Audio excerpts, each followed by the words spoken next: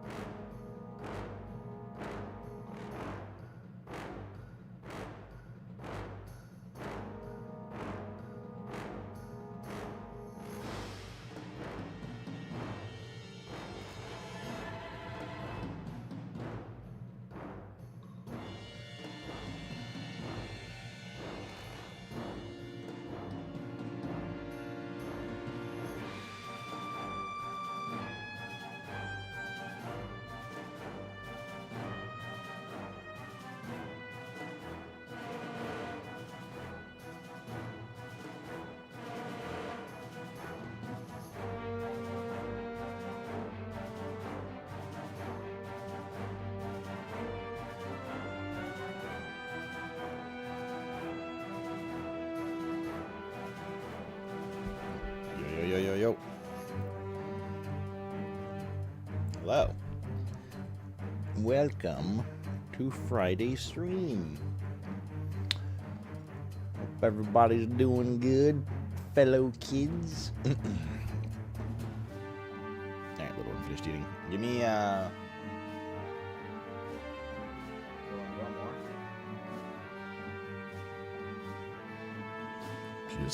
we just went to the vet earlier and she got her B12 injection for the week. So she's a little rowdy. It's Fellow Kids Friday, also known as Fuckboy Friday, also known as Frat Boy Friday. I'll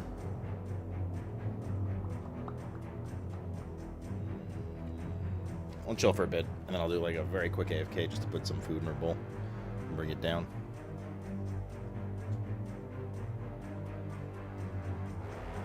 Upstairs. I just want to take this plate up too. Pizza Man Fridays? That's on Saturdays, madam.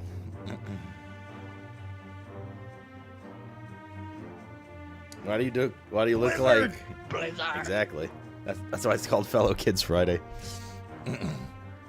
He too wears a backwards hat and is in his late 20s. Ish. Plus or minus. Plus or minus a few years. But I wanted to order pizza. Don't let anyone tell you can't order pizza. Alrighty. Ooh, we got a packed schedule today. Alright. So shortly we will be chatting with fellow lore expert and egg Nobble, as we usually do. We like to have our catch up on lore, you know, every few months or whatever it may be. I'm hiding my ball spot, true. You don't want the pizza people knowing where you live? How do you ever get... Oh, I guess you just don't get any delivery. After that... I don't know what we're playing yet after that. Star Rupture Crimson. I'm down to try Soul Mass, but I just don't really think it's gonna go anywhere. Could try it for like the sake of trying it, you know. Then we have sponsor confirmed finally today for a game called Infinity Sweeper, just an hour long. It's Minecraft, not Minecraft, sorry. It's Minesweeper roguelite. You heard me. Road to Vostok? I don't really want to start Road to Vostok, man. I heard it's good though. Like, I don't think it looks bad or anything. It's just we played for like 2 hours and then probably never touch it again for now. Which, to be fair, is the same as Soul Mass, but Soul Mask I'm willing to, you know, do that with. And then potentially, I don't remember what Calla said last night for abiotic stuff, but remind me what was the deal for abiotic.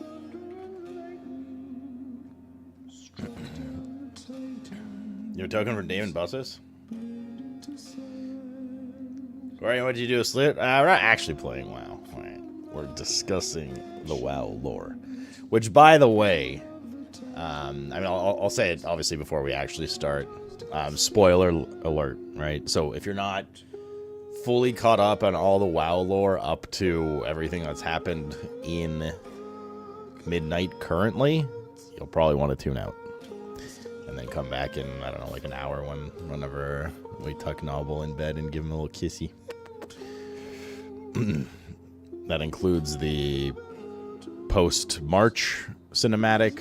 That includes the end of storyline cinematic.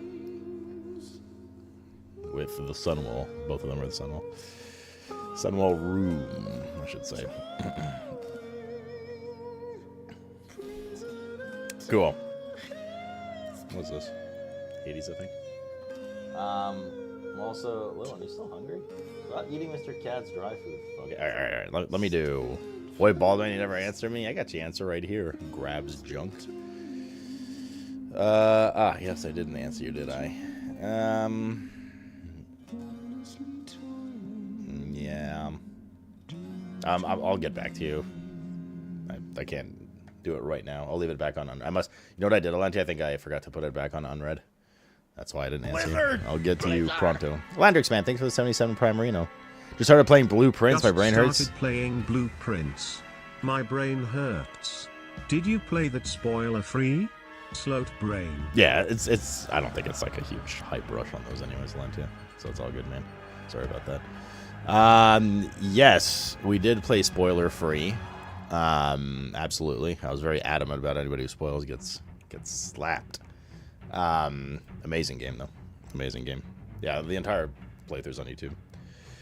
Today's day we finally find out what the hashtag ad is for. I already told you it's for Infinity Sweeper. I'm playing a game called Infinity Sweeper later. It's Minesweeper with roguelike. It's just what it was described as. I checked it out and looked like one of those like little viral indie kind of games, you know. So I'm down to check it out for an hour.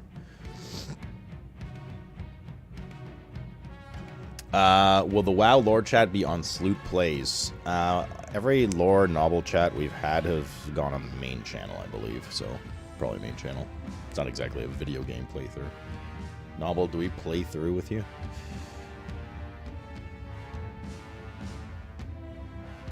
Oh, I see, guys. No, I thought, bro, I'm doing my best, alright? My eyeballs have to go to several chats at once.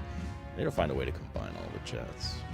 I think there used to be a program for that. It was very crappy and laggy. Little one. What are novel permissions? I don't know. The safe word is banana, though, for today. Little Bean, what's going on here? Are you chilling? Yeah? Okay.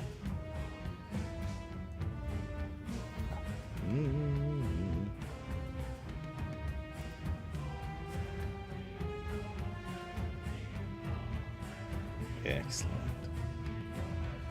Will you accept nanners? No, I hate costume.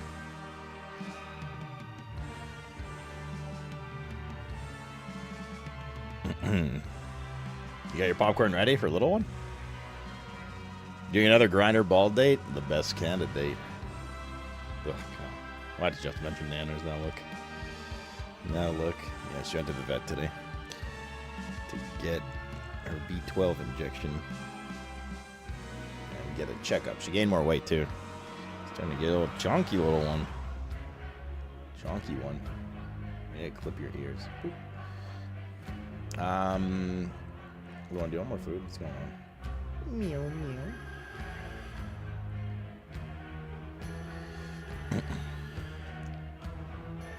What the hell did I just read, Rainy? Are you okay? G-eining to get her.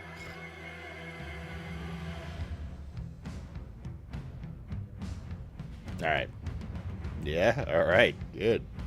That's what happens when you don't get pizza. Your brain starts to go catatonic.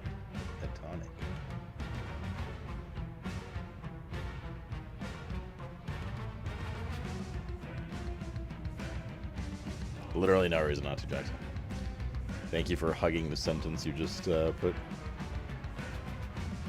My vote eels are gone? Oh no, not your vote eels.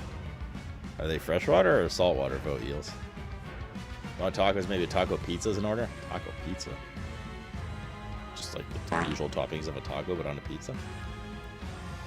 Okay.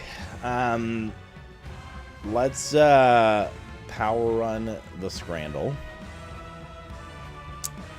And then I'm going to run this plate upstairs and put some more food in Little One's bowl. And then we'll call Mr. Noble. I don't really know, with my shit weird audio setup, I don't really know where I'm going to take the call. Because I could take it on my streaming PC and put Noble's cam there. But I have a feeling the audio is going to be fucked. So I guess we could try that first. And if it is, then I don't know, we'll figure it out. We'll figure it out. Oh. Oh, such a tiny bean. Excellent.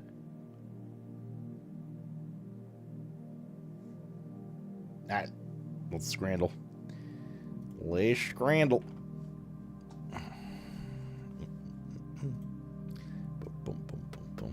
Dear God. Dear God, little one. Little one, would you like to look at the scrandle as well? There you go. Alright, what do we got here? We got... Oh, this is bonus round. Lemon cannoli. And pie, mushy peas, and gravy. This is bonus round.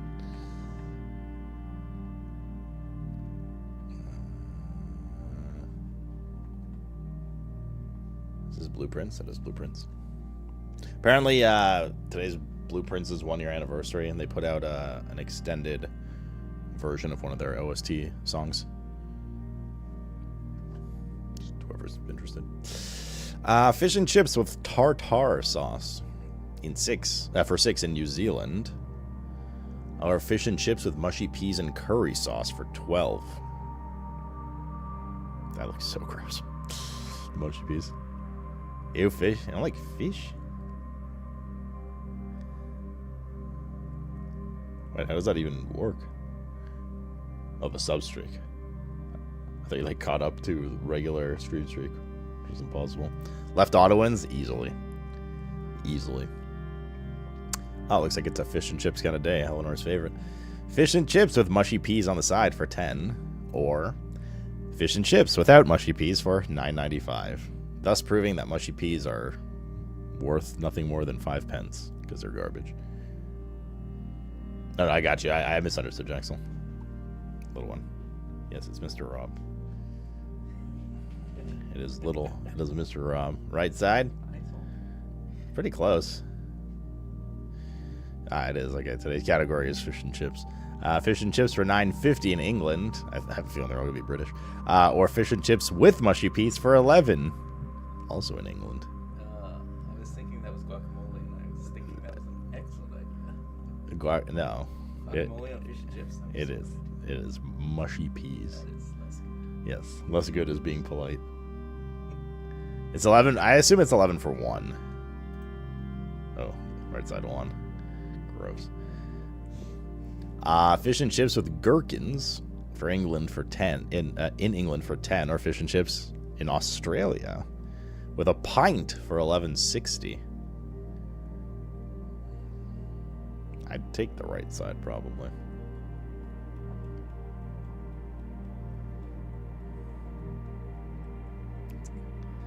They hid the mushy peas under the... They actually did hide the mushy peas under the pickles. That's so fucking gross, dude. British people, stop it. There's even some scattered peas on the fish itself. They're hiding their shame, but they're legally forced to put it out. What's the green on the right? Looks like broccoli or something. Surely it's just lettuce. Well, looks like a... That looks like a weird clump of lettuce. Looks like a broccoli head. Right for the pint, though, for sure. I think that's the tip over. Fish and chips with mushy peas in England. Or fish and chips included in hospitality ticket for free. Also with mushy peas in the background. I mean, the fish on the right looks nice, though. Look, lemon? Oh, yeah, there's a sliced lemon on the right side. I think probably the right side. What is it with mushy peas? I don't know. What, really? Damn, it barely lost, like 1%. Just over 1%. Fish and chips with mushy peas and curry sauce for 17 in England. Or fish and chips with tartar sauce for 15.40 in America. Hell yeah, brother. Comes with a free Desert Eagle. 0.50. Left of Barrow, we can't see it. Oh, well, let me turn the little one camera off. She's not even there anymore. There we go. I think the right side. I think the right side looks nicer. And it's free. Because it's American. But also you gotta pay. Oh, little bean. Fish and chips for $4.80 in New Zealand. Or Beavertown battered haddock and chips with mushy peas and tartar sauce for 10, double the price in England. That looks like a very nice coating on the left. Much nicer than the one on the right. Left actually looks quite nice. The bean animal. Would you like some mushy peas? Yeah. Happy kitty. Vegan fish and chips for $9.50 in England. Here comes Jaxel. Or cod and chips, of course. That means Call of Duty and chips. With mushy peas, halloumi. Halloumi's good. And chaat masala. Chad, you guys are in that dish. Oof, this is a tough one. Because the right side looks worse than the left to me. But the left's vegan. Bleh. Bleh.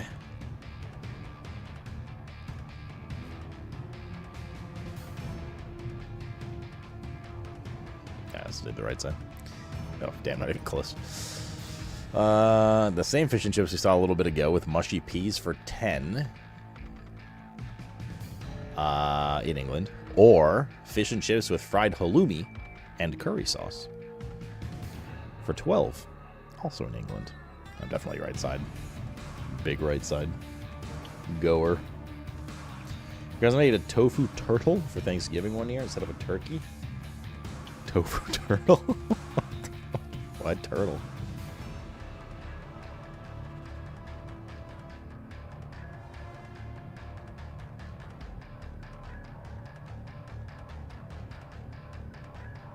She's so small. Do you guys remember the chocolate treat turtles? Do they still make those? I love turtles. I hated those things. They're gross. Damn, the left side won? Really? I guess you got more fish. The grand finale of the mushy pea day. Fish and chips for 7 in Australia with a bit of cum on them. Or fish and chips with curry sauce for 10. With mushy peas, by the way. In England. Left for me here. The one with cum, easy. I knew you'd come around. Come around. 7 out of 10. Well, we got above community average at least. This was not a favorable day. Not a favorable day at all. Okay. Let's start partying with Mr. Noble. I don't even know what to have on in the background, I'm not gonna lie. I'm just gonna put up like...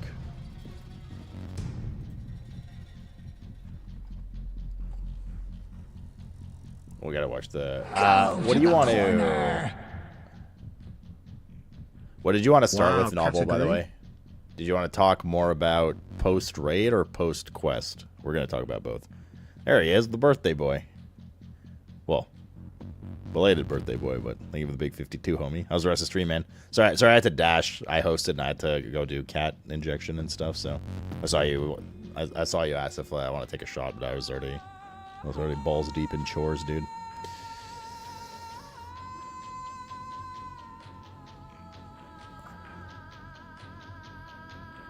I wonder if I can give the thumbnail without the faces, and then you can put the two games. You mean the two cams? I mean, if you get rid of all the text and stuff, sure. Depends on what you want to know. I want to know everything, dude. It's more while you yap. I don't know what to put in the background. Not audio, video. What to put in the background. I will just put. Let's see here.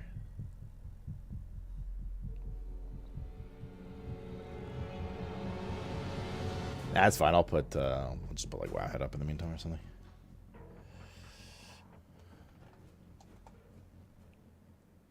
Because we're gonna play through the videos anyways at some point.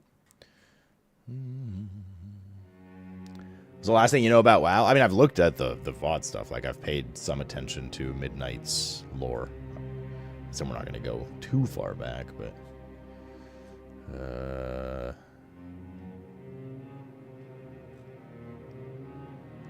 is?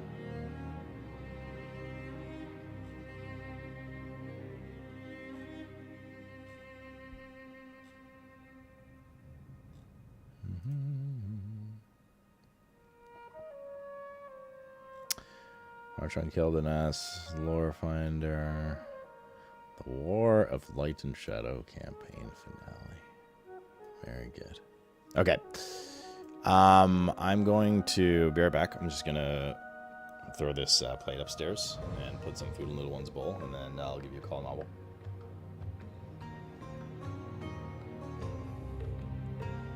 And we'll probably have to do like 5 minutes of tech issues, I'm sure. So I'll be right back. I'll empty Blatter. Blatter. Well, then I will go empty my Beformer.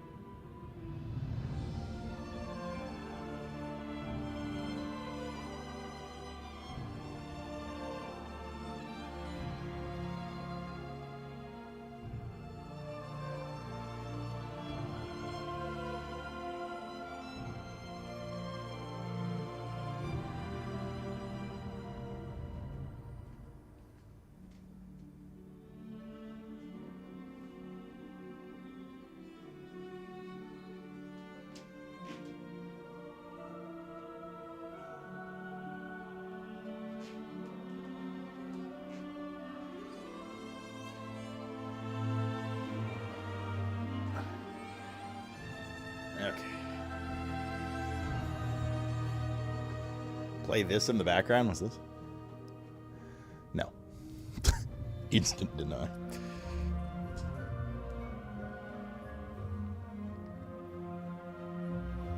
I sent you a thing.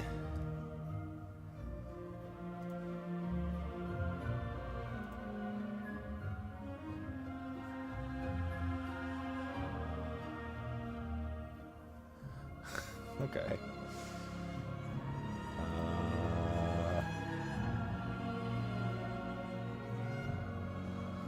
I don't know if we could probably make this work. Give me a sec. The thing is, I still need. Yeah, I don't have time to set up too much stuff here. Give me one sec, chat. Okay. You good for call novel? So I can test shit real quick.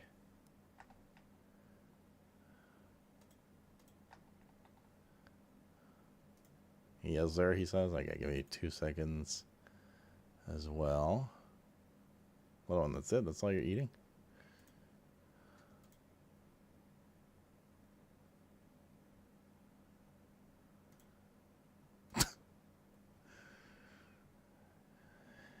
Okay, let's yap with Novel for a bit before we actually talk lore. Let's see here.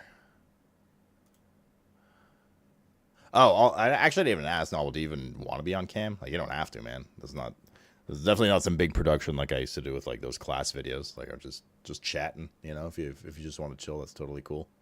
It's up to you.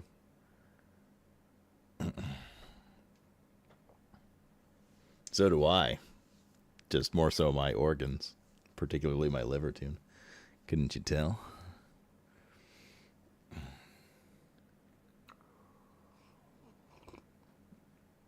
I need that WoW money for my new PC. I don't get any money from WoW, what do you mean? The COVID, it be spreading. How's your COVID today? You'll be on cam? Okay.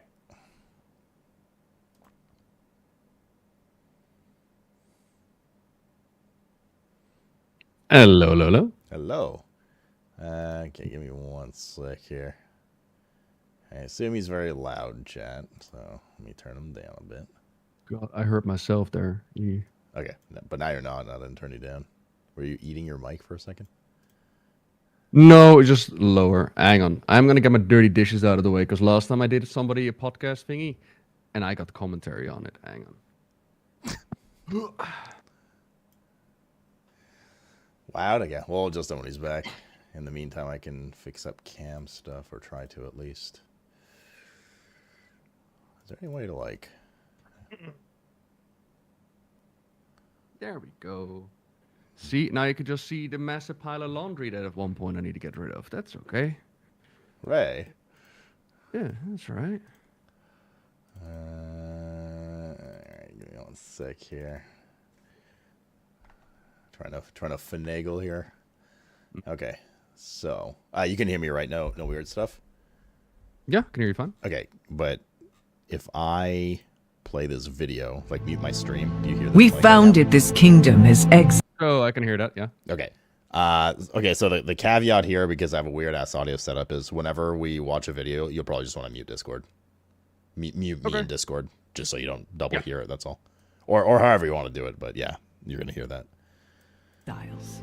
Okay, cool. Alright, let me see. We have a lovely... They can hear that in the next town over. Ha! We have a lovely... I don't even know how to approach this. Alentia, my editor, made a very ad hoc thing for us. Like literally. We're getting a new egg thumbnail. Is that what you're telling me? Yeah. Because the last one was a work of art, not gonna lie. Okay, so here's what I'll do. I'm gonna go here for a sec. And...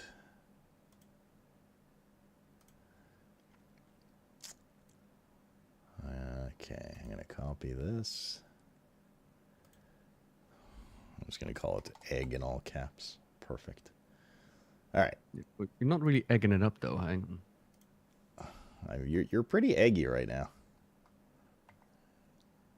he just left again, which is fine because I need 1 second to sort this madness out. God, there's too much. I need to get a second monitor on my friggin'.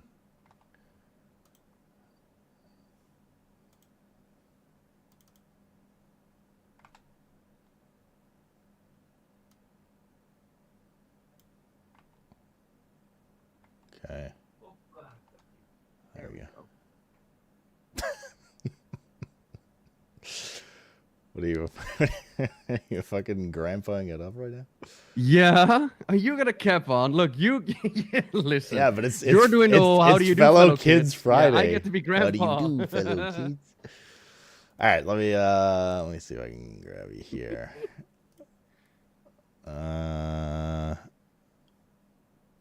Screen. Oh, actually, I wonder if I could just game capture, image, display capture, browser, window capture. Let's try this. Egg. That name is already in use. Egg W. Except for me.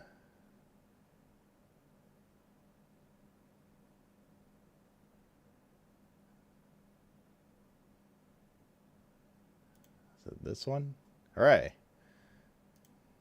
Alright, good. Now I just gotta do this.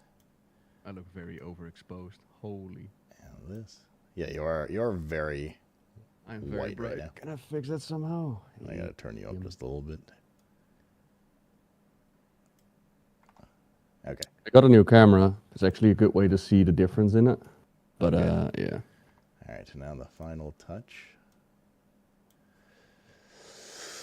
The final touch. If I can find it. There it is. I am a crime reporter. Wow.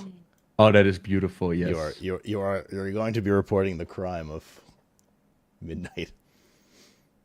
All right. That's just incredible. I don't even have to worry about the laundry that way. No, that's Yeah, great. exactly. 2 eggs. Okay. Let me just move us around real quick. You first. Actually, I'll put myself over here first.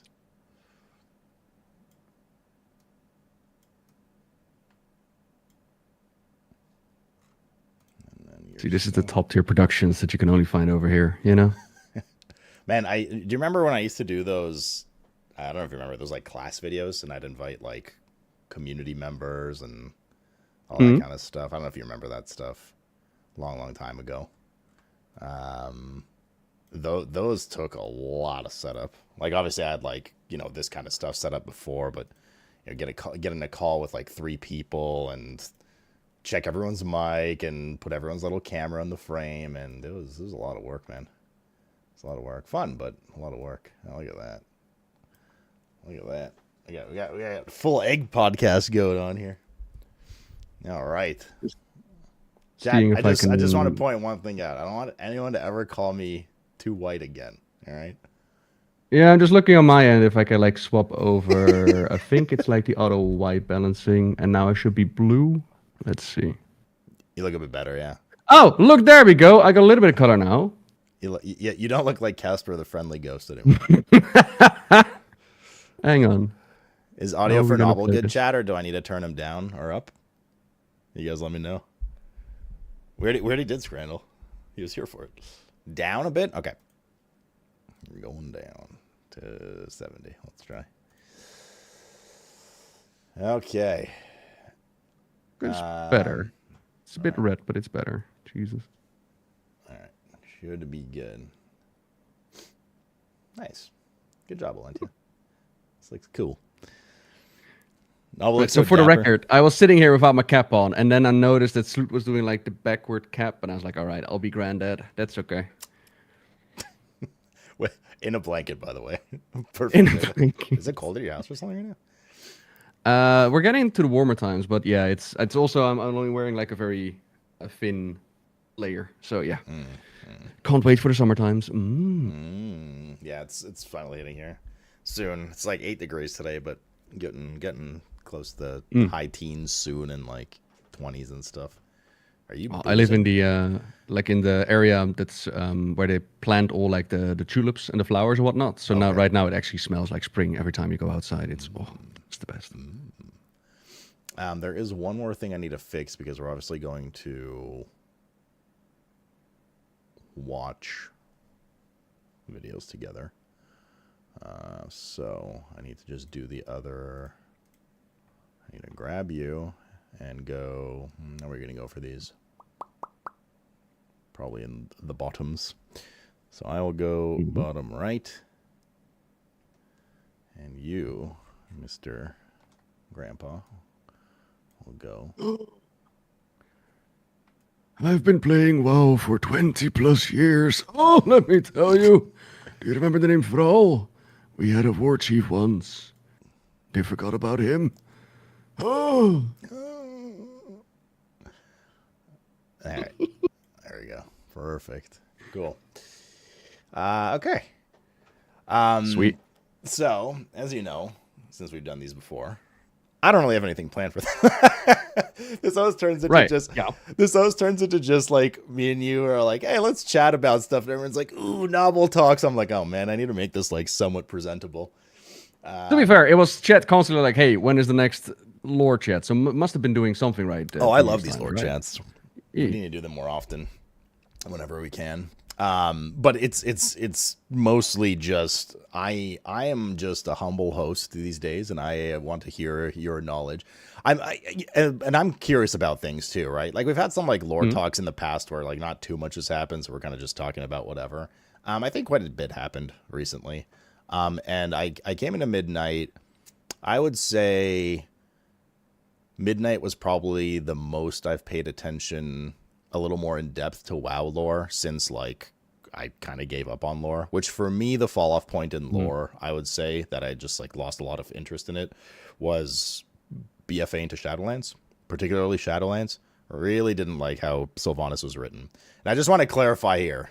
I'm not a Sylvanas hater. I think Sylvanas as a character is awesome. I think she's great. I think she's really cool historically, like how she developed and stuff. I think the way they wrote her character in Shadowlands and what she did and all that kind of stuff was very disappointing to me. So it's nothing to do with the character herself, rather how her character developed, right? And the reason I'm mentioning this, I'm sure we'll see momentarily. I mean, it's about like who hurt you, who attacked you, but like when it comes to Sylvanas, it's difficult to say because you remember the Sylvanas in the past and then where they took her, and it's just such a departure of what she was once upon a time. So I'm completely on board with you as well. Sylvanas is one of my favorites, right? And then where they took her, you know, or well, yeah, they took her to the Shadowlands. If you did you not play that expansion? Yeah, I mean half, and then I went. So for me, it became very like, I like kind of checked out a little bit. I'm not like particularly personally married one way or another to the Horde versus Alliance. There's a lot of classic purists that want that faction tension. I don't like particularly care about the Alliance versus Horde in general, but, and I'll mention this later, so I don't want to get into it now because we'll watch the cinematics and we'll talk about it, because I have my own gripes with the story, right? And the reason I'm giving this preface is to say that I did pay some attention to Midnight, and I did quest through the zones, and I did, I haven't finished the quest line myself, but I did see where it was going, and I watched, the cinematic and all that kind of stuff. So I think my issue that I had in like Dragonflight, and I'm not gonna lie, I like paid half attention to TWW lore. There was everybody's like, oh, Disneyfication of like everything, but there was like an overwhelming sense of like everyone's becoming friends and we're constantly just uniting against the great foe, which is fine. That's okay that there's like a big great foe all the time, but I feel like inner faction friction is not a bad thing for the game, and I don't mean specifically just Alliance Horde, right? And I want to see what you say about this with the elves later, right? Because I'm curious about that. Right. Anyways, so that's my little rant of where I am at. So I have paid attention to Midnight lore. I'm a little in the dark, no pun intended, about what about what happened with like end of TWW and Dimensius and Ilaria like teamed up with us, I guess, to kill Demencius, and then she like turned her back on us. So you'll probably have to fill me in on that one a little bit. But that being said, I've yapped enough. So wherever you kind of think you want to start talking about this stuff, go for it. And I'm part of the audience now, so I'm all ears, and I'm gonna have questions. For you guys in the audience, though, the way Noble and I do this, we've known each other for a very long time. We came from the same carton.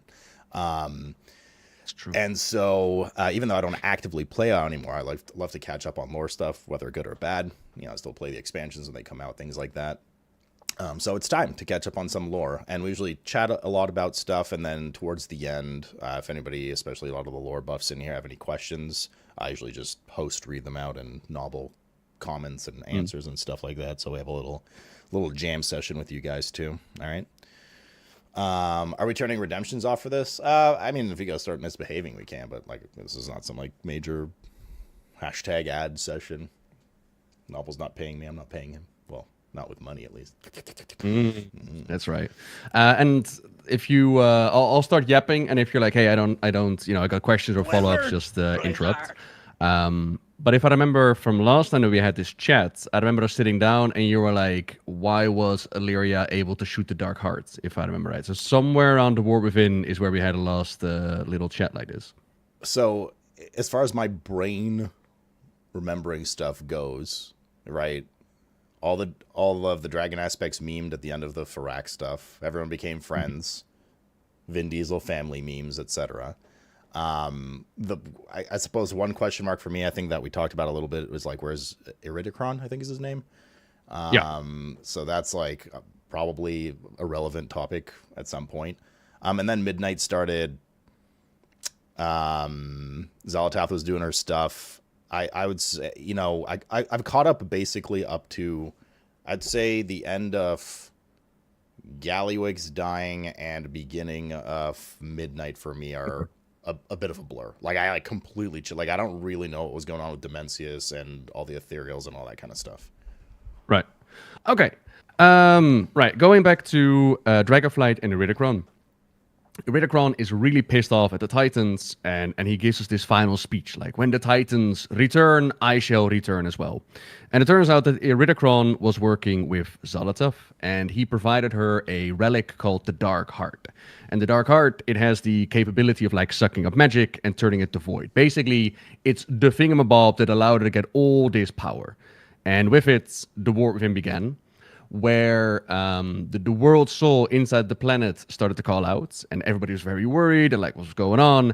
And we figured that Zalatath, she was coming for like the world soul inside, and she wanted to do to our planet what she had done to the planet of the Ethereals. So we did everything in our power to stop her.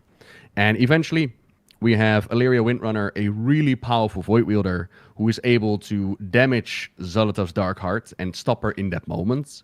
But not entirely, because Zalatath was like, yeah, well, my plans are not over quite yet. So she took the Dark Heart to undermine to the goblins. Was that the cinematic in Hallowfall? Yeah, where you were like, why does that arrow curve around, and how is she able to hit it? And it just basically it happened because it had to happen. She went to Undermine, where she asked the goblins, well, not asked, she recruited Gallywix in order to fix her Dark Heart. And the connection there is that the Dark Heart was actually created by Deathwing way back when.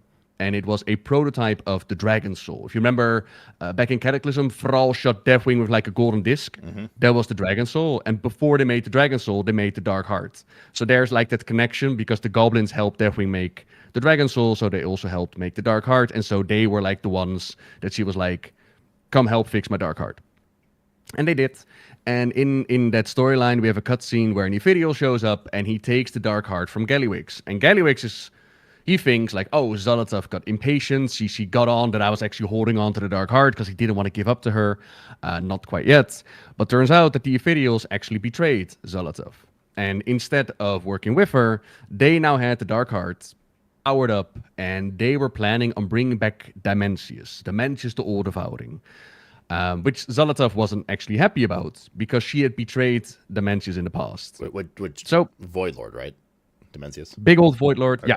Yeah. So this is our first like actual in-game fight / encounter of the Void Lord, if I remember correctly. I don't think we fought one before.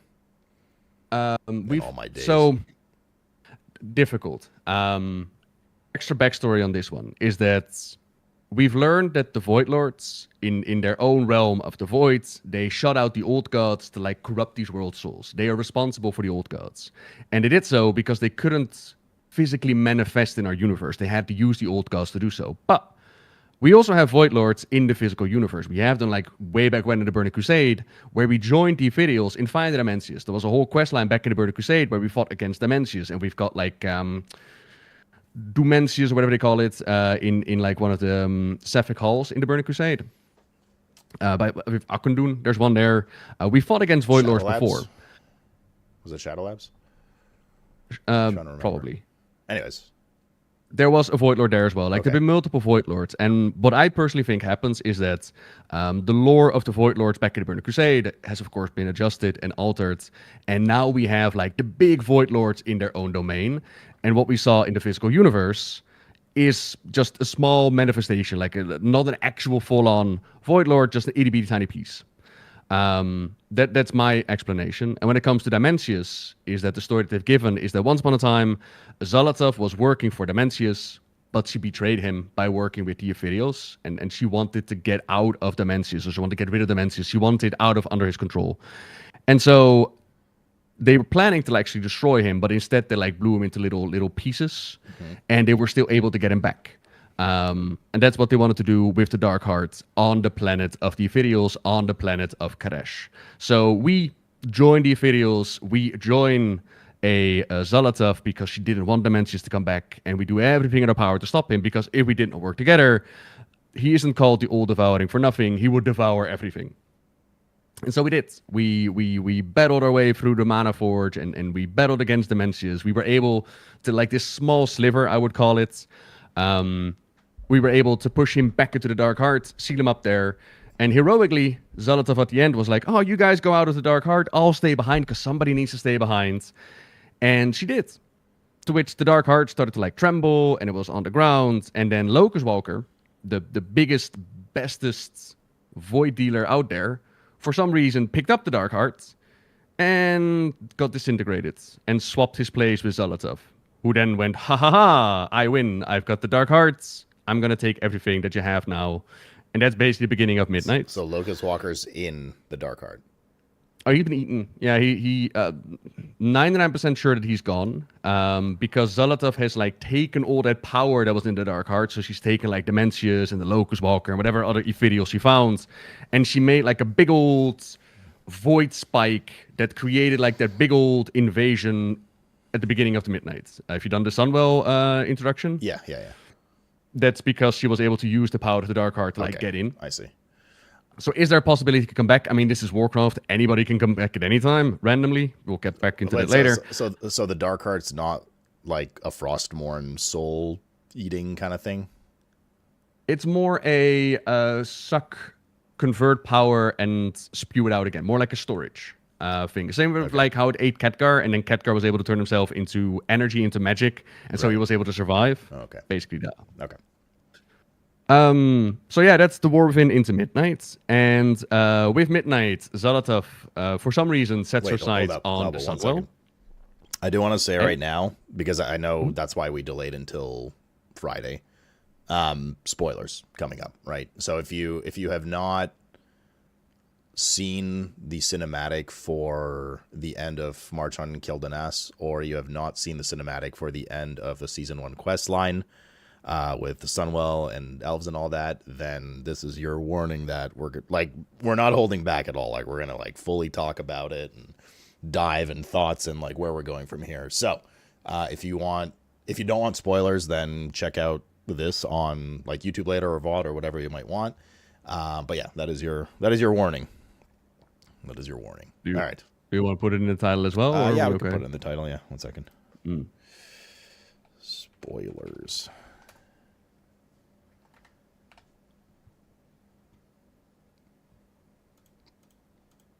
Pink Monster Energy. Whew, I'm going to go hard.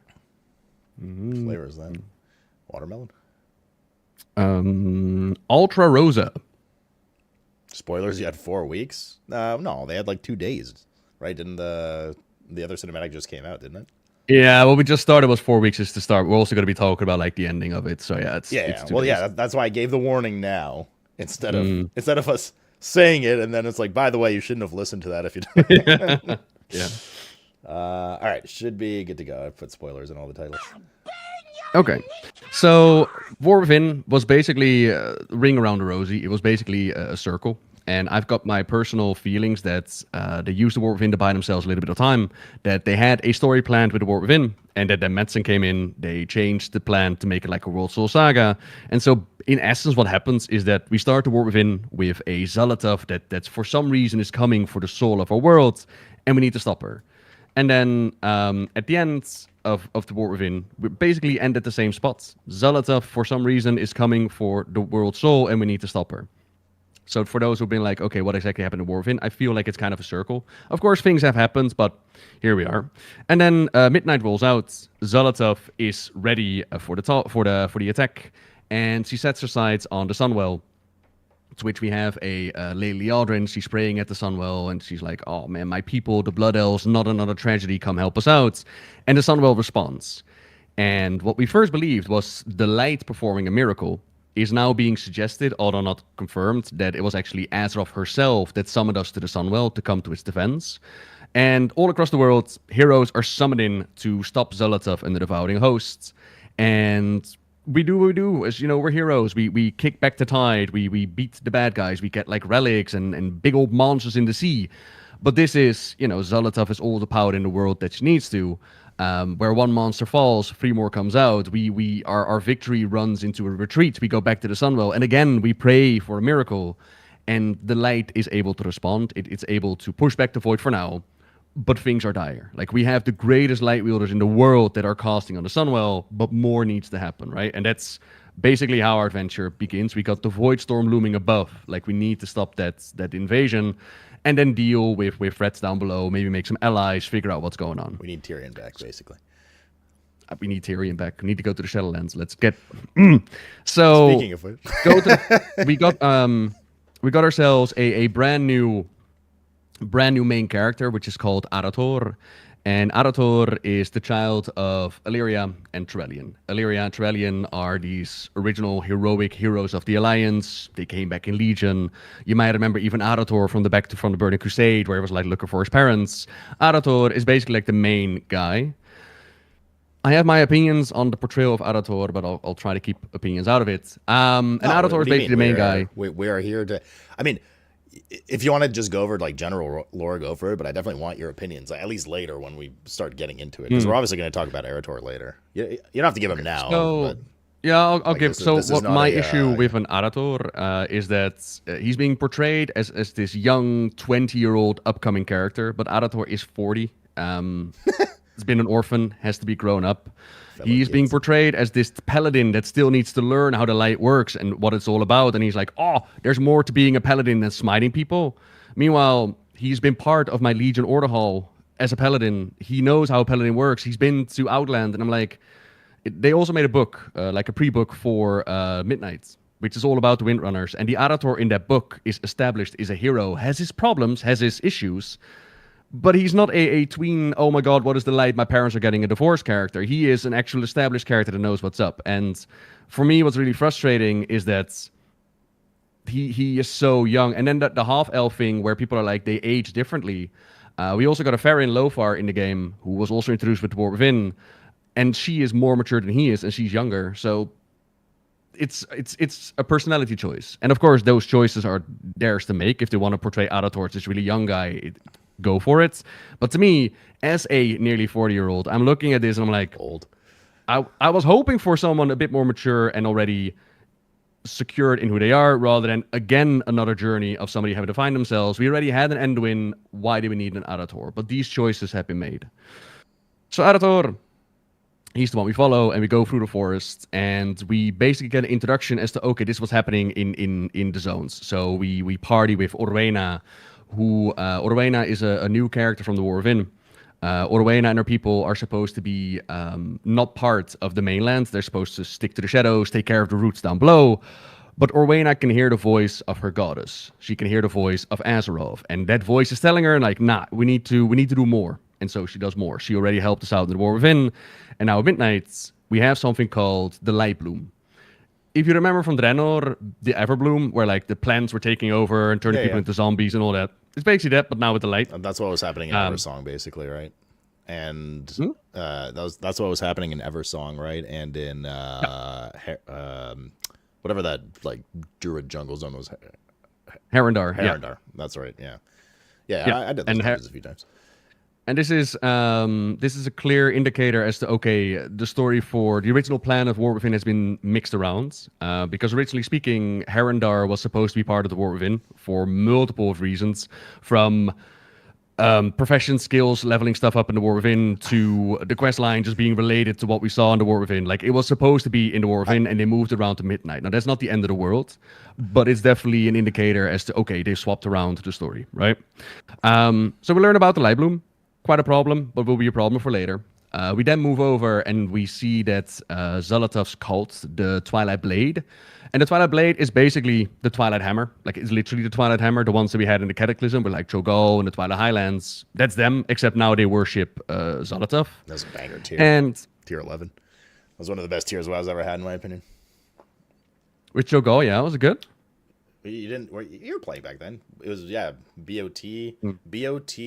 Casual, baby. Come on. Yeah, but you must know the lore. Yeah, it was Cho'Gall and oh my god, why am I forgetting? Sinfaria. Not Sinestro. No, it was the triple instance, and we had Alakir and oh my god, what was the? Thank you. Yes, Blackwing Descent, Nefarian. That's what I was thinking. Oh, Devil. The Nefarian Onyxia duo fight at the end. That was a banger tier, dude. Well, those Twilight cultists, they're all about the end of days, and Zolotov is gonna deliver just that. And she's got her minions to work with her, like the Twilight Hammer turned into Twilight Blade. And we party with Umbric. Umbric is a Void Elf, and Umbric has been exiled from Silvermoon because of their studies into the Void, into all of that. And Umbric just wants to help. He just wants to help, and his people are like, nah, we don't want your help. And he says, I want to help. I want to get into the Void Storm. I want to help out. And throughout, what I really love about how they told the story is that as you go through the main campaign, they'll drop little conversations, hinting and telling you, like, in the background, Umbric is still trying to get to the Sunwell. He's still trying to help out. He's still trying to find some way in, so that when you do get to the max level campaign or the last zone, it makes complete sense that Umbric is ready to roar, and he's like, I need, like, so-and-so to get into the Void Storm. I thought that was a very nice detail. So we help out Umbric, who gets betrayed, and there's like cultists, and he's like, oh, my people get murdered, I want to help out. And then we move into what appears to be another invasion from the Amani Trolls. And the Amani Trolls have had this very long history with the Blood Elves, back when they were the High Elves. Once upon a time, these were troll lands. If you played during the Burning Crusade, you might have done the whole Zulaman raid with like a Zul'jin who was like, you're gonna come in, you're gonna die, you're gonna stay here forever. This is troll lands, give it back. Whereas the High Elves are like, now we conquered this land, this is ours now, you're not going to get it back. And for years and years and years and years and years, for centuries, these have been warring with each other. And now it appears like the trolls are once upon a time coming in to claim the lands, make use of the opportunity, but they're not. Yet. We have two new leaders, Zul'jin and Zul'jara, and they are the grandkids of Zul'jin. And another really cool thing, what I find, is that back in the Burning Crusade, we murdered their grandfather because they were up to dastardly deeds, and we took care of those that like stole the powers of the Loa and made use for themselves. We are aware of that history. But to these kids, they have now grown up in a society, in a world where the Loa have become fables. Like, the Loa used to be part of our culture. Sure, if you say so, Granddad, but to me, the Loa have abandoned us. Like, they don't know the history of their granddad and the Loa. And so you got this really interesting dynamic with what there used to be and what they live in now. And I thought it was really cool to see that our actions in the world actually had such a massive influence.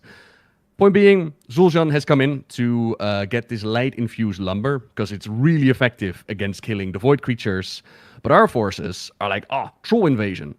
Then we got Adator in the middle. He's doing some investigation. He's like, we stole the lands from the trolls. They're not invading. They're going for the lumber. And he tries to jump in between.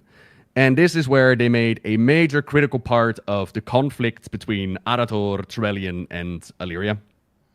Which is, Trellian and some of the Light Wielders are losing themselves in like the Light's Wrath. And they're losing themselves in zealotry.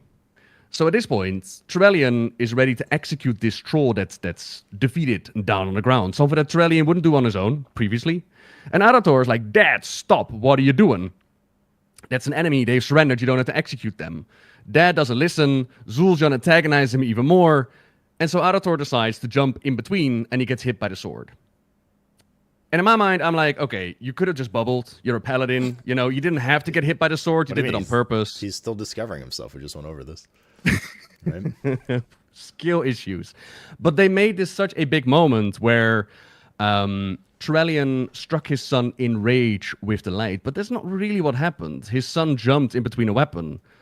And while, yeah, he was unable to convince his dad from not executing his troll, his mother has murdered a whole bunch of trolls in pure rage. So the conflict, if it was just a one-off, I would be like, you know, okay, it's a one-off, but it's a critical part of the story going forward. And like, that could have deserved a lot more.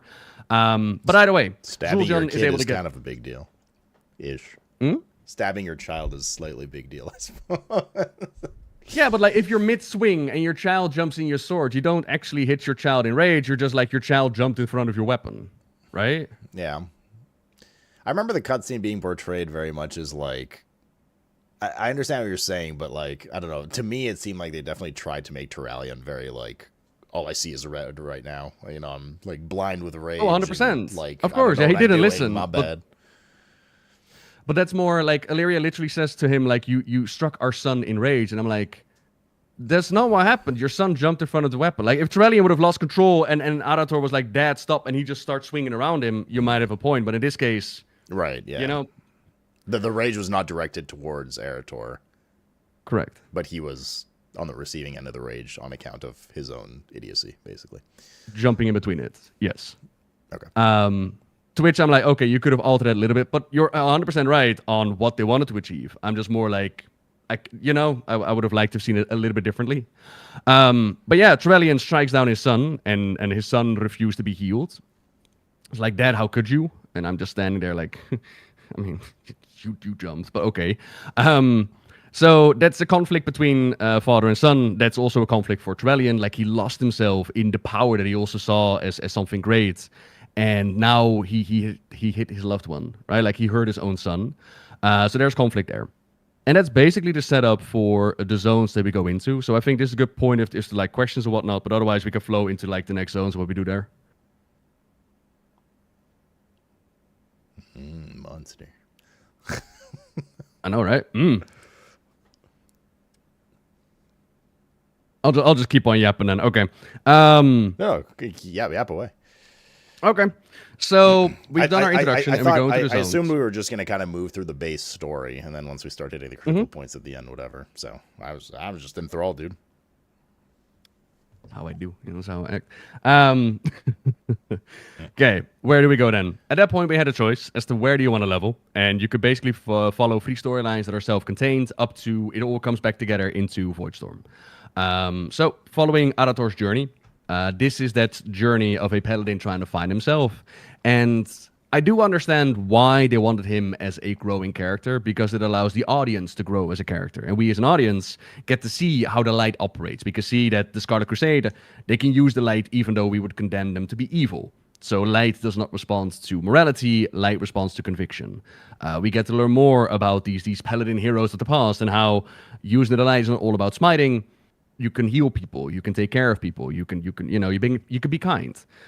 We learn that there are Sunwalkers out there who are a different branch of being a paladin, and yet some amongst that branch also see it differently. So some of them see it to be a good Sunwalker by providing shelter and helping rebuild a city, and others see it as I'm going to smite evil and make sure that nobody gets hurt.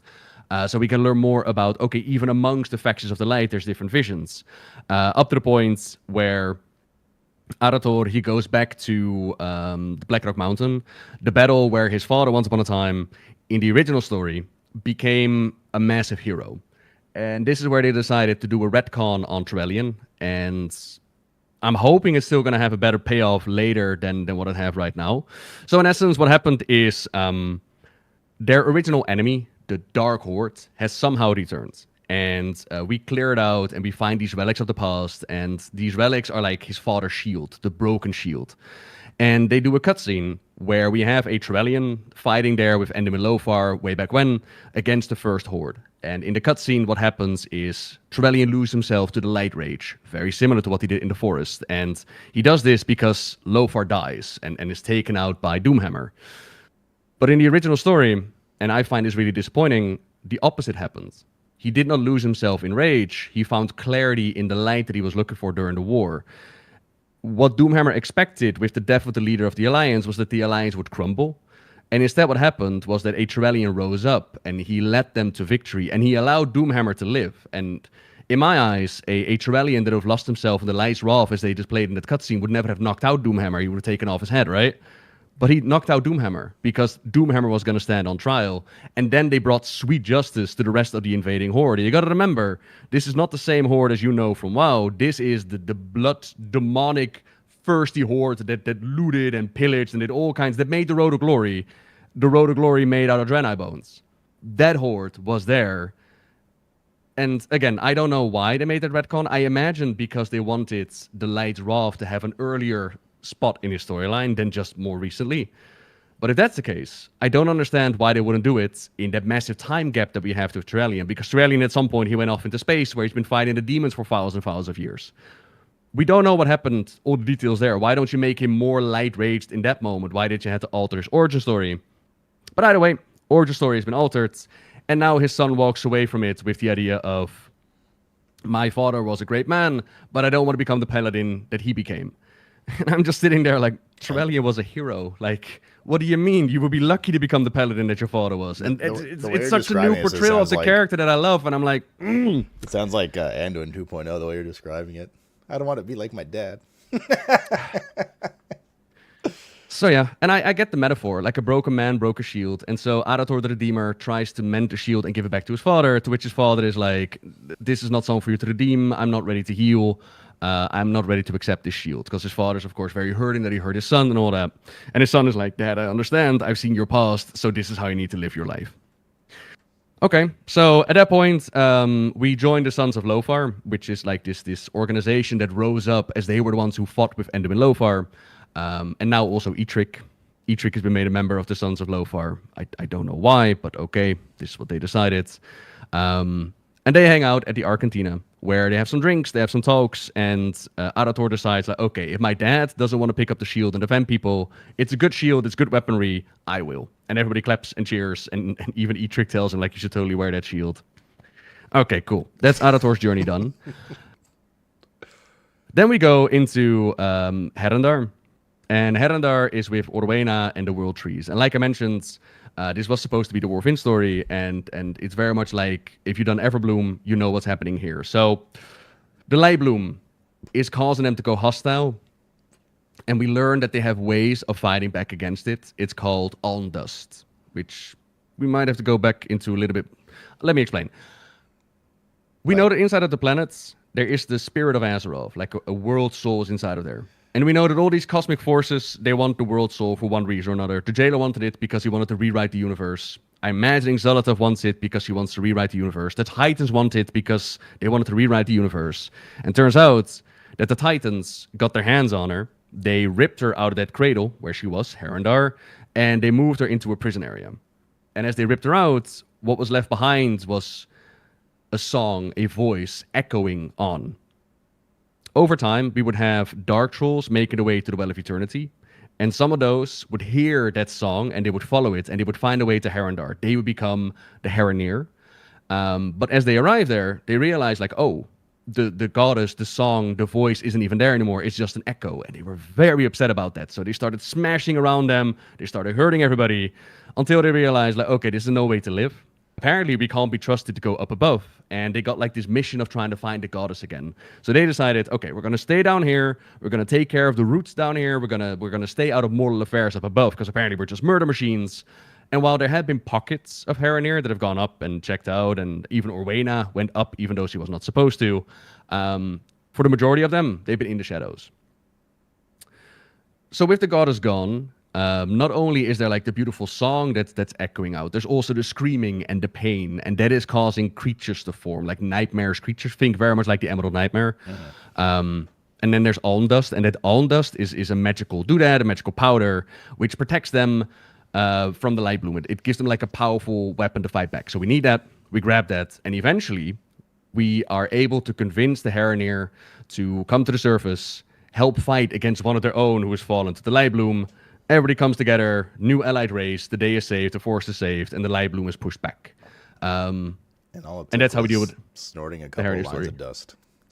Beautiful. Mm. Fantastic.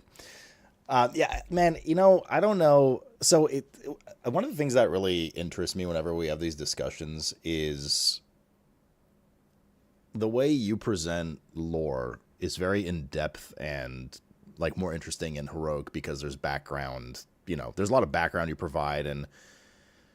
But and then I rewind and I put myself in my own shoes and I go through the experience, and to be fair, it's kind of a different experience, not only because, I'm not up to date with the lore, but because my experience with WoW has always been world first rating and stuff. So it's just 3 characters, triple box, skip all the dialogue, go, But that being said, right, my approach to WoW was like, I don't read like in-depth every quest text, but I still pay attention to what's going on.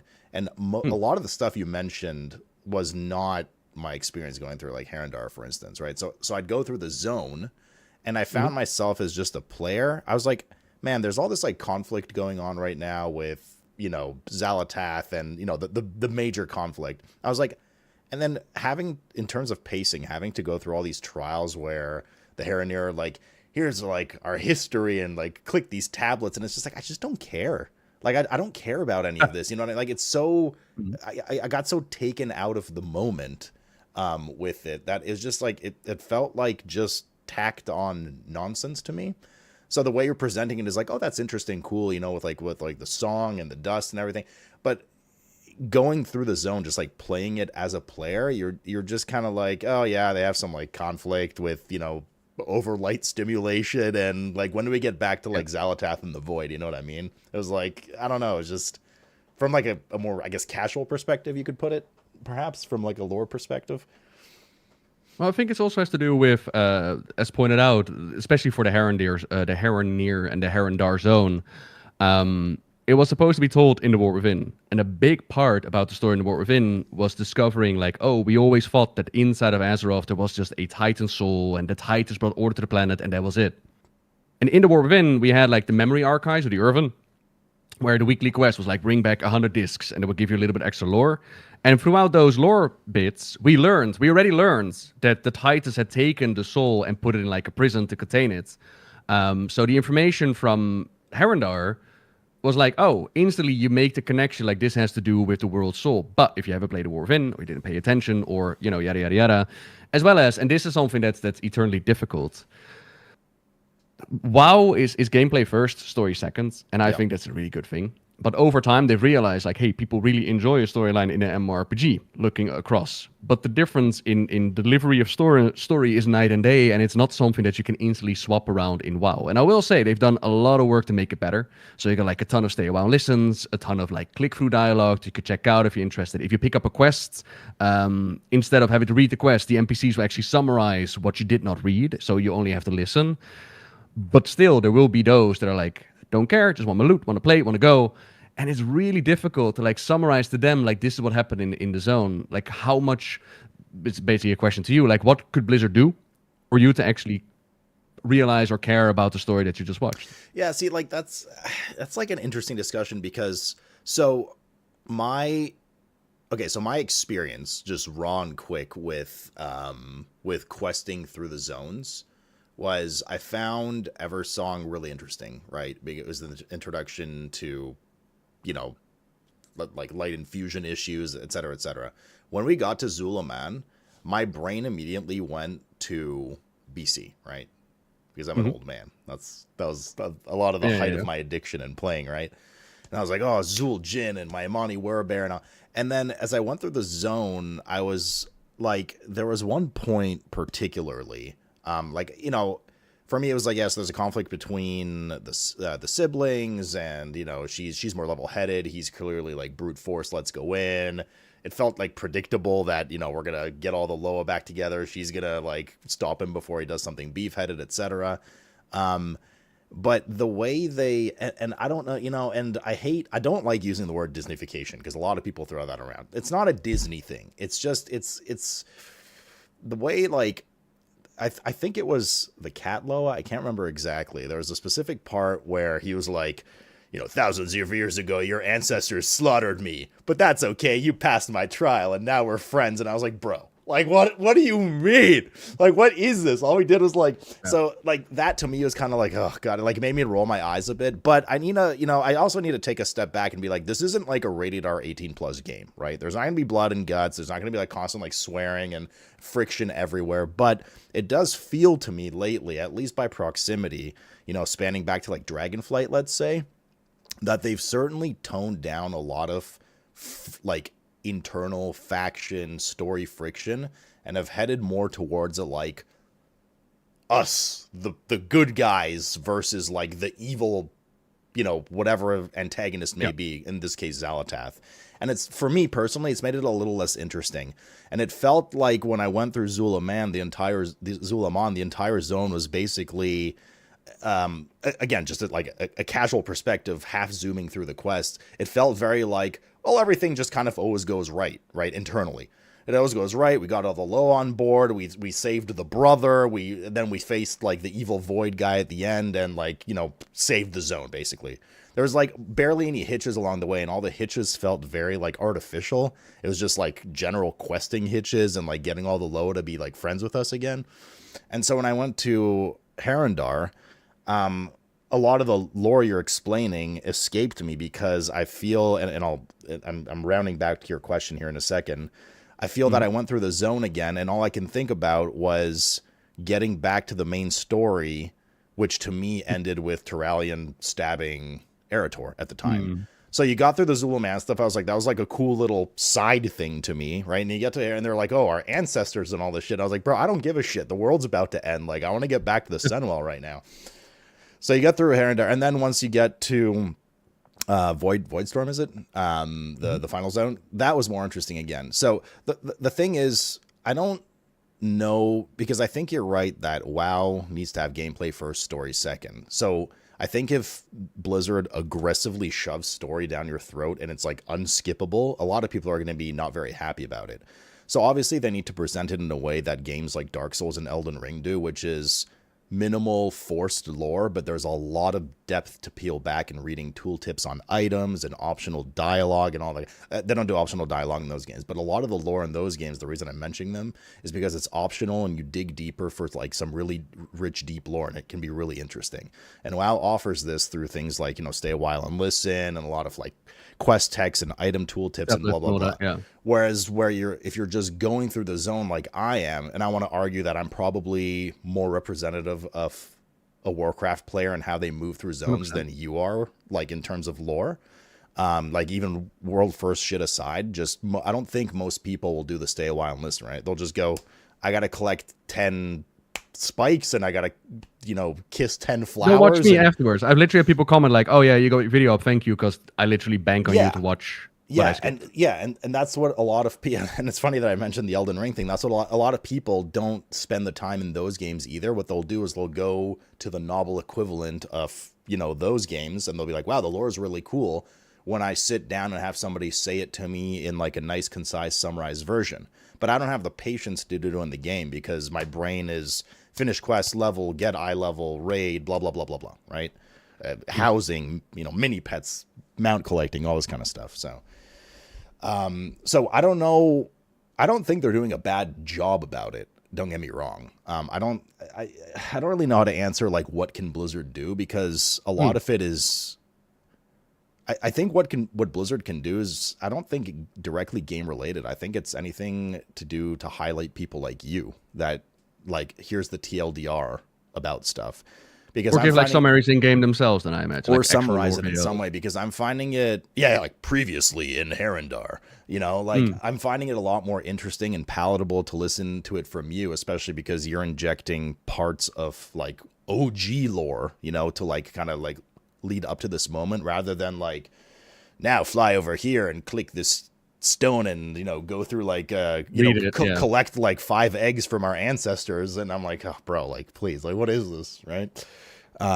So some type of summary, whether it's like working with people like yourself or just in-game summary of what happened, or some people in chat are mentioning like an encyclopedia or glossary to go at your own pace, I think is good. But when it's kind of alongside leveling, and most people want to get to the bread and butter of WoW gameplay, which is post-leveling, right? Like people rush through leveling as quickly as they can in order to start grinding dungeons and do delves and work on housing and literally everything else, then sit there and listen to Stay a While and Listen, right? Obviously, there's some people that do that, don't get me wrong. So that's kind of the issue. So it's interesting because the way you're presenting the information, I'm finding myself much more interested in it and lost in your beautiful eyes and I'm reacting to it differently, listening to it now in like a sit down, we're talking about lore. I'm finding it much easier to digest than when I was playing it. When I was playing it, man, I was like, it's funny because people are like, oh, I love Zula, man. I was like, bro, what a stupid shit ass horse, because everything was like, we're all friends and like blah blah. And I was like, oh my god, just like it's get my me through favorite this. zone out of all of them. I'm not gonna lie. But like the way you're explaining it, I was like, oh, that's cool. Yeah, that makes sense and blah blah blah. Well, I'm also a very big aesthetic guy, right? And Zula, man, to me, from a color palette and biome diversity and stuff perspective, was the weakest zone, actually, in my opinion. Which is a shame because I loved it, back in the day. I also thought the zones were just smaller, like much smaller in general, so they didn't have the opportunity to really explore with diverse like sub biome. Like think of why do I always forget this zone? The southern zone in Dragonflight with the blue dragons and as your with the Tusker there. Yes.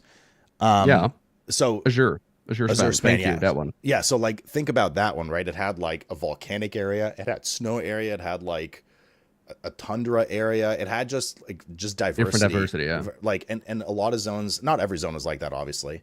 But I just found that like lacked a lot in this expansion for me. Anyways, I digress. We're talking about lore. But for me, no, you bring up some really good commentary. Like you mentioned that they should put the lore in Dark Souls style so that it doesn't go into your face as you're leveling. But I would argue that would. No. I think they do that now. I think by adding a lot of options, such as Stay a While and Listen, such as if you want to go out of your way and learn about, click on this tablet, click on this item, click on these discs, as you mentioned, you can do that. And the reason I mentioned things like Dark Souls and Elden Ring is because a lot of the way they present their lore is that way.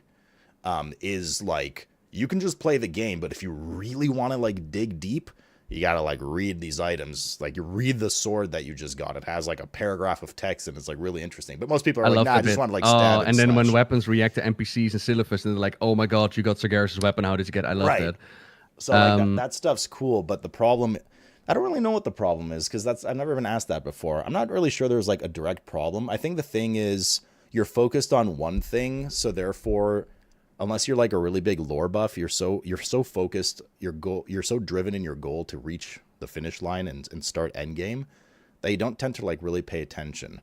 And I think that's why the biggest reactions you get to a lot of the lore in WoW are usually like the cinematics, right? Which we'll get to in a little bit. Oh yeah. And people like yourself making their videos and like reacting to that or some kind of tweet going viral or whatever. It's not, nobody really talks about a lot of the small moment to moment things because most people, quite frankly, just skip the fuck over it, right? Oh, as Sleeper mentions, like at that point, like what can Blizzard do if people skip over the quest? But I think it's more of the question, like why do people skip over the quest? And what I keep hearing from people like who play Classic is like, oh, Classic is my most favorite time of playing a game. And I also see them like go click, click, click, click, click, and just go through their thing and then make up their own story. So in that way, you have an audience that is playing your game in a certain way. They're not reading your massive quest text. They are not taking the time to sit down and listen to your voice-acted opera plays where it's, oh, I'm going to kill you. No, I'm going to kill you. They're going to go. They want to get the numbers. They want to get the loot. They want to get there. So how could you possibly reach that audience? And they've added new things. They've added Lore Walker with Cho, where they've taken a whole bunch of quests in the game and they've mashed them all together and they're like, here's the story of T-Videos. Here's the story of Arthas. Here's the story of Zolotov. I would love to see that expanded further because that is a way that you can engage somebody who has an open mindset. It's not leveling. It's, I want to go literally for the story. They've added starting cinematics with like previously in WoW, where they explain what happened before, and now the War Within happens or Midnight begins. And I think that is where the value lies if you want to hit more of your audience. If people really react to the highlights, to the cutscenes, myself included, that is your conclusion, then make more of those. At the end of the zone, maybe be on the nose and summarize what you've just done, or maybe go like, "Ooh, I wonder what happens next." Like, get people intrigued. Yeah. But there is a certain limit to what Blizzard can do. Like, it's literally you're gonna get to the point where somebody argues like, "I don't like the book," and then you ask them, "Did you read the book?" And they're like, "No, I don't want to read." What if they You know? can't read because they play a red paladin? That's the biggest problem. So Yeah, it's I 100% I do say like you are the majority of the WoW players that are like gameplay first, story second, and you could definitely say that the Blizzard has paid more attention to it and they want to be the other guy. They want people to come back for their story, but like I said, that is such a you need to change your whole delivery system. And I don't think that they should. I don't think that's where WoW's strength has ever been. No, and they I've don't- been the biggest lore fan out there. I think if they I of. don't think their approach is bad, and I think if they trickle cool stuff that makes you as a player or consumer more interested and then provides you with the material should you want to deep dive, I think that's good. Let me give you an example. I'm a huge I still am. I love Diablo lore. Okay. And I didn't really get into Diablo. The only reason I got into Diablo lore was some of the Diablo 3 cinematics were so badass, right? They were just cool. Right. And I was like, Yeah. wow, it just literally just as a person, I was like, wow, that's really cool. I just want to know more. And I actually ended up spending a few like nights until like 5 a.m. on my phone, like reading through wikis and all about the history of Sanctuary and all this kind of stuff. And I used to do that with WoW a lot too, to learn about like the Lich King, and WoW had such like a lore going back for so long with all these different villains. And part of the reason, and you've already heard me bitch a million times about how quickly they move through Ashara and Azoth, right? Like I think that was like one of the biggest wasted things in WoW. Anyways, so I loved like reading and knowing about the rich history and foundation of these things. And I've found myself caring less about the new age of content now because they're not as like grounded and founded in the old stuff, because we've moved past the old stuff, and that's fine. That might just be a me thing, right? Like Xal'atath, yes, she has, foundations in some old WoW lore, but I mean like, like Lich King, Illidan, like all that kind of stuff. Like the RTS stuff. Yeah, basically. yeah. Right. That being said, I think a good way to present it is what they've kind of done, what you mentioned, is like, here's, for me at least, right, the way I react to things, like, here's something badass that happened. You're like, wow, that's really cool. I want to know more about it, right? Like and we'll talk about it in a bit, the cinematic at the end of the quest line with the Sunwell, watching that and seeing the drama around it and the discussion made me want to know more about it.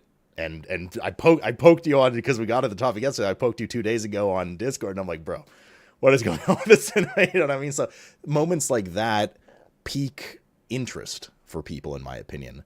And then Blizzard providing the stay a while and listen, whatever. Great, cool. But a lot of those moments aren't when you're in the middle of your 7th round of quest cachings in Herondar after you've collected your 50th flower. And then it's like, stay a while and listen. You're like, no, I don't want to stay a while and listen, man. I just want to get done with this zone, So I think I do. That's why I put those flowers in there. Like, please tell me more. But sure, and yeah. So I think that's why some of that stuff is lost, because as you're saying, gameplay first for a lot of people, so they tend to zoom through.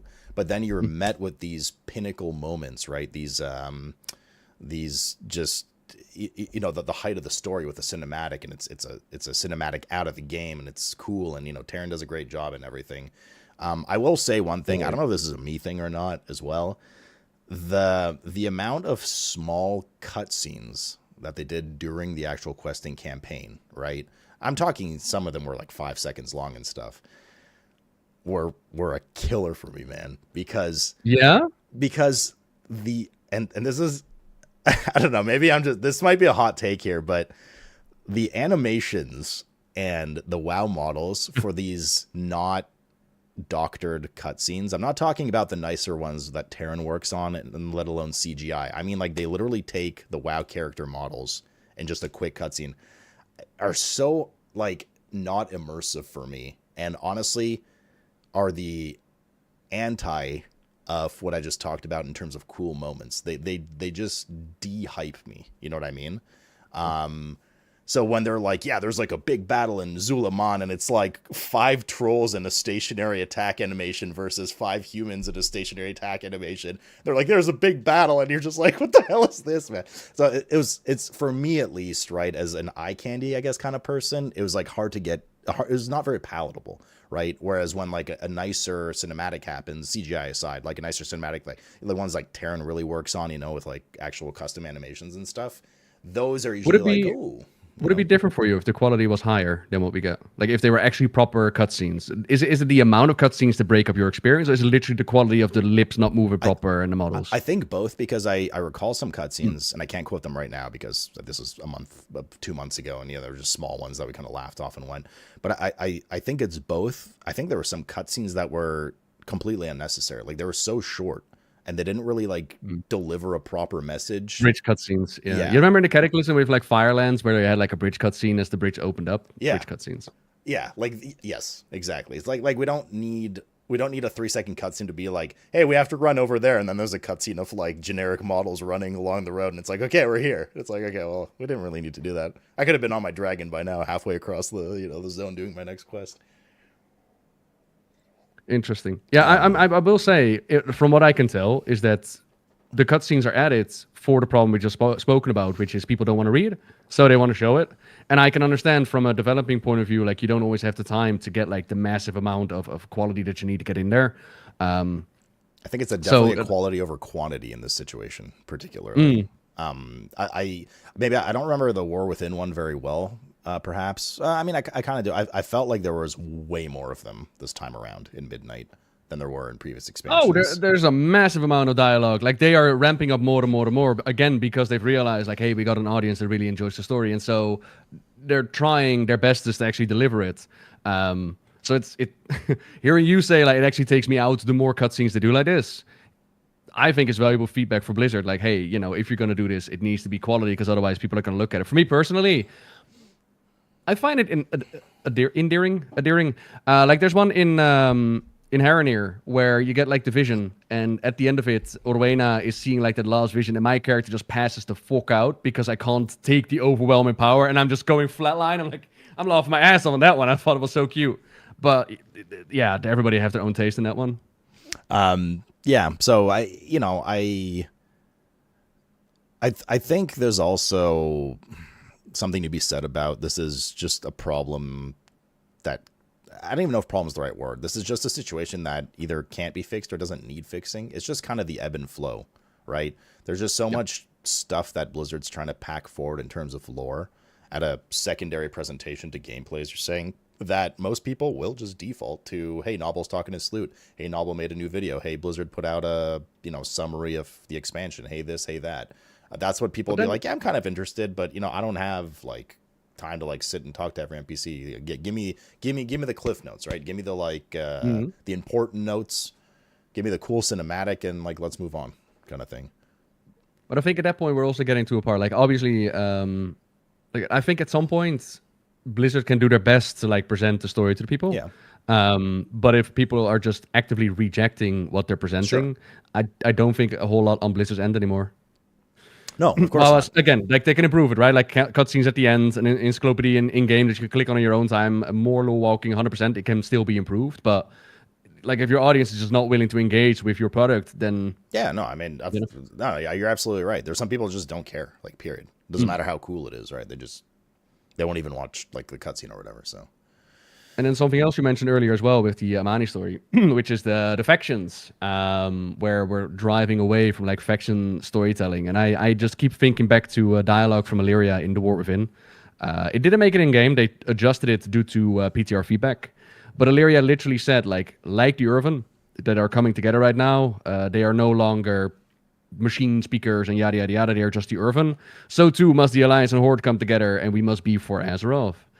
And I love that online there's just still this pushback to this idea that people are like, I love my faction. I want my Horde and Alliance storytelling. And a lot of people, when this argument comes up, they're like, faction war is boring. We fight each other so many times, but I repeat myself every single time.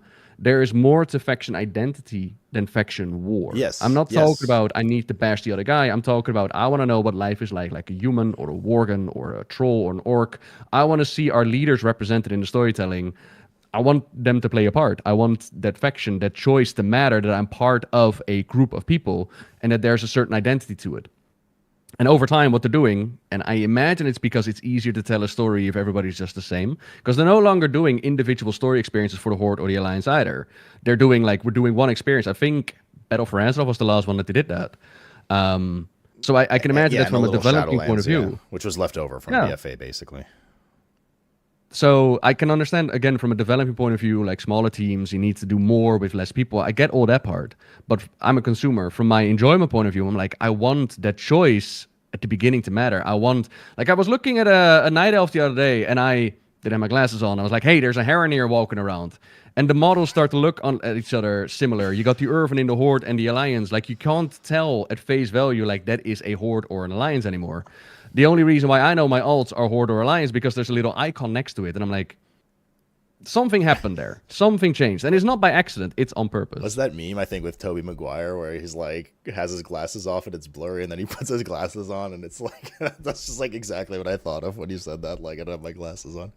Yeah, I don't know. And, you know, this is a topic we're probably going to slam a bit when we talk about the elf Sunwell stuff. But yeah, it's just, the thing is, back in the day when you and I first started doing these, back in my day, I would try to, I was a little more, you know, into the lore and more like knowledgeable with the lore, but I would try to keep up from like an in-depth lore perspective with you and like discuss in depth.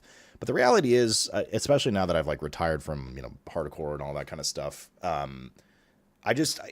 know my place, and I think I'm more representative of the consumer base in terms of lore acquisition and lore understanding and what is cool to see and what's not cool to see. And everybody has their opinions on what's cool and what's not, right? Don't get me wrong. So, you know, it's just without the necessity for in-depth analysis, I often these days go with just feeling, right? Like, what is my feeling towards the information and the story I've been presented? Is it fun? Is it cool? And man, I just I haven't, you know, I haven't been, it's hard for me to get re-engaged in it, even if I don't main WoW anymore. I'm still always, it's you know, my first love deep down, right? Like, I'll always love WoW and Warcraft. So it's just, you know, it's been a while since I've had a moment it's been a while, probably. We've all had a moment where like the Varian death cinematic, you know, like that level of like, just like, oh man, that was juicy, right? That was like a hefty character that just had like a hero's death, and that was a big moment. Like, I feel like those are fewer and far between, and I feel like a lot of some of the new heroes presented whenever are like, to your point, a little homogenized. And there's like some identity missing, and this is why my brain goes to like, man, it would be really cool to have some friction, right? And like you said, it doesn't have to be war, it doesn't have to be Alliance and Horde like trying to kill each other, just character, faction, even inner faction friction to just make it like things interesting rather than like we're all friends and we have to go save Azeroth, which is like, look, what it felt like. I walked the Silvermoon, right? So I walked the Silvermoon and I had Blood Elves look at me and be like, listen here, human. I know you're helping out, right? But it was once a different human wielding the light. I'm keeping my eyes on you. And let me tell you, casual racism back in my WoW, I could shed a tear. I was like, yes, this is what I want them to acknowledge what I am in this world and what I can be for them, and like a little bit of friction in there. So yes, love that part. You wanna wrap up with Voidstorm and then we can get to the cinematic stuff? Or did you want to? Sorry, did I full on get you out of your rant? I'm so sorry, baby. Who, me? Me? I wasn't ranting. Oh, okay. No, I was. I was like, oh no, I didn't interrupt your story, did I? No. I just my point was, and like somebody mentioned like the Anduin cinematic, and yeah, like that too. I just mean in general. I don't know. Maybe it's like a time thing. You know, maybe in 5 years from now, Erator will have had that history develop, because sometimes things need to simmer, right? I mean, when you have characters like Varian and Anduin, right? Anduin was brought up through so much of World of Warcraft as like from a kid to what he is now, right? People need to grow with characters, like you mentioned. They're trying to do with Eretor. So it takes time for Xal'atath to simmer as one of the most iconic villains. It takes time for Eretor to be the next Manduin and all this kind of stuff, right? Whereas when you were playing with characters that were already established as icons in the Warcraft lore for decades, right? Varian, Illidan, all these guys, there's already that level of like fandom there, so to speak. So I think that's like part of it too. It just takes time, but I don't know, man. It's difficult. Like, you cannot pull from an RTS forever, and then the question becomes like, maybe you should get a Warcraft 4 to like build something up again. But it's not impossible to build up characters inside of WoW. Like, for example, Garrosh, hate him or love him, and no matter what direction they've taken, Garrosh was impactful, and people rallied around him up to the point where in an expansion like the Shadowlands, people got together and like, have you seen that cool ass cinematic of Garrosh going like, I did what I did for the Horde? So it is possible. It is definitely possible. It just takes time and dedication. And when you mentioned Arator, I just reminded that sick-ass CGI cutscene that they added, which should totally been the opening cinematic for Midnight, and that you could skip in the intro thing. Have you seen it? The one where Arator like loses himself in the light? No. Maybe. You would know if you've seen it. Xal'atath hovering above the battlefield as you start monologuing about Arator. I don't think so. Oh, we need to watch that right now. It is the best cutscene that they've created ever. Wait, one of the best. Hold up. I have seen it. Maybe I did see it. Okay. Well, let's watch it, I guess. For context. Like, if we're talking about cutscenes that made me go like, what just happened? That one right there made me go like, what just happened? What's it titled? Arator. If you look up Arator Sunwell cinematic, it should pop up. Maybe I did see this. Arator Sunwell cinematic. Immolation, chat says. Immolation? Oh, here it is. Immolations. Oh, maybe I've seen this, actually. 1 second. Let me switch scenes here. Hopefully this works properly. Excellent. Okay. Remember to mute me, Noble, if you don't want the double audio.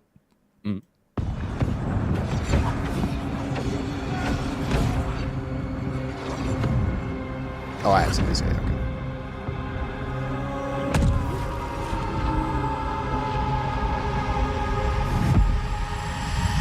There you are.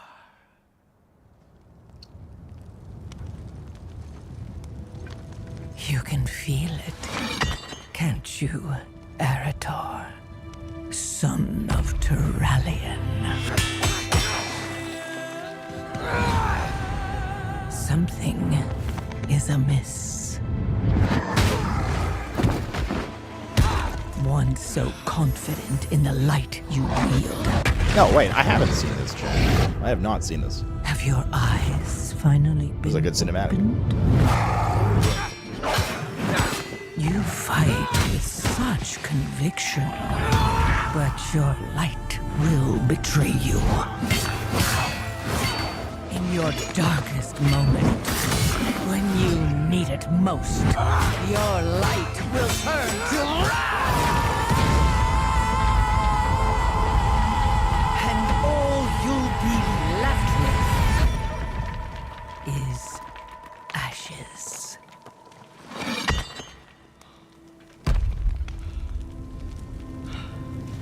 So tell me, Arator, son of Valeria.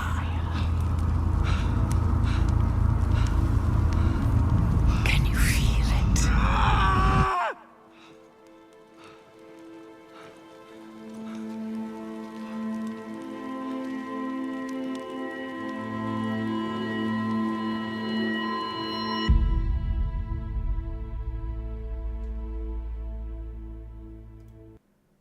Right?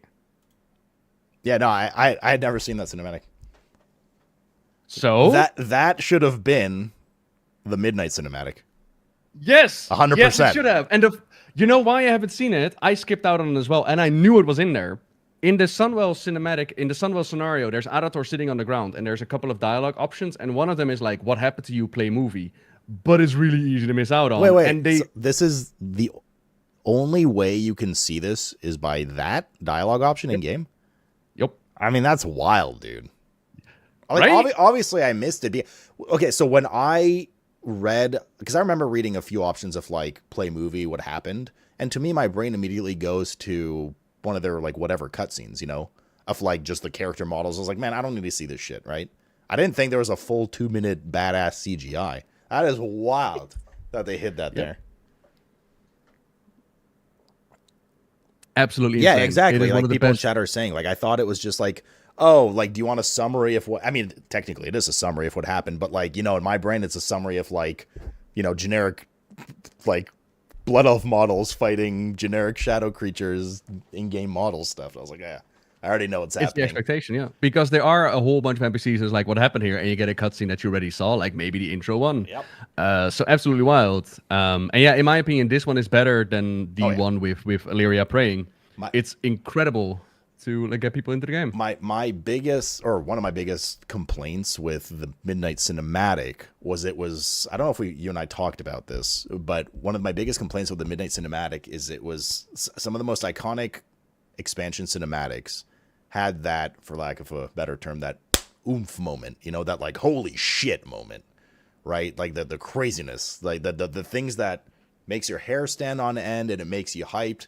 You think Sylvanas Banshee scream, right? Think like You Are Not Prepared Illidan stuff from back in the day. You know, We Will Never Be Slaves. And to me, this cinematic was just missing that. And for me, the hype moment, not the Erator one, the Midnight Cinematic. And for me, the moment that was supposed to happen was when Leodrin's like prayers at the Sunwell were answered and the hand wasn't on her shoulder. And I was like, holy fuck, it's like, you know, Tyrion or Uther or something. And it was like, nothing happened. And they all just like Armor's rushed Light into comes fight. out, I was yeah. like, what the fuck? Where was my moment? Where was the holy shit, you know? So I will say the one-liner, but I remember how much hate that cutscene got. And I was like, I like for me, my lore-loving heart was like, I am. But I think that's also, again, that's like a different experience because for me, what resonated a lot with that one is Liada's history from back in the Burning Crusade, where they ate Anaru and they felt like we could never find forgiveness in the light. We could never atone for our sins. Mm-hmm. And so she is praying at the Sunwell, the regular old lines that she's just doing automatically until she lets go of all pretense. And she's like, look, listen, right? I know what I've done. I know I'm not worthy of your blessing, but for my people, please send help. And it responds. And to which Lorfmar gets his line like you couldn't even break one elf. And they push back Zalatoth and all that. For me, I heard response like nothing happened. I'm like, did you not see the battle with Zalatoth and like Lorfmar and Illyria, like of Liodrin? For me, it resonated. But again, everybody's gonna have their own own experience with those I things. I think it's because your approach was from a very fundamental lore perspective with mass lore knowledge, whereas mine was from a like pea brain, you know, Marvel movie loving guy who's like, oh, I just want to see like crazy shit happen. You want to see Arator fight? I know, right? I want emotion to be stirred, right? Whether it be a holy pog moment, you know, and it's not just even about the holy shit moment because the War Within cinematic was also fantastic. And that was a different pace of holy shit moment with Thrall and Anduin, right? And the holy shit moment of that is when Anduin almost loses himself, right? And holds Thrall at sword point.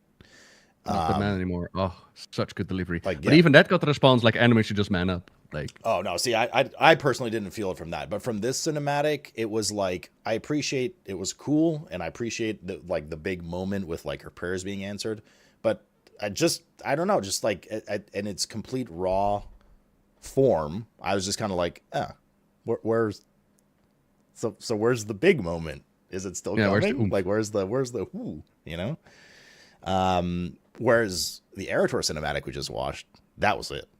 The moment he exploded, right, in the light, ashes on the tattoos, you're like, holy shit. Holy fuck, that's super cool. a battle between light and void. Light is losing itself. The void is Zalatoth is teasing and like putting her eyes on her, like, oh shit, Zalatoth, you're in her sights. What's gonna happen to you? Mwah. And this is the Arator that I wanted to see in game so much more. I wanted to see this badass wielder of the light, and I just And the thing is, and to link it back into your question / discussion earlier, seeing this Arator cinematic spiked my adrenaline. I want to know more now, right? Who is this? Why did this dude just get an entire badass cinematic dedicated to him with the main antagonist right now? You know, So that to me is just one of those like, I want to know more now. I'm gonna go on my phone. This is where I go like wiki. This is where I poke Noble when he's sleeping. Like things like that.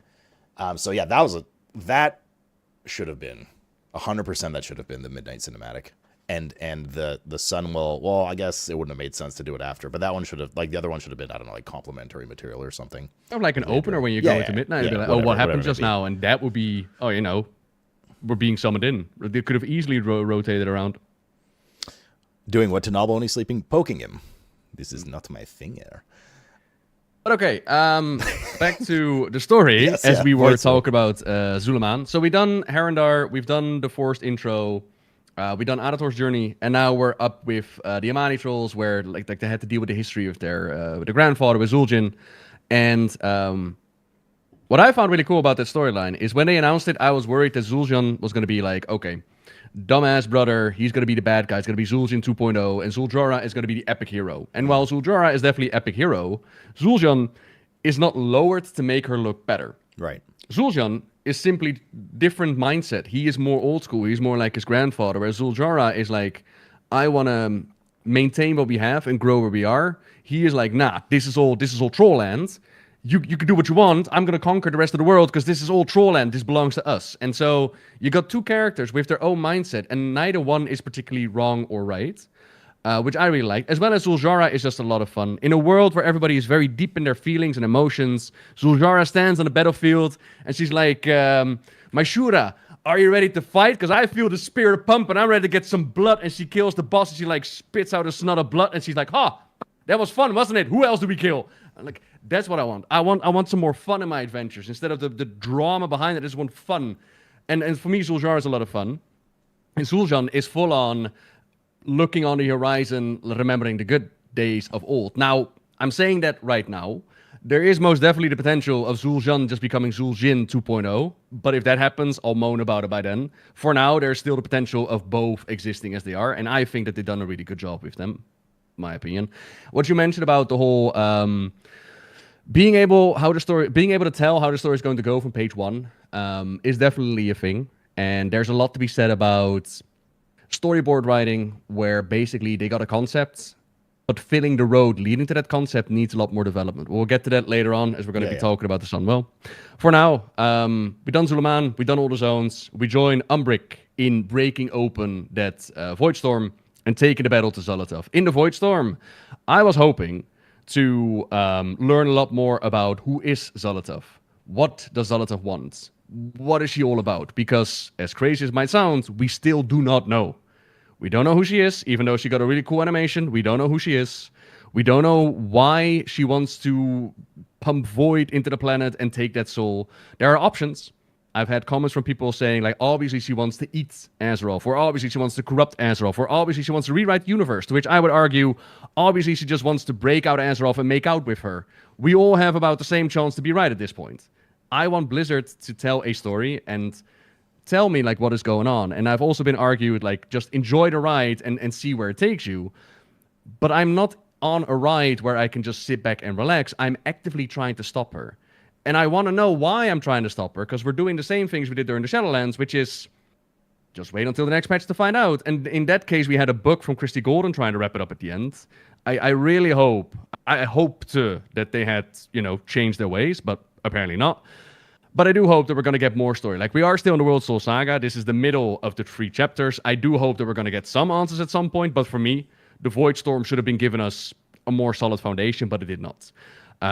We learn more about the Dominar. We learn more about light wielders losing themselves in the lights and the void wielders losing themselves in the voids. Breaking open the path to Zolotov's strongholds. Illyria and Trellian had the little part with, like, oh, you struck our son. They had, like, the battle going on. And it's that friction that Zolotov plays upon. Because Zolotov has had several plans in the works. She started Midnight with that juiced up Dark Heart. She was ready to claim the Sunwell with her devouring host, but we pushed that back. And it was like a miracle from the Sunwell that pushed it back. So that plan, we stopped. In the Voidstorm, we find out that she's corrupting a Naru that they captured, but we stopped those plans as well. Cool. So she moves over to plan C, which is she's going to take Illyria's Naru. Illyria's had a Naru inside of her since Legion. So Zolotov at the end of the raid, she plays into Illyria's emotions, like ha ha ha ha ha. Your son, your husband struck your son. Come and get me. Blah blah blah. And so, up above, we do our very best to stop Zalata from doing what she needs to do. But unfortunately, we fail. And some way, somehow, she's able to recall what looks like the blade of the Black Empire, the same weapon that we had in Battle for Azeroth, which, to my eyes, blew up in Refion's hands. But for the longest time, people have speculated, like, no, it didn't blow up. N'Zoth's consciousness was downloaded in that, and it's still around, and something's happening with it. Who is to say? All I can say is that, from face value, it looks like she rips out that Naru out of Illyria, so she got the power that she needs. And with that power, she blasts again into the Sunwell. What happened to Wrathion exactly? Reminder. Where is he? What's he doing? Okay, so Battle for Azeroth, we had Refyon as the prime expert into what is an old god and how to stop void corruption. Because you might remember how his father, Deathwing, he had fallen to like the old god's corruption, and we took care of him in the Cataclysm. So Refyon was like, nah, not for me. So he helped out Ebonhorn in the past. He did all this research. He even went to Karazhan to research it, and he was our cloak guy. He was going to give us the ability to stand up against N'Zoth's corruption. Was awesome. In that storyline, we had the Blade of the Black Empire, Zalata's former prison weapon, and he used it to rip open the path into the carapace of N'Zoth. And again, in that cutscene, to me, it looks like the weapon blows up, but again, who knows what happened to it. After that, he mainly came back in Dragonflight, where they kind of forgot that he was an expert on the Void, because he goes into his father's caverns, the Zarlek caverns, and he can feel like a depressing voice, and he can feel like whispers and whatnot, but he doesn't make the connection like, oh, Void? But that, you know, I guess he just forgot. But in essence, it came down to the Dragonflight storyline, where it was, who is going to lead the Black Dragonflight now? Is it going to be Refyon? Is it going to be Sibelian? Or is it going to be Ebonhorn? And ultimately, Refyon and Sibelian lost the battle because they lost it, and Ebonhorn has been picked to become the new leader, to which Refyon is just kind of supporting him as a informant, I think, like military stratagem and all that. So that's where Refyon ended up. So the Naru's been pulled out, blasted into the Sunwell, and that's what they've done for the storytelling this time, is they've broken up the raids. So this was the Void Spire raid, and they've made a cut, I think it was like 2 weeks until the story continued. So now we find ourselves like, uh-oh, we're in trouble. We're in trouble. World-ending threats. Alarm, everybody. Zalatav is coming for the soul of the world. No joke, we're gonna need every hand on deck. And so, Lorfmar is clutching his head in the war chamber. He's like, what do we do? What do we do? We need help. We've thrown everything at them. And Arator is like, we need to get armies. We need to get support. And Lorfmar is like, who, Arator? Who could we possibly ask? To which everybody in the audience is like, for the Horde. And nobody says for the Horde. Nobody sends out a little call like, hey, listen, Frau, listen, right? We got a council. We got like the Forsaken next door. Maybe we get some Horde forces in there. Nah. The story that they wanted to tell is that the Night Elves that the Elves come together. So Arator, in the next week, he's like, I've got the perfect plan. We're going to go for the Elves. And again, they forget to explain why we go for the Elves. It's not impossible. All they had to do was make like a quest line where you go to Orgrimmar and it's like panic and there's reports coming in and Zalatav's Void is not just at the Sunwell, it's everywhere. And everybody's just busy. Except for the Elves. So we can get the Elves to help out. Like a little bit of a note as to why you don't get the Horde in there. But they didn't. So now you just have Arator being super racist toward everybody else but the Elves. And he's like, we need Elves, man. We need experts on the Sunwell. To which I'm like, first of all, the Night Elves have rejected the Sunwell for a really long time. The Well of Eternity, those waters. And second of all, there are other experts on the world as well. You got your spellcasters, you got your Blue Dragonflight, Caligos used to fuck the Sunwell. There are other experts out there that you could ask and help out and like, hey, come help out with the Sunwell. Kill Jaden 3.0. Get him back. He was pretty knowledgeable on the Sunwell. He literally bathed in it. The keepers, the ones who made the original Well of Eternity. We brought Tyr back in Dragonflight. Go fucking call Tyr! Go call him right now. I'm sure he does nothing but sit there and is like, if you're gonna build a story and you're gonna make things happen in the story, you need to border those things in so that it makes sense instead of this is just what we want to tell. So literally what happened as my experience is they were in the writing room and it was like, wouldn't it be cool if ... And for those unaware, that's literally okay, not literally, but that for the longest time is basically how the WoW story has been done. So, for example, wouldn't it be cool if we could party with the orcs of old? And how are we going to do that? So you got your powwows, you got your riding room, and somebody suggests like we should pick up an old horn on the ground and we blow and they come back from time. And somebody else is like, nah, we should send Garrosh back in time and then we'll turn the dark portal red and then we have Wars of the Draenor. And everybody was like, yes, that one.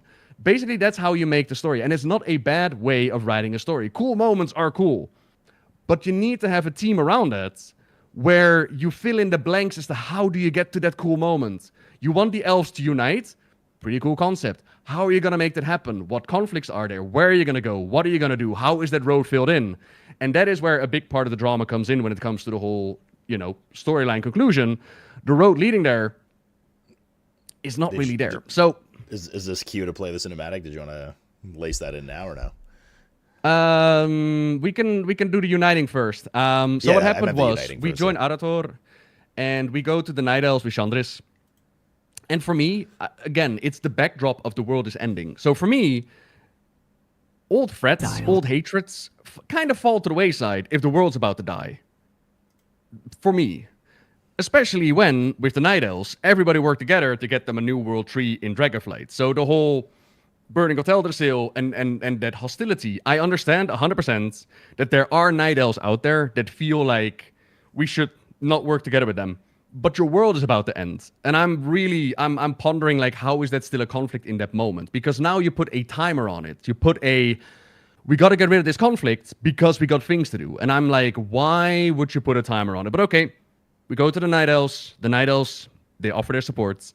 We go to the High Elves, who still have to deal with the Purge Dalaran from back in Mr. Pandaria, because now Aphis, even though Aphis, he showed up in Legion to join the Kirin Tor again. He's been buying gifts to Jaina to rekindle their friendship. But now Aphis is pissed off at the Silver Covenant again. And somehow, Verisa of the Silver Covenant has the crown of Anastarian in her possession. To which I'm like, why do you have that crown? And she says, I swear to you, she says in this text, I'm not using this to bribe them. But you are. You're giving them something that they would like in order for you to get something that you are bribing them with the crown. Just because your text dialogue says this is not what I'm doing, that does not mean that you're not doing it. And she's literally hunted by ghosts. Literally, there are the ghosts of fucking Dalaran that hunt her now, like Lord of the Rings ghost army. And she's like, can you go clear those ghosts out? And I'm like, I should ask those ghosts to help us. That is literally what we should be doing right now. But either way, we get the High Elves, we stand in front of the gates, and we convince Aphis, like, hey, buddy, either you let us in or you die, and here's a crown, and let us in. He's like, okay, come on in. So we got the High Elves, and then we got the Nightborn. That one is a lot easier. The Nightborn is actually really cute. They're like little callbacks to Legion. We go through a delve, and the Nightborn are part of the team. Bada bing, bada boom. You never guessed it. We teleport all our units at the end of this quest line. So why don't we teleport in the Hordes? Good question. You should ask Blizzard that. Either way, we're ready for the March of Quell the Nuss. Let's go. Let's go save the Sunwell. We do the raid. And there's a couple of topics that we can dive in there. We can dive into the end cinematic, or we can dive into how the battle ends. Your call. I would say the battle ends first, but that's your call. Wait. So which did you want to play the Elf cinematic or no? Is that what you were saying? No, I would play the March of Quell the Nuss end cinematic. Yeah. The end of Raid 1? Okay, 1 second. Yeah. With our friend coming back? To build this up, we've done the raid, and on Mythic, there's been a fantastic Race the World first. The difficulty in the gameplay we're not talking about, we're talking about the story. We have done everything in our power to stop Lura, the Dark Naru, and the Void at the Sunwell. We're on the ground, Arator is holding his aunt, and this happens. You. Right, let me swap here. All right, here we go. Windrunners. You just don't know when to lay down and die.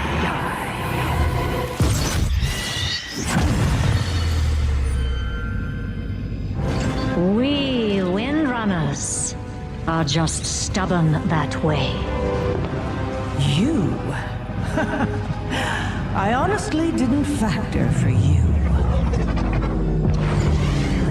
Death comes for all, Zalata. Even your wretched kind. We'll finish this another time, perhaps.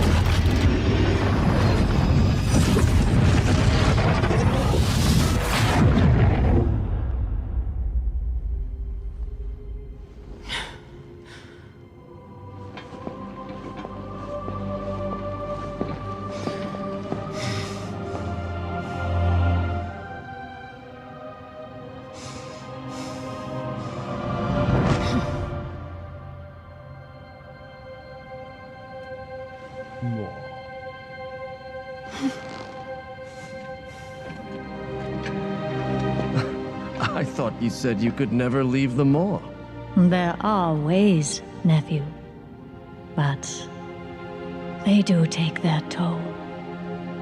Regardless, you told me that Silvermoon was in peril. That it needed its Ranger General one last time. Sylvanas, if the Maw cannot hold you, then maybe there's a way back for you. Back to us. My penance, my true work has only begun, little sister. The Shadowlands are not at all what they seem. I cannot rest until I've uncovered the truth.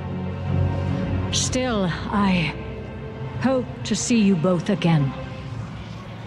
Before the end begins. I know. World of Warcraft, Last Titan. You never know what's gonna happen next. So, this is the ending of the cutscene, of the ending of the raid, and this is where I find myself really conflicted, as we talked about earlier about how deep are you into the lore and how do you enjoy it? Because Sylvanas randomly showing up with a portal. We'll talk about how that works in a moment.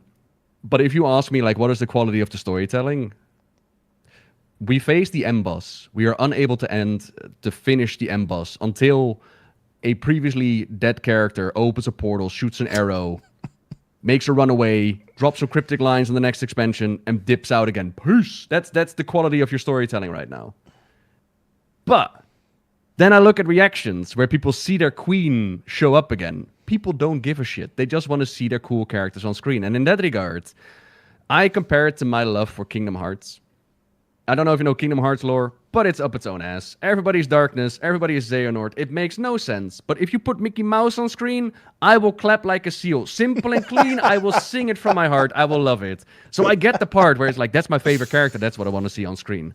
So I'm not against Sylvanas showing up per se. Wouldn't it be cool if Sylvanas shows up? It's not a bad concept on its own. Any concept can work, but you need to fill in those details. And the details that we have is, at the beginning of Midnight, end of War Within, whatever you want to call it, Adator goes around and he's very much like, we need to unite the Windrunners to defend Silvermoon. For some reason, because apparently other forces don't exist. So he actually goes into the Maw and he asks Sylvanas, like, Sylvanas, come out. And I was mind blown with how good it was. Because we have a naive, starry-eyed Adator thinking to his aunt, okay, you can imagine, like, wouldn't you know her crimes that he did? But whatever, it's Adator. He's naive. It's his family. He wants his family reconnected. I can understand that part. He's only and he 40. asks her, like, come out. The Silvermoon needs you. To which Sylvanas tells him, I can't come out. I am paying for the crimes that I've done. Can you imagine what people would say if I come out of the Maw early? This is my punishment. And I was like, wow, that is so... I thought Sylvanas was going to come along. I was like, that is so hesitant. That is so nicely done. That is taking credit for what you've done with the story in the past and making sure that you recognize what happened. Then we do that storyline with uniting the elves and asking them for their help. And literally, after he visited Chandris, who is still very upset about the burning of Teldrassil, he says, man, I wish Sylvanas was here. And I thought to myself, that's a really weird thing to say. That just means that you've learned absolutely nothing on your journey. Sylvanas herself told you that she should not be here, but it was not a weird thing to say, because it was them setting up that Sylvanas was going to open up that portal, disregarding her punishment, shoot out an arrow, and bail again, and save the day. And I'm like, that's having your cake and eating it too, Blizzard. You can't have you're doing it both ways. As well as, again, they forgot to border it in, because now you have Sylvanas opening up a portal, and there's a lot of discussion about her being the first Maw Walker, and of course she can get out of the Maw and blah, blah, blah. That's fine. There are rules and things and studies you could do that's why she can leave the Shadowlands. However, if you don't tame the rules as to what she can do, if you don't explain how she was able to do this, then what is stopping anybody else from doing it? Why isn't Kilfa Sunstrider throwing a fireball out of the maw at Zolotov? Why isn't Varian showing up, or Sourfang, or Ronin? Let Ronin, citizens of Dalaran. Why aren't they allowed? Why is it that Sylvanas gets this moment? Because, and again, there are rules that you can imply. There are things you could put in there. But if you're not putting them in there, I'm going to ask these questions and be like, why not? Right? And I've had somebody comments, wouldn't it have been awesome if Sylvanas walked out of that gateway with like chains around her that were like pulling her back, and like ghosty skeletal hands that you could visually see that it takes a toll on her to get out of there. And then you give it a reason as to why she doesn't finish her sentence. Because right now, she literally in that cutscene, she drops her, but the true death is waiting. And she smirks at the camera. She barely winks at it and come play the next expansion. But there is no reason why she doesn't finish her sentence. Why are you being vague? Explain! Because user consumer interest novel is why. It's called vague posting on social. But give it a reason that you vague post. And well, the reason is because it gets everyone going, ooh, what is she talking about? What's going to happen? All that kind of stuff. I mean, that part I agree with. I am actually interested, like, okay, what are we doing in that Shadowlands storyline? But again, wouldn't it be cool if Sylvana shows up and drops some mystery on what's going to happen in the Shadowlands? Could be cool. How, why, what, all that stuff, that road that leads there is what I'm missing. I was not a fan of this moment, but I will devil's advocate here for a second in that all that you're asking is going to be revealed, right? You're just genuinely curious now. But the moment has already happened. Well, the moment has happened to pique your interest, and the explanation as to how and why doesn't have to be in that moment. It can come later. It can come later as a flashback. I disagree. Too. Okay, so if Sylvanas can make a portal at the Sunwell, and it's at the exact right moment, now I won't be that nitpicky, like, oh my god, it's at just the right moment that the portal opens, meaning, does she have like a camera in the Sunwell? Yeah. I won't be that guy. No, I will be. What do you mean? She's literally like in dialogue with Xalatath as she came out of the portal and shot the arrow. It's like, how you've been like sitting there for like 10 years waiting for this moment? She was waiting for the portal. Like, she's art farming, like, this is my moment. But my question is, if she could do this, right, sure, then why didn't she shoot it at the Void Spire before Xalatath stabbed her sister? Why didn't she do it when the Ophidio stole the Dark Heart out of the hands of fucking Gallywix? There is no rule to this portal, so I'm going to ask you, why? Well, all I'm saying is that regardless of the quality of delivery, they can still answer that why question. They can answer it in a year with a flashback in Last Titan or whatever. Like, your question is true. Why. That doesn't mean they can't answer it later. Would it have been better delivered now or with a with a lead up so you can that why is answered in that cinematic? Sure, absolutely. But for them, I guess, there's nothing preventing them from like some cinematic in 13.0 or something going like, it's like a flashback cinematic of Sylvanas in the Maw, and this is how she did it. And you're like, that's the thing from like a year and a half ago. You know what I mean? Yeah, but that's my point. Sure. Yes, they can do that, but that doesn't take away that in this moment it's shit storytelling. I in no way at any point disagreed with you. I was simply devil's advocating because you said you want to know why. And all I'm saying is they can still answer that. It's not good. Yeah, but they can retroactively add what the jailer was talking about when he went like, oh, you won't know what's coming next. Like, they can retroactively, they can do retroactively whatever the fuck they want. Yeah. Like, you know? I mean, of course it's, again, from a not like deep dive lore brain like you, and I'll put my dislike of Sylvanas away. And this is why I started and prefaced a lot of our conversation today with, I don't hate Sylvanas as a character, and I think she's really cool, and like the history of how she developed and everything, I think is awesome. I actually love her as a character. I hate the way they wrote her in Shadowlands, end of BFA/Shadowlands. I thought it was terrible. So seeing Sylvanas come back makes me roll my eyes because it doesn't give me hope that I'm like, wow, here comes a really cool narrative moment with Sylvanas entering the story. It gives me yo, we need to like sell World of Warcraft copies and everyone loves Sylvanas. So let's fucking just, she's back now. And it works. It works. It 100%. works. I've seen people tweet like, oh, Sylvanas is back. I'm going to go play this game now. Yeah, it does work, right? So that's the thing. And they're like, and then for people like you are like, but how and why and whatever, they're like, yeah, we'll answer that later. And you're not gonna like it, but people are gonna buy it because Dami Mommy and all that shit. Oh no, I love that people like. I'm not hating that people are loving this moment. I love that's why the conflict is there. I love that people love Sylvanas. I'm just saying that there is a world that exists where we get both.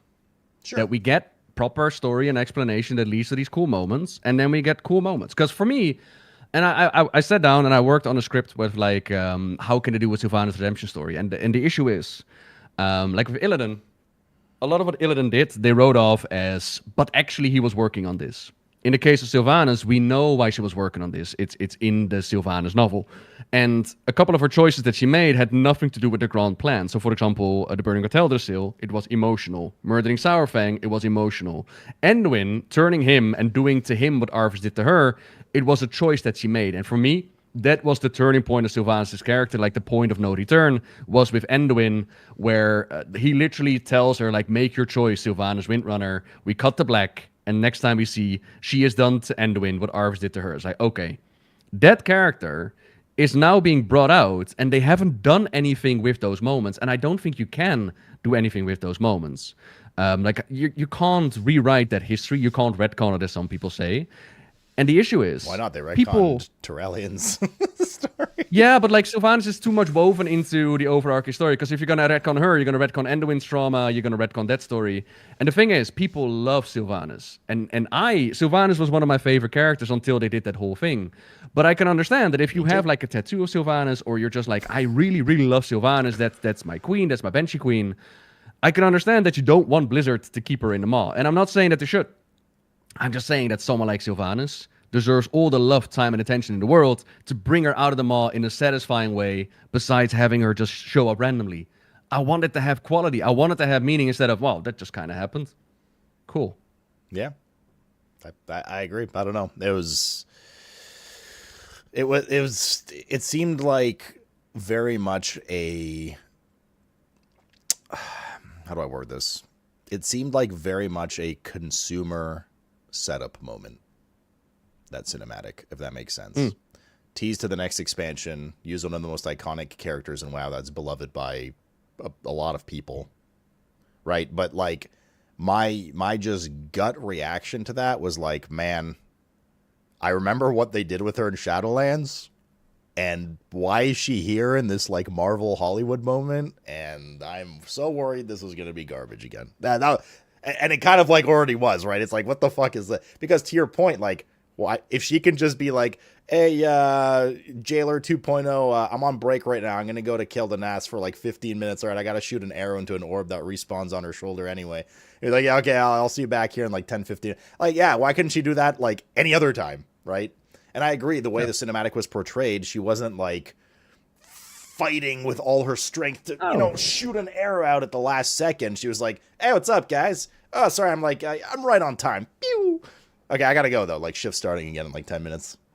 Yeah, and it's like, you can tell me that there's a toll, but what really cool is I can see that there's a toll, that I know what this price is. That because there, and I want to make this really, really clear, there are stories to be told. That's the frustrating part. In a similar way that I can explain, like, why don't we bring in the Hordes? You can explain, like, Sylvanas has been researching the Shadowlands and the Maw, and therefore she has a better understanding as to how Maw powers work. And so she has the ability to teleport in and out, regardless of. That doesn't take away that I'm still very much of the mindset of, penance, punishment. It doesn't mean much if, you could just walk out willy-nilly and go like, oh yeah, I earned a little bit of parole. But even that can be written off in the sense of Umbrich's motivation of embracing the Void is because he felt that, doing a bad thing is a bad thing, promises are promises, but what is the worth of a promise if people are suffering? That could have been used for Sylvanas as well, and she could have been like, me and Umbrich have been hanging out, or, she could have said a similar line, but nothing. She just pops out, pops back in. And in my mind, we were doing this during stream as well, Tyrande left that owl to keep an eye on Sylvanas, right? What I would find really, really funny is that Owl is now activating like an alarm, and Thrawn is like sleeping with Malfurion. They're having like the little nap, and she's like, "Alarm is going off! Malfurion, she escaped! It's been gone! For the Horde, for the Alliance, we just have a war again. It's war! It's over!" That would be really funny, but it's never gonna happen. But like, we're back on the armistice, and it's like, it's not gonna happen. But speaking of the Shadowlands, I actually made something for my Monday video. I'll post it in the Discord. My brain realized that we're repeating storytelling. And I will say, it's not like good or bad. It's more like, we've done these moments before. And I'm really curious if this is done on purpose. And so they want to redo it so they can do it better. Or if we're just repeating the world. Like, don't mind the blabbering behind it. That's just me blabbering. Do you want me to put this in chat, or is this private, this video? No, you can show it up on stream. I would mute me because the blabbering I'm doing is like the script I'm telling. I mean, you can put it up there, but it doesn't really hold. It's literally just the visual. Oh, okay. Well, it's only 48 seconds. Okay, 1 second. It's all possible. All possible. But it's also possible that all she wants is to break out Azeroth and make out with her. Or maybe she just wants Azeroth to be free because she knows more about what the Titans have done, and she is all about freedom and free will. There are many possibilities as to what Zalotov really is about, and what she really wants to do, and I'm of the opinion that I should know by now what that is, as you're making me try to stop her. It's the same way that they told the story back in the Shadowlands, with even the very same discussions happening online. And I'm not saying that that mystery should not be part of the storyline.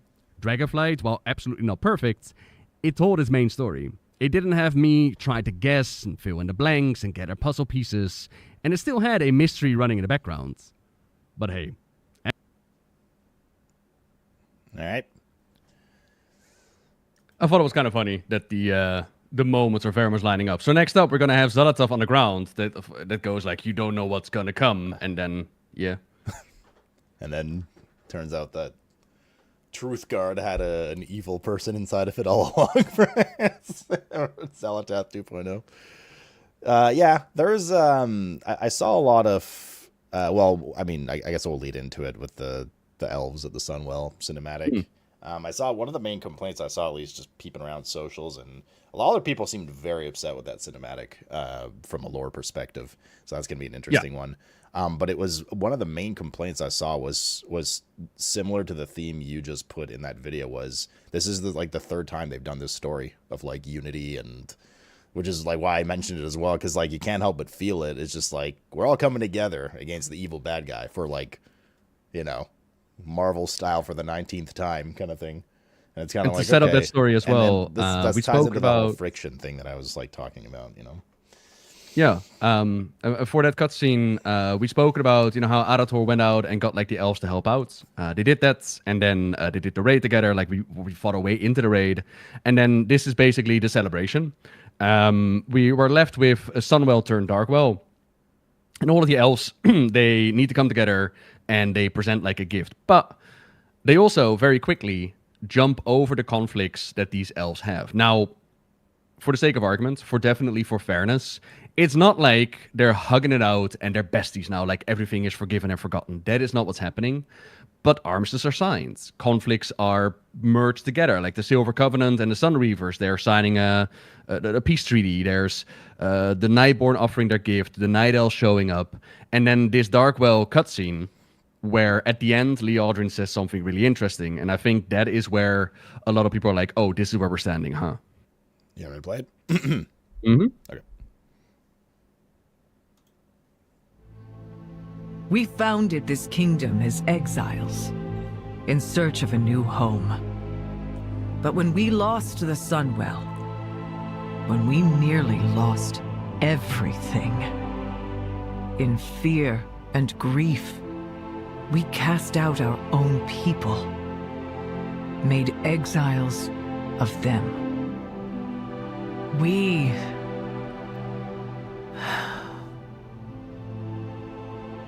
were foolish. Never again. And now, together, we consecrate this, not as the Sunwell, but as something new.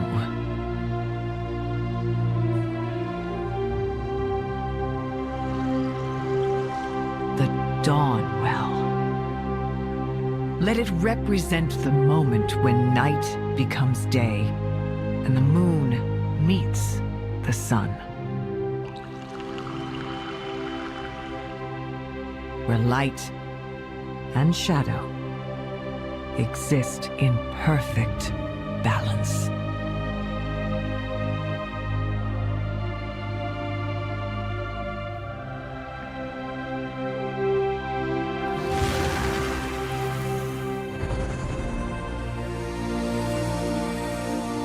Let this mark a new dawn for our people.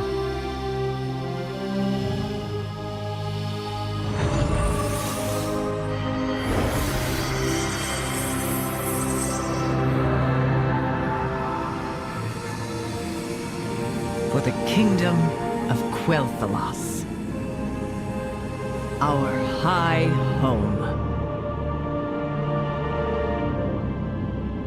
Our high hopes, Luke. Yeah, it's ours. All of us. Ranking ever legendary Pokemon. Yeah. Family. Vin Diesel.jpg. For the 10th time in a row. Yeah, I mean, that's another freaking council created. Elves holding hand. We're working on this one together. And our high home. But also another erasure of the Blood Elf identity. Sunwell turned into Dawnwell. The Dead Scar is gone. The Silver Moon revamp, where people were like, okay, the color scheme and the crystals, like, where is my edgy Blood Elf status? We've got, as I mentioned, the conflicts between the elves that seem to be quickly glossed over for the sake of, okay, we're going to work together on this one. And everybody will have their own opinion. Oh, and one minor detail. Chandris made a big old stink about that they should they should deactivate the Sunwell. And I don't know 100% certain what they actually did here with the Dawnwell. Did they neutralize it? Is it still a found of power? I think it's still a found of power, just a lot less than the Sunwell. But I'm not 100% certain on that, and I kind of feel like I should be. But either way, Chandris made a big stink about we should get rid of the Sunwell because, all these wells of power, they cause a whole bunch of trouble. Except she then shows up with a gift like all the other ones. Like we got a crown, and we got the fruits, and we got the crystal. And she shows up with water from a moonwell. But water from a moonwell is water from the original Well of Eternity. So she shows up with powerful water.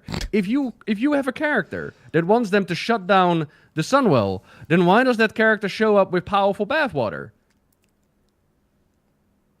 Is it because all these powers are going to neutralize each other? Is that the idea? But well, no, because it's glowy and it's powerful. Like, what?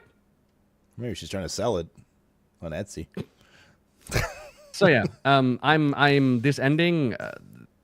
Not to mention that people are like, this is, again, like the elves are very passionate players and everybody is very much invested. And like, okay, is there still a silver covenant? Are there still Sun Reavers out there? What is my role and purpose as a role player? What is my city of Silvermoon? Does this mean it's going to stay open after midnight? Do you remember at the beginning of midnight when they did the whole Silvermoon revamp and they were like, this is going to be your shared capital? And then they had to roll it back and they were like, no, just 25% of the capital is going to be shared. It's kind of, it gives that feeling where they have like a plan in mind, but most likely going to roll it back.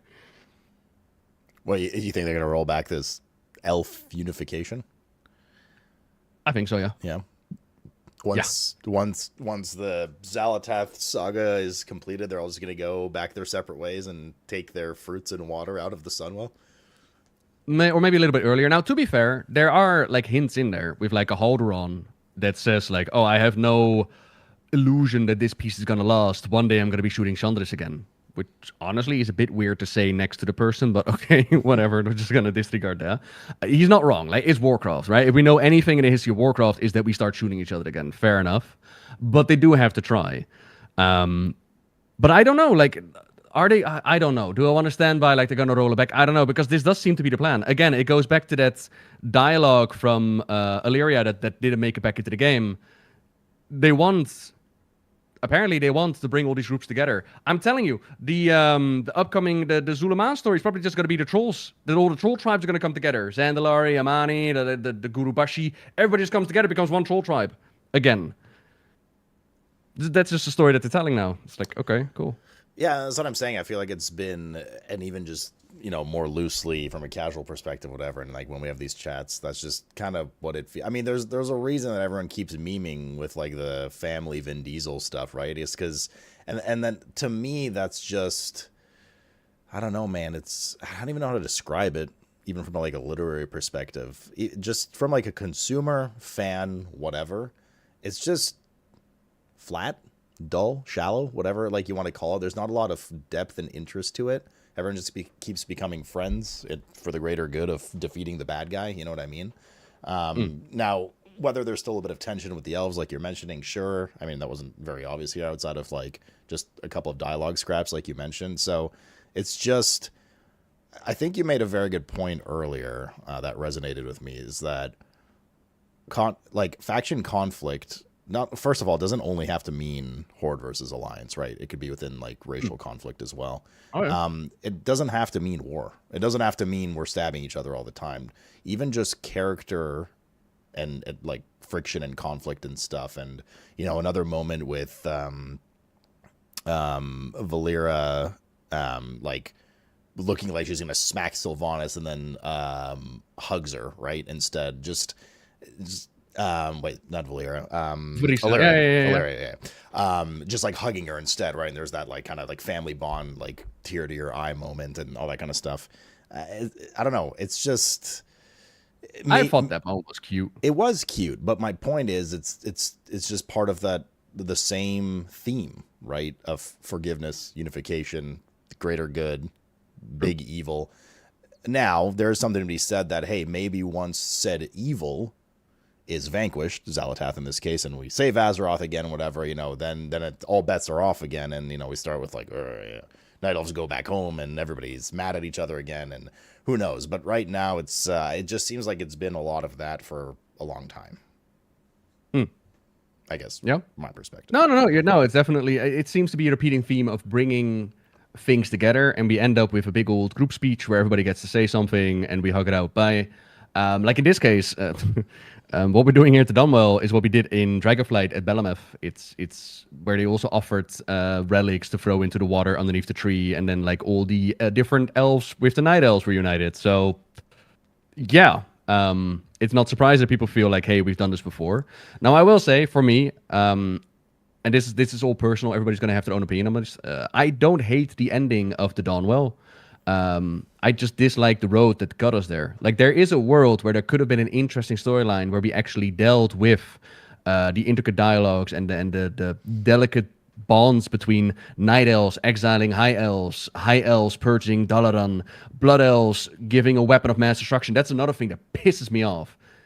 The Sunreaver storyline is being brought back up with the whole purge of Dalaran. In the entire questline, they do not mention the Divine Bell. The catalyst of the purge is not mentioned in this storyline. If you're not going to do it right, it's not the point. Point being, there is a world where, you get the storyline and maybe let it cook. Maybe let the Darkwell exist for a while and see like, the Blood Elves are being infected again because they're so connected to their Darkwell and they're suffering and we need to do something. Like, okay, we actually have a reason to be giving up these gifts and making a new well. And Chandris can learn like there's more to a well of power than blaming the victims for it just existing. Because as it stands right now, she blames the Blood Elves for what Xalatath does. And it's like, the Blood Elves did nothing but exist.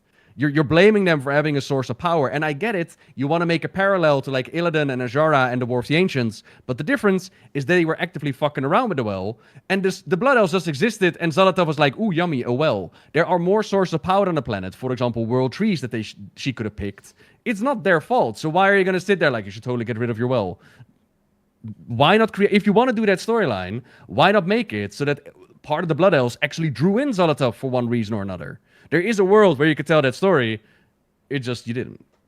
Yeah. That makes sense. There's, I think a couple things you mentioned as well with, particularly, that perhaps it makes sense to overlook conflict because, hey, your world's about to end, right? And it doesn't matter what conflict we have, if the world ends, we're all screwed, right?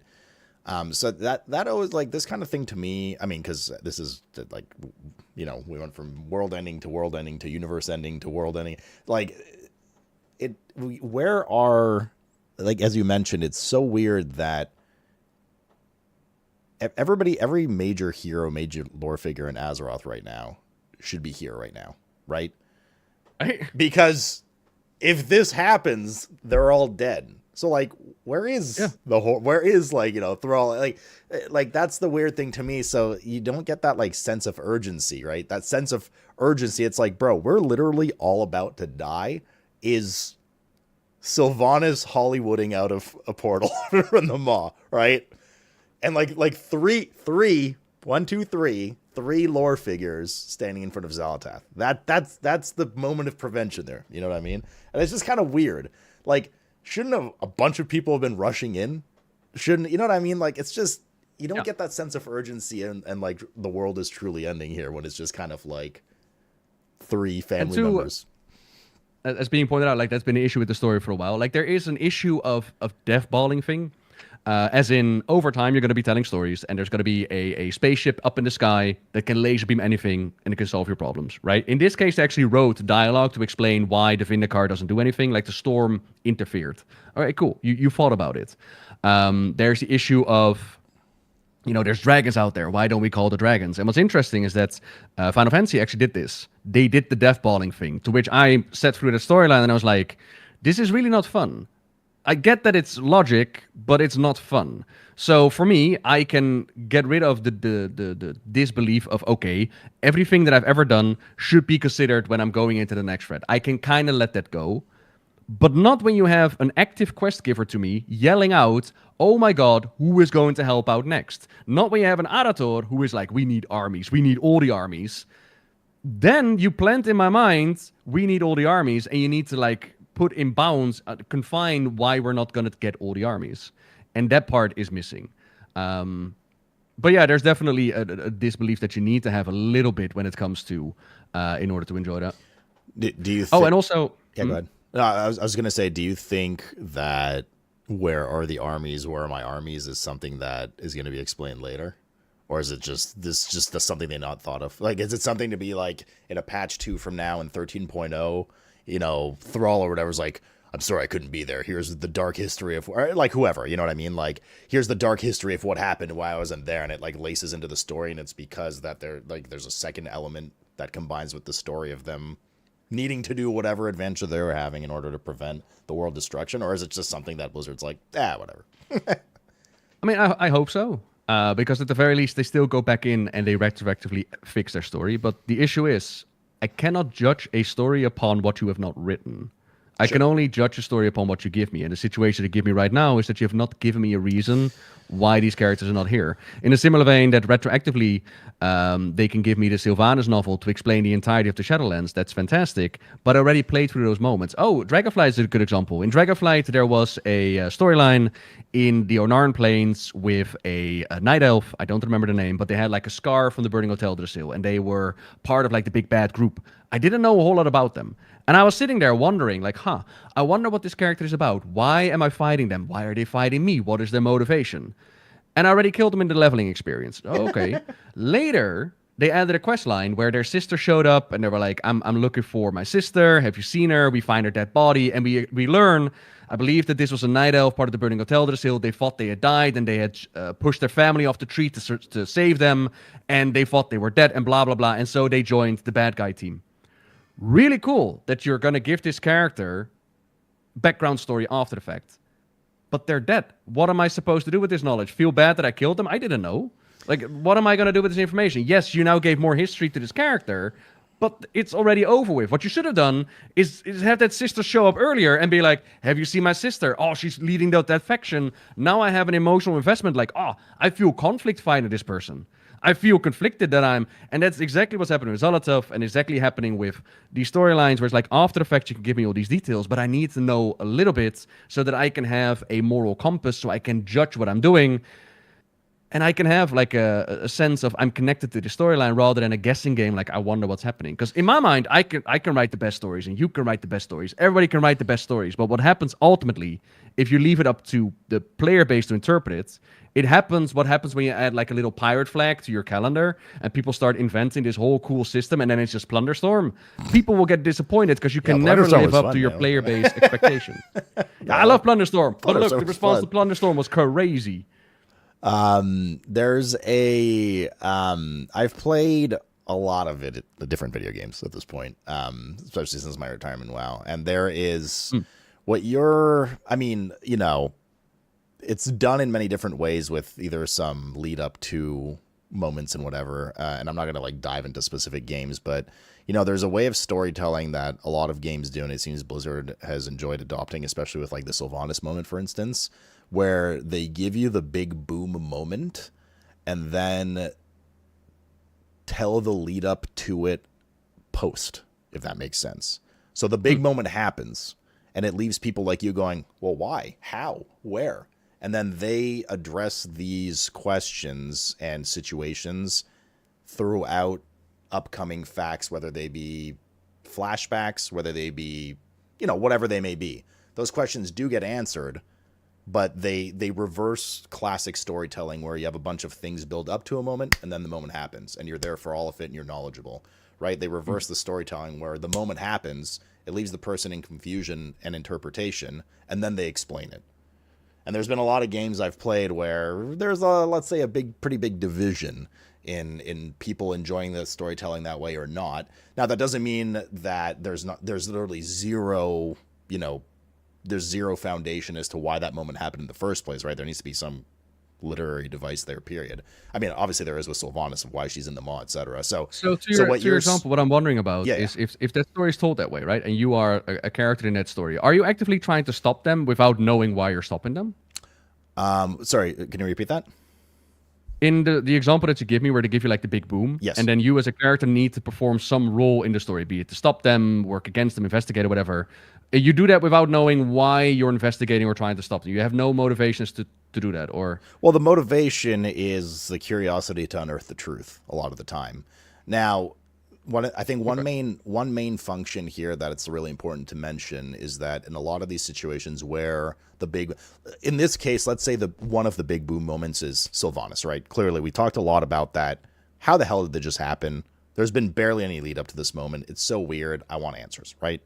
In a lot of other games and stories, when they do this, you are actively playing one of the main characters. So you're not some like random side dude in an MMORPG. You know what I mean? You're a fundamental character in that universe. But a lot of it is usually driven by, I want to uncover the truth and find out what happened and why. Whereas what you're saying is, I wanted to know these things before this moment happened, so it added substance to it.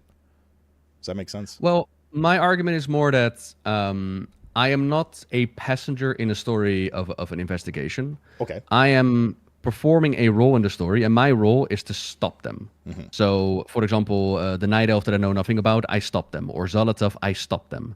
And my point is that at no point is my character investigating what they're doing. I'm just stopping them. And what I would like to know is, why am I stopping them? Am I doing the right thing? Am I doing the wrong thing? Well, does your character know about Sylvanas?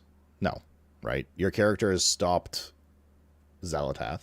Actually, does your character know about Sylvanas? Is there any mention of her later? Yeah, we go to the mall with Arator, where she says, like, I'm not going to come out right now. No. I mean, post her... Oh, no, there's no dialogue after that. So then there's no reason for you to know why Sylvanas is back yet from your character's perspective. That's more from just a fandom perspective of, well, why the hell is Sylvanas back? How's this working? Where's the next expansion going? Blah, blah, blah, right? Oh, well, I was more aiming at, like, Zolotov's motivation is actively trying to stop her. Fair, yeah. Or the Night Elf that we're talking about. For what it's worth, by the way, I was not at any point, even with the Sylvanas stuff, challenging you on your opinion. I was merely pointing out that... Challenge me, go for it, yeah? No, it wasn't challenging. I was merely just showing to you that this whole, like, here's a crazy moment, and you're like, oh my god, what happened? I want to know more. Like, the Sylvanas thing is not uncommon at all. Like, it happens all the time in games. And he said it could be well received, badly received. It depends how it's done. It happens a lot. So, like, this Sylvanas moment, I don't think, for a lot of the reasons we both mentioned, it was done very well. But to me, the way I saw it with my experience, not like in terms of being like so experienced, but I just mean my opinion, the way I've seen other games and movies and media done, it feels to me like what Blizzard is clearly doing here is here's a super iconic character, and it'll boost sales and popularity. Here's a super iconic character. Everyone goes, oh my God, loses their mind. And now everybody's chattering about it for the next 5 months until we get another story hit, right? And in the meantime, they're like desperately writing what happens because maybe they don't even know yet. But, you know, they're like, haha, we've cast the bait, right? We're baiting everyone now. Everyone's baited. Everyone's like, oh my God, what's going on? She's back. Nice. And then we will explain how she's back later. And not everybody likes that. Not everybody likes this baiting, you know? Like in the case of Sylvanas, I'm on board going like, I want to know. But until you tell me that there are certain things in place that bind her what she does, I will ask the questions like, okay, why has she done it before? Why aren't other characters doing this? But in the case of Sylvanas, that mystery, I am not actively going out of my way to stop Sylvanas from doing what she's doing, right? Yeah. So for that one, I'm like, yeah, that's cool. But mine is more towards like a Zolotov or like that Night Elf or the Jailer for that matter, or Sylvanas back in Shadowlands. And in that way, I'm like, I need a bit more than characters telling me like that is the bad guy that we need to stop. And it might be really simple. Like that's the thing. It might be just that Zolotov wants to destroy the world. It might just be that simple. But maybe part of me is going like, that would be really disappointing if that's all what Zolotov ends up being. Like the next thing that wants to destroy Azeroth. I have such high hopes that she has more character than that. But again, maybe that's also expectations. Like I was expecting them to explain this in the Voidstorm so that I can have that. And what worries me is that during presentations that, for example, I think it was Gamescom, we got Blizzard on stage who goes like, Zolotov has declared her intentions on what she wants to do now. And I'm like, no, she hasn't. What are we doing? Do you feel that this is just the depth and pace? I'm going to ask a loaded question here. Do you feel that this is the depth and pace that Blizzard lore and storytelling is moving at as a thing now? So your concerns of Xal'atath being kind of this one-dimensional character of just, aha, I'm evil, I'm trying to kill the world, is just literally what they're going for these days? And the depth and the gotcha moments and all that kind of stuff is just not like what they are writing towards anymore? No. My fear is that with the information that I've been given, there's a potential that all she is the next destroying threat of Azeroth. That could just be it. Sure. But there are most definitely hooks that are more interesting. Like we got that Zolotov cinematic where she's like a light baby and she gets infused with the void and whatnot. There's a couple of lines where she's like, the Naru and my people, and like she got this whole history of Legion and whatnot. My fear is that those hooks are not going to be used, and instead she just ends up as being the next thing that tries to corrupt and destroy Azeroth. Sure. Which I would find really disappointing. So I was hoping to get more pieces of the puzzle that makes me go like, this is what Sylvanas is. And Zolotov is. And we haven't really been given that. Well, yeah, so that's my question in like an overarching sense in terms of Blizzard's character development, dialogue, storytelling. Do you think that this is just what they do now? Like this is just the level of storytelling they do that they're happy with to keep it a little more simple, so to speak. There's evil, we're uniting against evil, we have to stop it to save the planet. Like, do you think that you're digging at something deeper based on how they used to tell their stories or characters were developed from the RTS and all that kind of stuff and are getting disappointed? Or do you truly believe that, like, because I mean, it was the same thing with the Jailer, right? A lot of the issues with the Jailer and like his writing and like, why are we doing this, and his depth and like suddenly the greatest threat to the universe that I just learned about, this expansion is here and I guess we're going to stop him because that's what we do and we want gear and eye level. I mean, it's not the first time, right? Like, is this just their intent now? Maybe ? If that's the intent, then I do wonder why throw out so many teases. As in, there's more happening. So, for example, that Zolotov cutscene where the baby has like a light symbol on them. If you just want to make her the next big bad, you don't have to go through the effort of giving her backstory with a light symbol and making people wonder, like, who is this bald baby and what was her planet like? You don't have to give it a backstory where she is able to gather the Dominar and work for her. If you just want to be the next big bad, then make her the next Dimensius, you know? Another thing, when we confront the Dimensius, he sees his betrayer, his harbinger, Zolotov in front of him. This is back in the War Within. And they don't have dialogue with one another. They don't even acknowledge, like, hey, it's you, Zolotov. It's the fuck? That's more the idea that, like, with the Jailer... I think to answer, just before you go to the Jailer, I think, at least in my not really. Not actually, not even in my opinion, but devil's advocate for a second. You're like, why would you provide these little history moments of Xalatath? And I think the answer is, in their opinion, is just add a bit of either humanization or depth to the character, and that's it. That's literally it. It's not to keep you guessing. It's just like, let's not make her completely villainous. Like, let's add a bit of humanity to her, for lack of a better term. There's like a little bit of sad story behind her or something, or mystery, and that's it. And now she's evil. So the idea would be, I don't know. They have explained what Xalatath is. I'm just holding on to an imaginary hope that there's more to her, is basically the idea then. Yeah, but and what I'm saying is, I don't know if you're going to get that, because I think Blizzard's just happy with the little tidbits they've given you, and they think that's enough. Potentially. I'm just, I'm devil's advocating right now, right? And to that, I would say, my opinion, they have not given me enough, and it would be an absolute waste if this is it. Sure. Okay. I mean, we still have an expansion and a half to go with it, right? So, unless do you think she's final villain now or next expansion? Hard to say. I'm putting my money on locking this one in. And it's speculation, not spoilery. It's imaginary. We're gonna do a big old troll patch, and we're gonna go underwater patch. And then we're gonna do go to the chamber where Azeroth is, the Soul Chamber. That's where Xalatath and her Void Army is waiting. That's where she downloaded them through the Sunwell. Mm-hmm. And that's also where we're gonna find Illyria and Trellian again. And while we are able to bring Illyria and Trellian back to our side, and they will assist us in bringing Xalatath low, unfortunately not in time for stopping her plans. And behind her, a somewhat corrupted Azeroth wakes up, just in time for the Titans to appear as well, and we'll have to battle with Azeroth and the Titans, and then on Azeroth's back, we're going to go into the Great Dark Beyond. What's the Great Dark Beyond? Warcraft Space. Space! Oh, we're going back. Space. So you mean... Yes. So you mean that they're going to have record sales for 13.0, because not only will Sylvanas be back, but then Illidan will be back too, and Sargeras. Yeah. Look, they put Sylvanas on the Legion launcher cinematic for that exact reason, because Sylvanas sells copies, even though Vol'jin was the war chief at the time. Right. Now imagine Sylvanas and Illidan side by side. Cinema. And to that's what I'm worried about with like the storytelling after the fact, like the mystery box storytelling that they're doing, like come along the next patch or whatnot.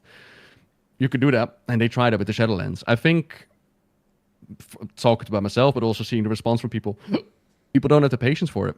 That goodwill has been spent. Well, okay, yeah. So it's interesting because what I mentioned about that form of storytelling where here's the big boom and now we're going to backtrack and explain it through flashbacks and discovery and whatever. It works. When it works well, it's because the player moves at their own pace. If you want to binge a video game that lasts 20 hours and uncover that story, you can. It doesn't work as well in an MMO where you're time gated 5 months at a time between story. You know what I mean? And you're not in control of that story development for yourself. In my opinion. I mean, the pacing is definitely fair. Now that you do mention it, I will say, like, if it shows up that in the roadmap, the little in-between patches are actually going to be like, we're going to build upon this big moment, we're going to dive more with Sylvanas and Xalatath and all that, I will definitely change my tune, in my opinion. Sure. But for now, I'm just like, why have we gotten this beforehand instead of after the fact? But hey, maybe you're right. I hope you're right. Yeah, maybe pretty disappointing if not. So you think the end of Xalatath comes in Midnight? Despite what plans she sets in motion, Gul'dan style, that go into the next expansion, you think her end comes at the end of this expansion? Yeah. And she will tell us, you're not ready for what is to come. And then the Titans show up, and Iridikron is going to take her spot as the next big lead-in. Yep. So who do you think is the main antagonist for next expansion? Who is the end of the saga? What is the end of the saga?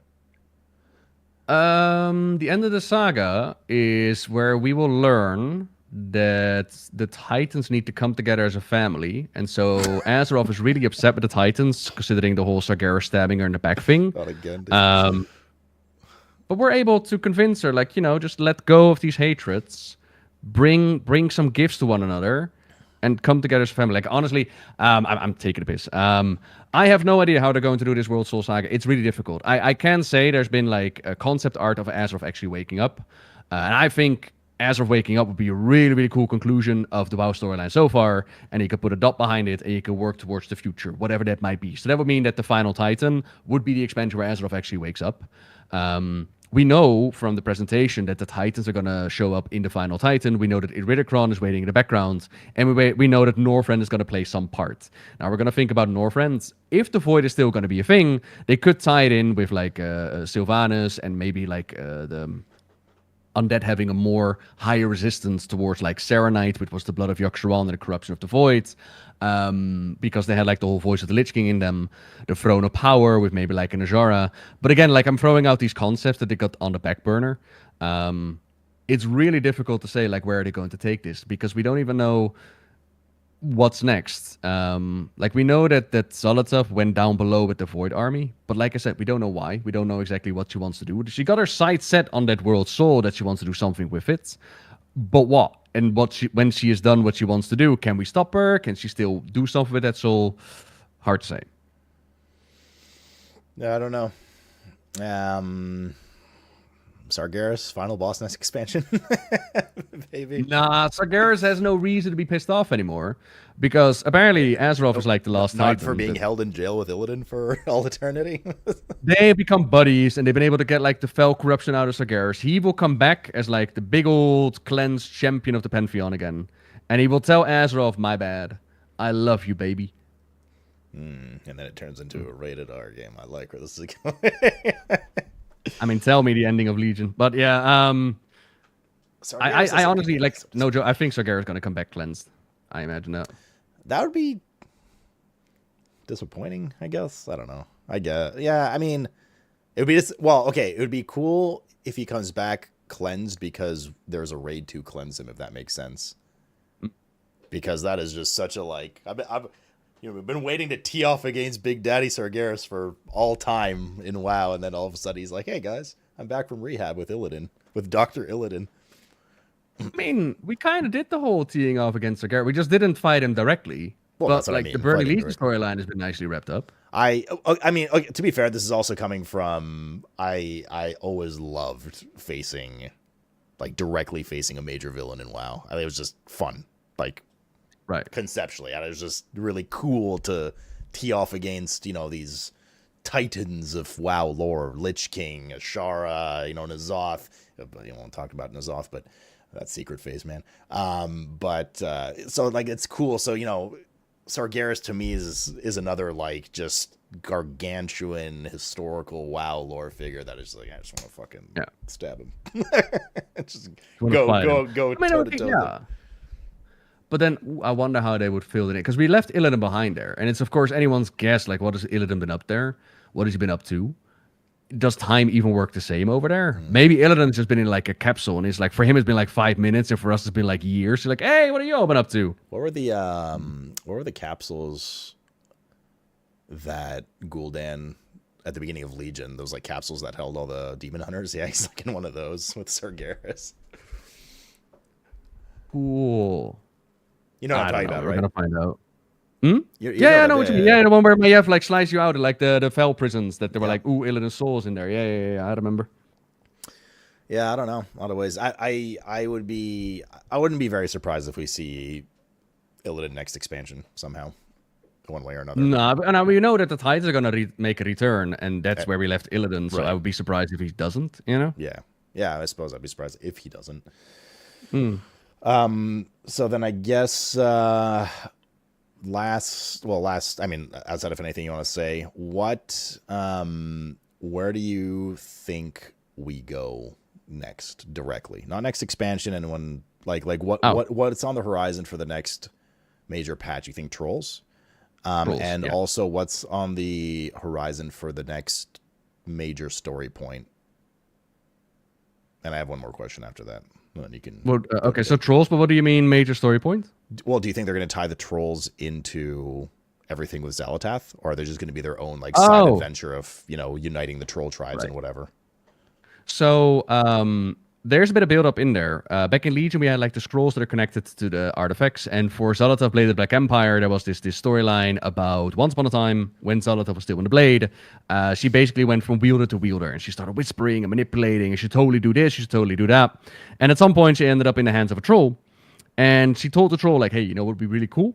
It would give you a lot of power if you make blood sacrifices over on that pile where you've been told not to go by everybody else." And the troll did. And they woke up a Kafraxi general. If you remember Battle for Azeroth, like the big creature that broke the seal in Zandalar. Yes, yeah. One of those. One of those, like the other one. And he, by doing blood sacrifices, woke up Kifix. And quickly, the trolls and everybody who made sacrifices, they were wiped out. Kifix picked up Zolotov and started to cause a whole bunch of havoc and a whole bunch of trouble. Long story short, trolls united, they killed it, and upon their body, the body of Kifix, they built Zul Aman. Now they've changed that. They've now made it more specific that they build a Tal Dazar, or what? Chat, you probably know the new island. It's the island that Zul'Jin looks upon at the end of the quest line, where he ponders to himself, like, man, we Amani trolls, we used to have all the kingdoms. We used to have all these islands. Look in front of us, those are the ruins of where we come from. And if you fly to the island now, you get put into sleep. And you're not allowed to go to the island right now. People have gone there, but you're not allowed to go there. But that is where the body of Kifix is supposed to be. Hexalore, people are saying? Atal Utek, that's the name. You're all wrong, chat. So that is already a connection there with Zolotov. In speculation, what could be happening is that there's a snake Loa, possibly. The Loa of... like right now, everything that goes wrong, they blame on the Vile Branch trolls. But what if the Vile Branch got corrupted because the Loa sacrificed themselves to keep Kifix locked away there? Now, that's full of speculation, maybe. Or maybe the influence of Kifix is like out there. Something, there's a Loa missing. There's ancient culture for the trolls over there, and that's where the next plot points, I imagine. And then the question becomes, like, what do we do? For me personally, the worst case scenario is if they take Zul'Jin and they make it just Zul'Jin 2.0. If they just take Zul'Jin and they make him the next bad guy, I would be very disappointed. I have hopes, as we've spoken about this with chat before. I would find it really cool if Vol'jin makes a return and he becomes like a guiding Loa for Zul'Jin. A lot of story development that they had back in Mr. Pandaria was for Vol'jin to learn the history of the trolls and that everybody's trolls and his position in the world and what were they before they were trolls and the Loa and all that. Now with Shadowlands, we put Vol'jin spirit in a pod with like Rezan Loa of Kings. I think it would be really cool if Zul'Jin is daring to go down the path of his grandfather, but then there's Vol'jin on his shoulder, guiding him, telling him, like, hey, listen, right? Every single time that the trolls try to go and conquer the land, they get their asses kicked. Every single time they keep holding on to, like, this image of what it used to be. Open your eyes and see what the world is now. You're just sending your people to their grave. Something like that, right? Like a guiding voice in the sense of Vol'jin. I just want to see Vol'jin come back, really. I think that would be really cool. And then you can combine other troll tribes like the Zandalari. Talanji hasn't shown up yet. The Darkspear with Rokan. More trolls. I have a feeling if it's troll patch, it's just going to be side adventure. Like, it's not going to be directly linked to Xal'atath's happenings. Not that they're not going to develop that story. No. I don't think Xal'atath's going to show up, honestly. Yeah. But I'd be completely fine with it as long as Bwansamdi shows up again. Yeah. I miss that guy. Shouldn't he be tied in some way or another to the Shadowlands and some of that lore and stuff? Or the Vile Branch, death, right? Yeah, like they're doing a whole bunch of. Oh, okay. So there's in Zulaman, there's a funny side quest with the Murloc investigator guy, King Murgle. Of course. That's old. Yeah, and his assistants, and they find out that the local Murlocs, they've learned necromancy. And they find out that the local Murlocs are following the guidance of a... It's not an Uncohen, it's one of the fishies. The fishies that we also met in the War Within. And there's this whole storyline that they built up in the War Within, where those fishies, they've forgotten where they come from, and they've got like old god power going on, and like void power happening. The point being, necromancy, right? Then you also got the Vile Branch in their temple, making sacrifices and making like all these constructs. There's a lot of, the passing on and spirit stuff happening. And Loas, like, there's a lot of room for Bolsamdi to show up and be like, hey, everybody, how y'all doing? You missed me? Yes, we missed you, Bolsamdi. Come on in. But Bonsamdi is how Sylvanas got out temporarily. Says somebody in chat. Done. Sorted. Easy. They just made a pact. Yeah. All right, then final question. Am I crazy? So I do want to ask that. Am I crazy in wanting to know what like the borders are of a story? Of Sylvanas?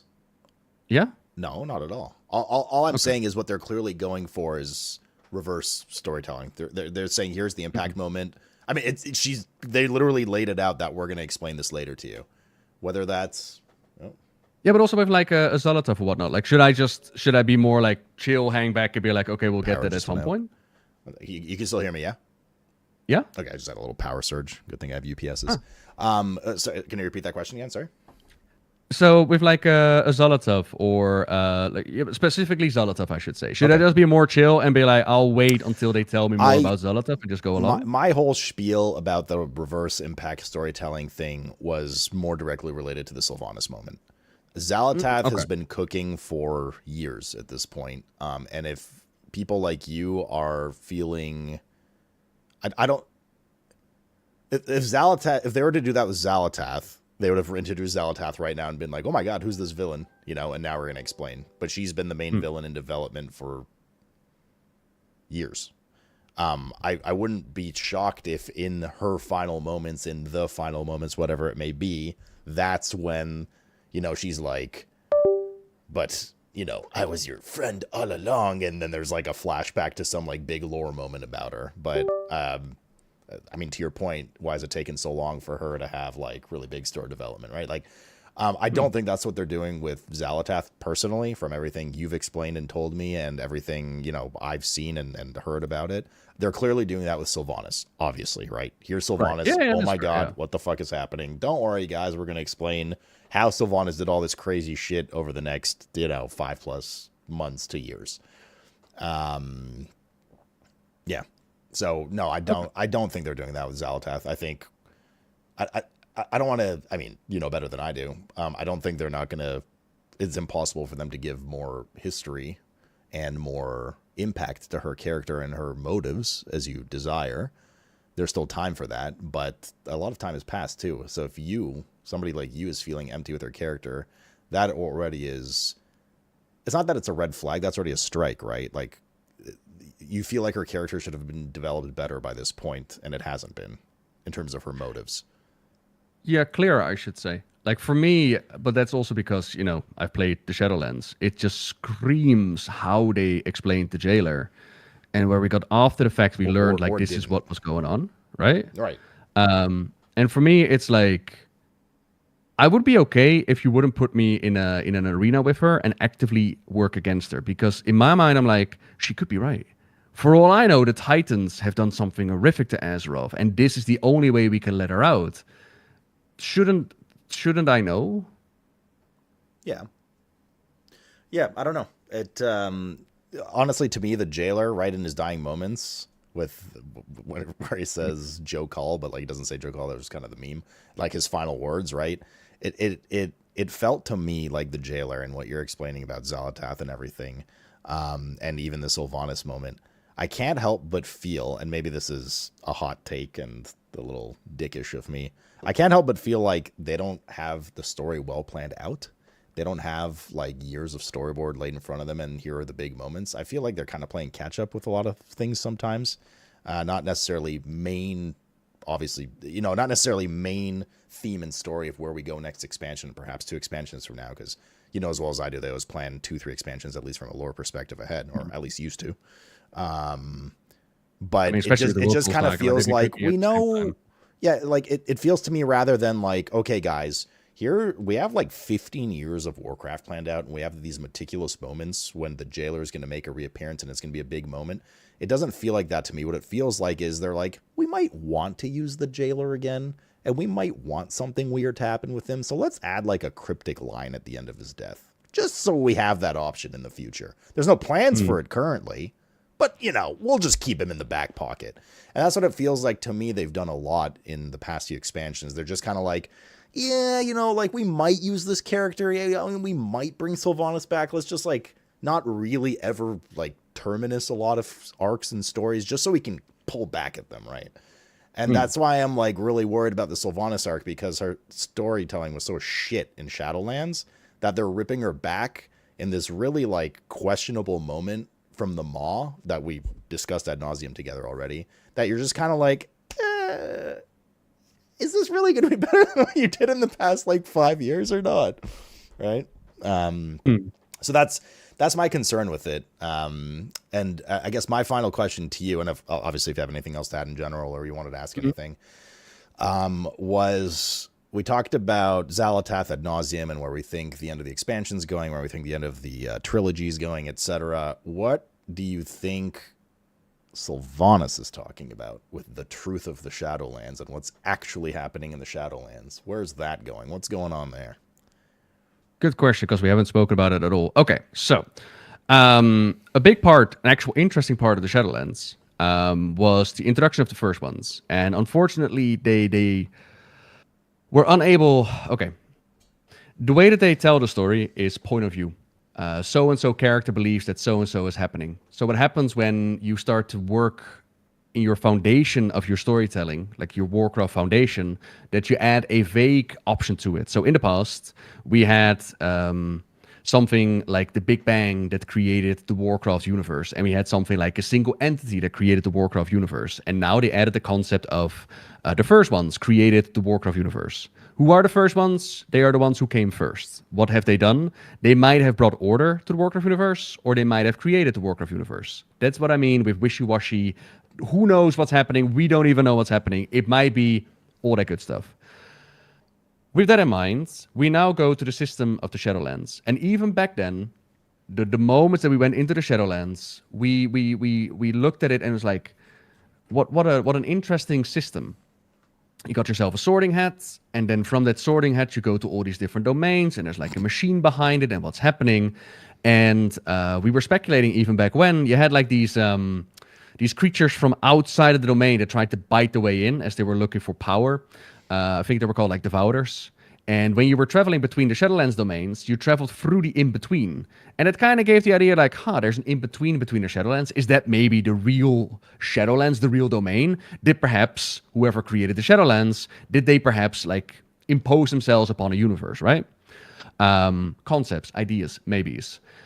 We learn more about how it worked with the Eternal Ones, so like the Primus and the Winter Queen and the Nephrius and all that. We learned that there's this whole machine called Zereth Mortis where they make these new robots, these prototypes. And we read books that not only is there a Zereth Mortis for the domain of death, there's also a Zereth Ortis for the domain of order, and a Zereth Lifus, or whatever they called it, for the domain of life. So every cosmic domain has their own Zereth. Does that mean every cosmic domain has their own Pantheon with like a Nephrius and like a Winter Queen?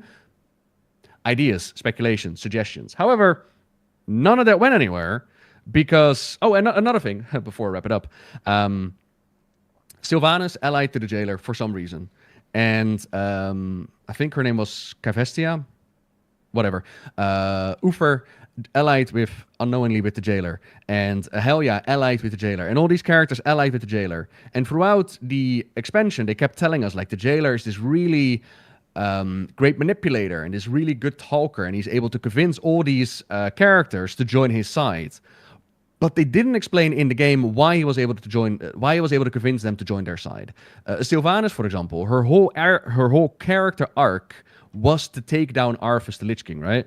I think everybody is well aware of that. So how are you possibly going to convince her to join the guy who is responsible for Arthas the Lich King, who walks and talks and looks like a Frostmourne? That is a tall order.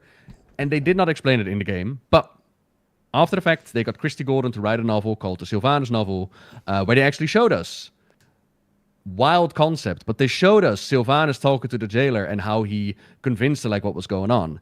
And in essence, what he showed her was how the Shadowlands worked. And that when you get your sorting hat thing going on, you get to spend your afterlife, and you might spend your afterlife away from your loved ones. And Sylvanas loves her loved ones, like Alira, her little brother, and her sister. She's like, well, that's fucked. And then he tells her, like, yeah, like your soul is judged by this arbiter, by this sorting hat. But by the way, you live in a universe that's already predestined. And she's like, I live in a predestined universe. What does it mean? He tells us, like, the first ones, they've created this whole system, and he accurately predicts to her a couple of moments. He I don't even from the top of my head remember what he... he predicted that Vol'jin would make her the war chief, but that is something that he manipulated.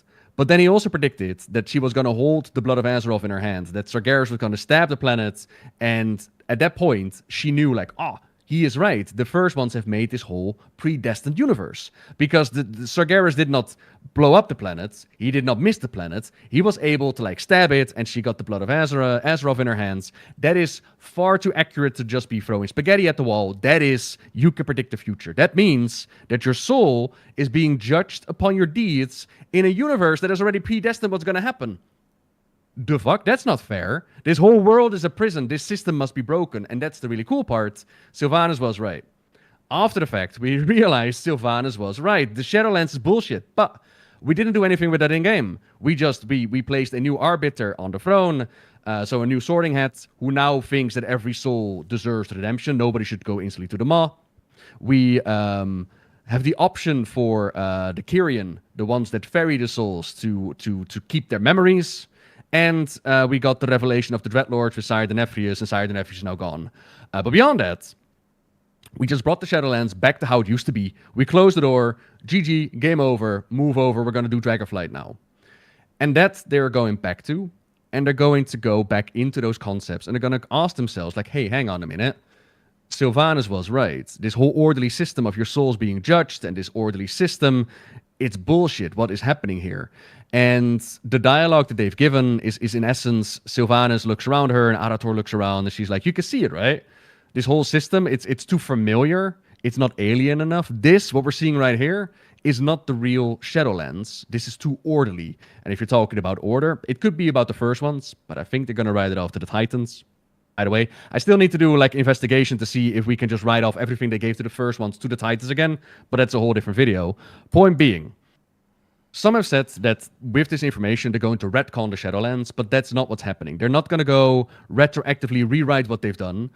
But what it does create is an opportunity to blow up what we learned about the Shadowlands, this whole sorting system, this whole machine and all this death thing, and instead give a true death again. The real Shadowlands. It gives more breathing room for the future because Warcraft death was already a suggestion.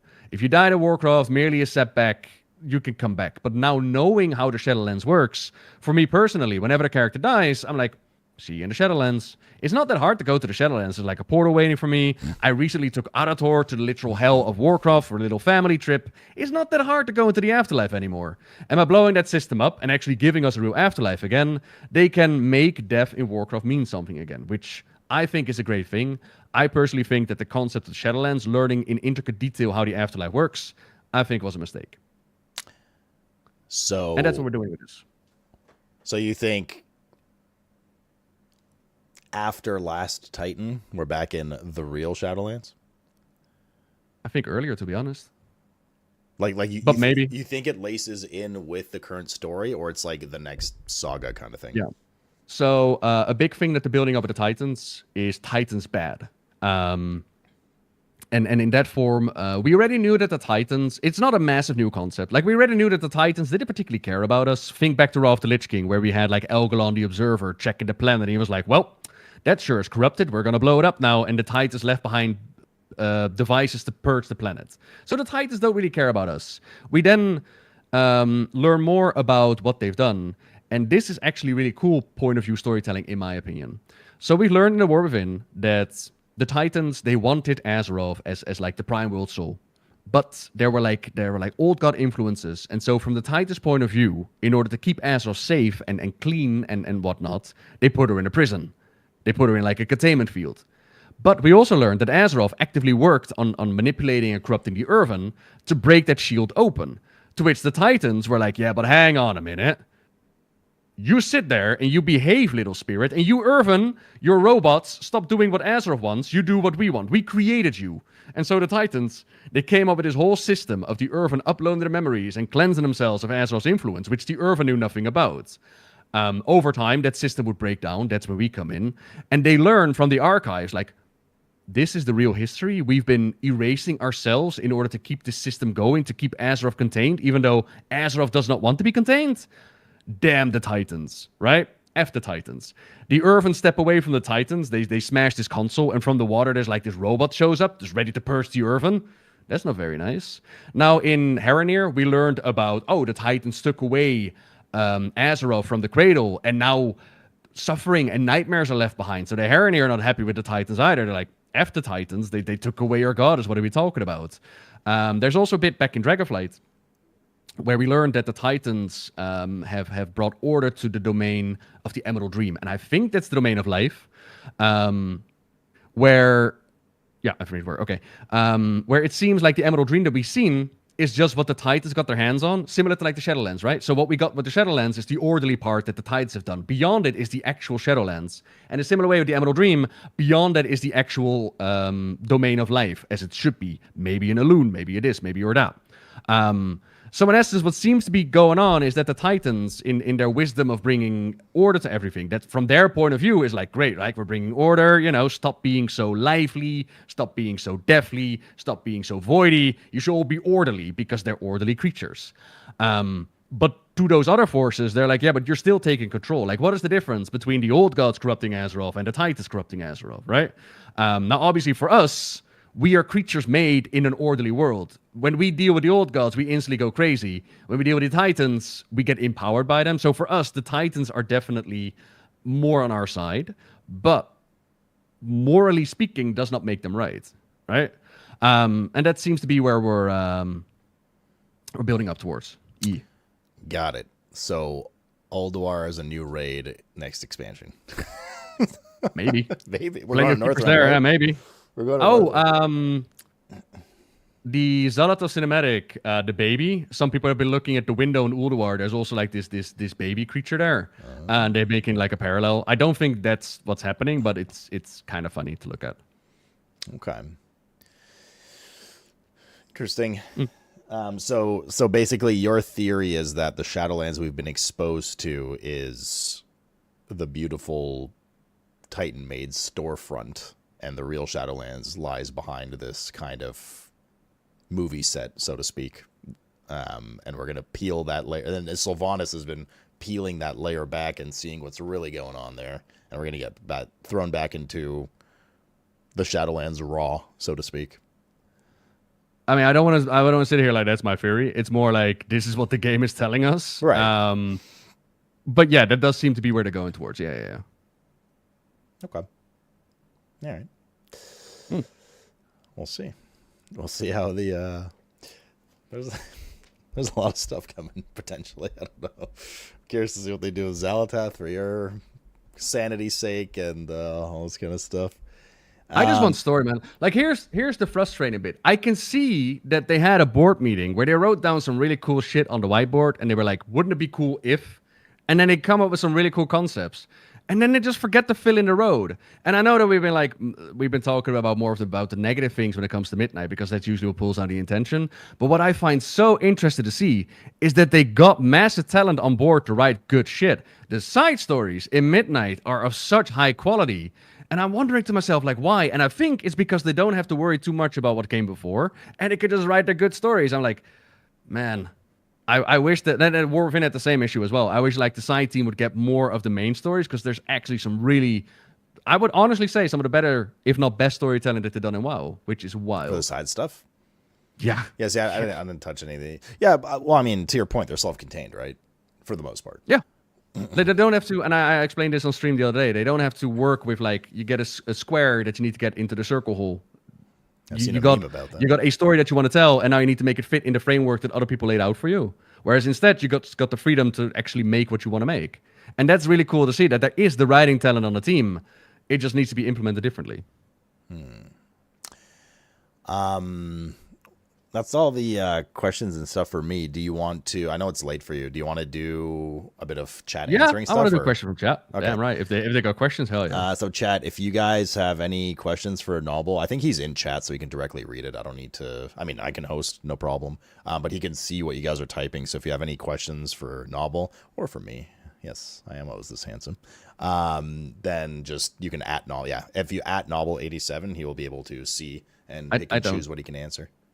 I don't understand mushy peas. I don't get mushy peas. I went to the UK the other day. I was trying to get like a proper fish and chippy. I don't understand mushy peas. Keep that away from me. Keep that away from the world.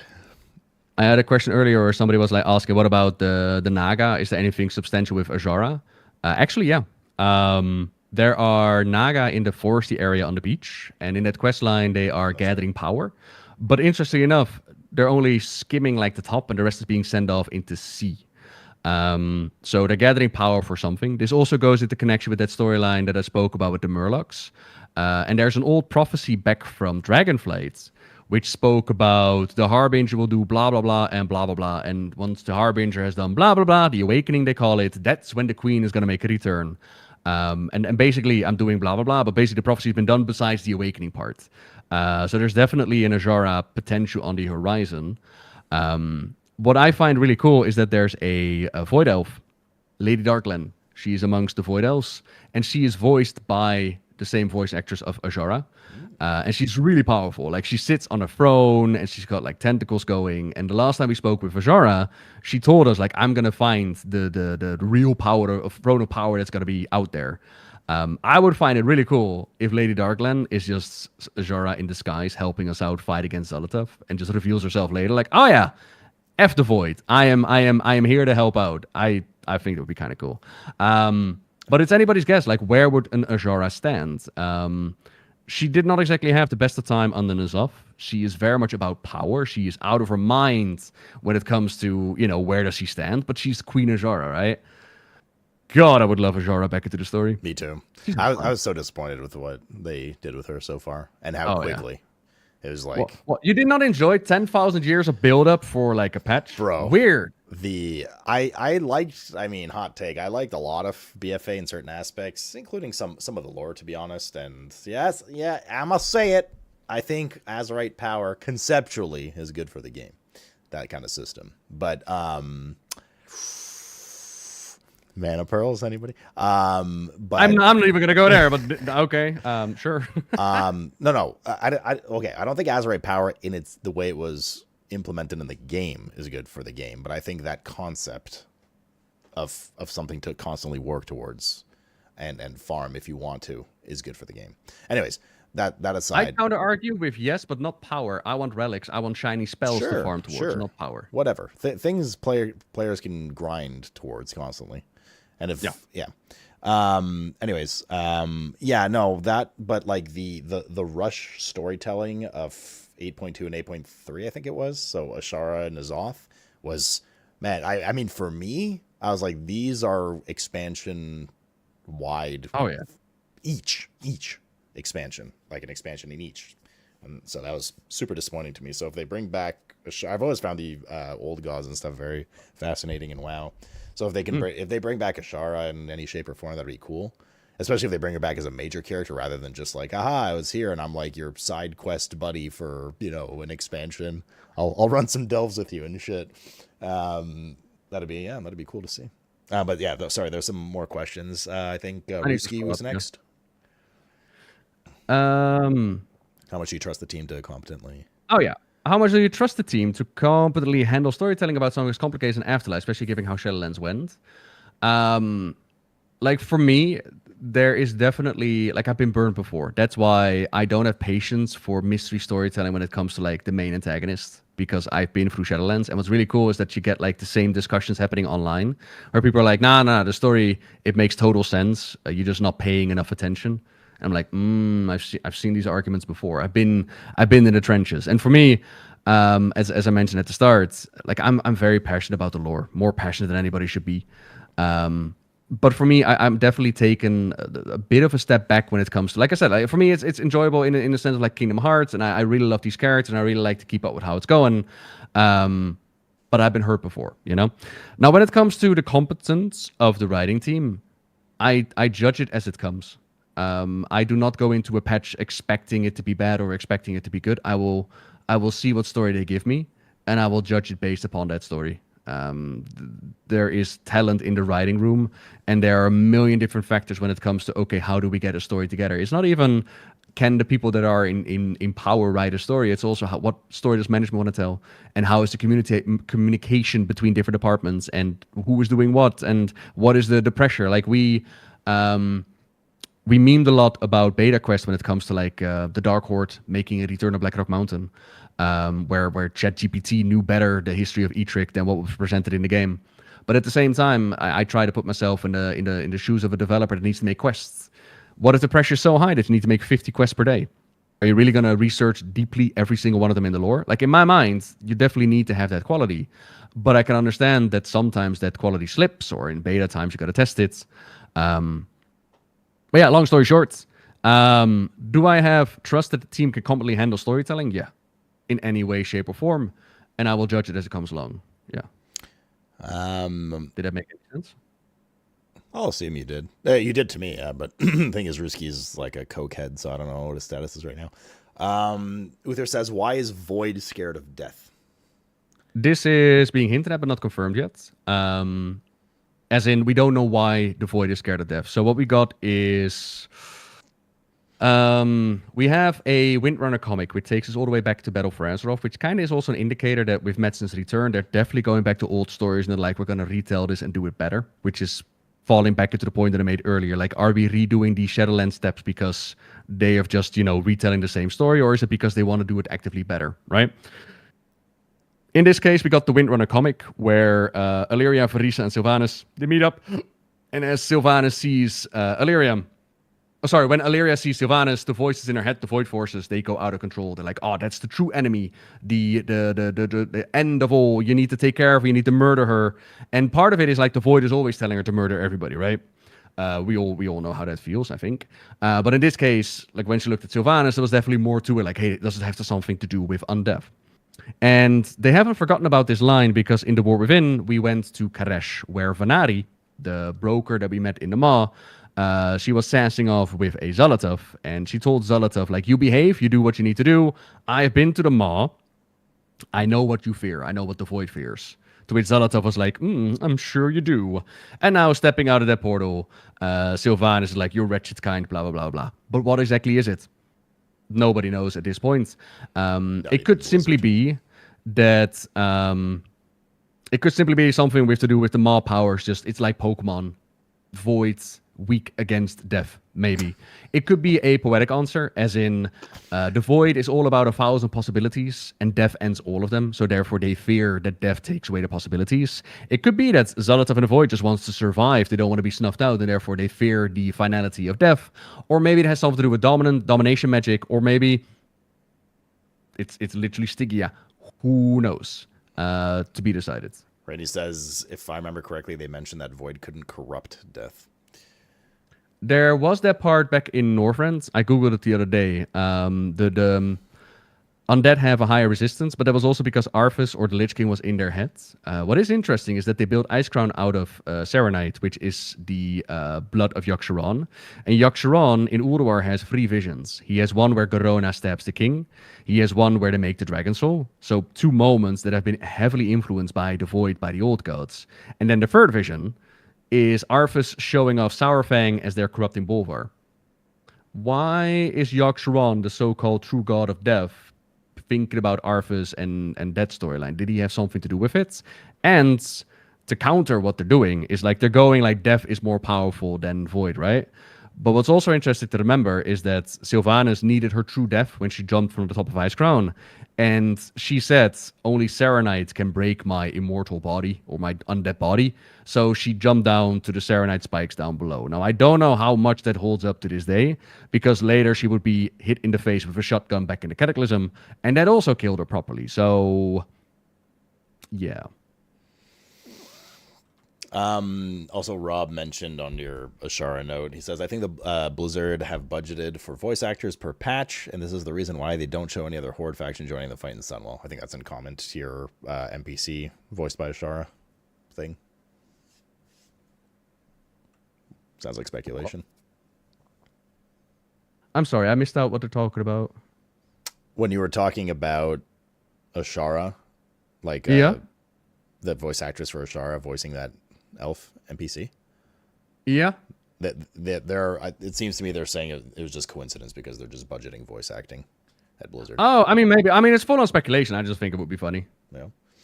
Fluxy asks, couldn't you easily have replaced Xalatath as the big void bad with Queen Ashara, having the tentacly elf lady as antagonist, but with more depth for people?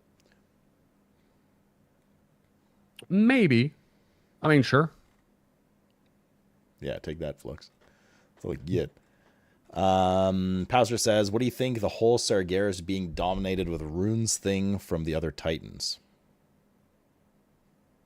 What do you think of the whole Sargeras being dominated with runes thing from the other Titans?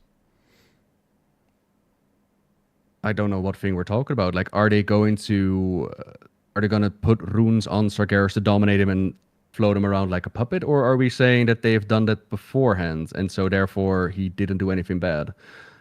Either way, if we're talking about they put rune magic on Sargeras to dominate him and make him do what they want, that would be new and kind of out there. As well as it takes away his agency and it takes away his story. I'm not a big fan of mind controlling people. I'm a big fan of agency. So one of the things that they did really well with a Sylvanas, for example, is that they didn't write off her crimes on the jailer. Like, she literally says the jailer did not control me. I like it when a character is a character instead of a mind control puppet. If we're talking about the potential of the Titans putting runes on Sargeras to dominate him, to make him do what they want, I don't know. I think same answer. But it very much depends on how that would be executed, I suppose. Nutsboo says, since both Yogg and Azoth have been mentioned now, I ask you this every time as well, do you believe in the possibility of the old gods ever coming back? Yes, but not in Azeroth itself. I think with Terran Gregory at BlizzCon, I think it was or Gamescom, loudly proclaiming like the Titans of the old gods are dead with the War Within, and then they've used the blood of the old gods as a big old plot point in the War Within. I'm gonna go with the idea of the old gods are dead, but similar to, for example, if you kill a Dreadlord, it would go back to the Twisted Nether, or a Titan, it would go back to Titanland, normally speaking. I would argue that the old gods would go back to Voidlord land. So there's definitely potential that they're there. And now that the blade of Xalatath has made a return some way, somehow, the speculation of N'Zoth uploading his essence into that blade is definitely a possibility. Discordian Kitty made a speculation video about this, where she speculated that not only did Xalatath pull the Naru out of Illyria, she also downloaded N'Zoth into Illyria, which could be cool. We're going to find out. Interesting. That is interesting. The follow-up to that Sargeras question, by the way, was just speculation from old pictures of him having runes on his armors, but it's mostly speculation. Oh, okay, gotcha. Yeah, that answer stands. Gotcha. All right. Any other questions, lore questions for Noble chat? For great lore nerd Noble? I saw something about the snake. I would love it if they take the snake from Jesse Cox and make it relevant. So, for those unaware, once upon a time, Jesse Cox at BlizzCon brought with him a blown-up poster where he showed a snake tail that was in Gundrak. And he showed this to Madsen on stage. And there's potential in upcoming storytelling that there's going to be like Snake and Loa and all the good stuff.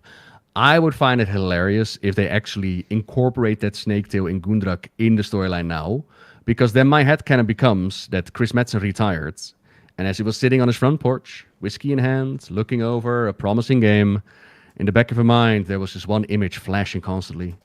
Jesse Cox showing him a worm tail, snake tail back at BlizzCon. And he just couldn't let it go. He was like, I need to tell that story. I need to come back into WoW, and I need to make it happen. So Madsen coming back to Blizzard is just purely for this snake tail storyline, and I really hope so. He's getting all the Infinity Stones. Kuji says, at this point, we have basically fought every type of force, like the Void and Fel, and what not. We haven't really fought the Titans yet, though. So I think it's possible that we do that soon, question mark. Which, I guess, next expansion. Yeah, I mean, we've fought them by proxy with, like, the Keepers and the Observers. And we fought a Titan in the form of Argus. The Titans themselves could be potential, sure. But we fought a Titan, although it wasn't like a fully powered Titan, I suppose. in the same vein that we haven't fought off against Sargeras. Like Argus was more like semi-grown and all that. But yeah, have we fought against life? The Everbloom back on Draenor wasn't, but like define life, I suppose. Yeah. And Agramar, yeah, but Agramar was a similar to the Avatar of Sargeras, not the fully grown. Like Agramar was killed by Sargeras way back when, and then he put him in like an Avatar. So that's what we fought there. Yeah. Oh man, that fight, bro. Tuber Sargeras was wild. The heroes call it the start was hinted to be Azeroth's doing, but then I imagine the big light beam was not, question mark, just pumping a lot of light into the well, question mark. Good question. So with the ending of the Dawnwell, at the beginning of the expansion, it looked like the light was summoning us in. And now they have dialogue from the well where they're like, I heard a voice, it was all sing-song, and Arator goes like, was it the Radiant Song? Did you hear the voice of Azeroth? And from that, I would say, like, okay, there was the potential that the sing-song voice was like the Naru in there. But if Arator stands next to her going like, oh, that's the world soul, isn't it? I'm going to go with like, okay, cool, Azeroth can summon us. And so I'm actually working on a video for that on Monday. And as I was editing, I was talking about Beladar. And then I remembered like, oh shit, Beladar actually summons the Arafi down below as well. And Beladar is like a crystallized form of Azeroth's soul. It's like, oh shit, Azeroth can actually teleport people. Cool. Again, questions like how more can she do that? Why can she do that at the Sunwell? Could she do it at fucking Mount Hyjal? Can we get like a free ride from Azeroth all over the place? Who knows? Blizzard to decide. But that light beam, there's also a big connection to light, because if you remember, Beladar was also light at first, and then it got corrupted by the blood of the old gods. So is Azeroth light? Did maybe in the realm of speculation, before the old gods, before the Titans, did light get their claws on that world soul and infuse it? Is she everything? Is Azeroth just an amalgamation of all the cosmic forces? Renee asks, do you think Sire Denathrius is returning, or is he in retirement? Good question. We got our boy Lofrexion, and Lofrexion was a holy dreadlord. So back in the Shadowlands, they made the decision that the dreadlords were no longer just from the realm of the Twisted Nether. The dreadlords were from the realm of the Shadowlands. They were sired by Sire Denathrius, and their purpose was still to infiltrate civilizations, but on a much more cosmic scale. So in the past, dreadlords would go into cities and towns and worlds and corrupt them. But now we learned, like, oh, that's not just what they do. They also go into the cosmic domains. So they would go into the domain of life and the domain of the void, the domain of the light, and they would corrupt them. And in a book, we read about how if the light would be convinced that they were able to convert one of them, then they would trust that agent implicitly. And we have seen a holy dreadlord in the form of Lofrexion. So we can talk to Lofrexion before we go into the Voidstorm. And he mentions that he made reports to his Deathly Master. A callback to this report, to this book, to Sire Denathrius. And now Lofrexion is dead. Funny enough, Illyria and Trevelian on screen don't talk about how we murdered Lofrexion. She gets to talk to him about hitting their son, but then they kind of forget to mention that they killed Lofrexion. Whatever. Question becomes, what happened to Lofrexion? He was light infused. Does that mean that his soul went to the light domain? Or did he do the whole Dreadlord thing? Did he go back to the Twisted Nether? Or did his factory reset and did he go back to the Shadowlands? Did he go back to wherever Denathrius may be? Did Lofrexion change sides again? And for me personally, I think it would be really interesting to see a storyline with Lofrexion serving Denathrius again and bringing him back in. And in the case of Denathrius, more to your question, Denathrius was an ally to the jailer. And the jailer dicked him over. He was like, okay, you've done your job, go away. Denathrius is very much a beloved character. And if we're going to deal with the storyline of the Shadowlands again, as in, you know, this is not how it's supposed to be and it's far too orderly, I could see a Denathrius join our side. And be like, oh yeah, I will stand with you against those filthy, orderly titans and his whole system. That's what I do. That's what I live for. And honestly, I would love to party more with Denathrius. I think he was one of the better characters to come out of the Shadowlands expansion. Crawl to me on your knees. Right. We answered this a bunch, Meg, but I'll read it out anyways in case Snowball has any extra thoughts on it. He says, do you think we're at risk of Xal'atath becoming another jailer? So many schemes and none of them seem to be explained, but she's always somehow 5 steps ahead and nothing we do matters. I mean, we spent an hour on that one in today's. Yes. Yeah, if I you hope want not. like in-depth stuff, we actually discussed that ad nauseum. This will go up on YouTube later, or just like you can VOD it, whatever you'd like. But like Novel at least talked a lot about that and his kind of disappointment. And basically, the answer is yes, he is worried about that. Yeah, nailed it. Let's see here. What do we think the line "at the end" means at the end of the recent cinematic? I assume with Sylvanas. I think it means the same as you are not ready for what is to come. It will mean whatever they want it to mean. Yeah. Mr. Touchpad asks. Oh no! Wait. I know what it means. It means buy our next expansion to find out. That's what it means. Yay! You're not wrong. Mr. Touchpad says, "Do you think we'll see Anshe this expansion?" I hope so. It would be really cool. We done a little bit with like the Taurens and the Sunwalkers. I think it would be really cool. Little bit worried about earlier topics that we talked about with like sanding down cultures and making everybody the same. But man, it would be really cool. Can you expand or give your thoughts on what Elune is possibly doing at the moment? Good question. Hopefully not sending more Spirits of the Night Elves to suffer in the Maw. That would be bad. Hard to say, because we still don't really know what Elune is. Like, she's been mentioned to be the sister of the Winter Queen, but does that mean that she is also a robot with a Zeref? Or, if we're going with the idea of this is not how it's supposed to be, is she actually the goddess of the domain of life? Like, what is Elune? Who is Elune? What is she out there? All we really know is that Elune is known to more people than just Azeroth, so she is, worldwide, universe-wide. Beyond that, it's really hard to say. To be revealed, hopefully, at some point. I'm gonna read this next question, and then I gotta run upstairs for 2 seconds, Noble. But just so you know where we are, it's Flux's wall of text. I'll ask this. I'll be back in 1 minute, just in case you finish the question quickly. Then you can grab one from the audience yourself. He says, "Do you think the Primus in Shadowlands is actually a Titan that was left there to keep the orderly state of it intact? Which is why the jailer imprisoned him first and was trying to get memories extracted from him. Which would then also beg the question if domination magic is actually Titan magic to force order on mortals, just like Neltharion did with the gauntlet on Drakthir." And I'll Feel be back free to in a pop second. off. This is gonna... So my one thing that pops into mind is if we're talking about the Primus, we've seen a Primus in the machine. Like, we've seen the prototypes of the Eternal Ones being built in Zereth Mortis. So if the Primus is originally a Titan, then how come we can see the Primus being made in that factory? Similar to like the other Eternal Ones, right? So that would imply that all the other Eternal Ones are also Titans? Question mark. Unless the idea is like he made that machine to make a copy of himself just to pretend like he is one of the crew. But that seems to be a little bit out there. So I don't know if the part about a Titan being left behind. That said, going beyond it, what if he is an Eternal One, but rather than a Titan, he is still very much of the mindset of in league with a Amantul? By that, I remember like old interviews that the news did back in the day where they were talking about, oh yeah, the Primus has an ally that allows him to manipulate time. And with manipulating time, he can do like a million different simulations and scenarios and whatnot. And from that, we were like, oh, is he in league with Amantul?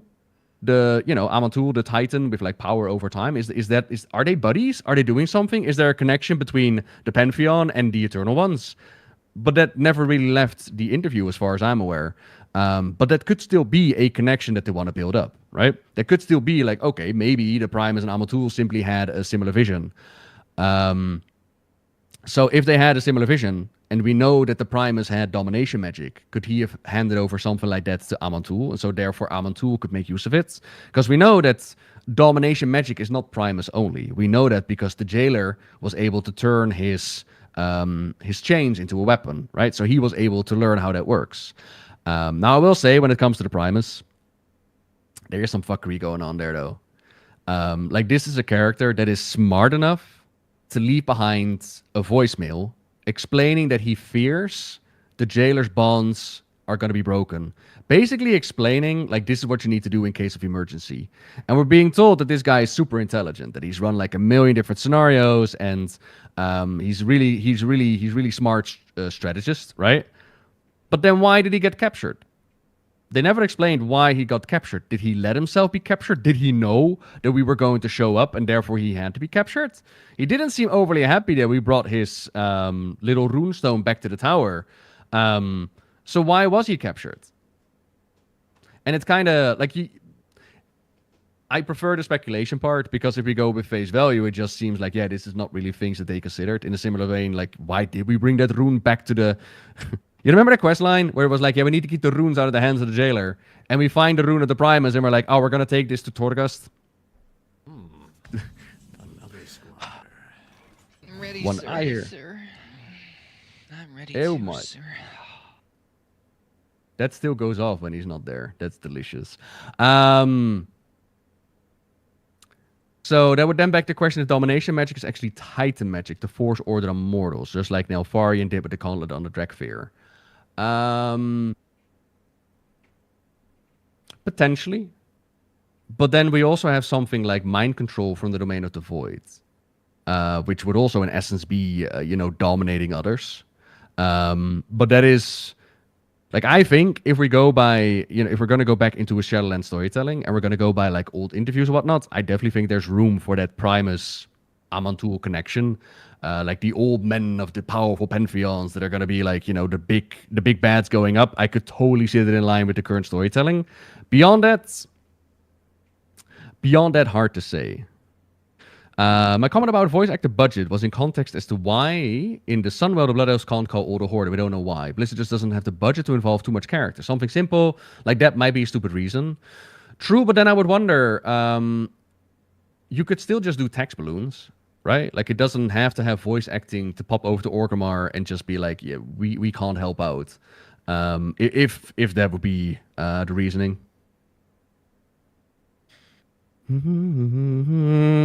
Was Belladar's crystal corrupted by the sword of Sargeras? I remember Anduin implying the crystal turned dark for the first time around the time the sword was plunged.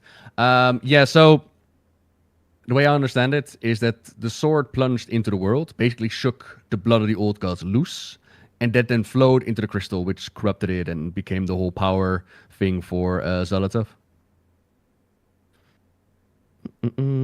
What's your speculation for the new playable class? Any lore hints or anything you just want to see? Class? I would like them to continue with support classes. Now, I know. But I would just like to see more support classes. I know that they would be super powerful, Mythic Plus and all that, but like a Bard, I'm still a big fan of a Bard. Like a mech suit, little gadgets on the battlefield, that would be kind of cool. But supporting your allies, like I would set us. I like playing the Dancer in Final Fantasy. I like that support role. Although I don't play the Dragon myself, but I would like to see more support roles. Do I think Elune is actually the Winter Queen's sister? What does that mean if the Winter Queen is a puppet made by the Titans? That's a good question. I personally think it is more a metaphorical sister rather than an actual sister. As in, I don't think that they're like twin souls or twin beings. I think it's more in the way that the ancient story about life sending gifts to death. They are bound in a cycle between life and death, and therefore they are sisters from each other. Not sisters by blood, not sisters by creation, but sisters in spirits. But that, I will say, that is personal interpretation. Oh, my chat room went down. Hang on. Factory reset. Keep them hooked. Tauren lore, never going to happen with Blizzard. I have hope. Moon's haunted, though. What do I think we'll do with Illidan? Drop cool one-liners. Smirk at the camera. And just be cool all around. It's a really good question. Illidan has always been about stopping the Burning Legion. He's been like the double agent. He's been the character that's been willing to make like the massive sacrifice in order to do what it needs to be done. With a massive ego, which prevented him from trying to ask anybody else for help. But still, he tried to do the right thing in his own way. We do have this whole prophecy thing, which is called Renilush. And Renilush is a prophecy about a big old battle between light and void. And with the Illidan novel, so that's the book that they made for like the introduction of Legion and bringing Illidan back in, Illidan talked to the Naru Zera. And this was before he went to Argus, before he blew her up. He talked to her when he was still working on his early plans with like the Demon Hunters, before we took him out in the Burning Crusade. And in that conversation with Zera, she explained to him that he was like the chosen one. He was going to be infused with the light, and he was going to fly across the battlefield. And, you know, the battle with the Burning Legion, kind of cute that you want to stop Sargeras. But the real battle is against the darkness and the void. And reading that, I was like, oh my god, what are they going to do to Illidan? What are you going to do to my boy? And I thought rather brilliantly, they took that expectation and they blew it to pieces, literally, with Illidan going like, I am my scars. And he blew up the Naru and he's like, my destiny is my own. But what's really interesting is that in, I want to say the War Within, or maybe Midnight, there's a Demon Hunter questline. And very specifically, they have taken that moment out of the book and placed it in the game. Which makes me go like, there's no real need for that unless you got further plans with what you were building up back then. And that goes into a prophecy of like a child of Shadow and Light and like, you know, Illidan flying across the battlefield. Now I will say there are more potentials there. Like you could also say like a Zolotov is a child of Shadow and Light, or maybe an Arator is a child of Shadow and Light. You know, insert names here. Maybe they're Blizzard. Maybe there's a whole army. You don't know. Happy Friday, Sloat. Vacation has started and the drinks will flow tonight. All right. Hello. Hello. Sorry about that. Not at all. Had to give. Last question for tonight. Should we forget that Wars of Draenor ever happened? Doesn't Yidel have a huge force holy army? Alternate realities are not that accessible. Or they shouldn't be that accessible, I should say. So it's difficult to get into touch with her. But I will say, if there was ever a time to bring Yurl and her light army into the storyline, now would have been it. Unfortunately, not so yet. Welcome back. Hello. Yeah, sorry about that. I had to, when the cats need their food, they need their food, man. I want to keep my eyeballs. I don't want them clawed out, so I had to go deal with that. Was there anything outstanding? Did you get questions in? I gotta pop off, man. I think we're good on the questions. What do you mean, Noble? Don't you want to stay up until 7 in the morning? Nearly 2 in the morning. What are we gonna do? Like, I know, brother. You've been chatting for like what, 5 hours? 4? Yeah, 4 hours, 3 minutes on the stream. We started 30 minutes in, so 3.5 hours. That is a. In my mind, I was like, yeah, you know, we'll chat with Noble for like an hour, maybe an hour and a half. Yeah. We always think that, and we always end up chatting the night away. It's because I like chatting with you, buddy. All right, man. I appreciate you hanging out a lot. Chat, if you don't know who Noble is, he is the god of WoW lore. He is the Loa of lore.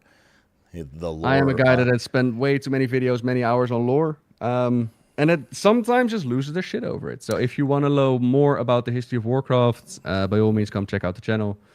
And thank you very much for having me. Where can people find you? Always a pleasure. Are you actually doing BlizzCon this year or not? Where can people find you, Noble? Noble87. Typed it into Google or Warcraft lore Noble or something like that. You can find me there. Excellent. Am I going to BlizzCon? I would like to. It's just money, right? Finances. So impossible for me to know until, you know, probably like July. I'll make that call, kind of thing. Like I have a hotel room booked. I can grab a ticket. The problem is, you know, hotel is $250 a night. Flight is flight is, you know, like $1,000. So it's a lot of money, man. You know, when we get older, Noble, you know, you got mortgages and cat bills and stuff. Yeah, man. You know how it goes. All right, brother. I appreciate the talk. I'm certainly very caught up on everything. And yeah, chat, say bye to Noble. If you want to check him out, Noble87 on Twitch, on YouTube, on OnlyFans. He's got it all. 2 eggs out of the same carton. All right. Bye, chat. Thank you very much for having me. I'm going to hang up now. Okay, bye. Bye. Get some rest, dude. All righty. All righty, chat. Cool.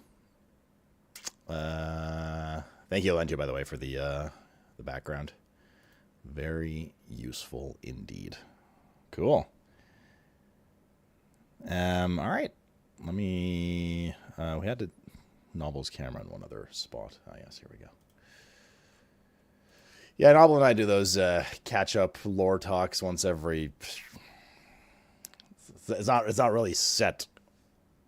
We just kind of do them whenever the time is right. And we were itching for one here, so yeah. No, that was fun. Certainly answered a lot of questions for me. I was glad to see I wasn't alone in some of my, at least, gut feelings towards certain story elements that came out this here tier. But yeah. Super quick job on it? Yeah. It was great. I mean, otherwise we just would have sat in the bottom corner screen the whole time. Cool. All right, well, there it is, man. Yeah, I don't know. We'll, back to the Shadowlands we go. Soul Mask? I'm not really that interested in Soul Mask, man. What's the vibe on Soul Mask? I mean, the thing is, we were supposed to do a sponsored stream an hour ago. Not set in stone for today. But it's a little late now, so we're probably going to push it back to tomorrow after our community stuff. It's only for an hour, but it's a little late now. So, yeah. No, Minecraft's done. It's for a different game. It's for like a little roguelite game. We did the Minecraft sponsor stream yesterday. I know you loved it. We can listen to the music right now if you want. That being said, I think we might, we're gonna just dive straight into Apocalyptic with Calla. Well, he said he's available around 8, which is in 15 minutes. I also need to warm up some food and get a second coffee at some point, but, yeah. Yeah, I don't know, man. I just, I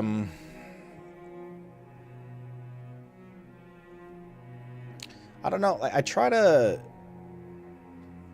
I was trying to explain to Noble, I try to be cognizant with my opinion on the WoW lore and my feelings towards it, because it mixes with the fact that I just don't play WoW really that much anymore, and just naturally, it's, human beings, when you lack interest in something, you tend to not be as into it. So I try to, with my opinions of Sylvanas coming back and Xal'atath's character, I try to taper that in a bit with the fact that I'm not that informed about it, and it's really just kind of what I see, what I hear, on socials and whatnot. So it was, I guess, reaffirming, refreshing, whatever you want to say, that Noble, with his prowess and lore, basically had the same, feelings towards Xal'atath's character development. And, Sylvanas' impact moment coming back and stuff like that. It wasn't just a casual consumer perspective that I had. It seems to be mirrored by a lot of people. The elf Sunwell stuff, I don't really like. The lore implications of that are whatever to me. That's more just this theme of Vin Diesel family unity is kind of starting to dry out a bit for me. But yeah, Scrandle was all fish and chips and mushy peas today. That's true. It was terrible. Splash down by the Artemis crew in 22 minutes. Oh, soon. Cool. I think they're still doing, if they're filming it, you can still, I assume, yeah, I think you can go get your NASA badge. Some of you guys had it. I think Toon had it earlier. Yeah, he did. So if you still want to get your NASA chat badge on Twitch, you just have to go watch the NASA channel for an hour. If they're live right now. I'm pretty sure they are. And emotes, yeah. Because I'm pretty sure once that program's done, that's it. You ain't getting them anymore. So if you're interested in getting that badge, just leave it on in the background for an hour or whatever. Or go watch it for an hour. It's up to you.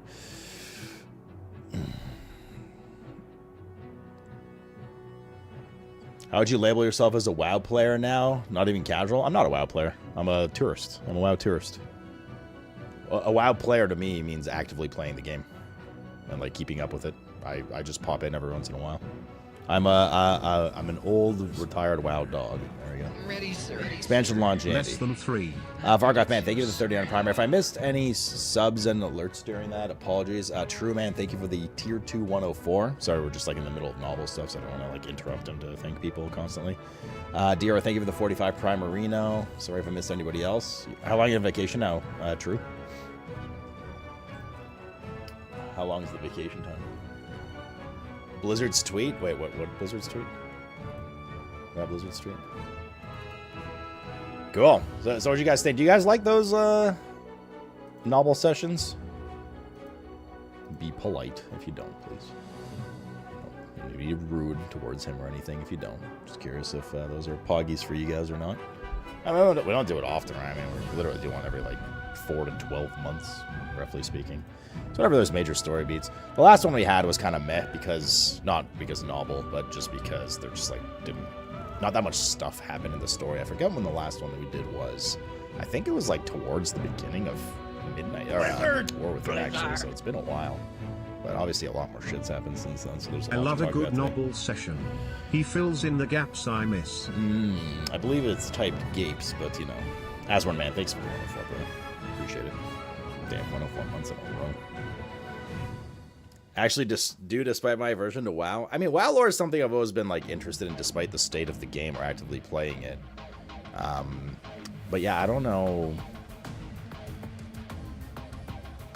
I haven't really like felt any personal connection and ooh and ow to like Xalatath as a character. And like I said, I don't know if that's just because I don't really actively play that much anymore, or her character development has just kind of been meh. Like, yeah, like memes and feed and Dommy Mommy, but I mean, just like literally like substantially as a character, as a lore figure, a major villain in World of Warcraft, she just hasn't like done it for me. Jailer was an absolute disaster too.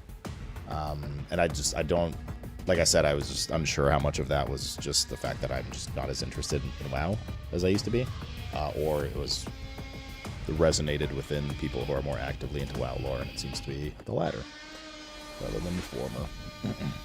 Yeah, Old Gods lore to me was those, like, I love Old God stuff. I liked Void stuff a lot too. Like, I thought it was very cool, just like as a vessel in WoW. I thought Titans were also very cool. So that stuff, a lot of that shit is up my alley. So if any of that comes back, that's neato, gang.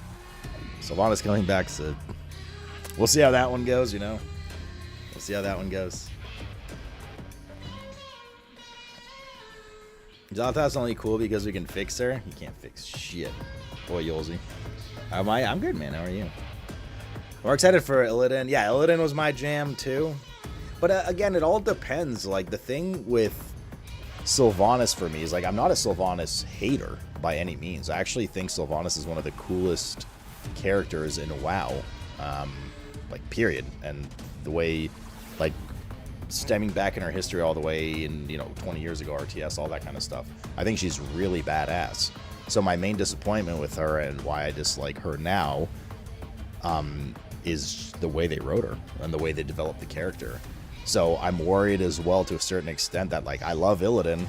I've always loved Illidan. He brings, and even just brings back nostalgic memories of, like, the height of my, like, WoW addiction in BC, I would say, and stuff, like, just innocently playing, not, streaming or anything back then, obviously. And I'm worried they're gonna fucking butcher that too if they bring him back. Like, I don't know, dude. I don't know, man. We'll see.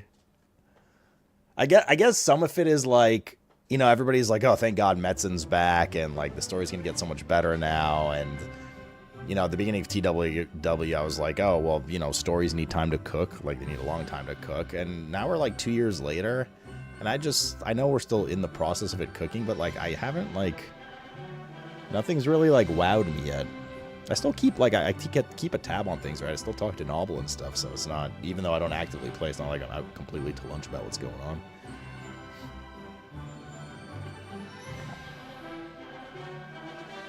I think most people are looking for reasons of Shadowlands PTSD or whatnot is that despite Sylvanas getting her soul fragment back, she's still regurgitating the jailer talking points. Her or Xalatath?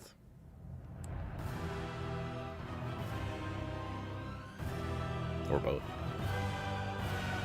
Sick of seeing the Windrunner sisters. The thing is, I can't help but feel that this Sylvanas moment that we were given is, however much emphasis you want to put on it, is partially driven by, like, driving sales and consumer happiness and things like that and impact. I'd be very doubtful if at some point one of the pros that they discussed of writing Sylvanas back in was not, oh yeah, everyone's gonna love it and we're gonna like boost sales with it. Like I'd be shocked if not, man. I'd really be shocked if that wasn't like one of the motives of it. So I was playing up to do nothing and then leaving. What do you mean do nothing? She shattered her orb, man. Did you see how long it took for her to regenerate that orb? It was like a minute. Would Metzen's impact come after the saga, though? I think it was back well before the saga started writing. I don't think the saga was written before he came back. No, I think everything that was written and in the bag was all the jailer stuff and Dragonflight. I think he's started at least... By now, he's... I'd be shocked if he's not having a hand in the saga by now. Is that Sylvanas timing? They just want to give her a fan service cameo? Yeah.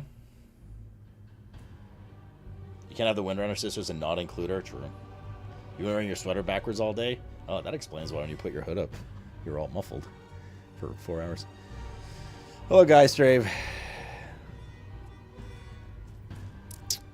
I hated the redemption arc of Sylvanas. I liked her as a villain because she didn't have an ulterior motive other than hating, which was refreshing nowadays. But isn't that like kind of all of the villains now? Jailer and supposedly Xalatath. We still don't really know what she's doing, right?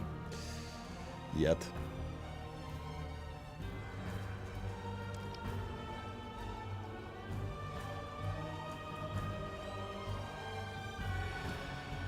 Yeah, I don't know.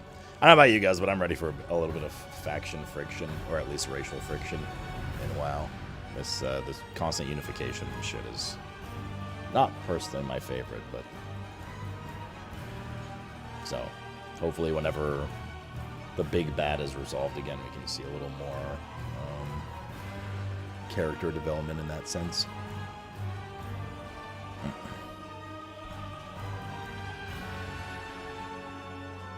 He came back when Long Sea was basically done.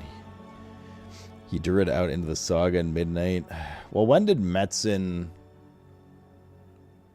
No, because Metzen announced the World Soul Saga at BlizzCon. Was he not back by then?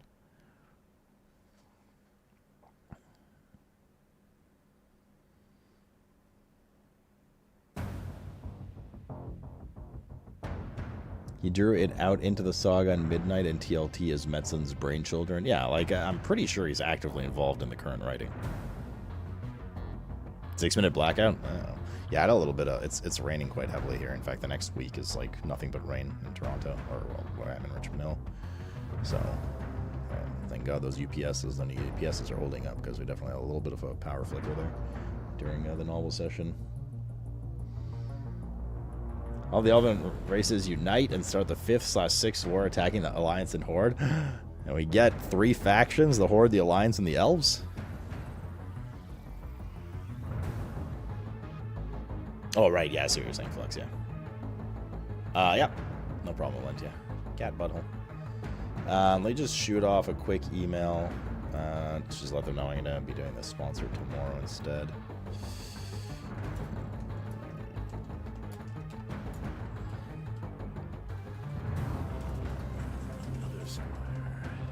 I'm ready, sir. Ready, sir. I'm ready too, sir.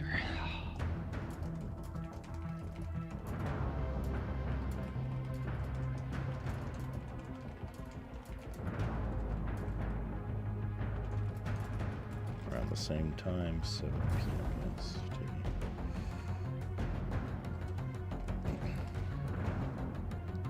I'm good on technical. Here, let me pick Calla. What's your ETA-ish? We're probably going to dive into drinks and abiotic factor soon. What's the sponsor? What game? Infinity Sweeper. It's literally Minesweeper roguelike. Or not literally, but very similar to. Commander Man, thanks for the 44-month Aru. It's clear he's just another cog, though. He even said how everything is democratized and everyone has equal input. You're talking about Metzen with respect to the writing in WoW? Should I bother buying Midnight right now? Been off retail since War Within Season 1. My feeling to Midnight, having played it like a decent amount of time since launch, I haven't played it in a bit now, but it felt like more of modern Warcraft. So I think if you liked Dragonflight and War Within, it just felt like more of that, plus there's housing now, if that's a big pull for you. And classes have been pruned and that kind of stuff, but it felt like it was the same kind of blueprint and general activities and things to do of WoW. So if that's your jam, then by all means, do it up. if you're looking for a break in that kind of general WoW design, then probably not for you. Yep. And it has been the best for a long time for me overall. Yeah. What's drawing you to it so big, or so much rather? Still.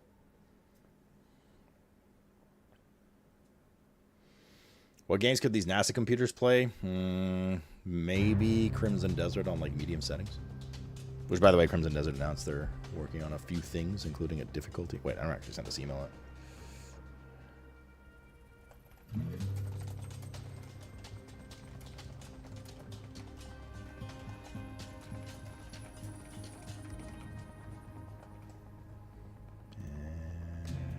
done. Okay, cool. I sent the email out. We do it tomorrow. That's fine, no problem.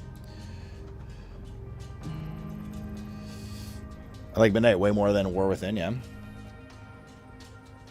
I literally think you literally don't know what literally means. No, literally means literally. It literally does. Zolman is such a good zone, but I'm a whore for troll zones lore. You know, man, it's so weird. I'm definitely in the minority here. I thought Zool, man, was kind of a whatever. There's just a lot to do. I think the amount of systems, including houses, well, has rounded the game out. Delves coming in from War Within, etc. Also, splits make for a much better casual experience. There's a lot to do, but except for housing and, I guess, hunts, what more is there to do than you had in War Within?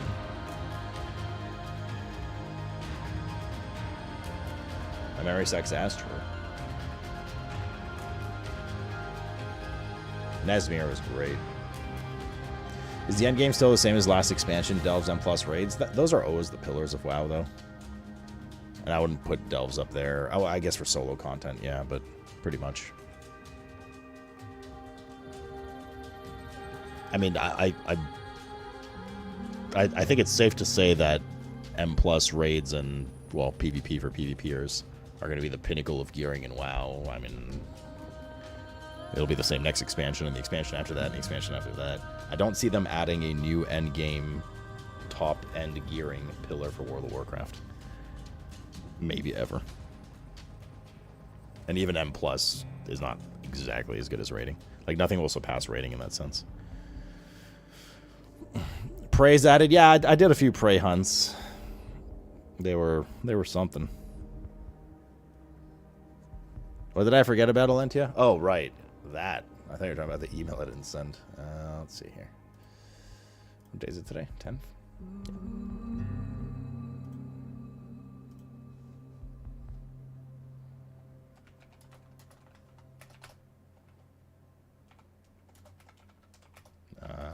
Plus abiotic factor.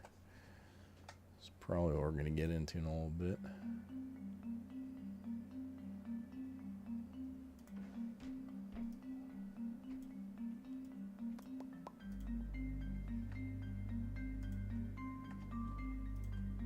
Okay.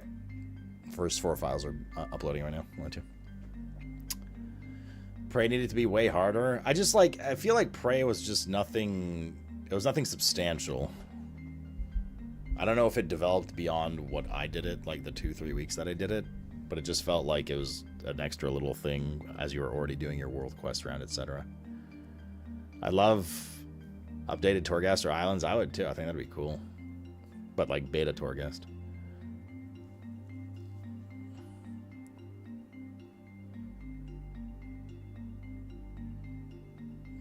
John's returning. We're getting Torghast working the same way the pit does at D4.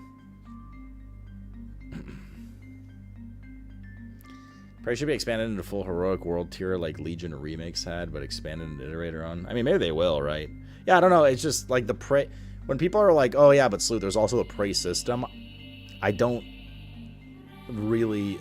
What I did with it, and I don't think it really went beyond what I did with it. I don't really consider it a system, like a standalone system. It was just kind of a little bit of extra stuff on the tasks you're already doing. Housing, that is an entirely big new system. Prey is not really a system. It was just a little extra stuff. 19 miles from Slashdown. I want to see this actually. Put up on my side monitor here.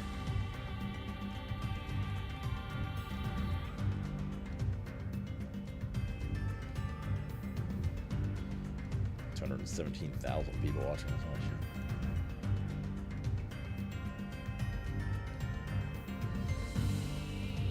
It is Poggies, though. It is Pugs.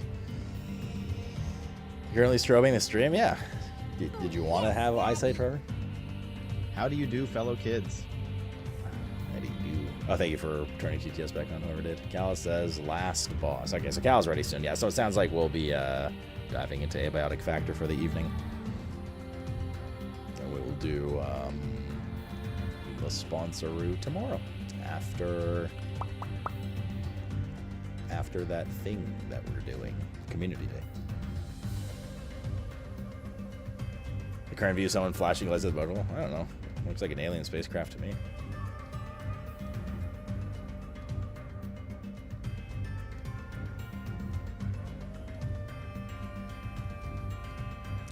I was impressed with I'm ready, sir notification. Ready, sir. I'm ready too, sir. Well, I mean, should be. He's the one who recorded it, right, Little Bean? Oh, Little Bean. I'll turn it back on. Just you just send your own meme. I watched Tally die 30 times as a warrior tank in the past 2 days. He needs Sloot tank school. What was he doing? Just M+ or like raid stuff? Raid prog?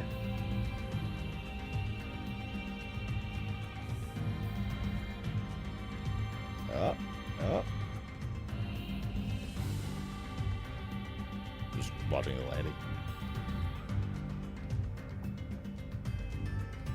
In raid?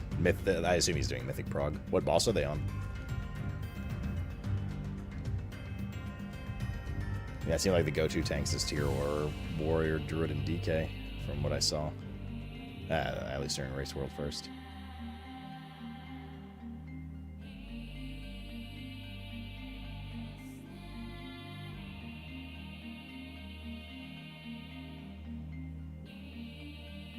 The narrator from NASA sounds like Adam? Is that right? I don't have the volume on, so I'll have to take your word for it. First two are done, Alentia. Oh, Tiny Bean the animal.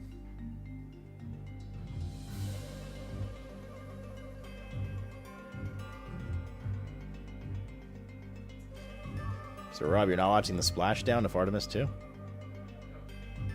But how will you know if they make it? Sorry? They're literally about to touch down. They're just floating above water right now. They're parachuted out.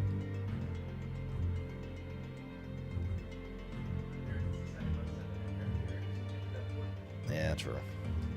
They'll have to find their own way home.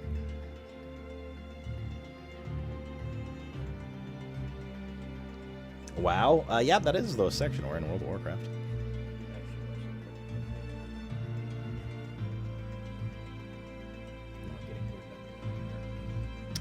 Yeah, not so fun. This is just the drifting gently down to the water part.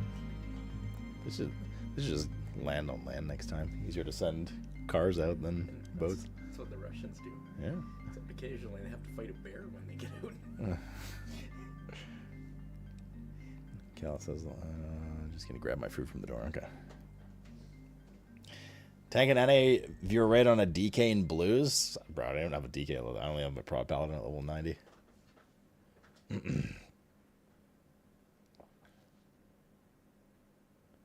didn't see the liquid tank or echo tanks dying. No, they died a lot.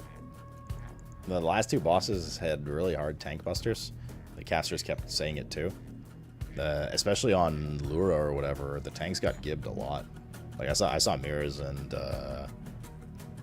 I mean from both sides. I'm not just calling mirrors and Teeth out specifically, but like they died a lot, dude. Like there was a shit ton of damage on that fight. You can only take so much. Especially warriors are a little at the mercy of getting healed, right? They only have so much self-healing. Unless something changed with their design. I was talking about how I know the class designed to be from, 2.5 years ago. I assume nothing substantial changed. Just take less damage. That's a good point, dude. That's a good point. Should probably go warm up for dinner. I didn't like that AFK at the end when Novel was still chatting. I had to go like emergency feed the cats. I didn't end up doing everything I wanted to do, like make my coffee and get dinner, so maybe we'll do that real quick before we start. Finish that up. We'll be going for like 5 minutes or something. Oh, but only if you guys pet little one while I'm gone. Hello, stream 1. She's literally all stream. She's on stream as we speak.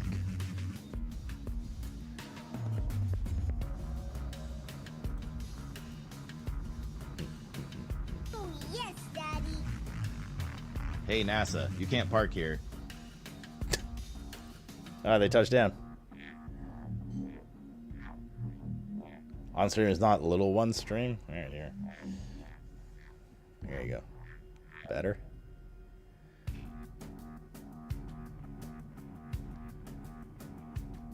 Splash down? Is that one of the I think that was one of the lines from the Venthyr trio boss, right?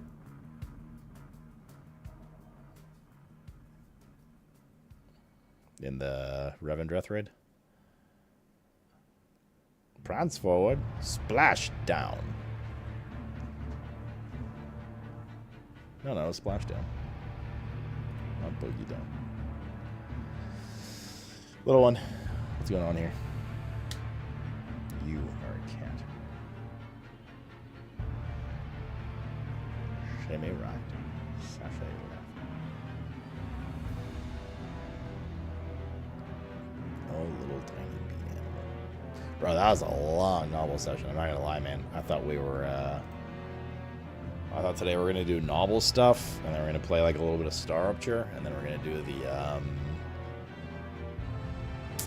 what's it called? The, sponsored segment, and then we're gonna, probably around like 9-10 hop into Abiotic with Calla, but it just makes sense to do Abiotic now. There's no point swapping to something for like 30 minutes. And I am down for some Abiotic. Little one. I want my dinner up.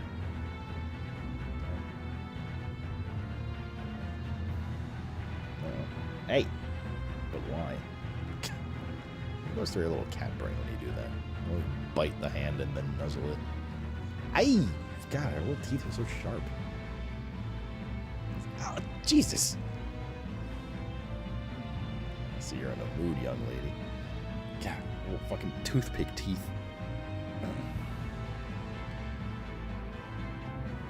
I think that's my payment, because I took her to the vet this morning. She had to get her vitamin B12 injection. And just a general checkup.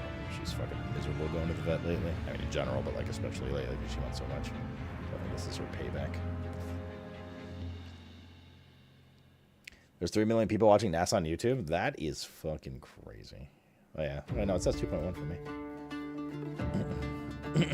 It's crazy. Oh yeah, no, I just refreshed. It's 3 million. Crazy, man. Green crew members, that is not their... Hell yeah, get those brave Canadians back home. Little bean. Alright. Let me, since Calla's inbound, let me AFK screen you guys real quick. I'm going to go warm up dinner and make my second coffee. And then we're going to play Abiotic for the evening and have beverages.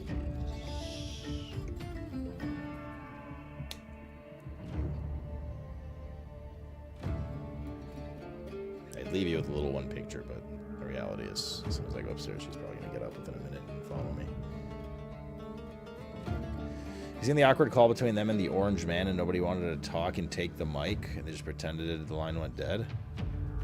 I have no idea. You're talking about the astronauts and Trump? No, I did not.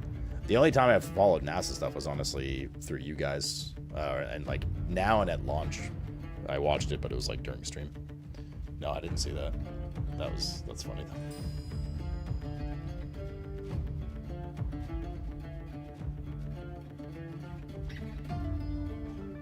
God, she's so cute. Oh, she's so cute. It was very Akies. Okay, I keep getting distracted by a little one. Chat, I'll be right back. And then we'll swap games and stuff when I'm back. Boop. And boop. What? What?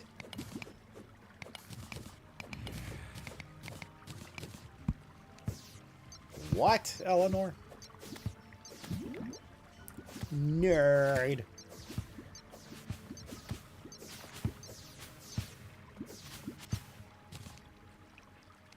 This is AIDS chat. I didn't realize I was drowning. Oh, you're fucking kidding me, man. Oh my god. Alright, back in like 5 minutes. Well, I think we're dead, chat. Running for our life. God damn it. Okay. Okay. Oh, yes, Daddy. Daddy, would you like some sausage? Daddy, would you like some sausages? What the fuck was that? Oh, fucking wandering fish. Bro, you're kidding me, man. How can you go? All the way to space, my young son. Oh, dude. Fucked up my... brother. Yeah, I'm Spider-Man.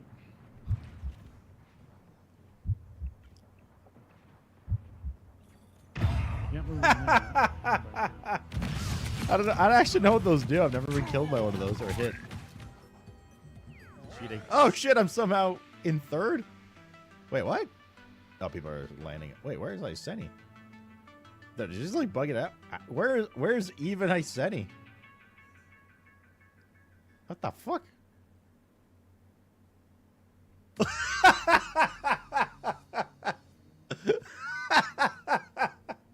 Holy shit, dude. Aïe. Mon Dieu. I beg. Oh. Oh, it's so fun. Medication. And drugs. And drugs. Well, I guess another kind of drugs.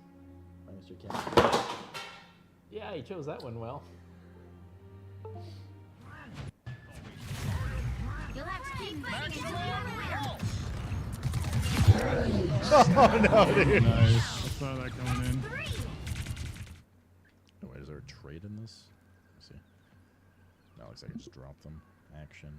Oh, my bad. Oh, god damn. Oh, that's... Just hit me with an axe.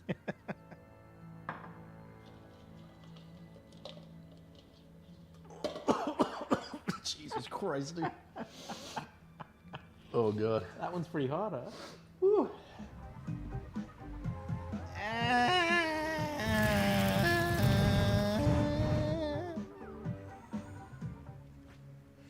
Oh, fuck, man. Come on, dude. Wait, what? Oh, shit. Bro. Fuck, come on, man. Cut me some fucking slack, dude. I was hoping to finish. Yeah, what are you gonna do now? Yeah, you fucked up, didn't you, little one? That's what you get. That's what you get.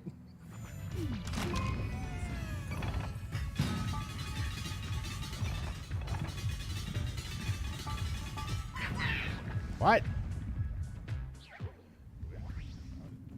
Incidentally, if anybody could come give me a hand here. What the fuck? I just ran into it in the dark.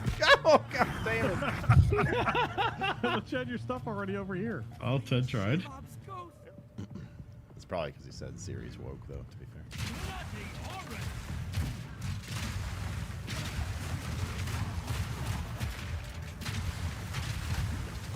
Yeah, I don't know, man. That shit's like wild.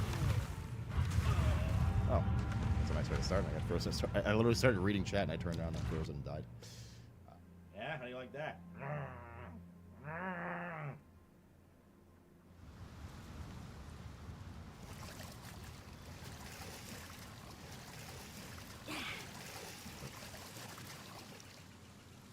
Okay. This could end up badly. All right, that's... Costin's like... Oh, fucking Costin. I think of Costin and I fail immediately. I hate Costin. Oh, Costin! Oh my god! It's a skill issue. You have to cut it, chop, chop, chop, chop, chop, and then the other way around, chop, chop, chop, chop. Chop, chop, chop, chop, chop, chop, chop, chop, chop, chop, chop, chop, chop. This is neck and neck. This is the final loop here. There's a couple of... there's no hard wall obstacles, but there are Usually the boost through these like pylon things just, I mean, could. What the fuck, horn you? What the hell was that? Bro. Now the question is, if we miraculously somehow make it to where I'm trying to build the base. Oh Jesus, bro, that actually fucking jump scared me. I'm so on edge right now. Oh fuck, dude. Will it even be safe? Damn. Healing near the current. Maximum pulse. Nice. Still got one on the cart. One on the cart.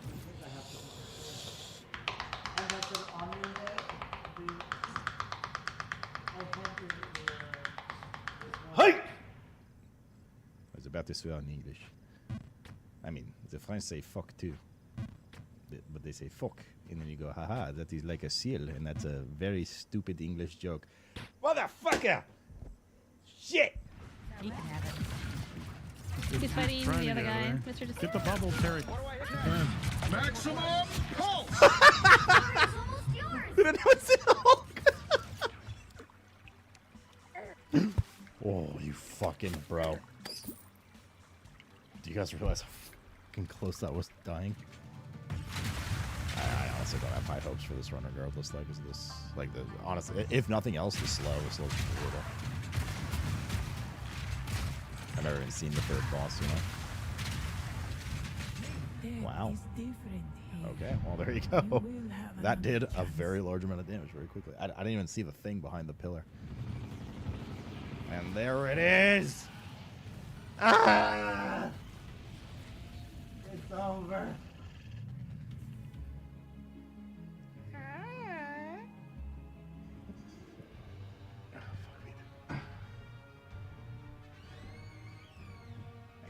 I got it if you need to take it slow, which I should be doing. It's unfortunate that screw came out. That's not what I like to hear. Okay, I think I'm good whenever you want to. Oh, yeah? Yep. Okay.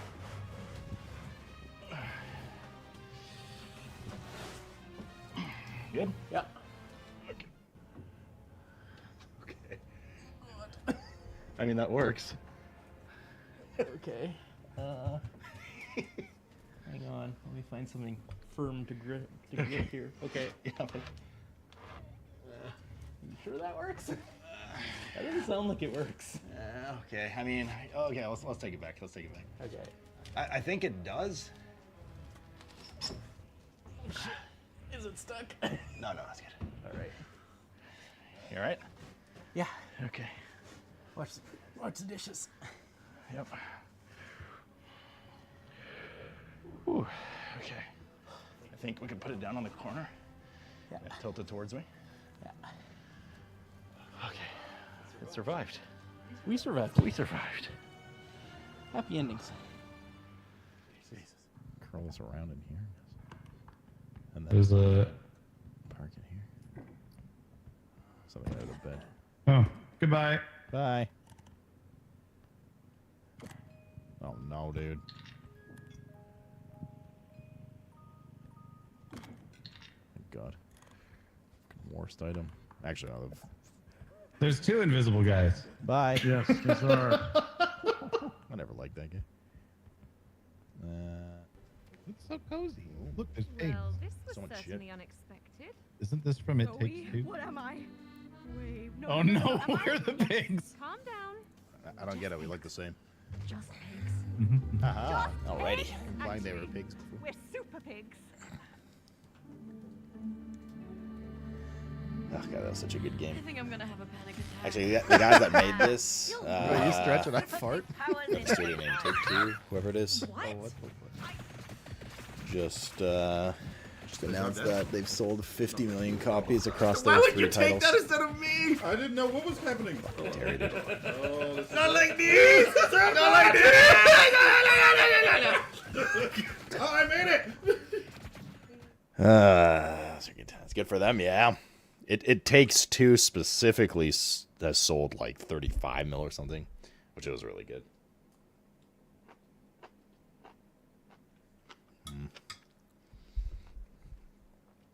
Stone fences, the way to build. See? I did the same thing as the first time. This is the Enderman scare. Again?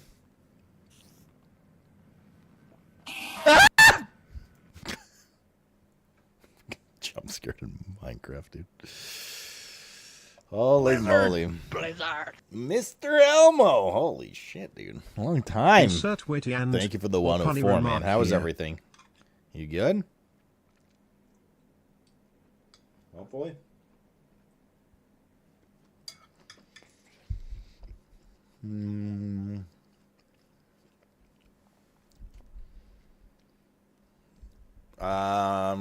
Yes, 1 second, I'll enter. Well, I can't upload yet because it hasn't been past the 5-hour mark. But the other thing I can do. Can do, yo. Alright. Oh god. This is gonna be loud. Hold up. Why does this always reset?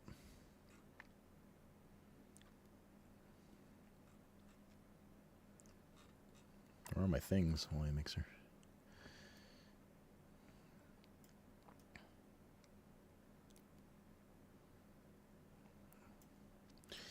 Alright, let me change stuff here. I'll get that stuff rolling. Yeah. Hello. Hello. Put push to talk on as well.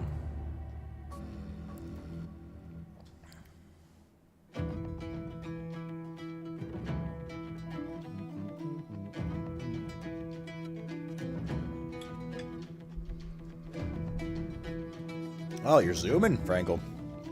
You're almost halfway there. And you're going to be living on a prayer. Let's see here. Blizzard.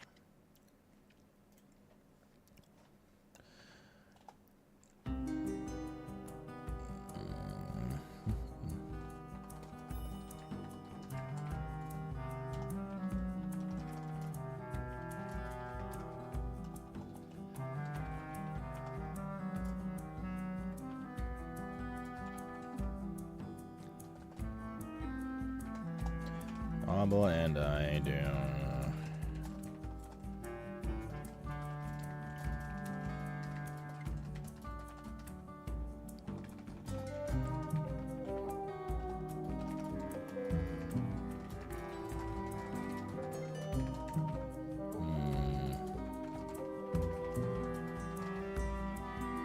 War Killer, dude. Thanks for the 88 as well. Cat hair or something tickling you? Boring, which isn't bad. Started WoW back up. You got the kick, did you? What do you think of Midnight so far?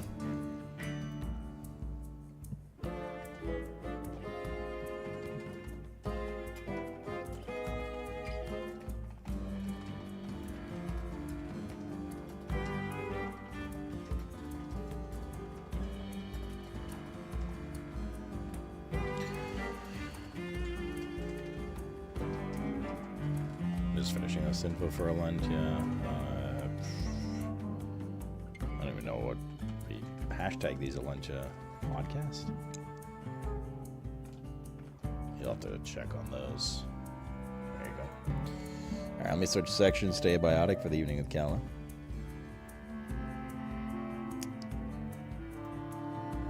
That's not lack of technology, Eleanor. That's negligence on their end.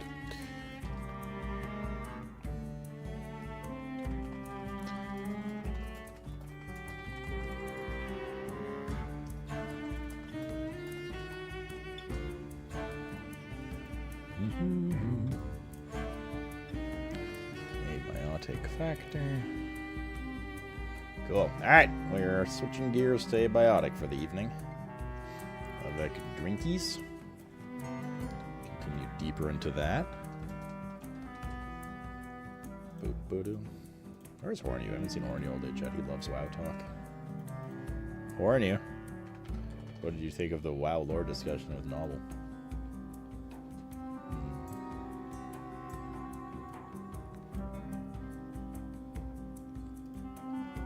I haven't played since BFA. Oh wow. Really? You are gonna have a lot of changes. Wow. I'm ready too, sir. I'm actually very curious to see what you think. Imagine coming back to WoW after BFA. Holy shit. That's gonna be a pretty jarring change. Porgy Pie. Thanks for the T3. 37, man. We're out of WoW. We're done with WoW for today. Come back, Porgy. Porgy, come back. Skyriding's different. What's been added to WoW? I mean, the blueprint for WoW has kind of changed since BFA. Yeah, Skyriding's going to be new. Delves, housing. It's no women crime, but it's better than nothing. Profession revamp. Organic Water 222 gifted 5 tier 1 subs. The Vault, crest system. Go to the corner. Oh, shit, dude. Organic Man, thanks for getting 5 subs. Hell yeah. And Schneids, thank you for the 53 Prime Rue. Thank you, guys. I do very much appreciate that. I do indeed. I'm eating a thawed frozen dinner that I've had in the freezer for probably 6 months. It's okay. It's held up decently.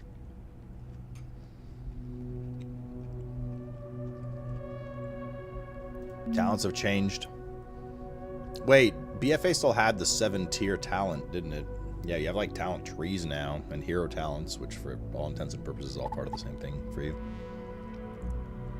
Wow, that is quite high. Like anybody who's like, oh, I haven't played WoW since like War Within or Dragonflight, I'm like, yeah, it's kind of more of the same. If you like that, if you didn't like that. Obviously there's housing, but it's like that same blueprint. To me, it's like Shadowlands to Dragonflight was a lot of big changes. It's kind of like the next era of WoW. It kind of happened in threes. Happened with Calla. Happened with Legion. And then happened with Dragonflight. There'll probably a good chance it happens again after, well, it would be in threes this time, but a good chance it happens again after Last Titan.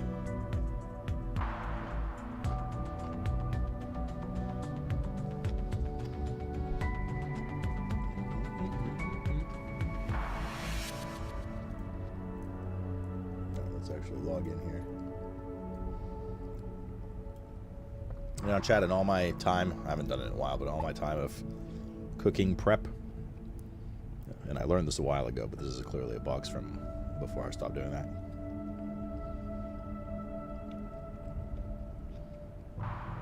Roasted potatoes do not keep very well in the freezer. They just turn into a soggy, disgusting mess. So I'm having to chew through that right now. Rice equals much better. Much better. Ugh. I might honestly just leave the potatoes. It literally just feels like you're biting into like a wet sponge. You don't put them in the fridge? Well, this is part of my just meal prep from a while back. Everything else held up decently. Brussels sprouts, beans, asparagus, onions and carrots, and the salmon. Just the potatoes are oof. Potatoes are a little oof. Yeah, I could air fry them, it just takes longer. So I'm gonna do a quick microwave and get back to stream. Alright. Join server direct IP.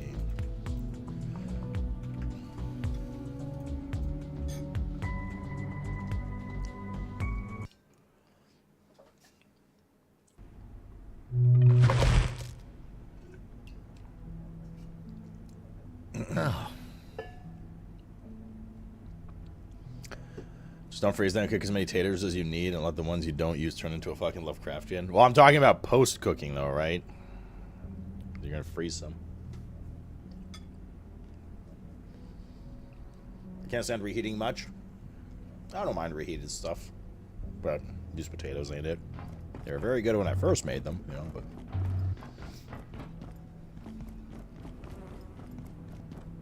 Boy-stricken.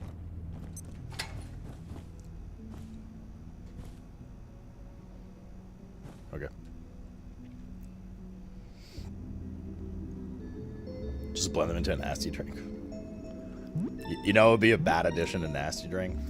Mushy peas. Oh god! Imagine a spoonful of mushy peas with like Jaeger and kefir.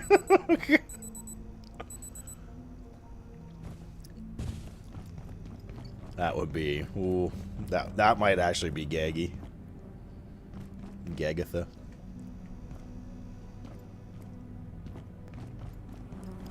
It's gonna happen now. Well, next time we do a subathon, which is probably gonna be next month, we'll do like a smaller one for Subnautica stuff, depending when Subnautica's announced. So I don't want to promise for sure, but it's at least the loose plan. One of the goals on there will probably be make mushy peas, and then a follow-up goal will be like nasty drink with it. We make a drink Mr. Rob won't partake in. At no point, and I say this every time, at no point have the mushy peas, have the nasty drinks been forced upon Mr. Rob. At all. Ever. Ever.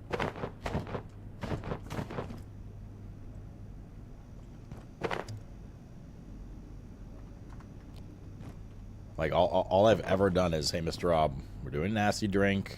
If you want to have a roof over your head, then you should come do it. But you don't have to. And he goes does it of his own free will. So, literally not to blame for this. Space Heroes just ended. Yeah, we were watching it earlier. Badass, dude.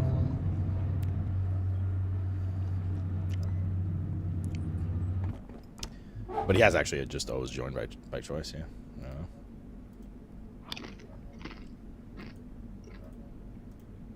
I'm in game, by the way.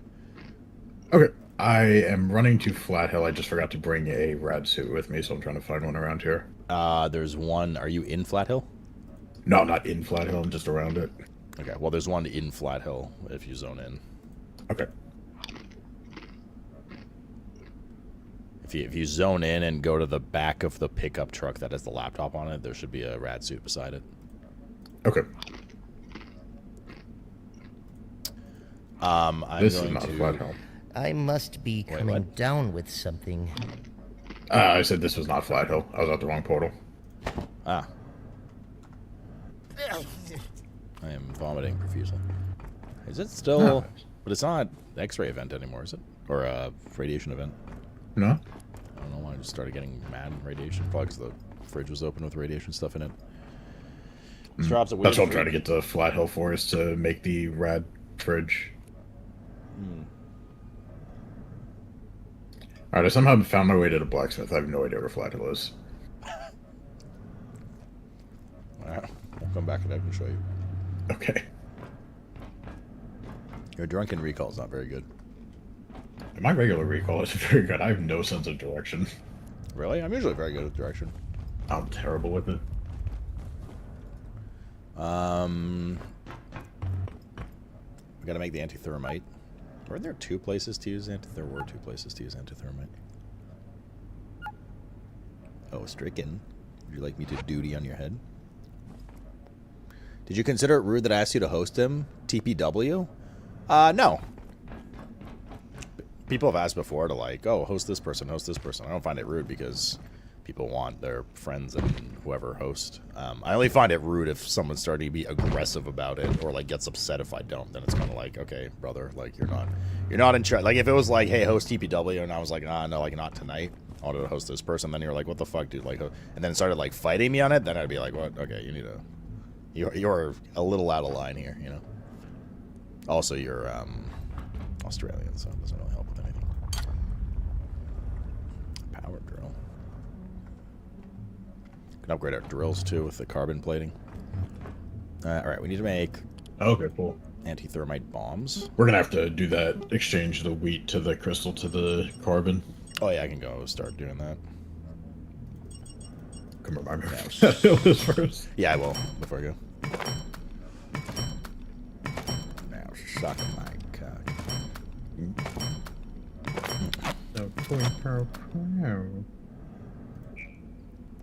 Personally, I was like, I can't believe you're not hosting me. I was so out of line. That's true, actually. Anyways, are we banning Jeddick or? Douchebag.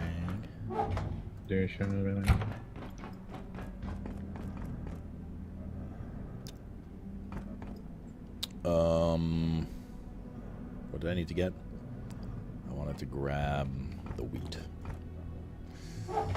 Excess food. Wheat. Grab that whole thing. Are you back at the base? No, I'm still at the blacksmith. Just deposit the wheat again? Fuck's sake. Okay, we'll come back to base. I can show you where it is closer to base then. Okay. You can just portal, don't forget.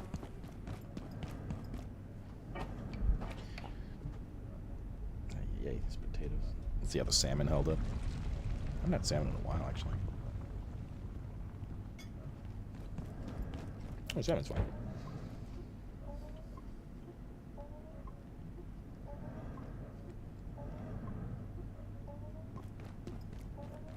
Oh, yes, Daddy.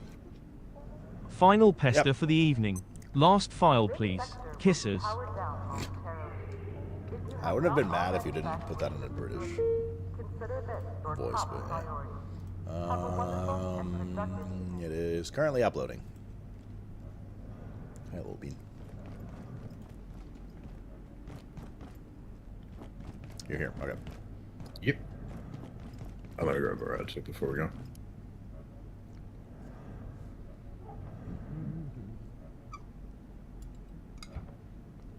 Okay. If you go down this path to the front door. Actually, I'll just take you through there. Let's go. Vital to being a productive and Just go forward to the left, take that elevator, and when the elevator opens, you just walk forward down the hallway with the executor guy or whatever it is. Should be a dog here. No. Well, Beanie, you look like you're up to dumb shit. Kisses, no hugs. British people don't do hugs. I'm gonna go get that stuff in the meantime.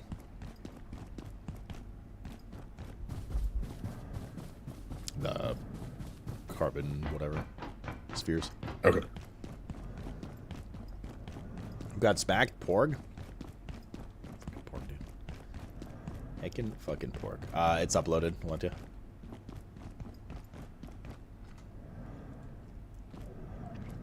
Hi. Are you trying to do dumb shit? Are you still high from your B12 injection in the butt?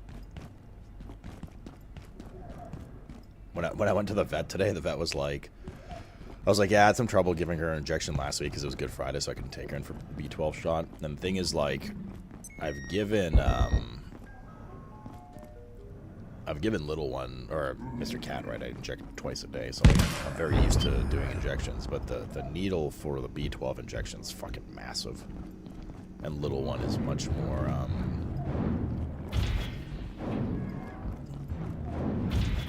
There's a robot up here? Or is that upstairs? Little one's much more resistant to that kind of stuff. Are you fucking kidding me? Like, Where's she my squirms screwdriver? a lot and shit, and Mr. Rob wasn't up, so I tried to give the injection myself. I got left into the enhancement stand. Great. Oh fuck, we need silverware. Shit. Right, a little brewski Oh, after I that. love coffee in my coffee hole. Classic. So that's why I took her in today. Like, I could do the shot myself, I just didn't want to fuck it up again.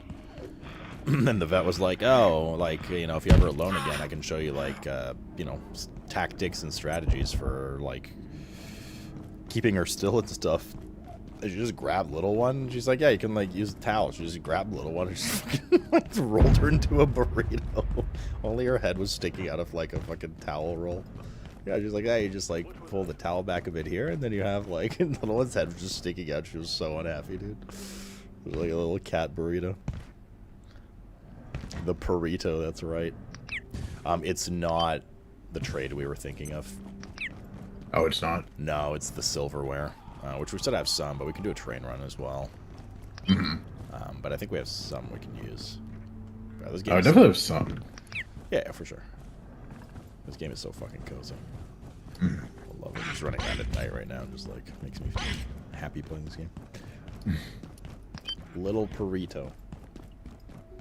And the she was, I felt bad because, like, in the past, they'd hate going to the vet, and then they'd kind of like meow in their carrier a bit, and it was like upsetting. But and then once they got to the vet, you'd open the cage, and both of them would just kind of go out and sniff around the room and be more comfortable. But she's gone to the vet so much now that she just it makes me sad, dude. She just like slumps. She just sits in her carrier, and when you open the carrier at the vet, she just backs away into it. She's like genuinely scared and stuff. Makes me feel so bad. But then as soon as we get home, she's just fucking ready to tear it up again. Okay, we need silverware in order to trade for. Okay, we have 17. I'll take 10, I guess.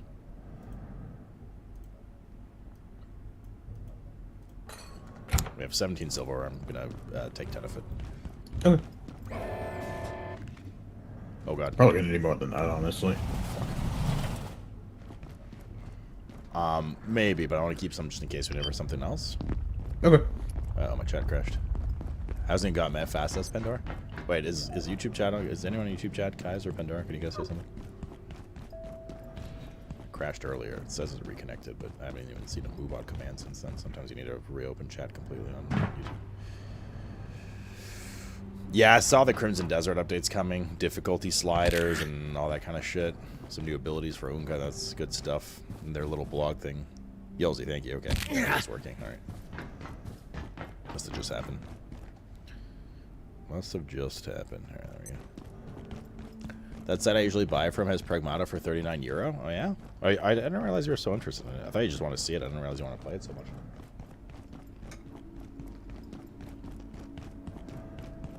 I used to take my dog to the groomer. She would shake and whine, make me feel terrible. And one day the lady just told me, oh, yeah, as soon as we leave, she's fine and happy. What, as soon as you left her there? What the fuck? 7 out of 10? It does look interesting. I'm not sure what to make of that game yet. So I'm definitely interested enough to check it out. And most people spoke highly of the demo, which I guess makes me a little less skeptical.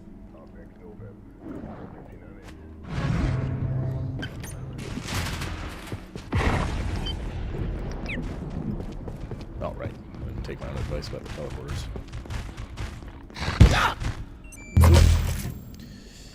Cool. Alright, we're back. Hello. Hello.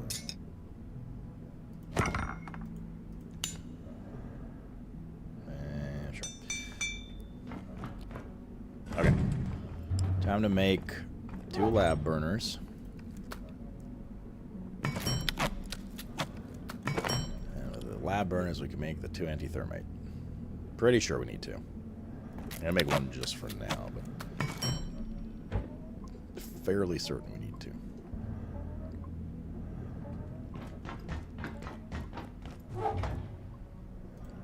I also need to go recharge this. Pragmata's out next weekend. Next week is like insanely busy all of a sudden. Especially with like Windrose announcement and stuff for a lot of people. Windrose seems to be very popular. Mouse PI for hires next week. Pragmata's next week. Windrose is next week. I think there was one more thing. Game launches April 2026.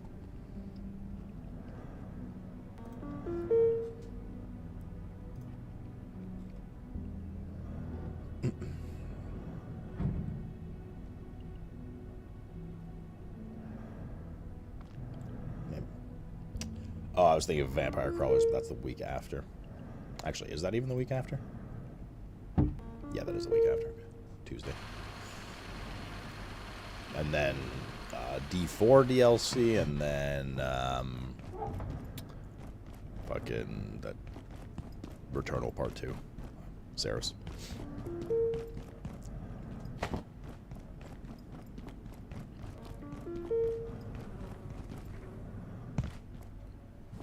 I am pussy whenever you are.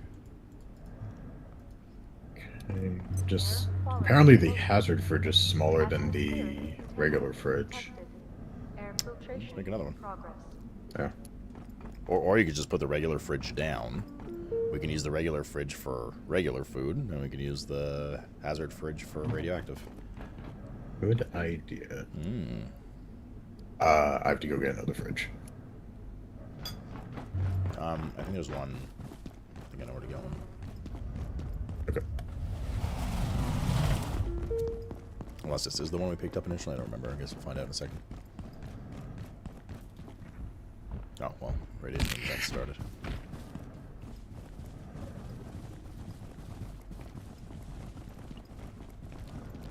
Holy elixirs everywhere.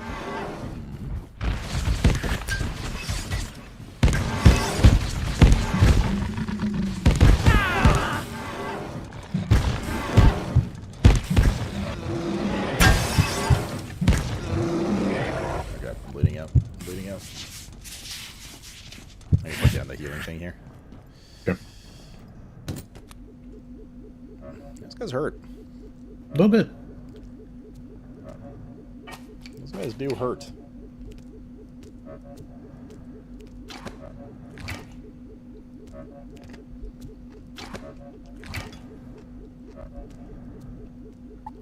Wait, is True still here? True, where are you at? Every time you see mushy peas, just remember the British also made this. Jellied eel. But what about surströmming? Doo-doo. Go this way.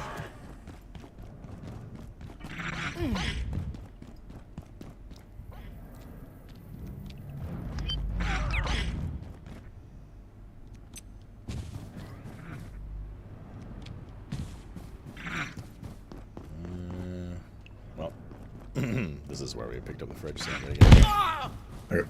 I think there was one like in the very, very start. Maybe. I mean, there's tons of them everywhere.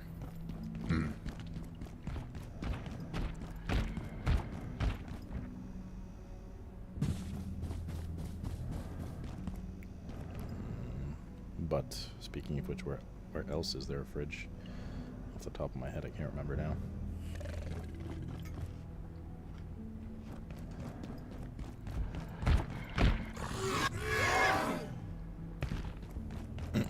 That's right, Dalek, yeah. It's part of why I want to get through it. I think it's a smaller update coming, though. Third floor if you're looking for fridge. Oh, that's right, yes. I know what you're talking about. Okay, apparently the cafeteria does not have a refrigerator in it. Well, it might be the one we took, right? Maybe. So we did have a fridge, and it didn't come in that room initially. So we're about to open the space pod. Or if they open the space pod and there's like a fucking face hugger inside. Holy shit, dude. Just eats the face. And then scurries, swims away in the water. Just fucked.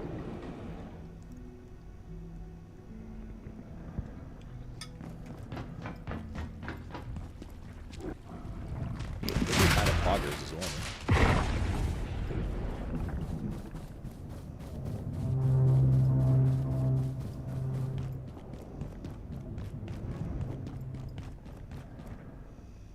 Obtained a refrigerator. Excellent. I will head back to base. Zoop.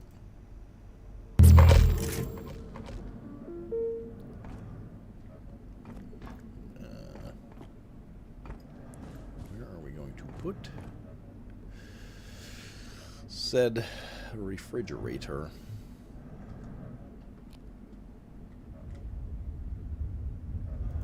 Is there still room here? No, there is. It's fine. Alright. Cool.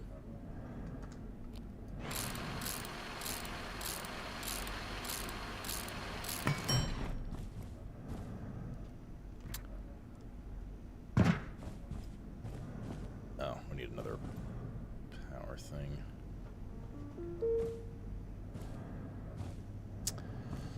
Okay. How much is this? I'll just make it easy. Blackboard. No problem.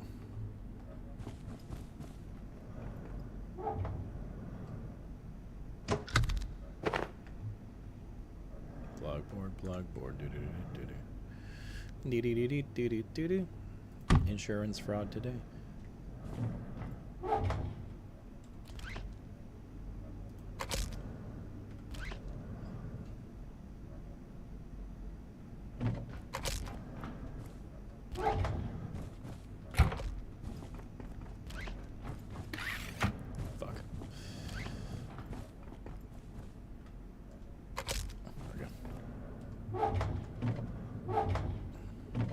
cool.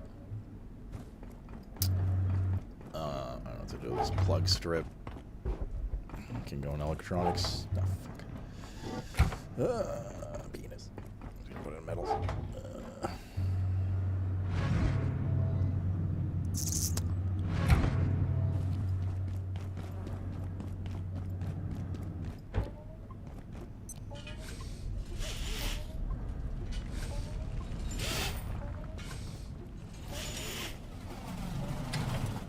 I'm good whenever. Let me just sleep and eat. Are we doing the thermite thing now? Yeah, I think there's 2 spots for it, so I'll do the smaller one first. Okay. I forgot what we need to take with us in that one, but we'll figure it out.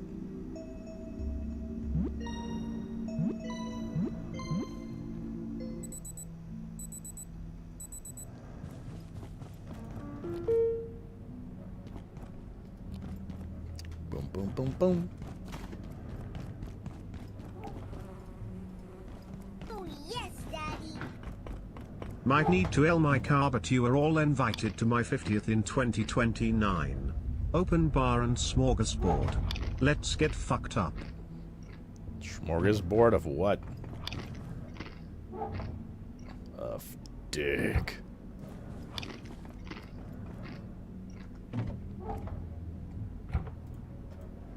When's your 50th? 2029? What day you born? Day and month? Stricken?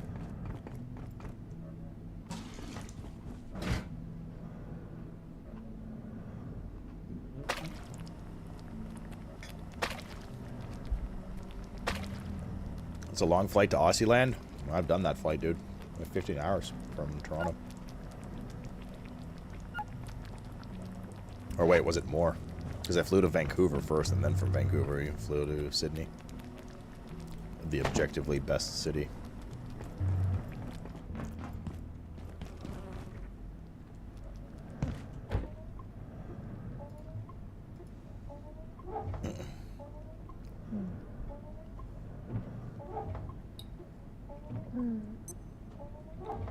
Yeah, it was a long flight.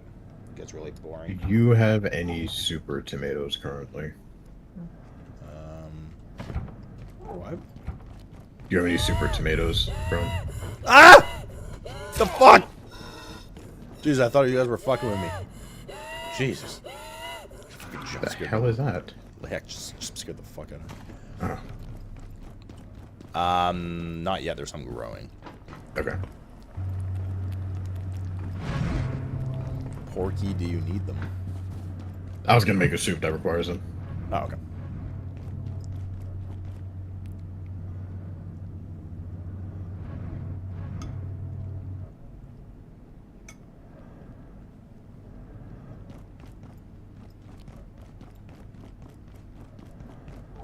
I was going to turn around, and I was convinced I was not going to see it there. Because it doesn't usually make that wheezing sound. Unless it's like aggroed onto you, and it usually spawns a bit far from you, so you guys were just fucking with me again. And boy, was my face red. Smorgasbord. Actually, I'm just going to fucking go, dude. Do you have your drink for tonight? Sorry? I said, do you have your drink for tonight? Oh, I don't drink. Yeah, drink. I brought my glasses. I haven't poured it yet. It says I'm finishing my dinner. So, whatever I will take when I pour it. Yeah, I don't know. Yoles mentioned earlier that that Mythision didn't say we were live either, I think, in Discord. So, Mythision might be having some issues, question mark. Also known as mark of the question.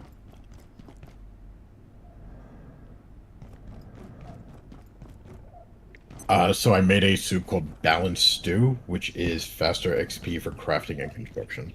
Oh. Good. Good to go whenever. I'm already in the office, in the library. Okay. Just run over. Run over to the area where we did the trading to like the spiky crystals and the wheat and stuff. That's where I am.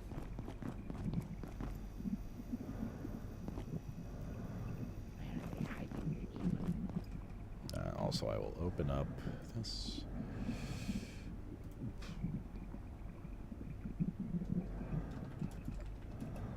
But this isn't thermite for this one in Flat Hill. Something else. It was like a chemical or something. Or like an acid. These fucking potatoes, go away. Oh, yes, Daddy. Hey, Chad, have you seen my drink glass? I've misplaced it. Right here.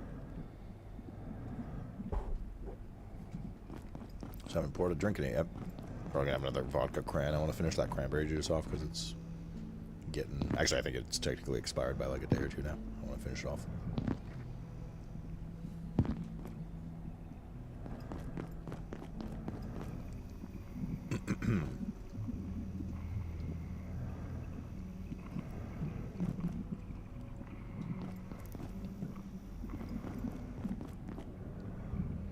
Yeah, there's something you put in that laser. I don't remember what it is, though, but we'll figure it out.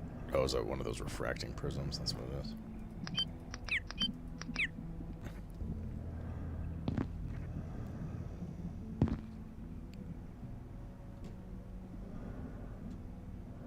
Where you at?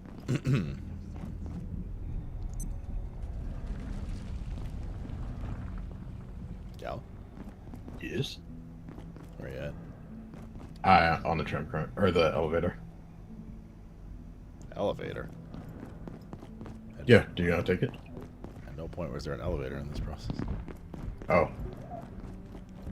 Where did you go? Oh, you are fine. I see your little white... Do you remember where the water cooler with those two guys talking is? Yeah. Yes, go back there.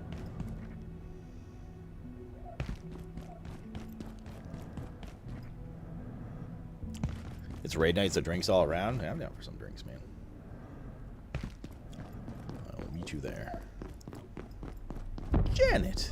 You know, this cola's really not too bad. You mean the soda that just appears in the vending machine and no one knows where it comes from? And even if you unplug it, it keeps working? And I miss eating sand. That's some quality refreshment right there, Abe. Hello.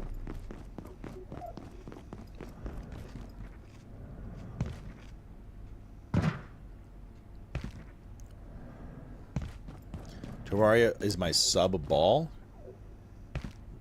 What? What do you mean? It's like a military thing? Sub ball?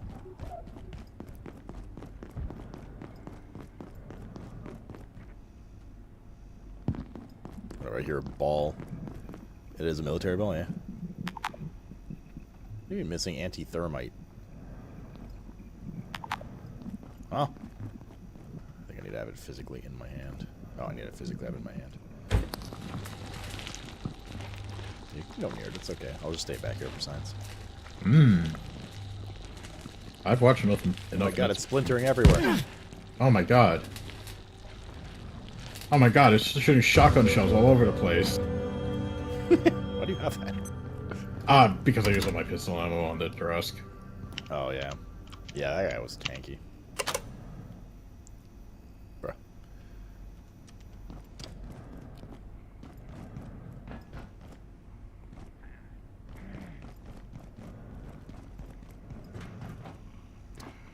Reflection prism. Threat in sight. Unbelievable.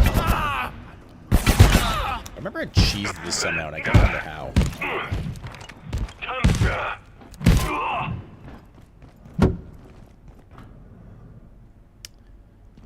I don't know if you saw the sign up top. I did not. I ran to that guy. Reflection prism heatsink. Okay. Extraordinary. I need to go make a reflection prism.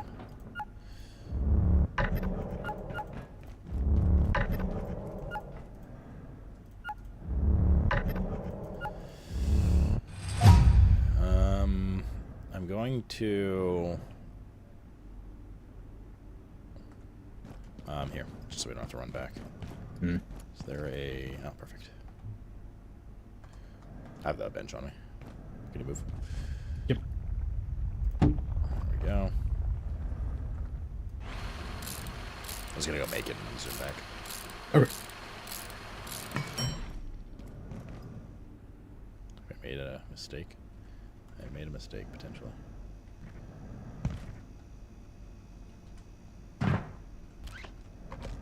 Good enough.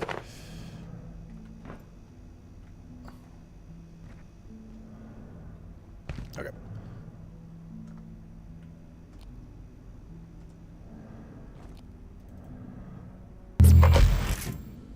All right.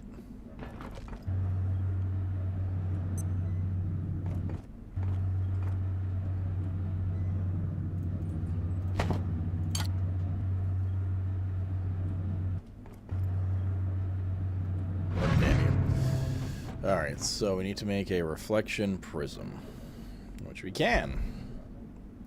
I've made the laser reflector. Ray. I'm just charging my thingy, then come back.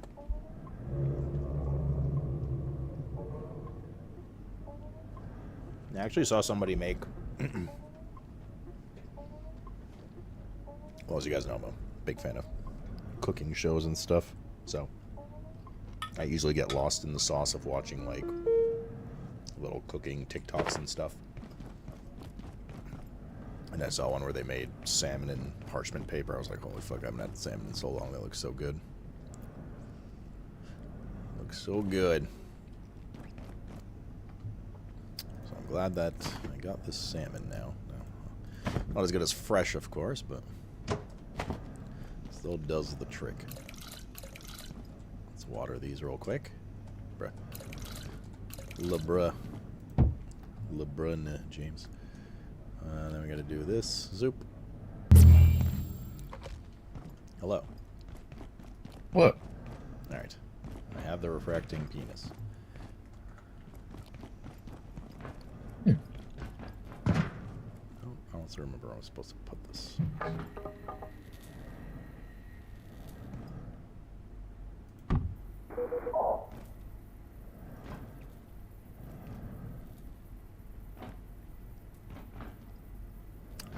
Yeah, I cheesed this somehow before, and I don't remember how.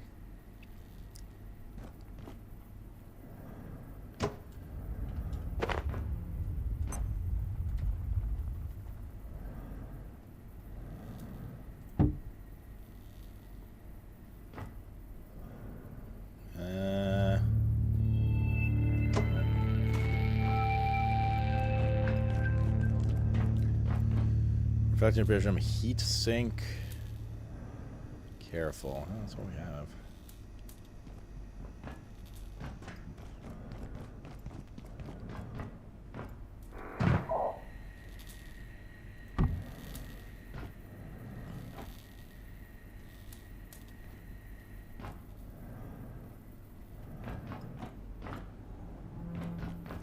I did something you weren't meant to do in our single player playthrough, and I don't remember what.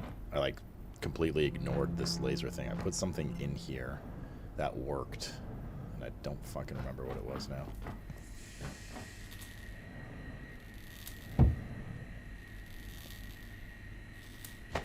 I don't remember how to solve this. How far into the game are we? Don't know, because I never finished it. Now drink, Davis.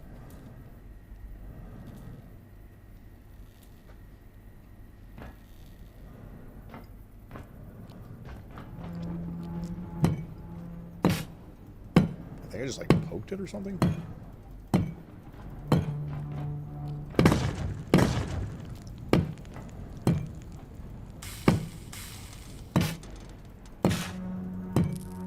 Maybe not. Does anybody remember what I did many months ago to this thing?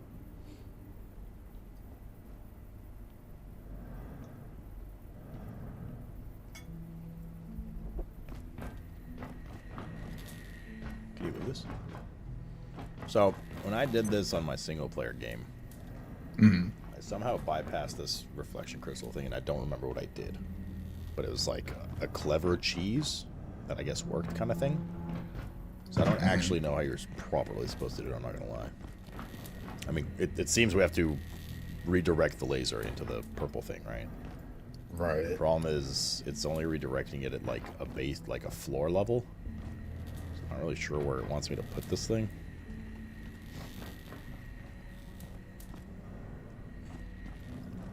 Maybe I have to like put a chair there or something.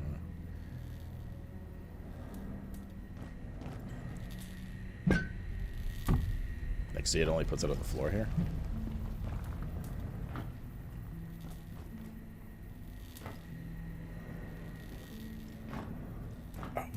Is there anything around here? Do I hold it? No.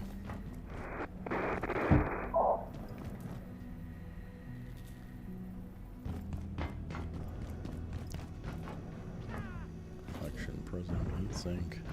I already have this. Oh, what am I missing here?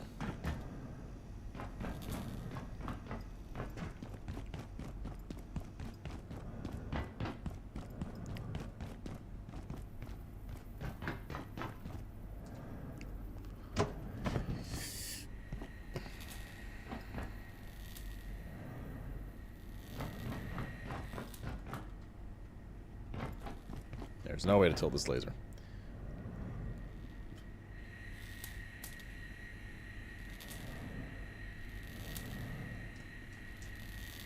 So I got a chair, which I don't think it's going to be high enough, but we'll see. Yeah, I got it in the line. It's just not the correct height.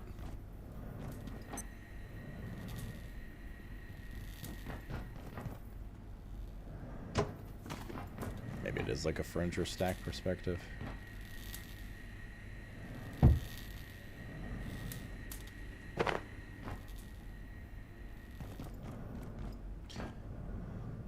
I mean, the laser, where the laser comes out from, is basically the same height as where it needs to hit.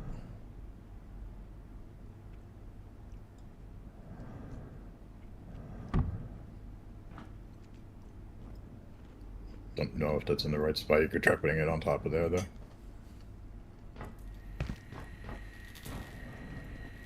Nah, it doesn't want to go down. Alright, let me see if I can find something else. I got a desk or something. I don't know.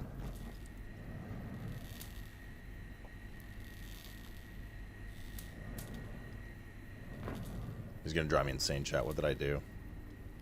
I'm actually like kind of want to go back to the VOD and see. Like, I'm just legit curious. Because I just remember solving this in a way that wasn't meant to be, but it worked.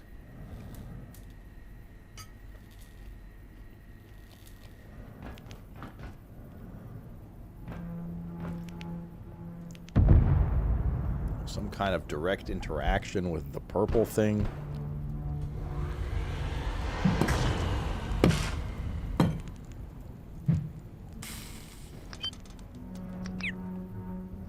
Must have been something I already had as well, because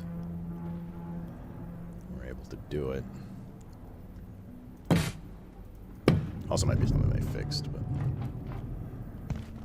also to sift through this loot place for that is probably a pain in the ass right now, so it's not that worth it, but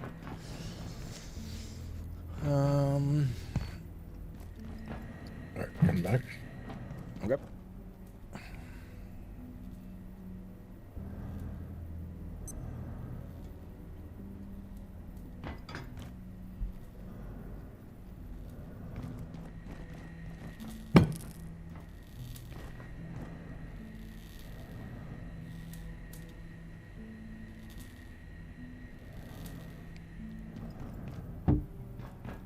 Well, it's not going to work because the laser's going to the side of it.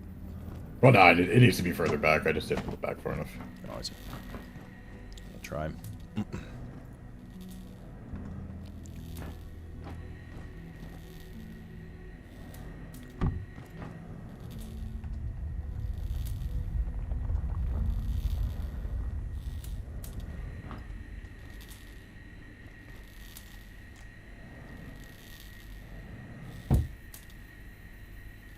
Almost.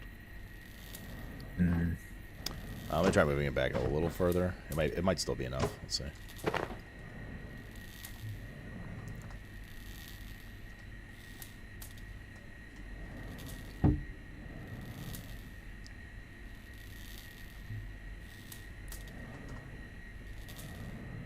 Just a few inches short story of my life. Sads, dude. Saddies. Yeah, we need like just a little bit of height.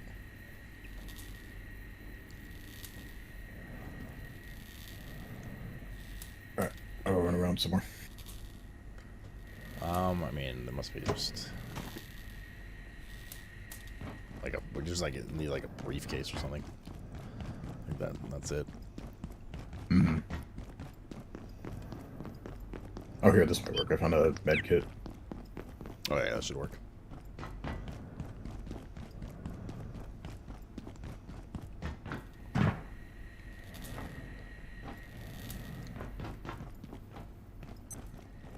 Power services for today will be stopping momentarily. God, they can't lay flat. Have any specimens outside of containment, return them immediately. Have an efficient and effective evening.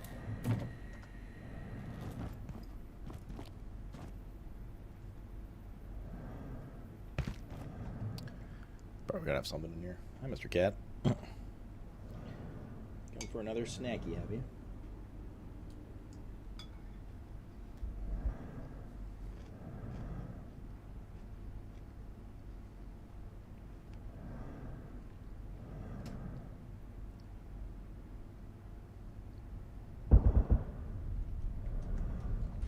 I don't have anything. Did you find anything?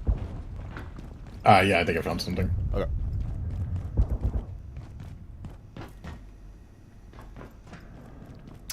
Try just doing it, bro. I'm super curious what I did on the single player run like months ago, because I completely bypassed this thing. I went up to the purple thing and put, I don't even remember what.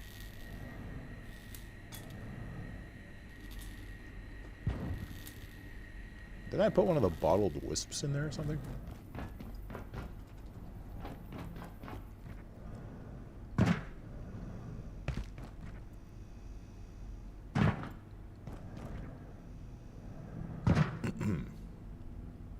Just waiting for Calla to come back now. Calla, come back.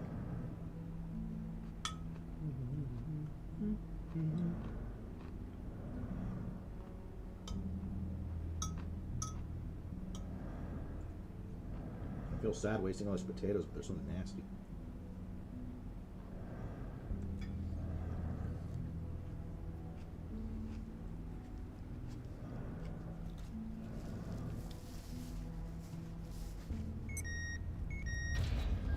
You remember what I did? Wait, what was it? I'm curious. Because we're going to solve it this way anyways. Alright, I brought a desk. Okay. We're getting invaded soon, so. Yeah, we should probably run back. Although this one might be under attack. And I brought Little Josh.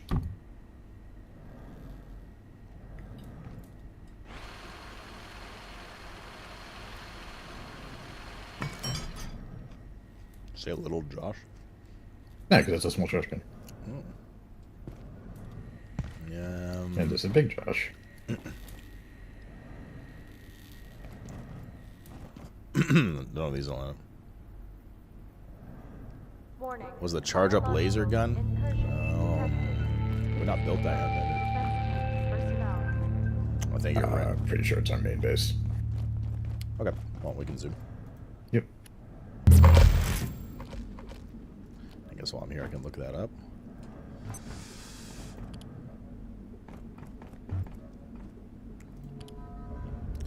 A frenzy, oh, it is the other one. Charge up gun.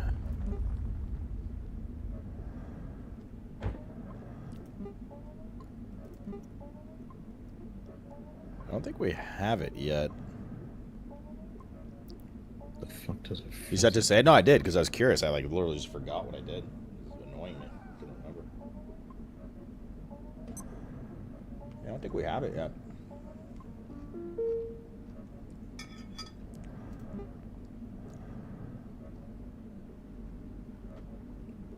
So two things. One, you do have to resync when you put down a crafting bench, and Yes. two, I can't get back to the other crafting bench, so I have to run there. That's fine. Well, I mean, let's deal with the invasion first. That's it. Oh, okay, never mind. It took care of itself. The invasion bench is at the other one. Oh, I see.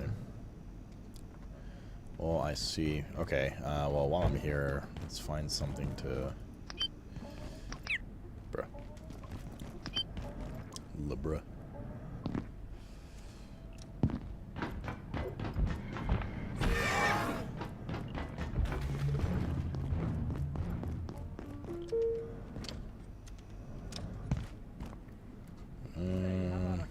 Bro, there's gotta be something slightly flat we can use here. How about a little brewski after me? Demanding. So it's important to remember that resting is key to staying in good health. Go, go, go. Move, move, move. Get in, get in. I was looking for something small and flat to take back.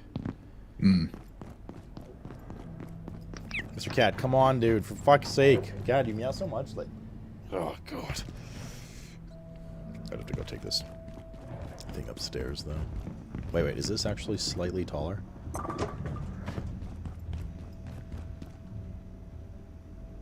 This might be good. I got a bench. That might work. Oh, it's like the same height, man. I don't know if it's going to be too big or not, though.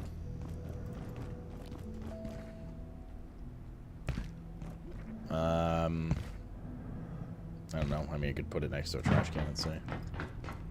I'm gonna zip back there now. Okay. So getting vehemently meowed at, and I gotta take my plate upstairs, so I'll be back in a... Well, not just yet, but I will AFK for a moment soon. Okay. I will start walking back to the other crafting bench. Yep. It's slightly taller, but I don't think tall enough. Still.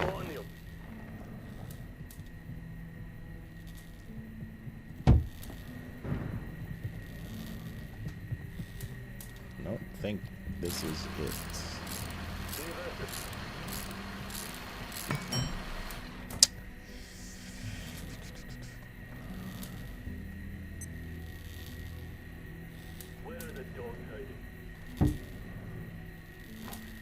That certainly doesn't help.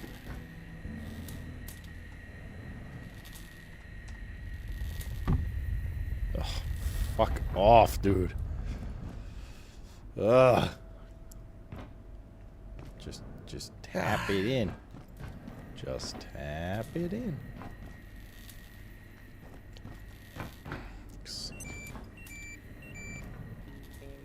Alright, Jet, I'll be right back. I'm gonna see what animal desires. I'm gonna take this upstairs and I'm gonna get the cranberry juice. Alright, I'll be BRB. Okay.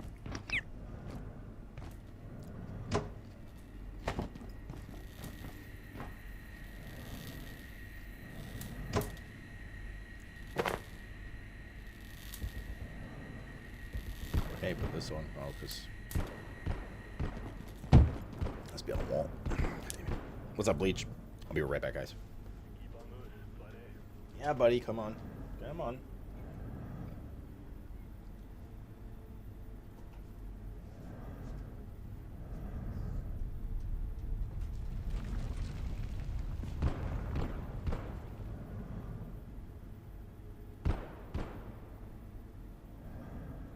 Alert!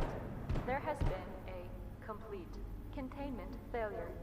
Please make your way to defense sector by any means available. Have an efficient and effective day.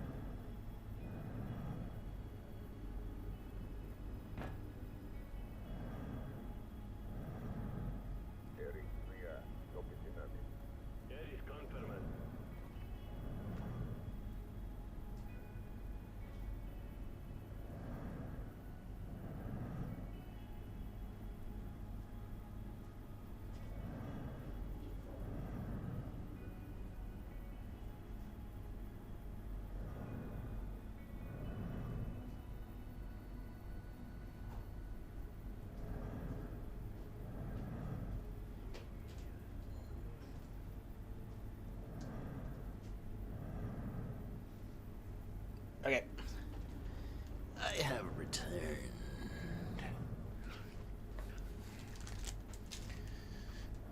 Welcome back. Thanks, man. Thanks, brother. Did Calla figure it out? The question on everyone's mind. Did he do it? Find out right now. Ah, you did not figure it out. Okay.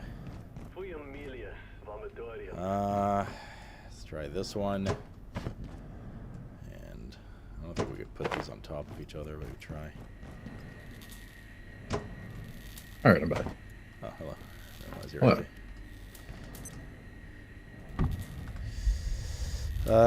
There are deserts more hydrated than I am.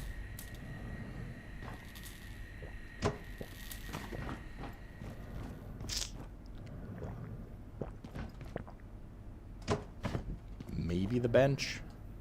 So I brought a bunch of shit. I don't. Yeah, so... You can't just hold the prism out, can you? No, because you got to put it down like furniture. It's like a hologram placed.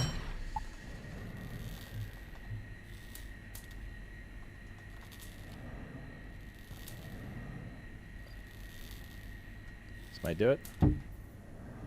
Fuck. The other one? I think we got it. Oh. That looks pretty good. Yeah, sounds looking promising. Oh, it's killing the trash bin. Fuck.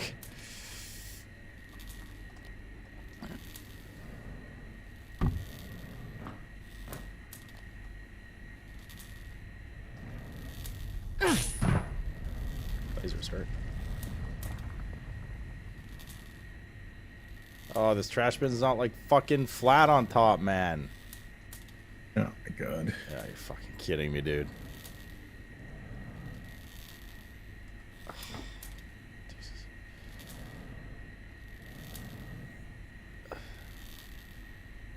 What an absolute nightmare.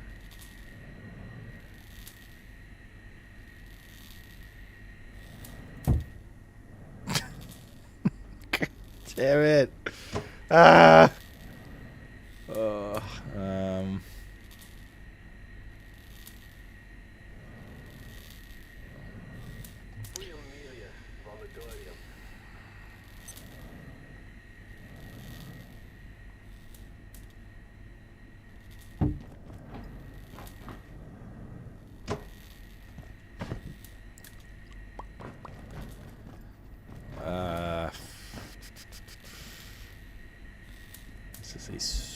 stupid fucking problem to have. But it is a problem nonetheless.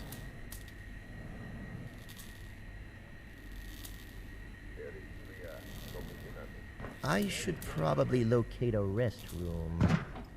I just need something else. I don't know.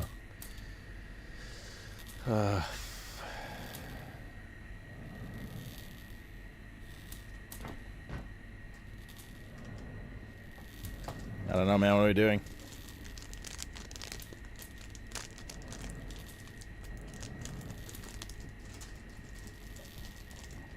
Yeah, I'm sure it's a walk in the park for those guys, Eleanor. Unbelievable.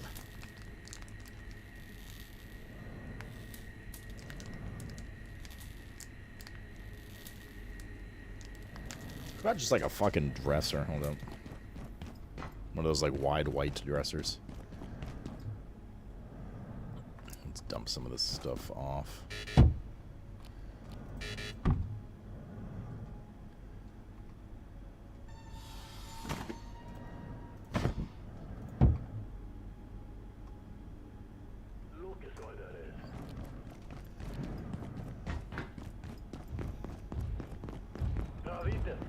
Those might do the trick. I can find one. Yeah. That's too tall. This one?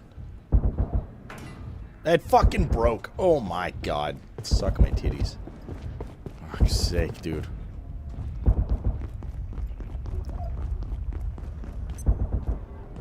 Ugh. I'm gonna pour a drink after this one. Sarah's optional. I mean, Valley's not wrong. There's no such thing as optional. There's just being a fucking loser. And playing brother. Hello, mother. Hello, father. Back another desk. No, I don't think desk is the answer. I mean, it could be. It's not one way to do this, but yes, there we go. Dignus pillar.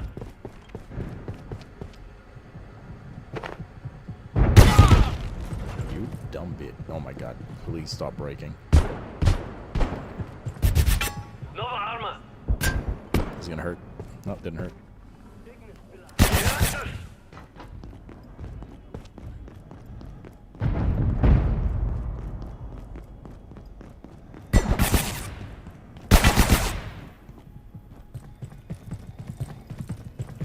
I just ran across the lasers. Looks like Meek's back on the menu board. Do a rule.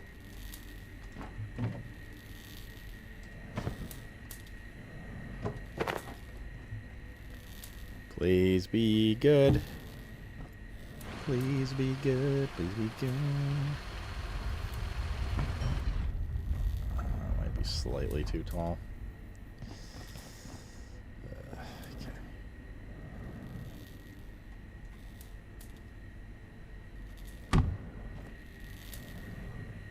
If we do this quickly, we might be able to pull it off.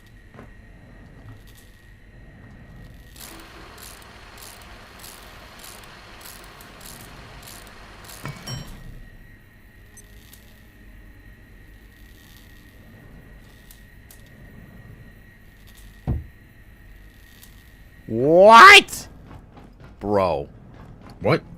God damn it. Oh my god.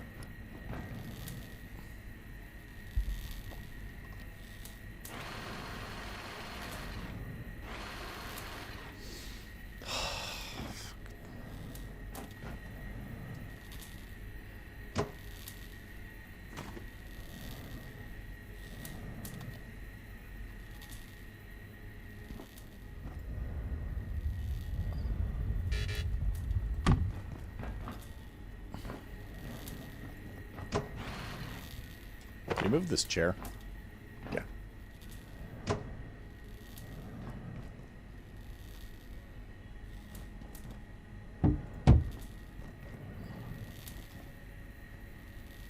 Alright. 1 second. Alright. You build the thing. Okay. And then I will position. Alright, building.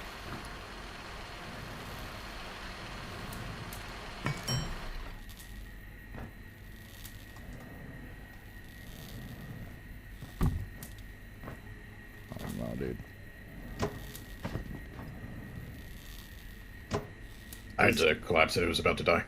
Yeah. Is there any way to repair it? I mean, you can only rotate in 45-degree somewhere. angles. Sorry, we need to hit it straight on.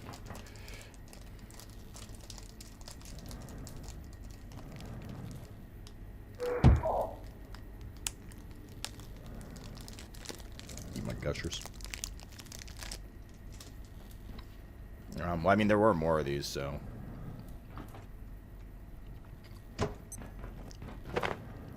We need the hammer to repair it back at the base. Yeah. And we can just zoop and get it, I guess.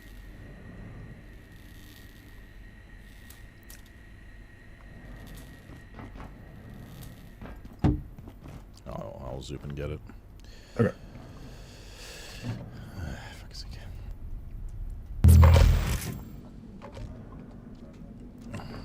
Alright, we need a hammer.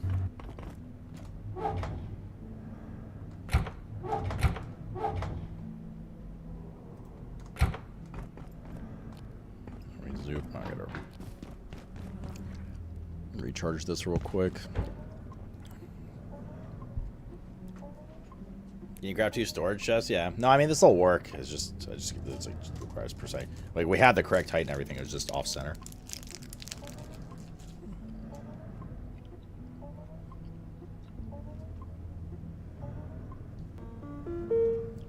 Pour my drink here, dude.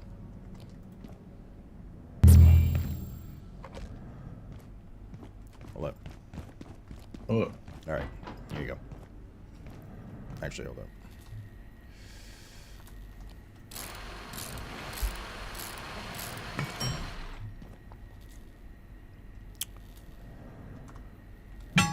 Alright, I'll give you the hammer.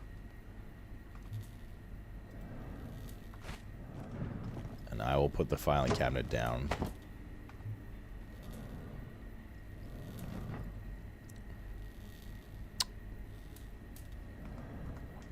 And then you just make sure you repair it before it breaks, kind of thing. Mm-hmm.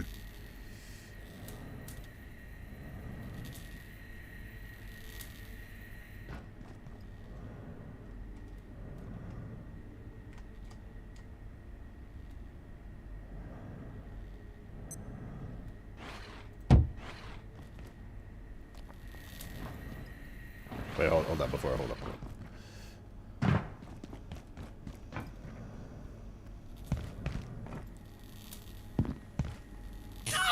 A sip of water would suffice. Blizzard! Blizzard! Yeah.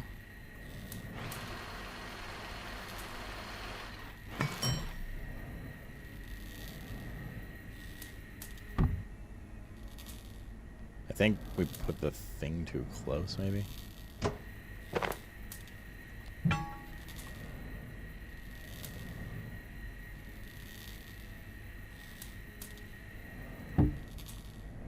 Bro. Okay. Just gonna move it over a bit.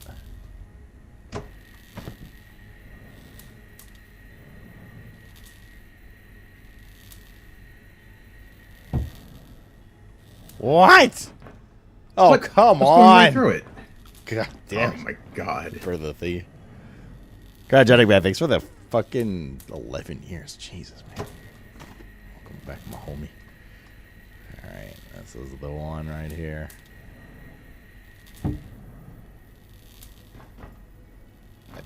Okay. That was not the one.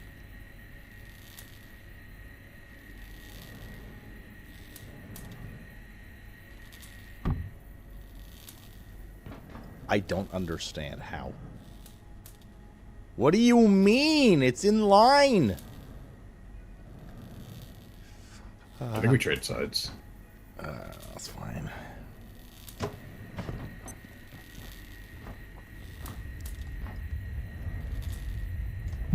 Because of my angle.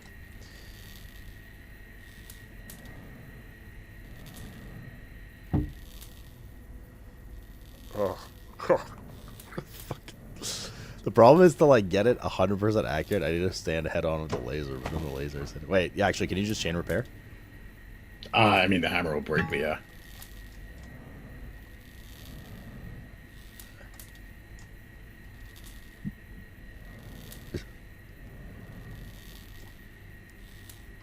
And then we'll duck.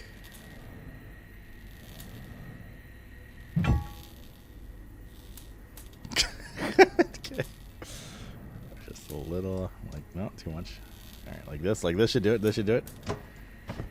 This is it. This is it, I believe.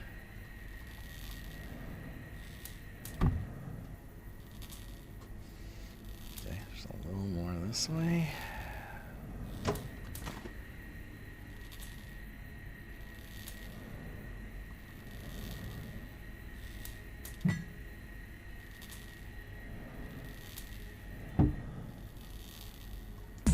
Oh, thank God. Wait, what? Oh, yeah, we're good, we're good. It did it. What the fuck happened? Water would suffice. What? Oh, that was... Okay, I guess I don't remember what it's supposed to do.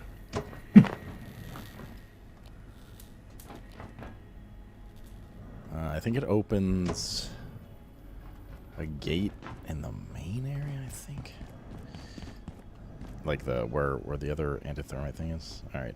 Let's. I'm gonna zip and make the other antithermite because I didn't make the second one yet. Okay.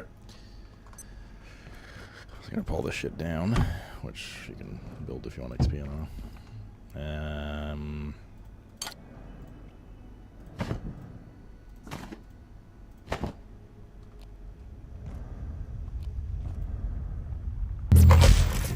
Hey. All right.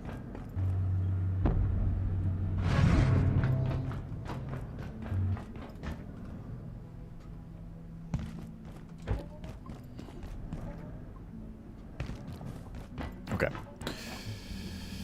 So, did you read the whiteboard? Yeah. We did. So I made the prism. Alright, anti-thermite.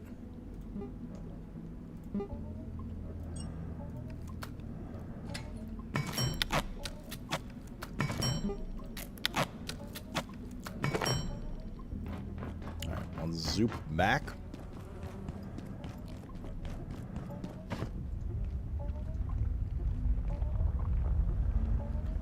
Also put that laser thing away.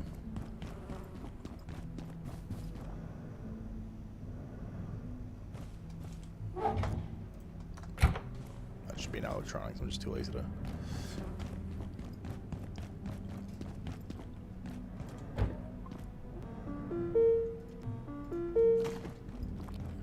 Water and stuff. There are deserts more hydrated than I am. Working on it, working on it.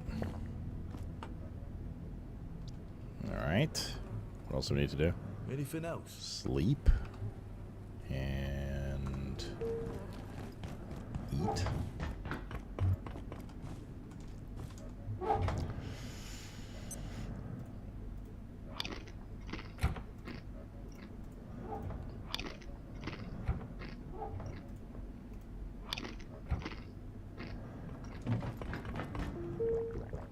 Alright.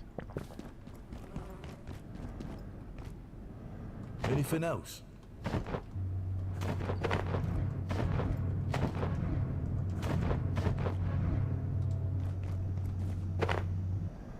Don't they just proc 2 seeds sometimes?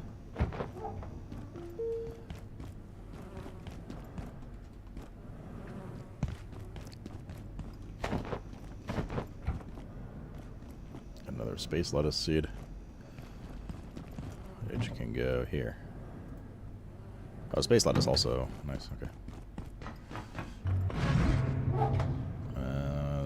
Space lettuce, potatoes, tomatoes. Alright, I'm ready to go whenever here.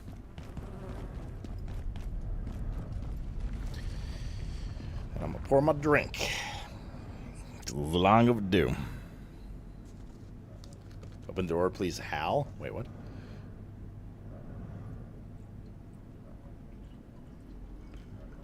That's about enough for one last cranberry-based beverage.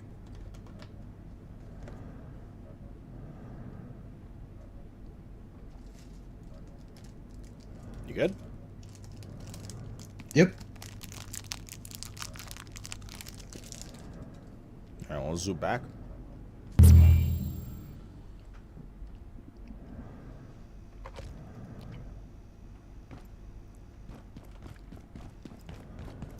Yeah, that's exactly. It's that apartment building with the roof.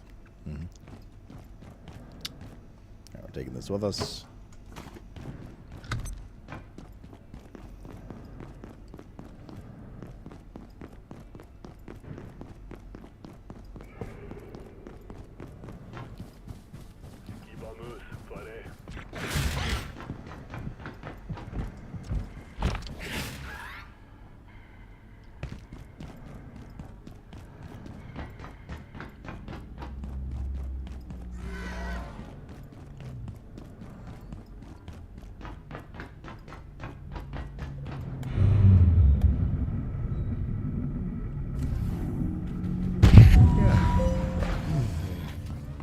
Oh, did I not sleep? Fuck. For fuck's sake. Ugh. I'm at that big main elevator. Evasive. I'll do it. I'm gonna put the thing down.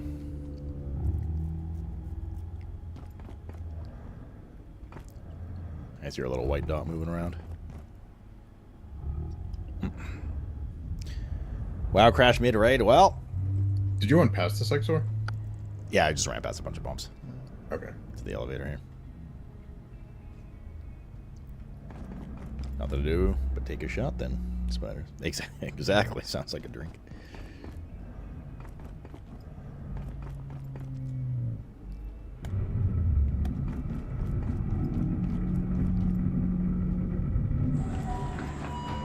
Egg.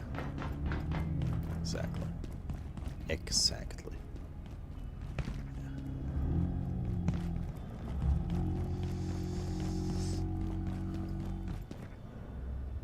Alright, so what we did with that laser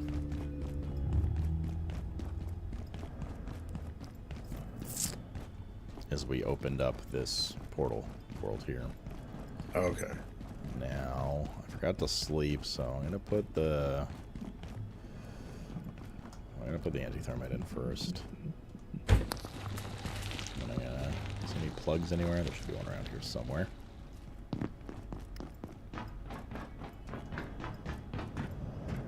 Is there no plug here?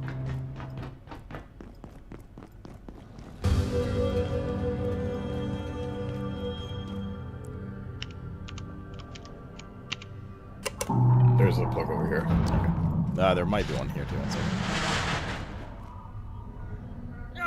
Stop! There's a crystal guy.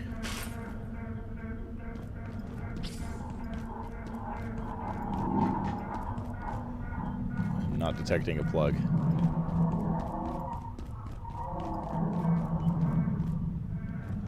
Alright, yes, that's the plug we'll use. Sprinting 11. Nothing special there. Where was it? Just straight ahead.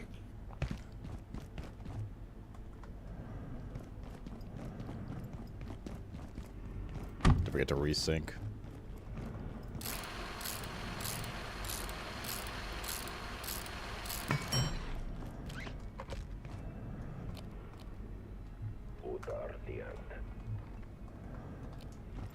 Alright, I'm gonna go sleep real quick.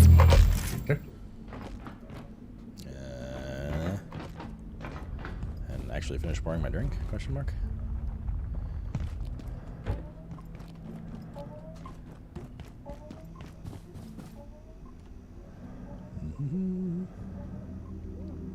I gotta pee real bad IRL as well. I gotta do that while we're here. I gotta go pee real quick as well. IRL is.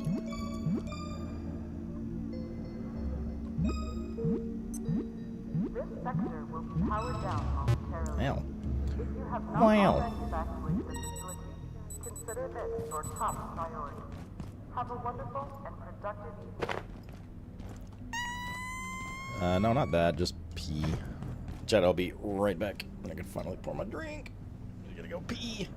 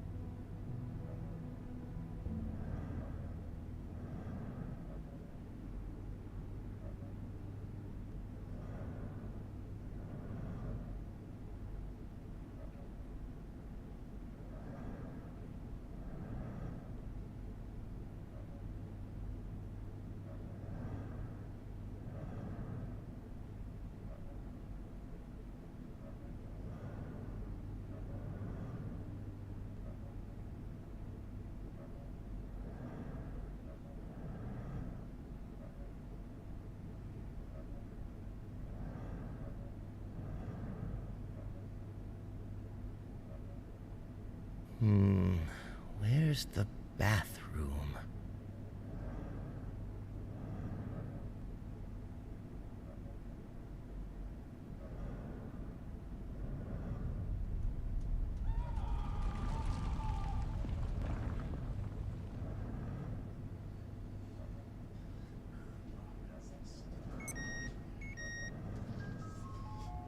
Oh, much better.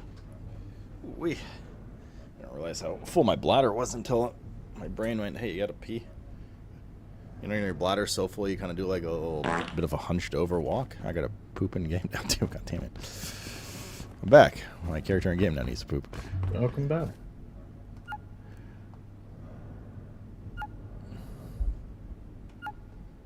So you're ready for a drink now? Yeah, okay, I'm pouring it. Put my foot down. Onto his face. Yum, yum, yum, yum, yum, yum. Alright, that should be bueno. Bueno. Alright, let's eat a couple of tomato. Eat one of these. Alright, zipping back.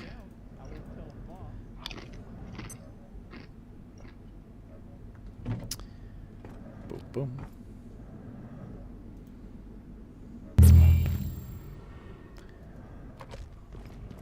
Wait, is that the Costin Simulator one? Druid.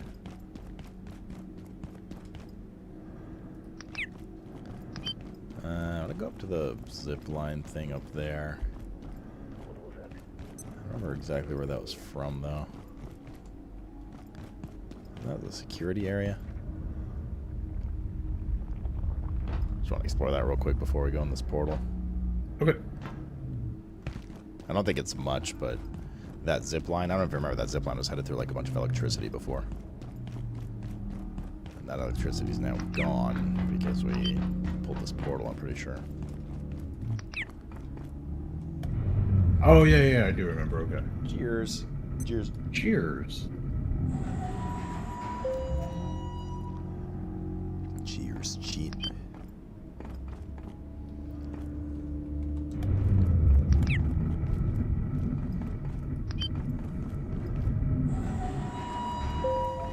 Up one more, it's up more. Didn't click on it? Well, why not? You anciently shut down your PC? What do you mean? What are you talking about, guys?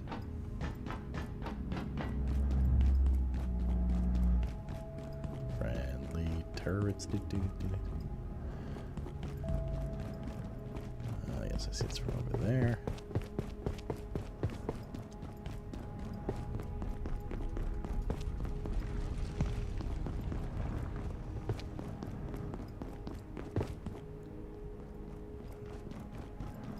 Is that where the Terragru is? The Tarrasque, whatever.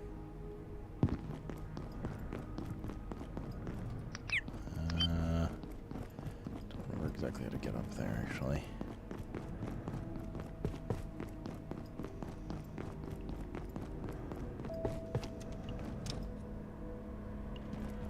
Oh, never run in this room.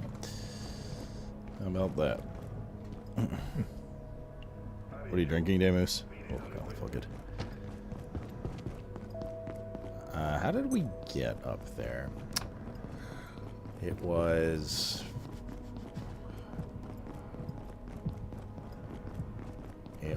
the shotgun guy's back.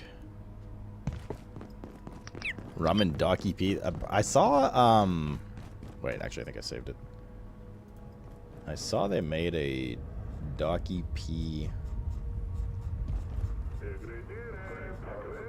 Maybe I didn't save it. There's a Dr. Pepper, like, fruit snack. Like, it's like a little... It's like those little plastic containers that come with a little plastic spoon. They made a Dr. Pepper one of those.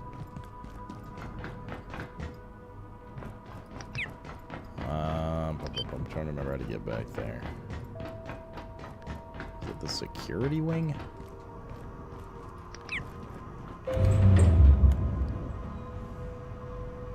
Yeah, it was like a Jello cup kind of Dr. Pepper. If Dr. Pepper peeps, I'd fuck with that. What? What? Did I leave without you? Yep.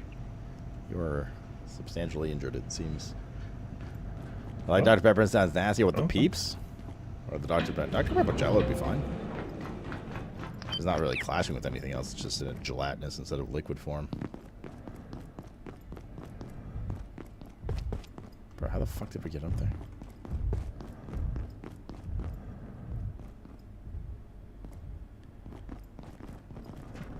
It's gonna drive me insane. Oh my god, how did we get up there? Thought it was up here, but... I'm ready to go back up the elevator. Dr. Pepper ice cream could be pretty fucking good, too. Tobias Fairley. Oh, I think we have to go... Alert. There has been... I think we had to do the zombie event. And it ports us up there. So let's do that. Okay. We'll just rush through. We don't need to loot stuff, you know? I could loot another one of these swords, actually, while we're in here.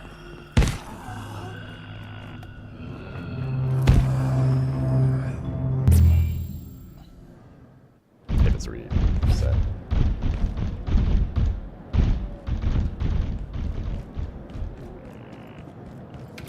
Should do the basement buttons first.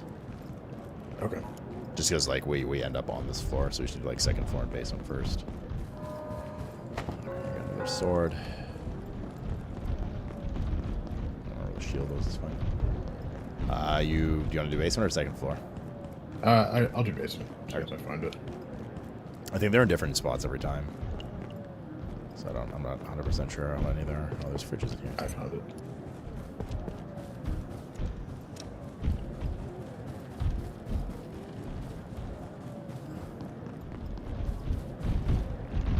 Colonoscopy. I got one. Which means zombies are going to start spawning ads up. Okay. I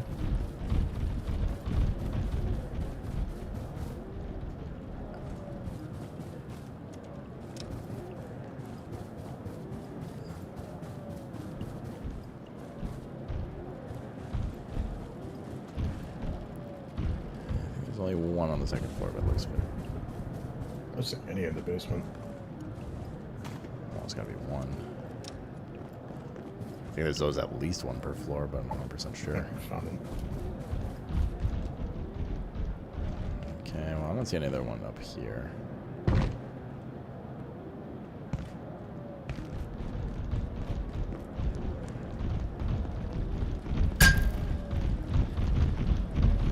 There's one in that main hall.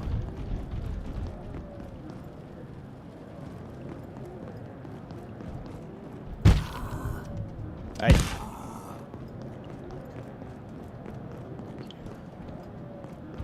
Jump scaring bastard.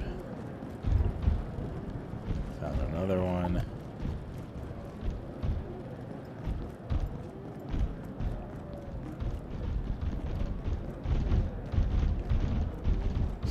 This main one.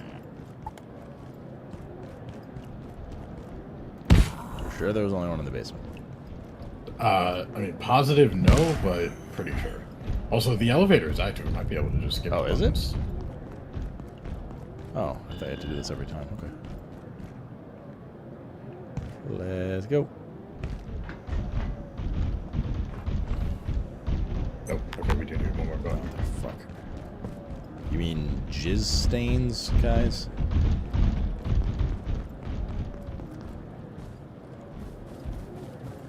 I don't see any other one up here.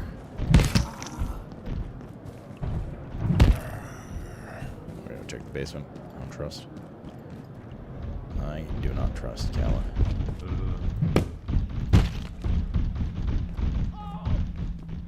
Chad, if we find out in the basement, Calla was a shot.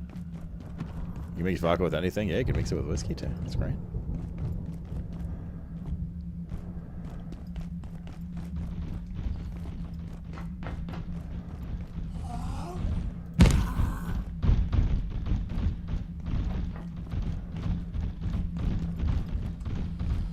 It's the one that he hit.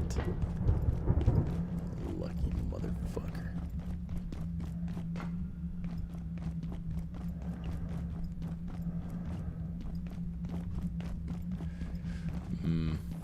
How the hell is this?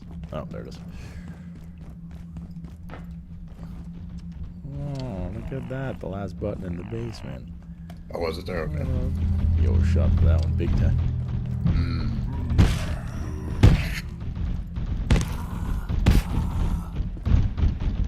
Little shot pro crow, douche bag. Cheers. Cheers. For normal vanilla or old fashioned vanilla ice cream?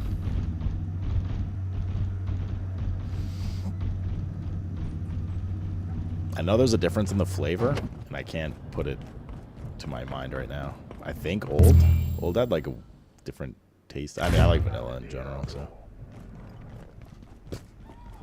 No, it's not where it does not put us where I thought it would. Okay.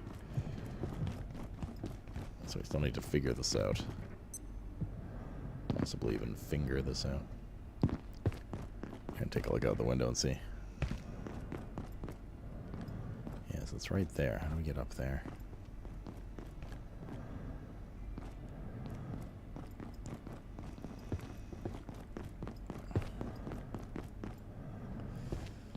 Oh, is it just... Hold up. I think it's just up here.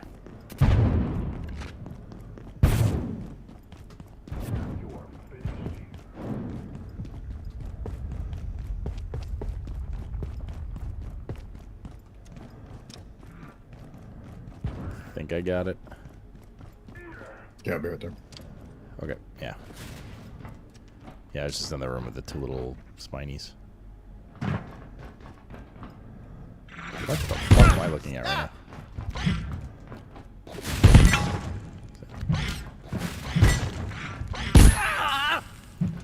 Bro, this thing almost one-shot me. How'd you get up there? You freed the giants. What's this guy up here? If I can assist, I shall. We have no further business for now. Yeah, go into like a little office thing.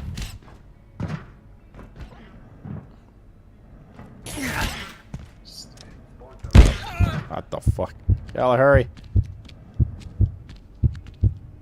How do these do so much damage? I can't look down. I think you're in the right building. You just gotta go up the stairs. Like. Oh, I see him. Yeah. There's little electric dudes here. Cheers for the knock. Cheers.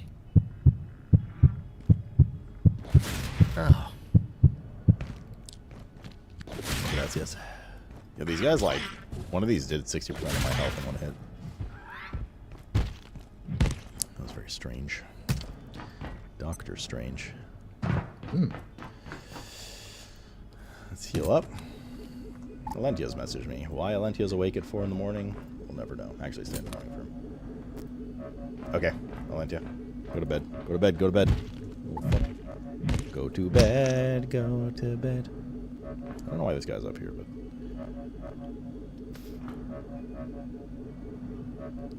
Still don't know what to trade for the porcelain key. I thought it would be the Tarrasque thing. I'm sure we've described every item in the game so far. Well, no, but I'm just surprised because he keeps talking about the giant. Oh, he's making true. He might be meal prepping mushy peas for the week.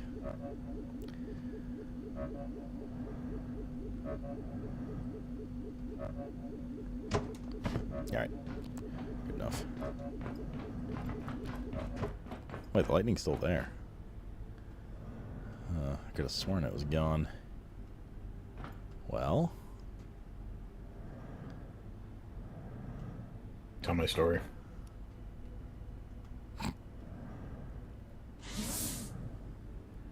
Oh, it's fine. Yeah.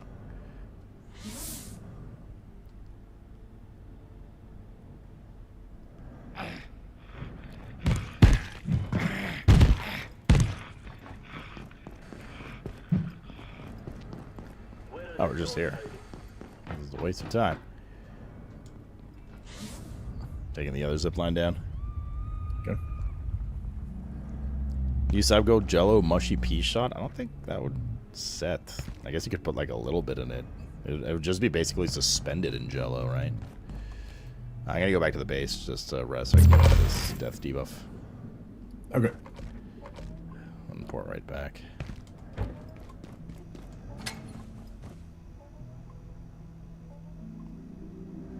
I'll suspend you in Jello. Okay, Principal. Seymour Skinner. Superintendent Chalmers. Skinner.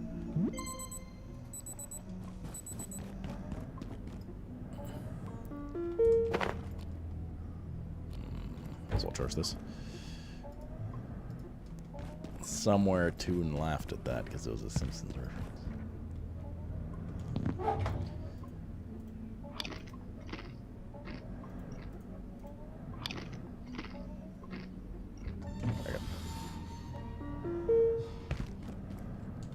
Team Steam magazine.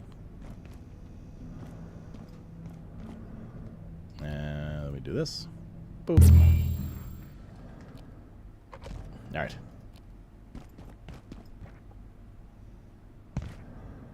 I'm back.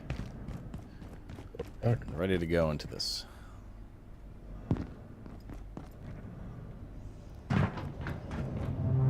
If it's a choice between random portals and risking my skin with whatever's lurking in security sector, well, that's no choice. We have to wax at first. all. You don't want like hair in I'm that Jello, staying right? Because you here. got to eat the Jello after. Demus. I wouldn't blame you for trying your luck, but don't expect Goodbye. me to follow. Hello. Hello. Oh, I should deposit those. We're in a weird place.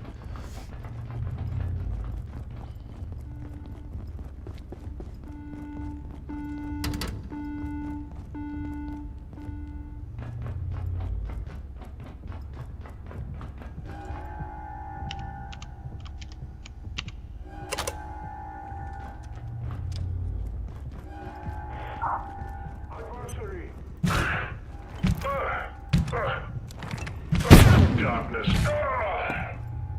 I dropped a shotgun. Dropped a key as well. Oh, there's some, I think I need these ones. These are liquid crystal ones.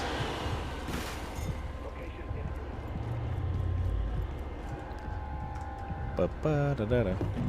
Ba-da-da-da-da-da. Well, well, well. Isn't Dr. Derek Mance reporting.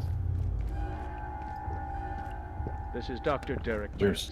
To this Cheers. day, I have no idea why we persist in maintaining Cheers. IS-093 when it does not exist. There is a shared delusion among certain staff, a conspiracy of foolishness. This is no place to go into the details. Which egg, Kais? But I want to state clearly for the record, there is no disease we classify as IS-093. There is no such thing as a subjective infection. It was not created by Russian researchers. I am not choosing to believe this in order to protect myself. There is nothing to disbelieve. The belief virus.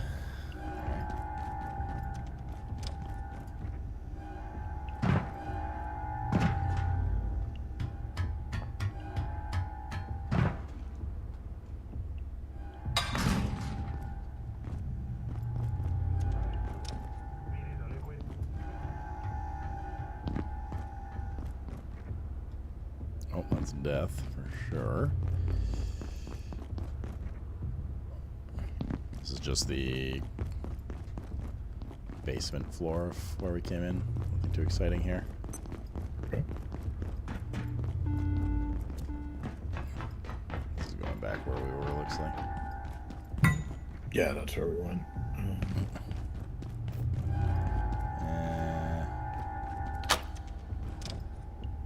This is the way back. We're done.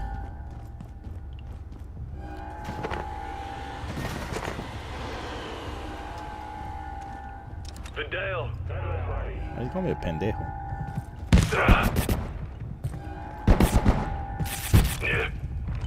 Granadas.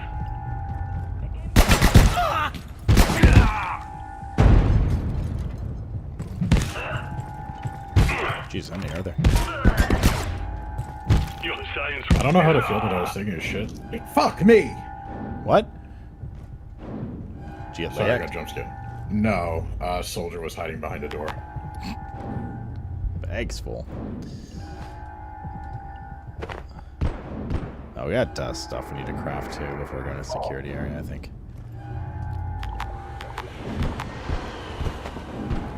I might be about to die here. Yep. I am on my way. Hostile.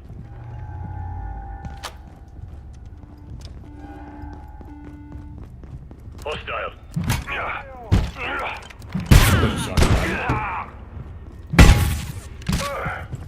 We shall unknow.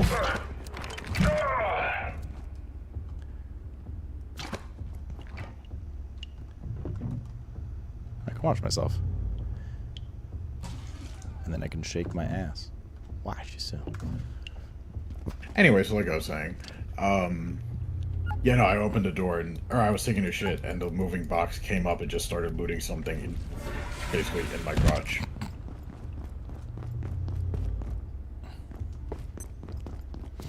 I didn't loot through here. I just killed and ran over because you were down. Okay. So this room we're currently in right now needs to be looted. An egg. Calla, our family is here. Oh my god. I'm also out of space, so you're gonna have to loot that. Dad? That's what you're talking about? Oh, I love what we just unlocked. Is it an omelet? New recipe, egghead. Oh god.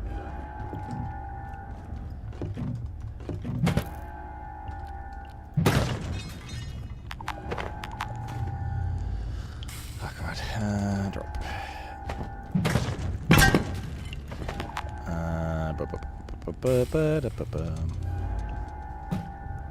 Drop.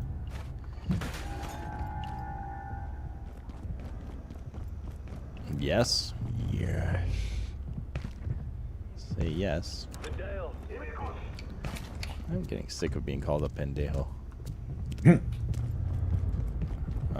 Take this little service elevator. Okay. There's a dude up here.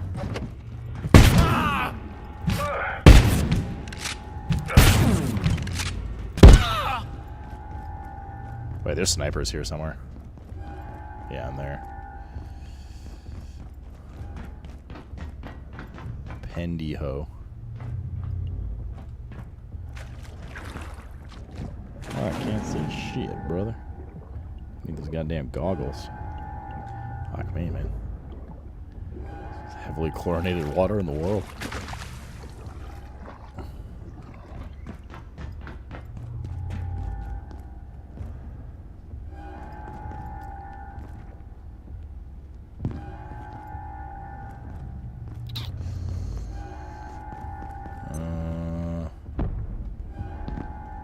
Guess you cannot stand on this thing.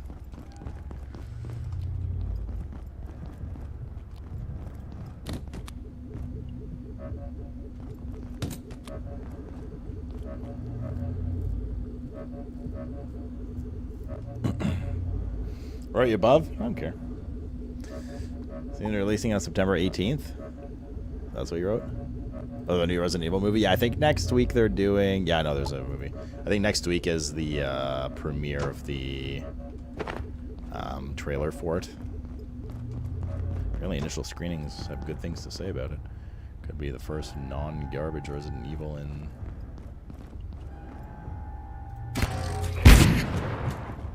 in a while.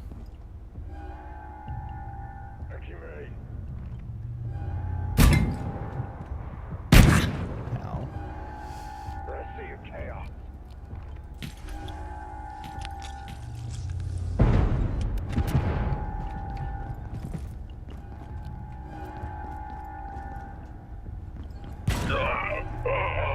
Was that him? Nope.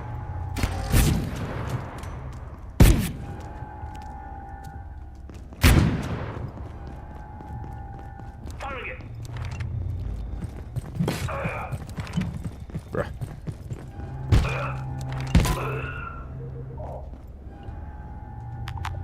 Just gotta drop some handgun ammo. Okay. Can you block sniper shots with a shield? You get up here. Trailer goes DMCA music. There's Yep. another sniper out there. You allowed to watch the trailer on stream? Nope. Yes, there are two.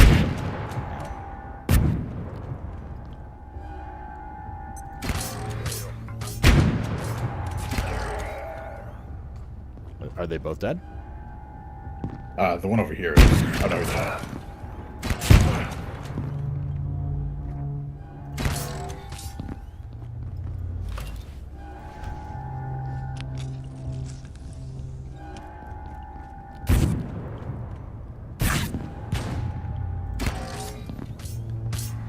Go to the corner!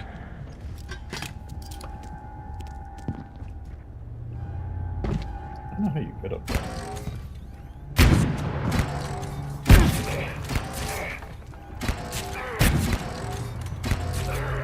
Okay, is that...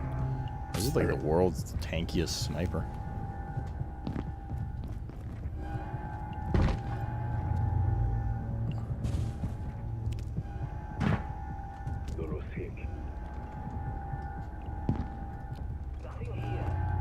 Alright, well, Calla can loot that then. And then we go over this way from this one. But, like, not, apparently. Oh, fucking layak, dude.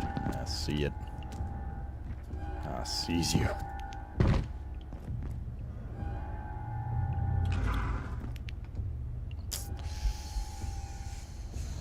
Do you have room for this layak thing I just got? Yeah, right there. Okay. Oh, for fuck's sake. Jumped into his feet. Here, I'm gonna drop some ammo for you. Okay. I'll come get it in a sec.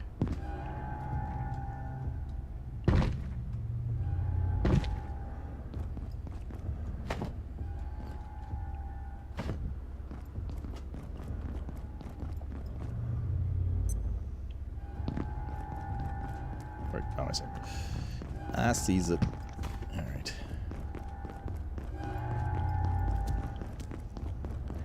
Alrighty.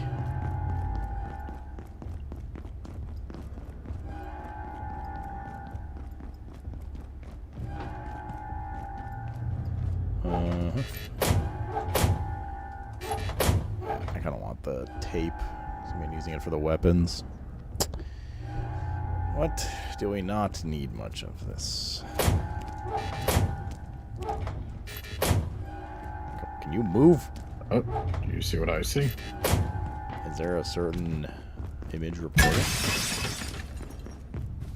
Following a malfunction Cheers. of the dark, Predator, thanks for one the of our 53 primer, TR and teams was cheers. transported unexpectedly from antiverse 16 to 23. Unfortunately, Yeah, that YouTube's location been has really bad about contaminated by DMCA. A16 I don't know what's gated going on the syndrome. past week. How such a I've temporal gotten disjunction like occurred, 40 I'm emails about determined to DMCA discover. from like various Dr. videos. Yannick I think has just more questions stuff's to been added to the DMCA pile, As to the and their AI long-term just like results auto of this scans anything with it. cross-contamination, I shudder to think. I shudder to think.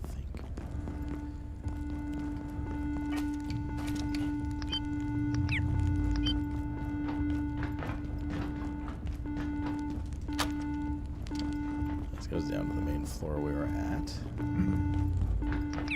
What's up, Redman? How you doing? How's the start of your weekend?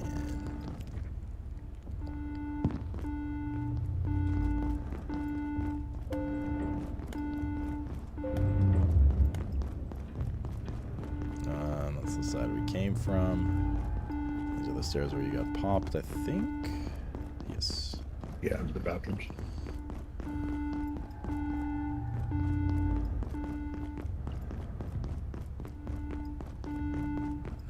Don't remember where this goes. Oh, this just goes back to the main floor as well. Okay.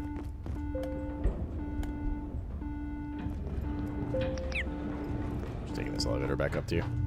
Yep. Hello. Hello. Okay. So we're taking the stairs.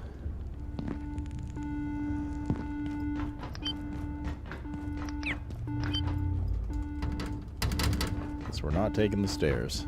We're missing something.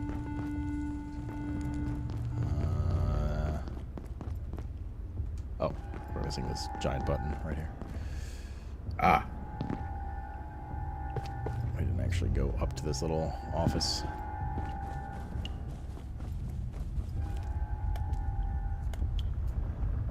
That gate behind you's opening now.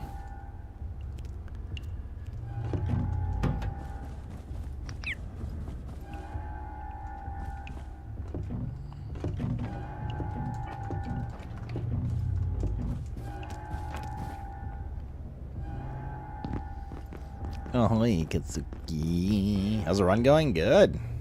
Calla died a few times. I got knocked once as well. What's happening, Katsuki? The alarm sound can't be good? No, it's just the oven is preheated.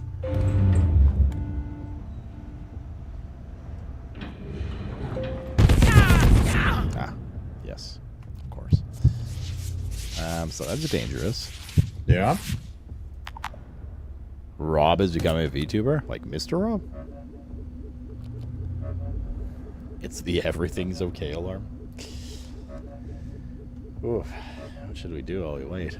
Well, cheers. Cheers.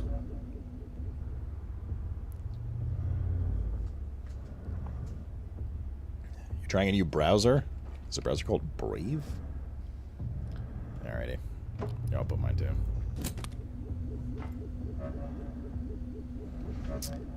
By the way, looking at the pace that this one heals us, it seems they don't stack, so dropping 2 of them is a waste. Oh, okay. It looks like it's healing it around the same pace when we're standing both of them. Wait, Tally's becoming a VTuber? It's about time, dude. You're doing great, sweetie. You too. I'm doing great, sweetie.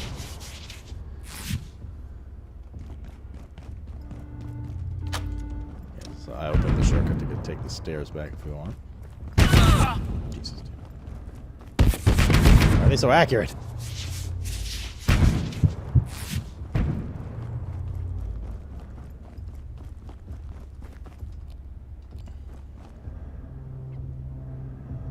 You okay?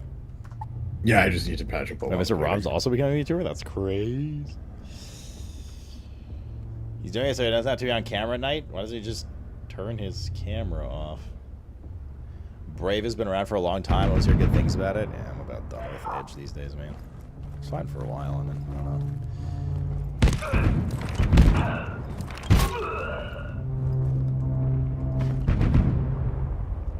know. I've perished.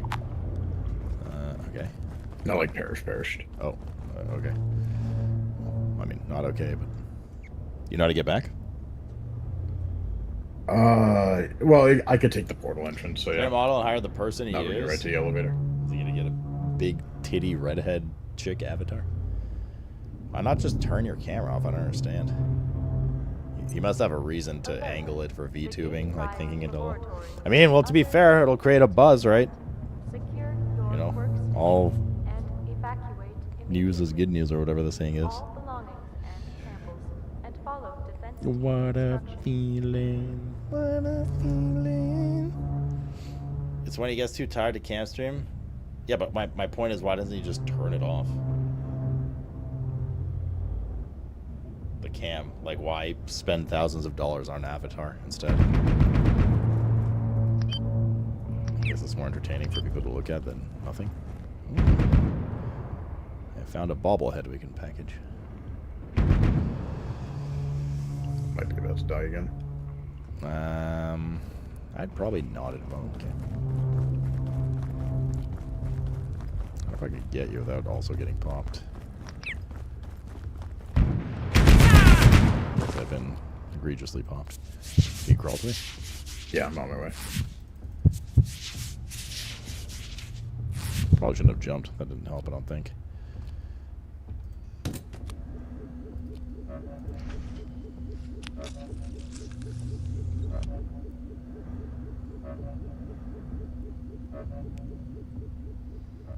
Crawl to me on your knee.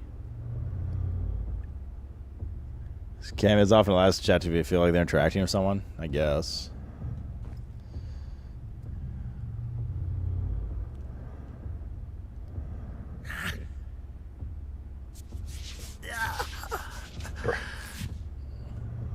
I'm bled out.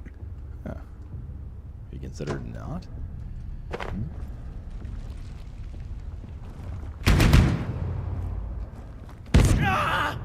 Okay, we need to go kill this fucker.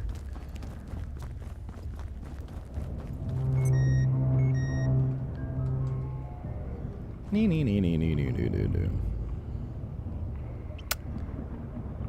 there anything we can even leave right now?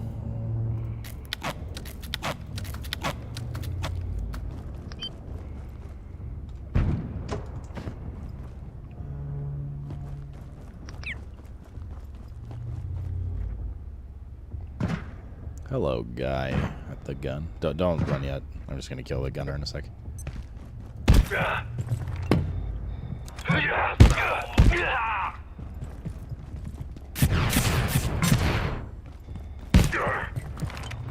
You're good, now.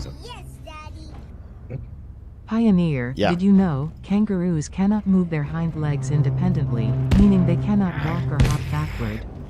Really?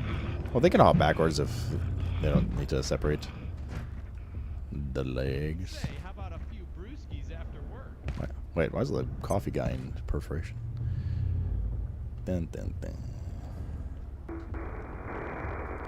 There's a lot of stuff to loot. I don't know what kind of space you have. Very little. Under the plant, like over here. Mm-hmm.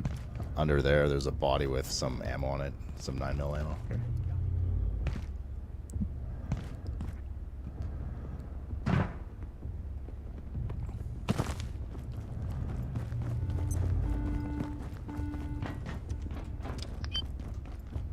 Ah, yes, what a lovely shithole.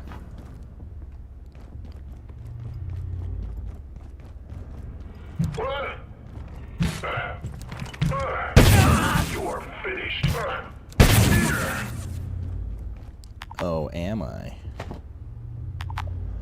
Shotgun ammo here. I don't know if you have space. Yeah, I do.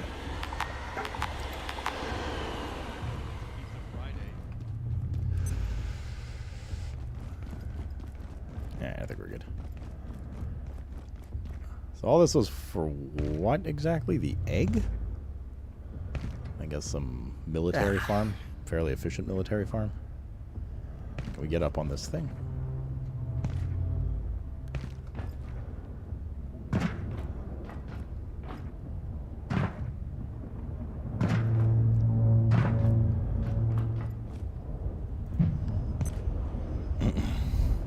Egg, I guess. Lula has a PNG VTuber, yeah. It's farm for lab mats, right? Yeah.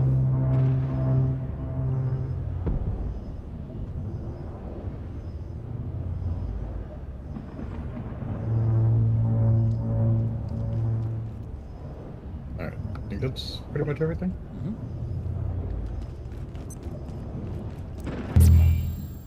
Shots for the deaths. Sure. Cheers. Chance, back base. I'm going to go back to base. Okay.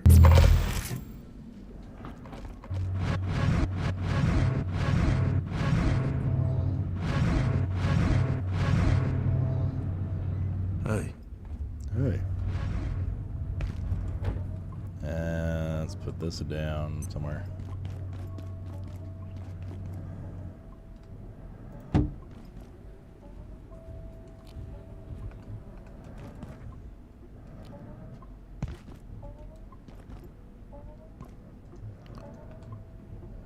the sword away as well.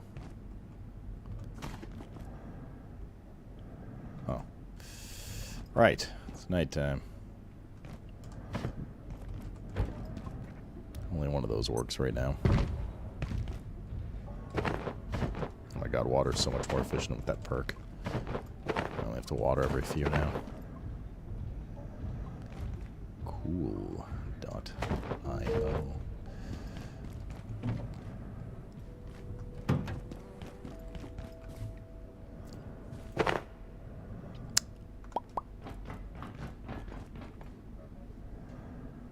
God damn it. Curse you, nighttime.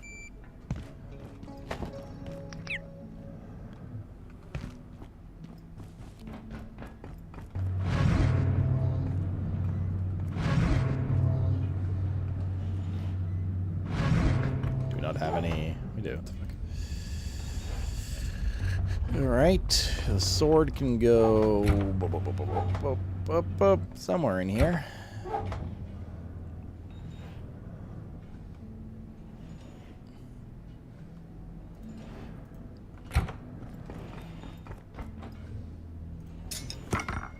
Good.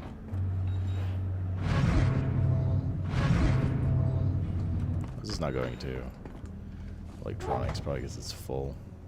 Ah, fuck it, man. Let's just make it goddamn. I've been avoiding the electronics one for ages. Chest. Storage crate medium. Make 2 of these. Attention, this sector is under precautionary security measures. Please remain in place and wait for security assistance.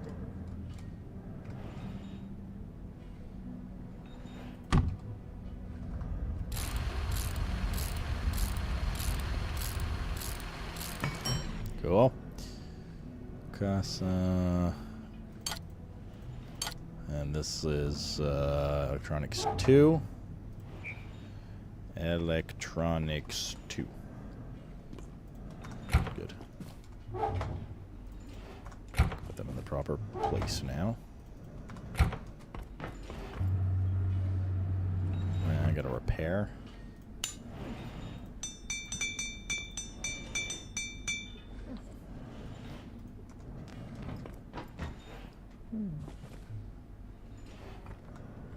Alright, I am ready to go back, whatever.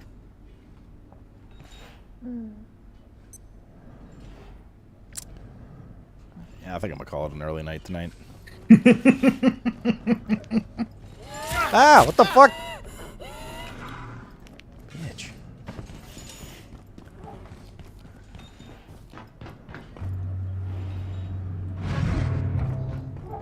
Why did you just fucking charge me? Apparently I don't need to do that yet. 810. Oh, the space load is actually pretty efficient.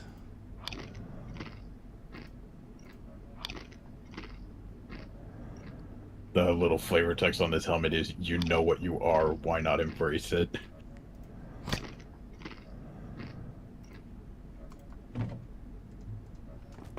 Yeah, ready to go whenever.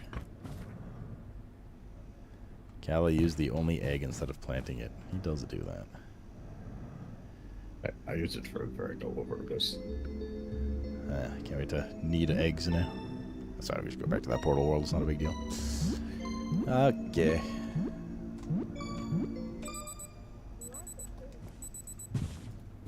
I am ready to go. Yeah, just finishing emptying my inventory.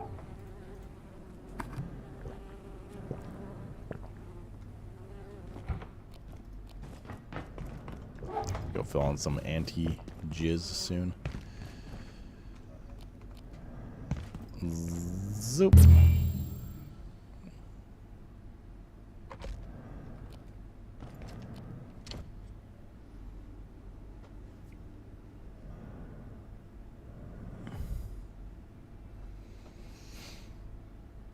Oh, it's tomorrow? What? Oh no, I was gonna. It was just because Cal is so fucking ugly. I couldn't deal with it. The stupid egghead thing. Not going anywhere. Staying up a little later tonight.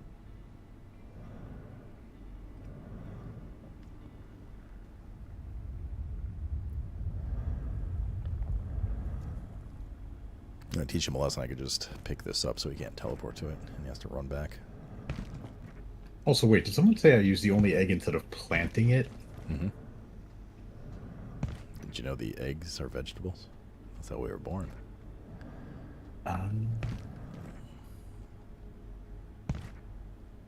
Okay, I'm ready to go. Go. Yeah, okay, go. Eggplant. Ah, hilarious.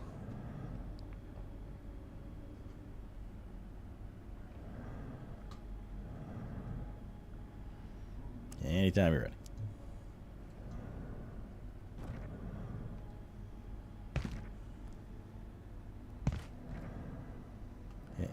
Anytime you're ready. I'm good. I'm waiting for you at the bench. Oh, the other bench, okay. So I want to pick it up so we can go. I didn't. You didn't sink it, did you? Nope. Okay, I'm picking it up. Fucking egghead. You want to trade? Well, why didn't you say so? Why didn't you say so? Dude, you heard that from all the way over there?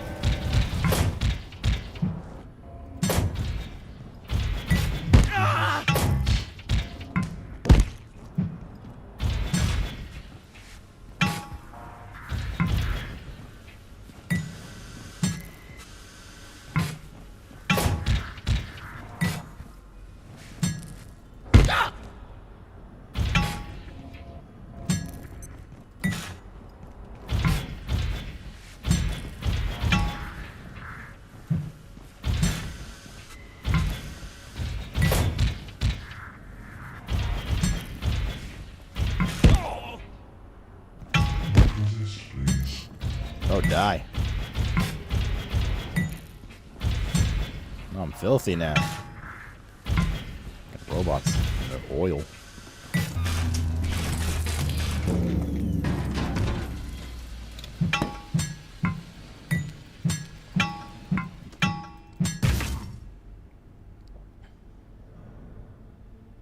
What is going on with those?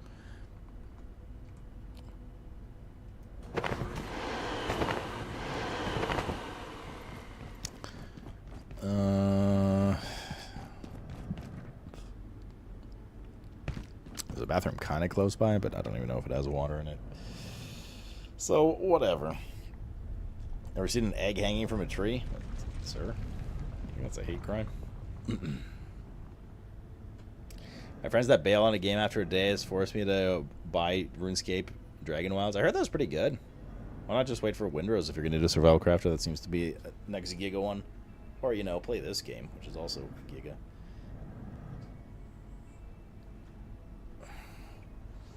I feel like having some junk food. May have some pita bites. Meet halfway. I'm halfway there. Wasn't there an eggplant emote? Yeah, people use it as a representation for penises all the time. I don't know where it went.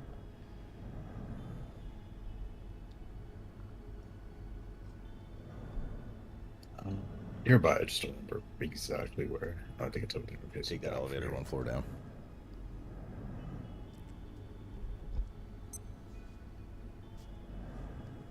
I had that same feeling and instead had like 30 sugar snaps. Oh, I remember those. Those little like tiny sesame seed things held together by like sugar basically. Comes in 2 per little wrapper. Bro, I used to have those. Not at all. Oh, I'm thinking of sesame snaps, not sugar snaps. Sugar snap. It's basically beans. Like, oh, like snap peas. Coated in sugar? Into the vault we opened. Hooray. I knew.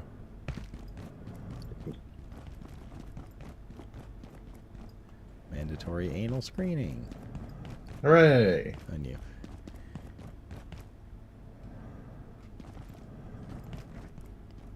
A new chicken. They're naturally sweet. Okay. Check-in approved. When I looked at the picture of them just now, it reminded me of What's it called? That looks ominous. Of edamame. Students pronounce it edamame. Shut up. Let's say what I want.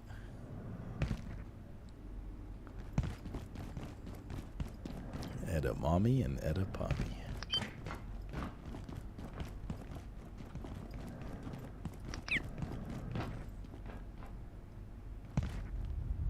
You had to Google healthy snacks. I got a healthy snack for you. It's got a nice cream-filled center as well.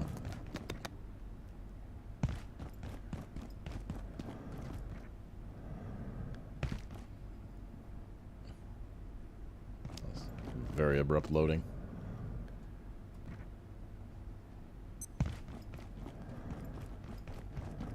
Is it a donut? That's the one. Comes pre-lubed.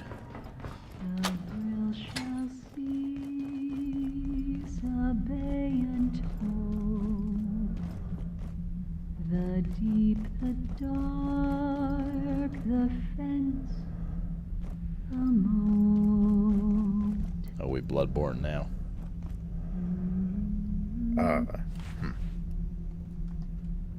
A reprieve. Be grateful. I perceive you've come far and seek escape from the depths, the shadow layer, where our kinds cannot coexist. You are of our kith, but not our kin. And I came with a warning, which is a gift. Halt here, and no worse shall befall you.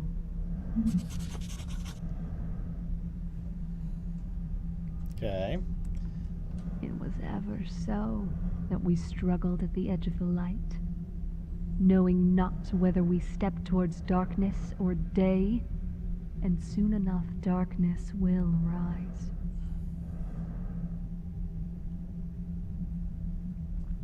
You have come far, but you will halt here, before the darkness, the water, the nexus, and egress. Yeah, it is a little annoying, buddy man. You hear me, but do you understand? Perhaps you are the true anomaly here. It was ever so that we struggled at the edge of the light, knowing not whether we stepped towards darkness or day, and soon enough darkness will rise. Okay. You have come far, but you will halt here, before the darkness, the water, the nexus, and egress, perhaps. She seems pretty indifferent that we're not listening to her and continuing forward. Would agree. What the fuck is happening? There are deserts more hydrated than I am.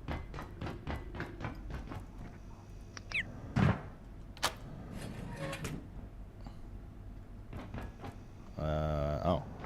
This is all the way back in the lab area. Level construction in this game's nuts.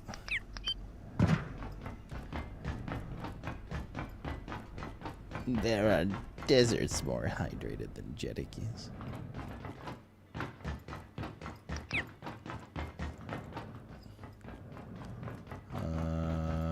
There's something else I wanted to check out up there. Before we descend more.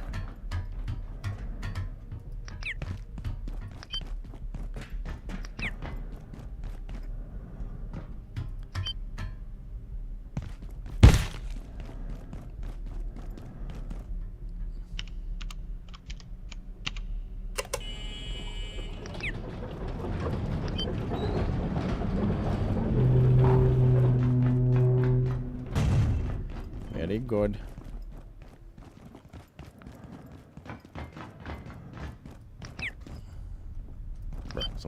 We're like on the edge of loading areas, so that would be nice to open. Oh no, wait, we get the other one. That's fine. All right, well, down we go. See you in hell. Which happens to be Michigan. Ah. I should go down the other way first.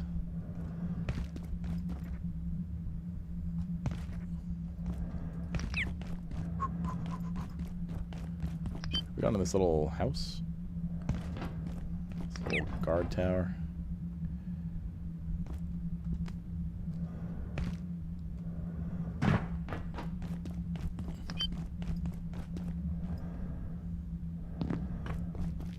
You got your rad suit on. Yeah, I got it. Oh, good. Jeez, almost overjumped that.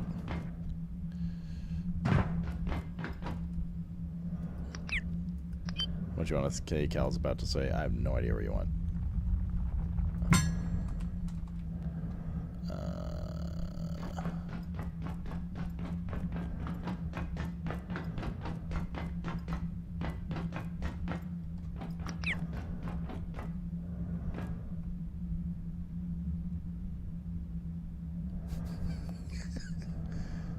Did you not make that?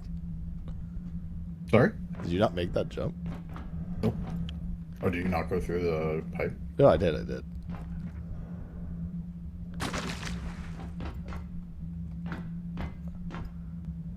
Bruh.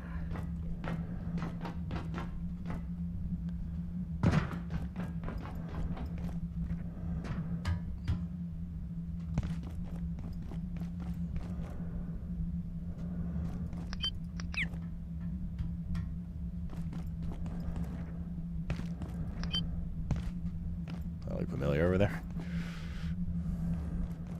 Or where? Into the darkness this way. It's the lobby. Oh, okay. Did you remember when we were running towards the lab, you saw this green glow in the distance? That's Right, the area we're in right. now. He has no idea what I'm talking about.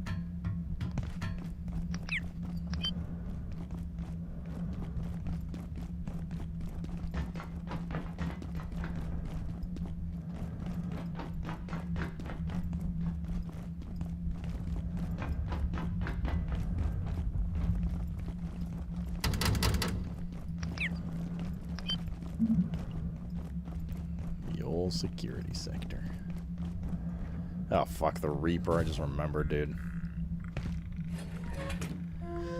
VIPs to defense team. Ensure large surface elevators clear in advance of executive committee arrival tomorrow. No defense team activity in the area between 11 and 12. All urgent transit between those times should take place via TR facilities.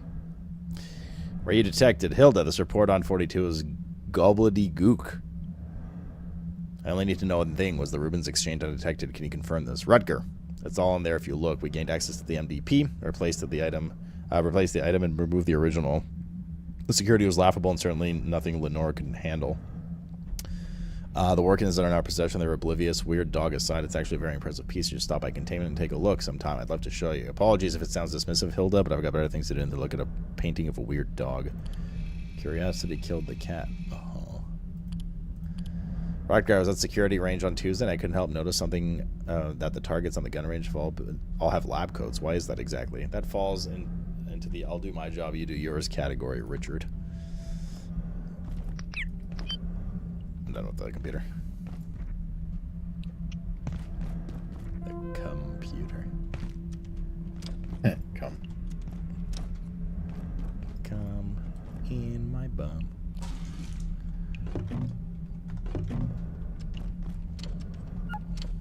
I'll wait for Calla to read. Might as well push out this massive turd. Chat, what do you guys think is the longest single unbroken piece of poop you've ever pooped at once? Like in inches. Y'all done? Yep. Me personally? Yeah. Why would you know other people's? Unless we've had this conversation before. 9 centimeters? Inches? 9 inches is pretty big. Well, look where we are. Mm-hmm. Oh, this is where the weird, yeah. Okay. This is the lobby.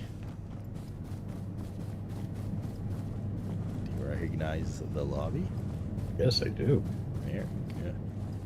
Thanks. Now, fucking table down.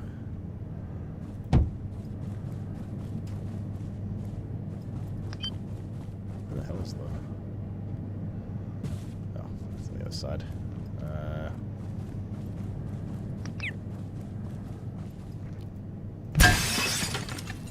Okay, that'll do. That'll do, donkey. That'll do.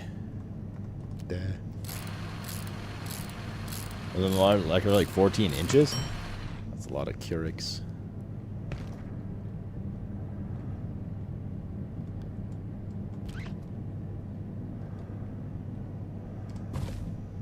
Alright. Don't forget to resync. And since we're here, I'm gonna go empty bags real quick. That we're established outside the next sector.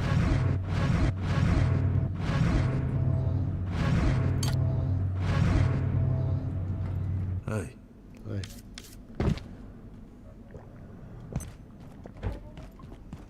It's Resty Poo.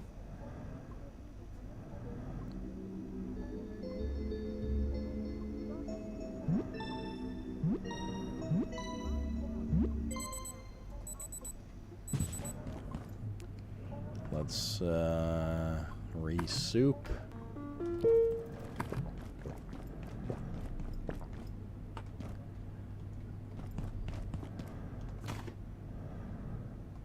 Alright. Let's re-water while we wait.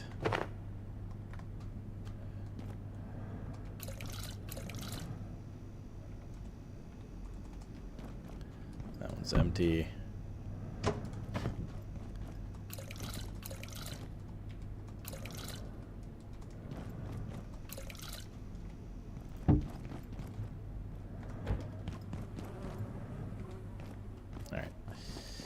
And we need...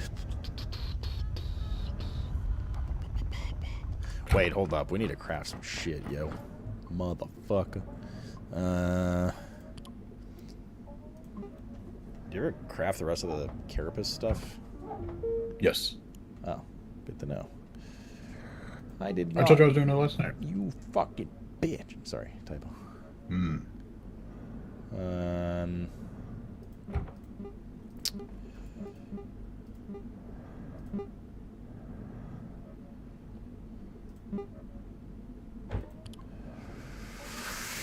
Fucking South Park. Fucking South Park, you know. Okay, research pack for sure.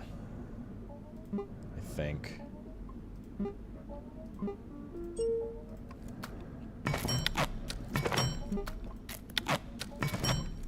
I think it's better, right? Capacity 30, rate reduction 22, capacity 30, rate reduction 0. And this also reduces radioactive output of whatever item you put in there. Don't forget to make a research pack if you care. Oh, and that's a temp one, right? Very good. I don't know if we need this hazard. Is that bigger than the backpacks we're using now? It's the same size, but it reduces weight in it by 22%. Ours is 0. Okay. And it also has a slot for an anti-radiation and a fridge slot. So if you're carrying, like, whatever with you. I'm probably going to empty... Don't know if we need the hazard cart with us anymore. Gonna let go of some shit. I was gonna make some more discs.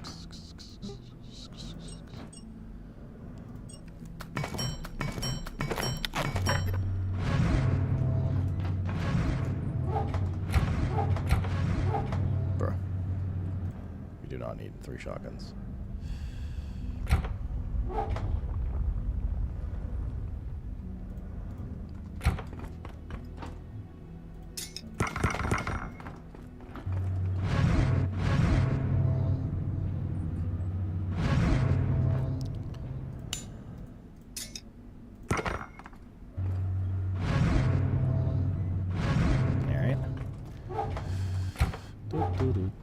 Boop, boop. Yeah, I'm gonna leave some stuff, I think. I'm gonna leave, like, We don't need the nets, really. I don't think we need this cart with us anymore. And plus, we could just hearth and get it. Don't know if we need the... Maybe we need the jump pad.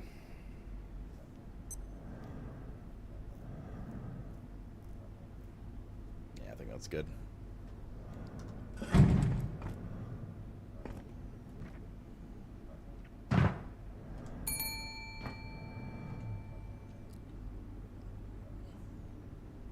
Let's repair. I don't even need to have it. Oh, you don't even need to loot it. I thought you did. Alright.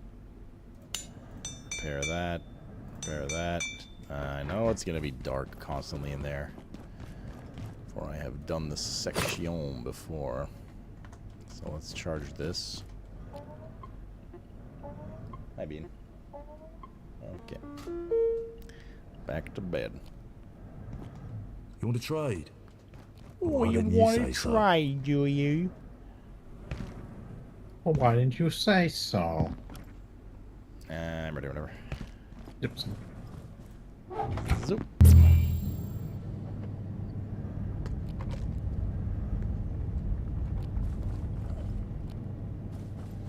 Still didn't make the new armor, but whatever. Ha, Ted, there's no way. Ha, Yolzy. Moldy Scran. Classic, dude. It's awfully dark in here. Did you take that map here? I did not. Sure. Well. You know, there are surely beings in this universe stranger than anything this facility has locked away, or accidentally unleashed. Things we can't even imagine. Anyway, good luck in there. If you can get to the surface elevator in the center of this sector, we may actually have a way out of here. I know you'll figure it out. It's oh, were you the hackaroo, Niska? Did you sort it? Here. There's worse places than this, but if you're lucky, you'll never see them. We've gone out searching for new realms, other entities, only to lock them away, like some you got it settled, alright, cosmic nice. zoo. Yeah, I assumed as much. Is like anyone Mr. really Beast surprised quick that it's money come to turnaround this? thing? I was like, I'll be here. All right. It's almost peaceful here. Okay. What a nice, totally real human being. Yep.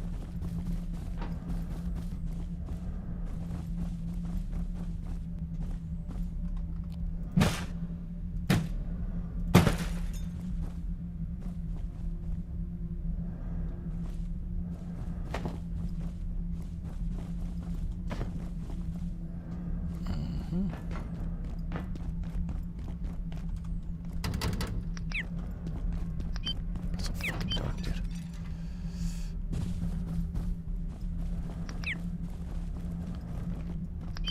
Well.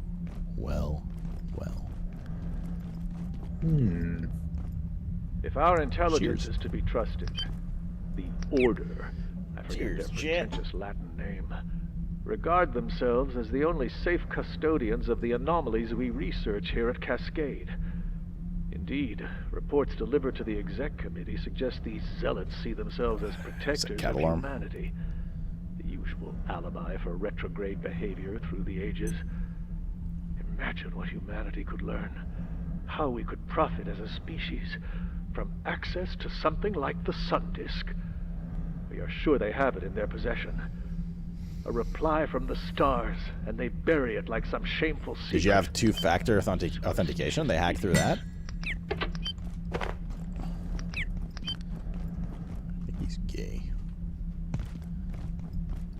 May have.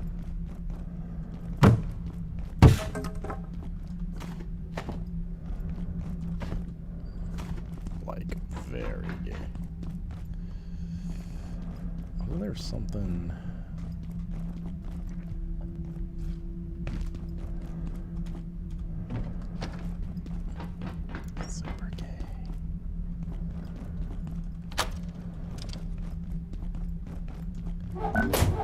Oh. Oh. Okay, this... Holy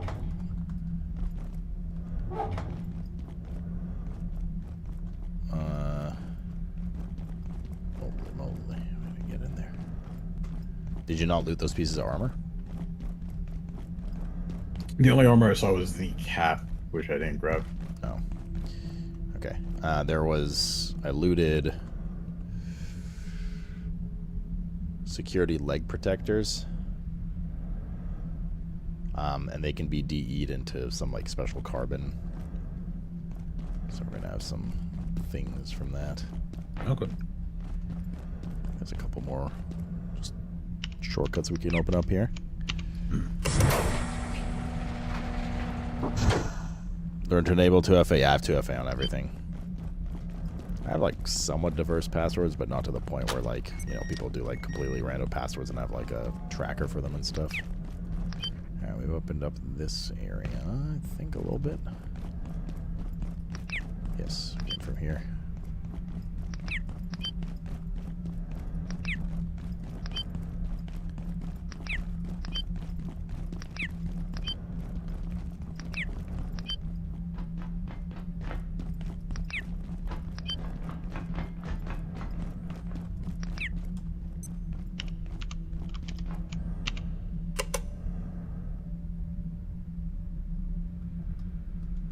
There we go. Well, well, well. Dr. Derek Mance reporting. Dr. Derek Mance reporting. ISO 59 is still far from being understood. It appears impervious to all equipment and weapons employed against it thus far, and gatekeeper attempts to capture it have come to nothing. Possibly it betrays a slight sensitivity to light, but how it moves, or even whether its garb is flesh or some sort of clothing, we have no idea. I'm reluctant to speculate until we learn more, and I'm putting in a transfer request to Keystone for Gatekeeper's staff to replace those lost. I mean, the trust, yeah. I mean, most of my passwords are offshoots of each other, which is why I'm saying it's not great, but... Will be resetting in 3, but 2, usually decently different. And I've definitely run into issues where it's like, I don't remember the exact one for this website that I access every 7 months, so... Alright, well... So, you know, I'm Alright. Time for the Reaper. Let's see what Calla says. So I'm do lost password things.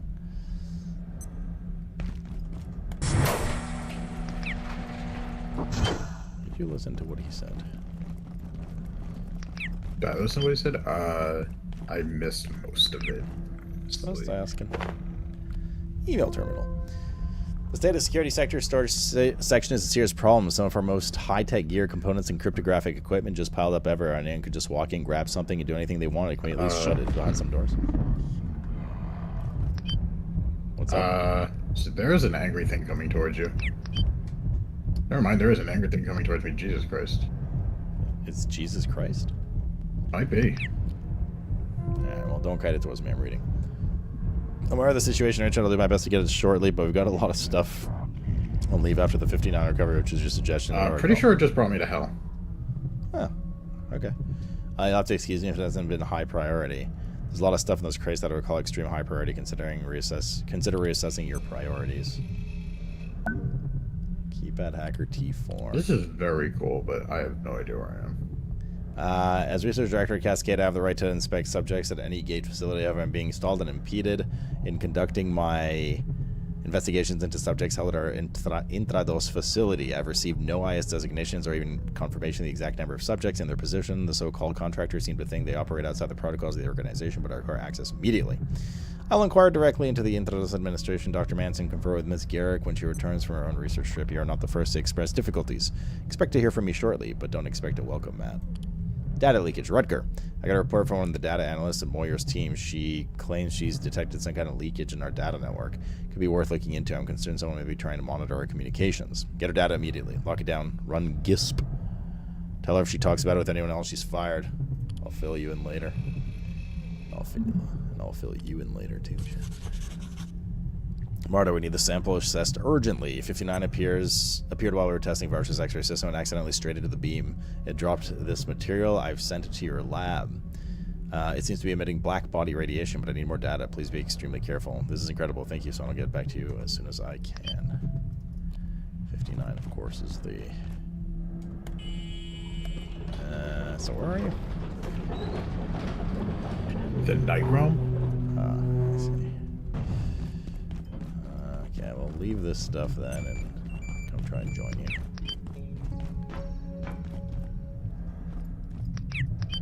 Tell me if this NPC... I'll wait. Actually. Hello. Are you here? I am here. Did you get captured by the dude? I walked into the portal. Oh.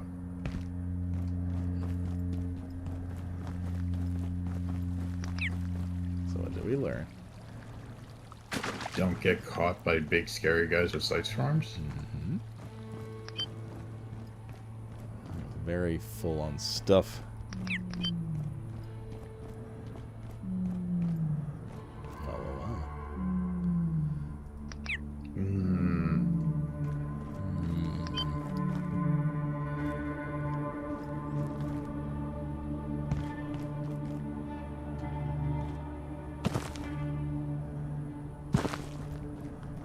Dark Souls ass castle. I found Night Essence.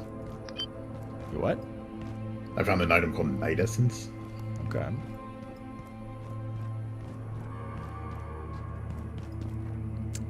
Calla probably has no recollection of where to use the Night Essence, I'm going to assume. So I'm just moaning as well.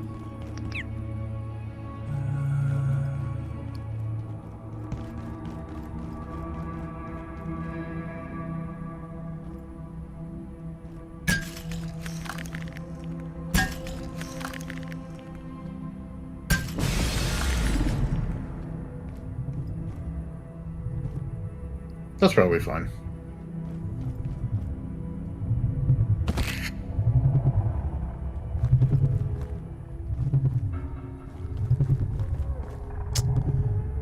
Meat bags are very well, let me see where this takes us.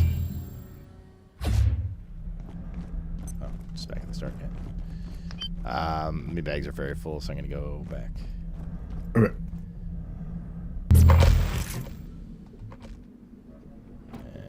We probably have to do some brain sharing. Yeah. God, those are heavy. Holy shit.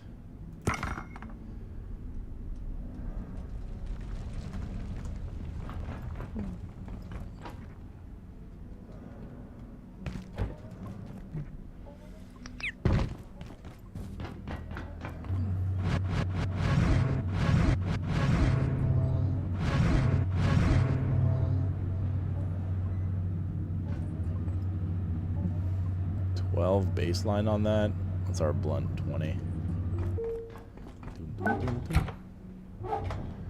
New recipe, egghead. Well, I don't mind if I do. This can go into wooden cloth. These can get deed.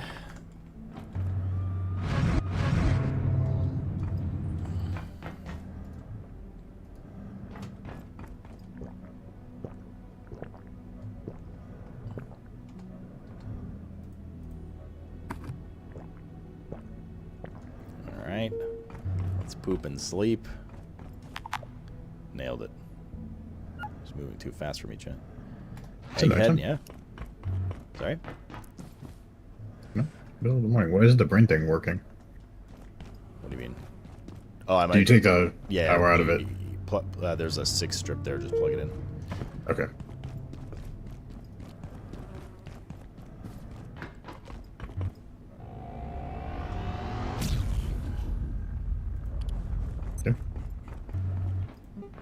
Tech bandage. Carbon barricade. Carbon bed. What the fuck is the point of that? advanced bed that's much comfier than a couch can be used as a respawn point. Keypad T4. I mean, I guess we can.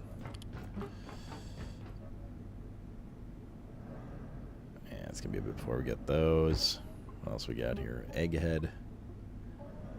Nice, I guess.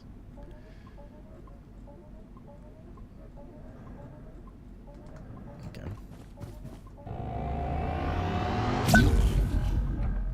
Cyan. Oh, there's the energy pistol.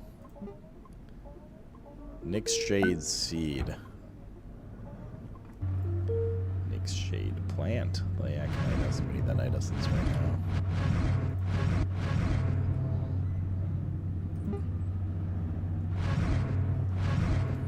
Yeah, there's the energy pistol. Battery charged laser pistol. That's what I used to shoot the thing. A lot of night essence needed. Anything else? Paint.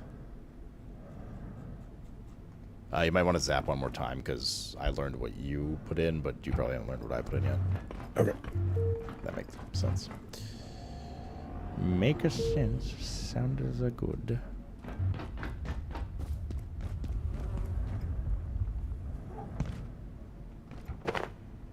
Wait. What the fuck's thing did I pick up? Why are there two casas?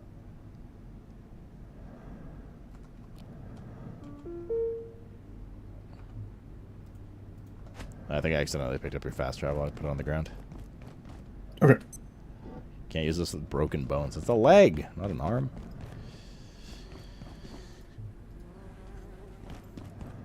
So is that how you completed this game? No.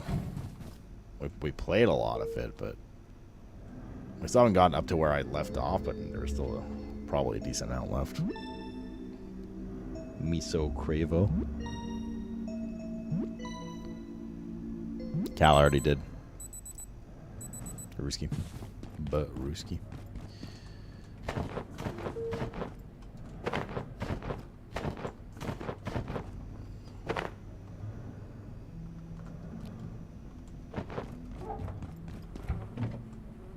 Bruh.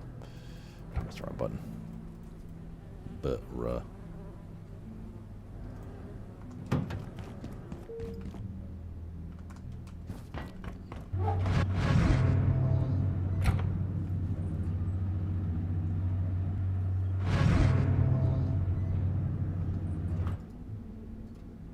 I'm ready, whatever. Just about.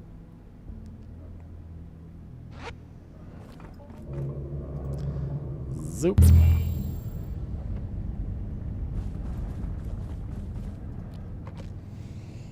Cheers. Cheers. Where did I stop in the single player run?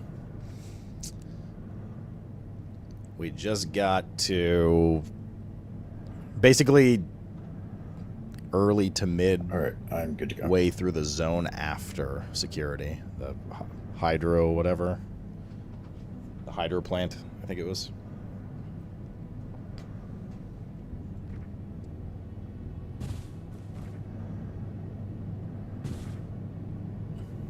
I started like grinding through that, and then we stopped. So we're not too far.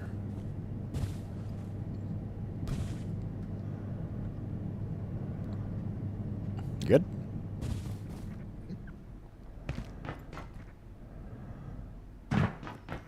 Galler? Never finished? No, I never finished this game. We never finished. I have problems finishing shit. It takes a while, you know? Just gotta stroke it the right way.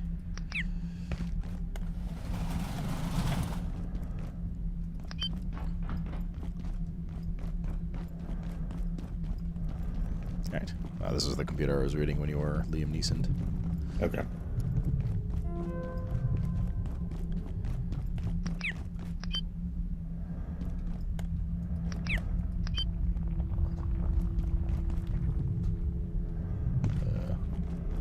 I thought I just saw the dude.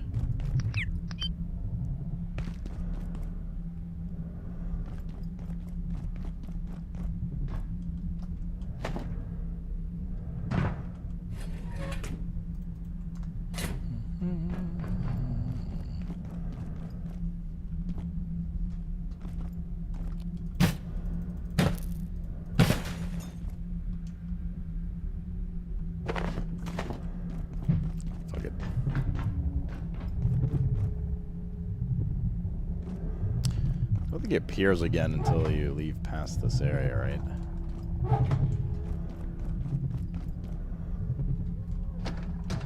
059 is the Layak, right? I don't think so.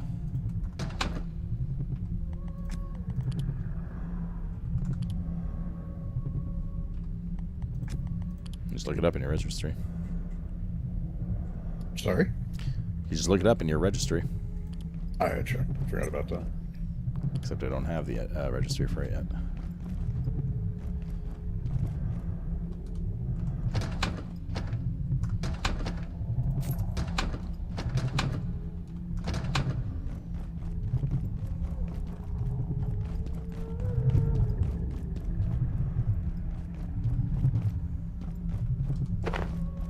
I assume you didn't pick up anything here because you were getting bumped. Yeah, I did. Good. Uh-oh.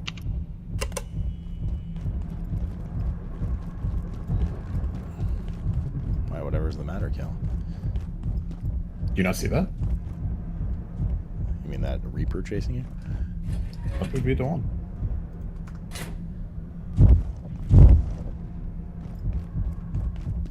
You're doing great, sweetie. I mean, for what it's worth, we'd have to go back downstairs now, so. Alright. Take him instead. Nope. I feel so good.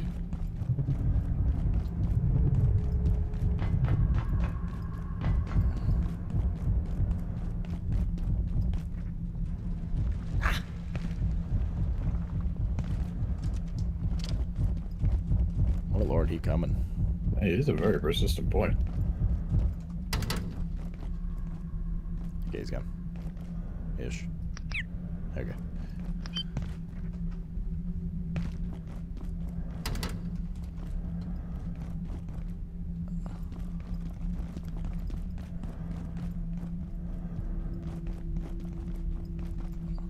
Can we not open this?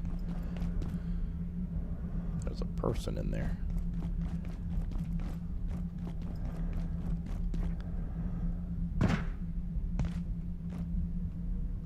Unbelievable. There's an interesting diagram here.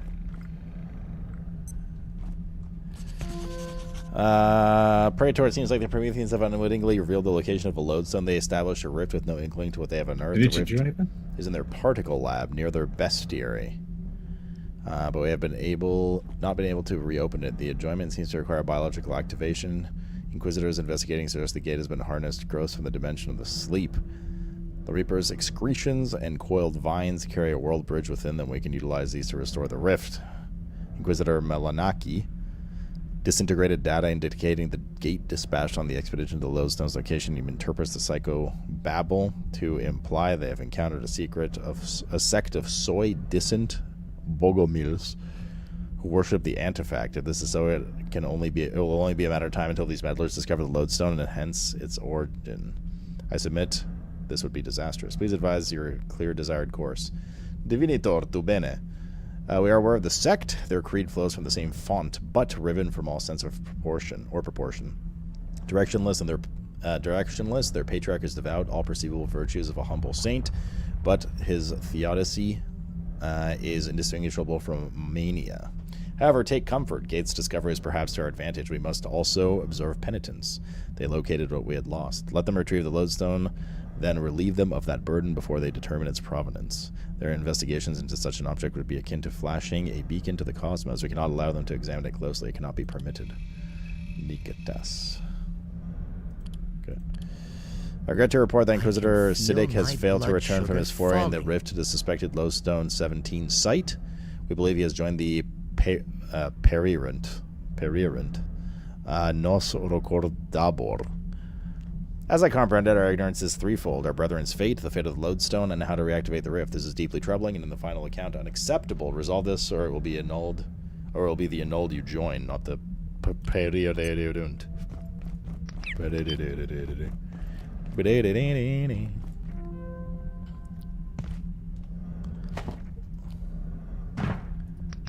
Alright, Gian's Yolzi. Sleep well, sweet prince.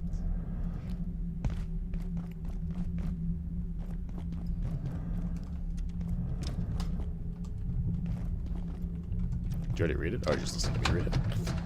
Yeah, I just read it on your stream while you're reading it. Yeah, probably easier.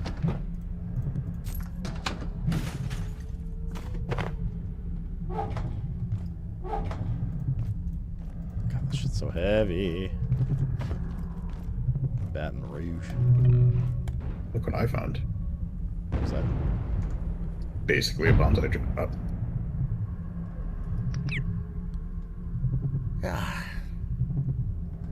I just pressed this button and opened the storage doors, by the way. Okay.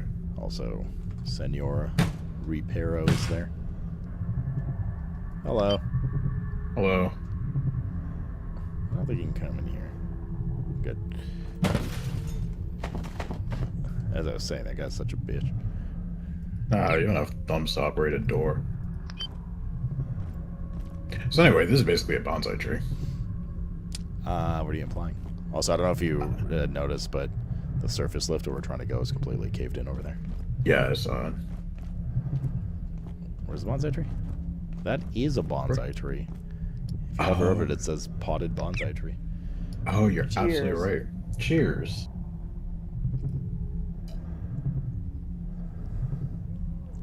Drink, spider. I'm out of cranberry juice.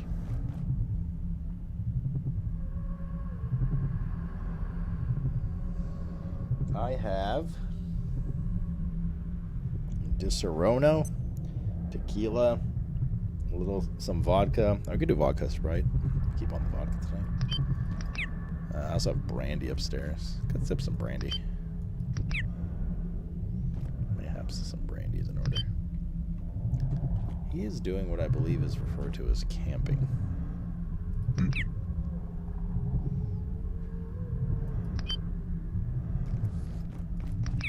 You have some Stella? I don't want beer. Beer's gonna blow me in. No man. Oh. Oh god, he can use doors. No man. Oh. Where'd you go? Back to home. Wait, he kidnapped you? He just hit me when I ran by him. Yeah, he put me in jail, actually. Huh. Cool. Well, keep exploring around here.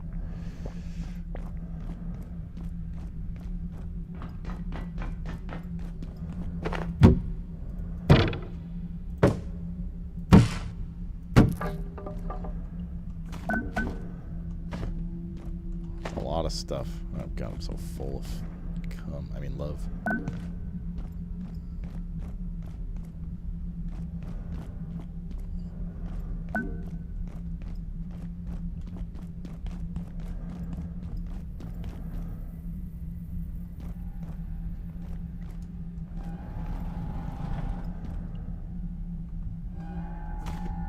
The bags are almost full, me lord. My bags are very full, me lord. What the fuck was that? What did you just do? Calla? Hmm?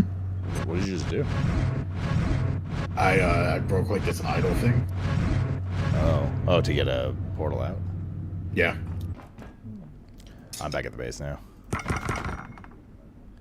I also found magnetic alloy. Interesting.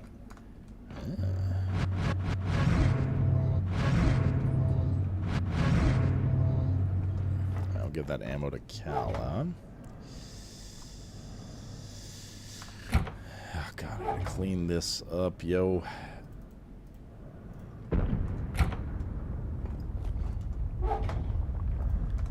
There was a and a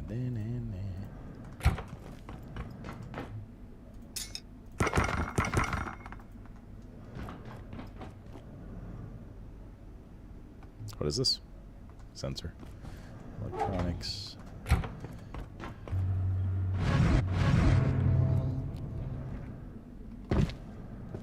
You coming back to base? Are you chilling there? I'm coming back. I'm just looking around really quick because I found this magnetic alloy, so I want to see if there's anything else. All right. Sensory companion. That's another trinket.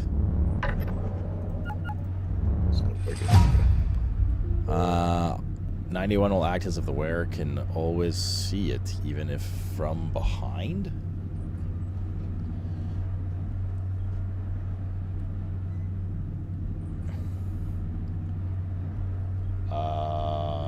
Oh, that's the Layak. Okay, so the Layak can't sneak up on you with that thing. That's kind of meh, but... Crystalline Cask.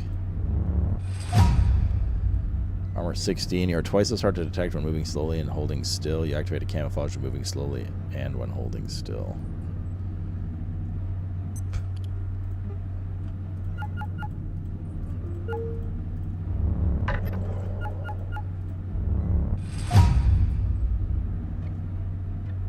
My glucose levels are dire. Eat, bitch.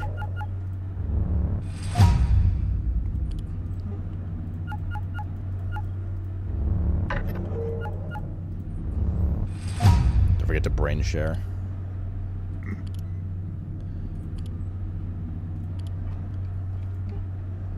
Makeshift NVGs.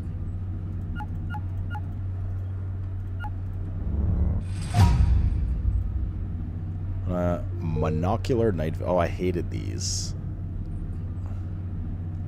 There's something weird about them. I forget. I didn't like them. We used them for a bit, and I was like, nope. And I don't remember why. Okay. I definitely don't remember why. Where's that pistol we need it for the dude? We got one. I'm pretty sure it's a sniper crossbow. It does 120 damage. Oh. You already synced? Yes. Okay, I've also synced. Oh yeah, Magbow. It should have been a couple things. Magbow, auto salvager, and storage crate. Yeah, there's like 6. No, but I have some stuff, so you should resync. Okay. Because I found a sensor as well while you were trapped in hell. Auto salvager. The Magbow. Oh yeah, baby. Put things up in speed to decay process on food. Yeah. Don't think we need that. Oh, large storage crates. Oh boy, large storage crates, okay. I have to make that swap at some point.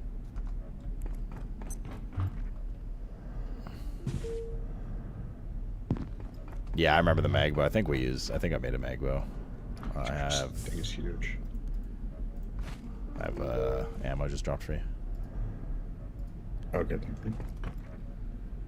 Time is it? Okay, I got like 15 minutes. So I got to do cat stuff. We're going later tonight, so I'm not going to end with needing an AFK. But about 15-20 minutes, I got to do my 10-15 minute AFK for the cats.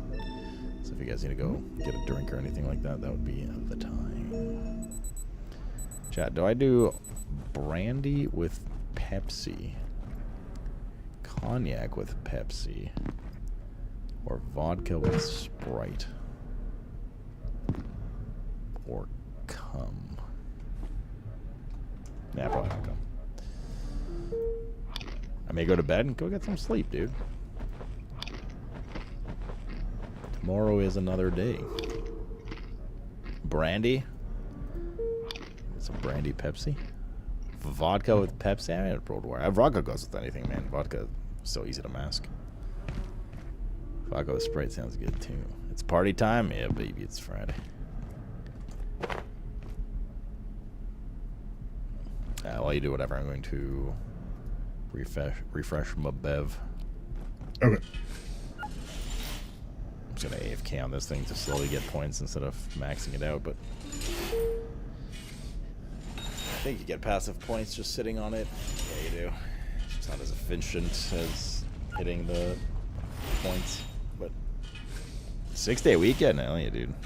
Coming for someone who doesn't drink anymore, so you can drink in your honor. Alright, I'm good.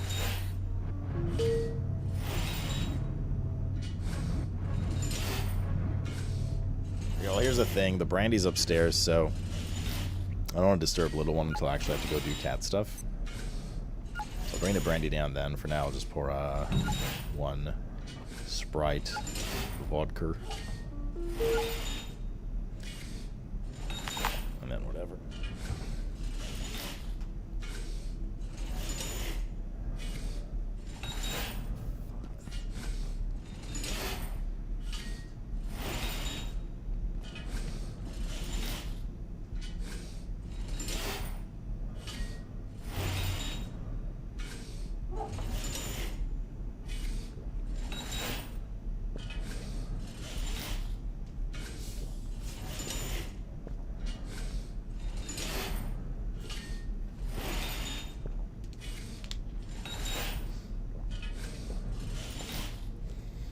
You slept through novels talk? What the fuck? Horror. Bull.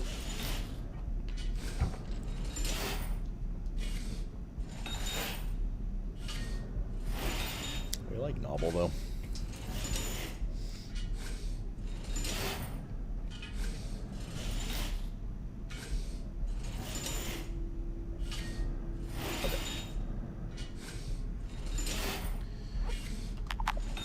Nailed it. Nailed it. Nailed it.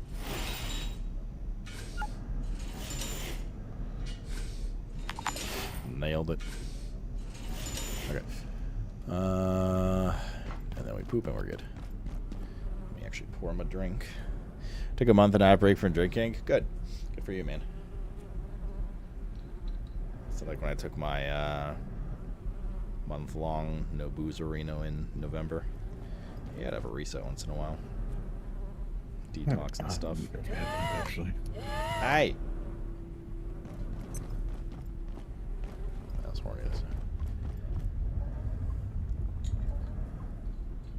Disaronno and Gatorade? Why do you need to mix Disaronno with anything, though? It's not high alcohol percent, really. And it's already, like, quite sweet. You good?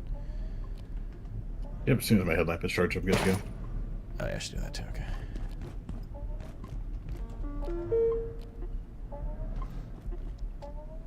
You fucking dig.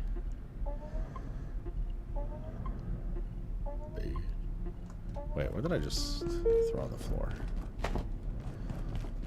Yeah. Not sure why that threw on the floor. Alright. I am porting. I gotta do cast stuff in about... I'm down to stay up later tonight, but I gotta do cast stuff in about 15 minutes or so. Just FYI. Okay.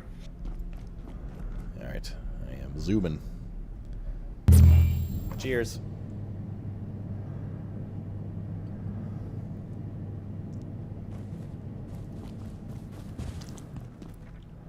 Cheers. Cheers. I may have made this a fair bit more aggressive than the other one.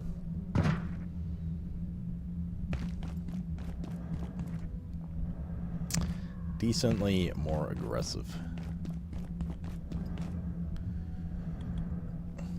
Can wear any weight of armor without dropping into the heaviest weight class.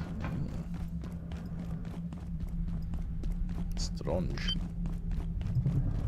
So while you are in Shitsville,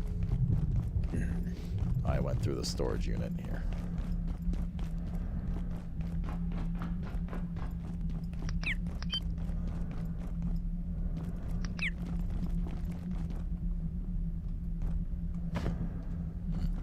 I know that was a thing. I don't think I got that in either playthrough. There are, you know how like different crate tiers have different tiers of loot in them?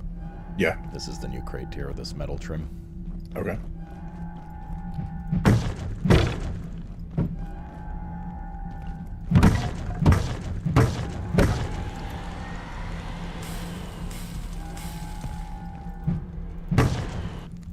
There's that fucker so we can kite him to his beam, make a gun, farm his ass.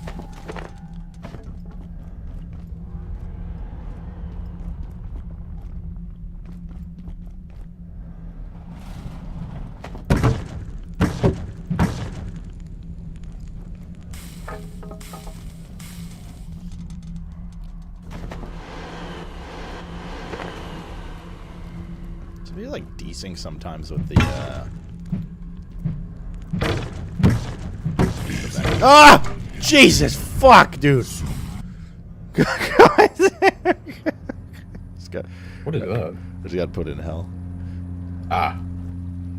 Oh, cremate. That scared the shit out of me. Oh.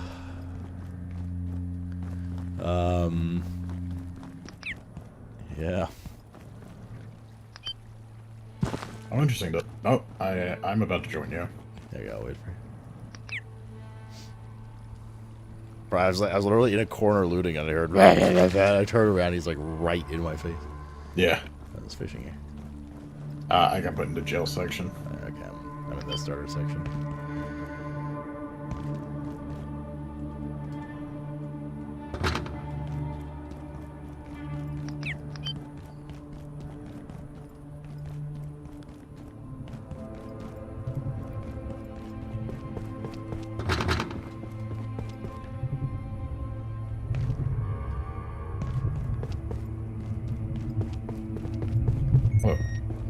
Did you explore all this? Yeah, this is what I was doing when you were going back to base. Anything interesting? Just that magnetic alloy.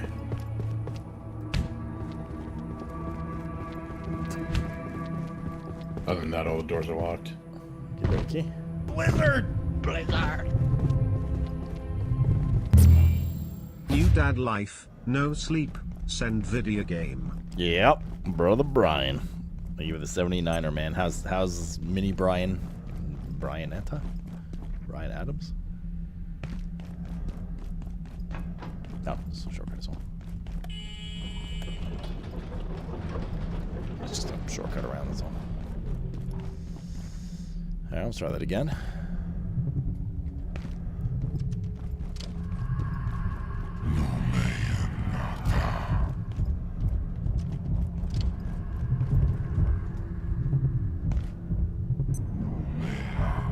See you there. See you back. I'll see you back here. Yeah. Keep looting the storage area.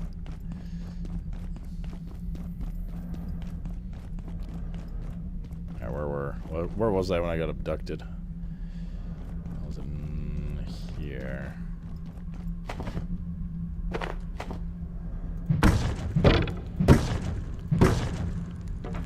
Jones' brother again. Ah, come on. He like spawns right there. I'm also back in now.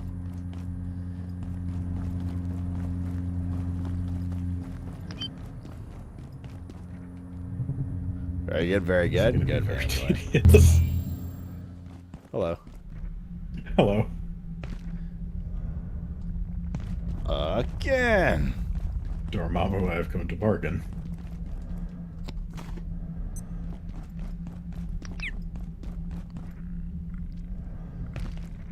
Did we just spoil how we deal with this guy, chat?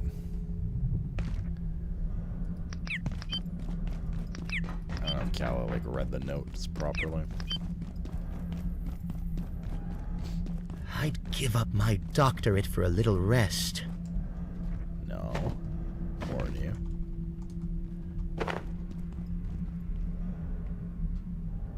You can open these doors. Cal. Sorry? You can open these. Oh, okay.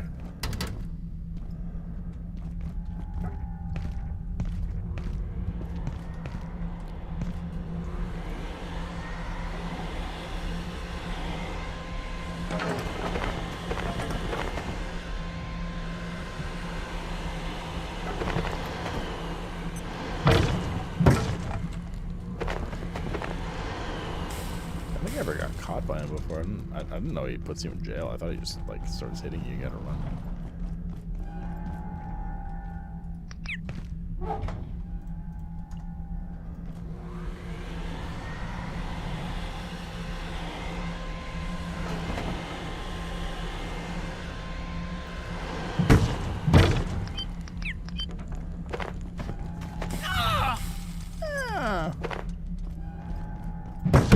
Just leaving boxes.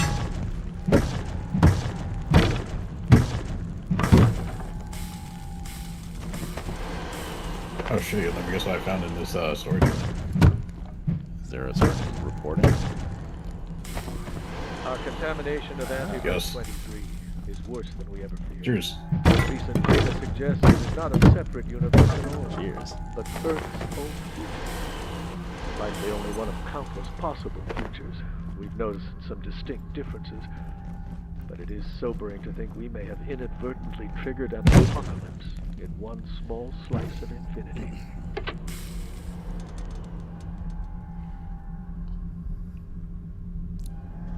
You had 4 or 5 black IPAs tonight at the brewery, and now I'm drinking a Monster. Planning on staying up late, Moosey? Oi, Moosey.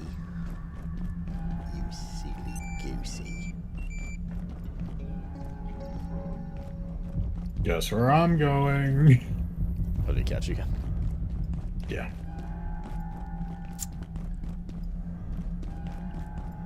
You going to Ohio? Oh, God. No, nothing that bad, just hell. When you're in Ohio, hang out with Horny. Go to the barbecue with Myson and Horny.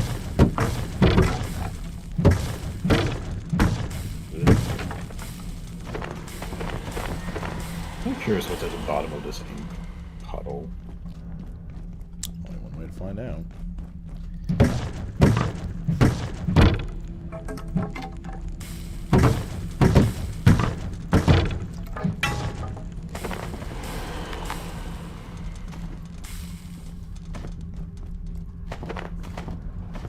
Doesn't look like anything. I wonder if you could like bottle it with a test tube or something.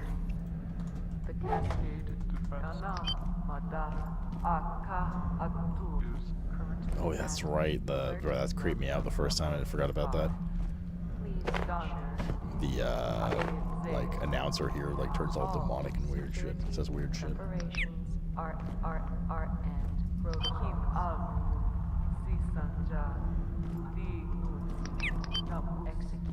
Executed immediately. Have a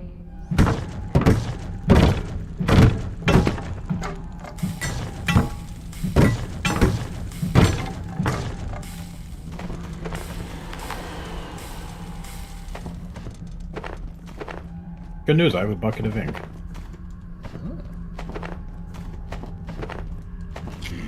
Oh, nope. Nope. Nope. See you in hell, bitch. I'm back at the base. Voluntarily.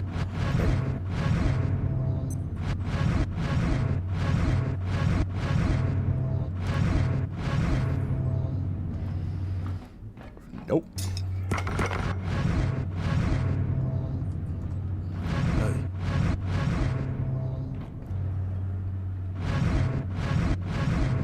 I have some ammo for you. I do also actually. I'm just gonna drop it here.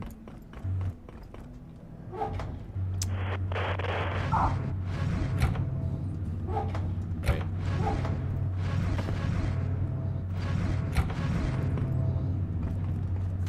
Okay. Let's charge these and repair. Wait, we're under attack apparently.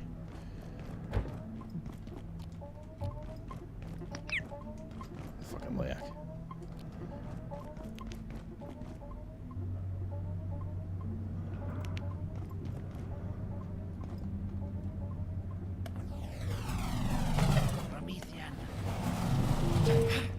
Hey. Stop it. Toon-ass looking motherfucker.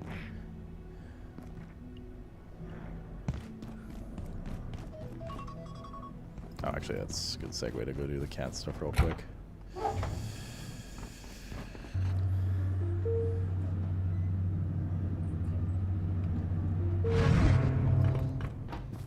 Hours the way out. For what it's worth, I was actually going to Hearth anyways there. Because my bags are so fucking full. It just happened to be that he was coming to gate my bum. It cannot be.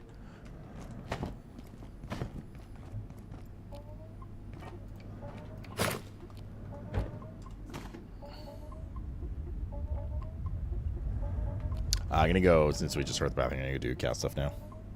Okay.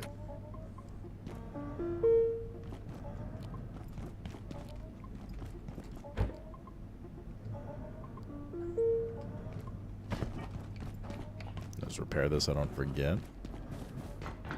My bags weren't even full. They're just heavy. They weren't like physically full there. That's cool. Alright, chat. Quick little break. I shall BRB. Gotta go do the cat stuff. And then we drink. Bring down the brandy as well.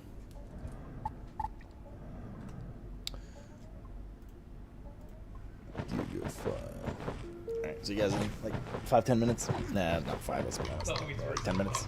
This is like an Irish, what is that? Fucking hell. Irish car bomb, where it started fucking... Terry's gonna have a seizure. It started getting thick, because we didn't drink it fast enough. It's actually tears in my eyes from laughing and crying. Oh!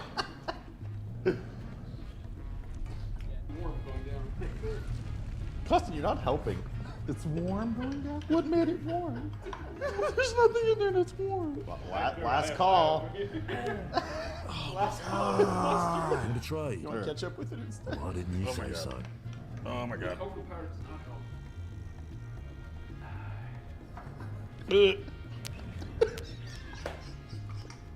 Oh! Oh, that's it. That's your protein. I can't drink this because I'm laughing so hard. Fuck you!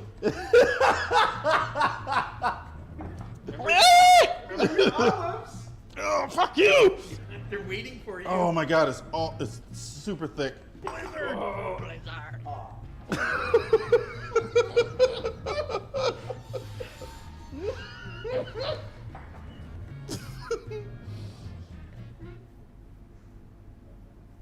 If one more thing hits us, we die, so. Oh, fuck. Skellies.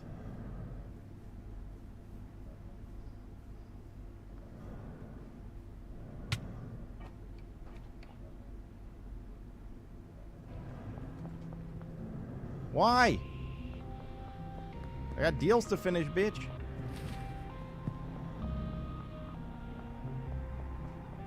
Here, take your shit.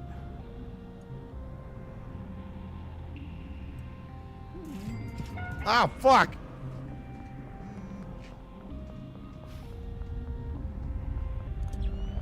He's got a taser!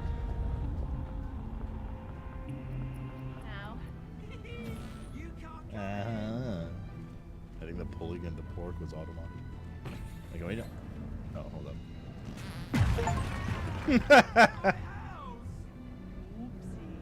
I didn't expect that farting for. Now I feel kind of bad. Sorry. On our way. Ted, I think I need your help with Yep, this. coming. Please. So we should line it Oh, up. fuck. That chick's here. What's up? Don't kite her into the... Oh, my God.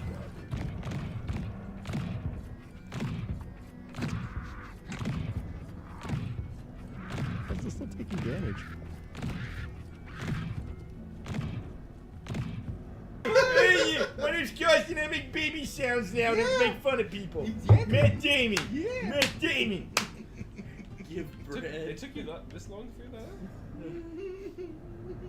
Can you see what it does, like from this point or no? What do you mean? You said you know what it does. Why do you have to look at what it does, you piece of shit? To validate it! Shut your stupid hole! Dinner table. This is why we don't game in person. Counter. Yeah, I'm both drunk or tired because your eyelids start to go a little lower. That's a sexy look. That's for lazy. It's that time of night. Do you want the whole hog this time? Locking my door, putting in the noise canceling headphones. Do you need me to oink for you? What? Wow, you must practice that. I have a daughter. Yes, I do practice that. Alright, the dirty plates here! Oh my God. Give me the well. Give me the well. Why is the other one catching fire? Terry, give me the well. No. Somebody come help! The fucking kitchen, everything's burning down. I need help. Why did he leave?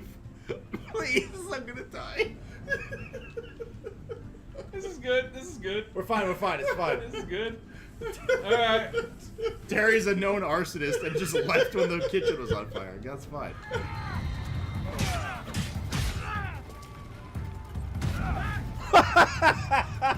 Holy shit, dude. You guys get it, chat? Because they're pigs? It's rubbing its ass on the ground.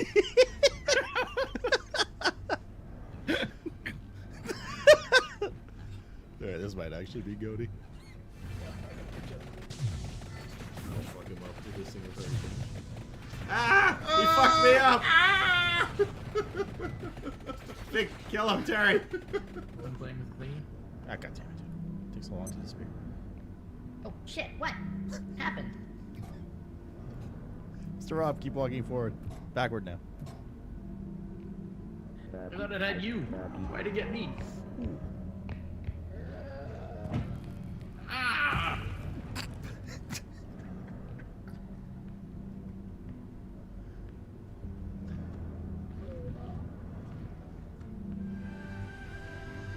Scans are 10 out of 10. Oh my god! Yo, what the fuck? What the fuck? We got dark real fast. Are we? Just Zoe, what? Oh god! Hi! He's playing Among Us! He's playing a different game! He's not even any good at it. Because he is! He's playing a different game!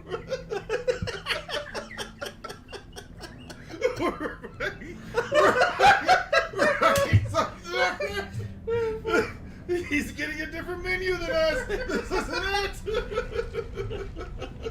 I have different objectives. Are you ready? He's Yeah, not yeah, on yeah. our side! Does that say coming? Coming? Yeah, it's a mystery where it ends up. Chad, vote for coming. It's too late. She knows cocoa powder. Wait, do you know what cumin is? No. Oh, it's like is that coming? Alright, go ahead, Mr. Rob. I'm holding the door open. No, actually, every time I've tried to like guys? open the doors. Oh shit.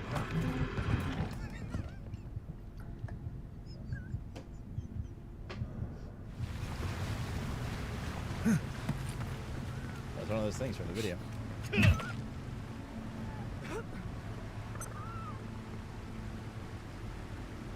Hi.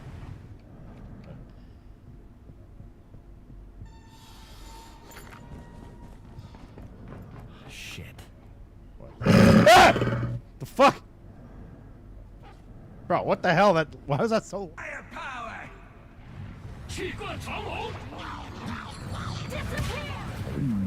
No, brother.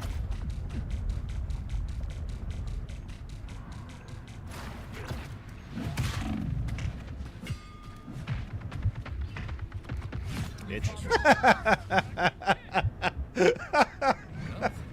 God, yeah, please somebody clip that. I beg, dude. It's slowing down! I got a trust exercise with Josh. I slightly forgot what button.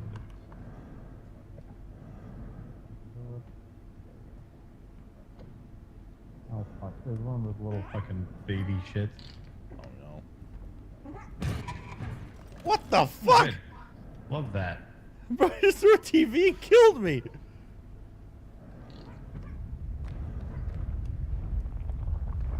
Wait, did he?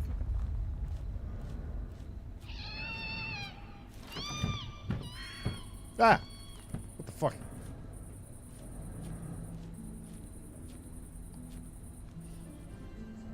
Do you want this light? You're on camera right now, but they can't really see it. Do you want this? No, I mean, is it? What? Because the room's dark. Oh my god. He's like, why can't they see me sleep? Because you're black. There. Happy I said it. Oh my god.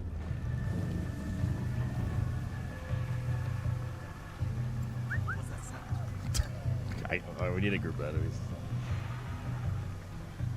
Not again, dude. I'm getting PTSD.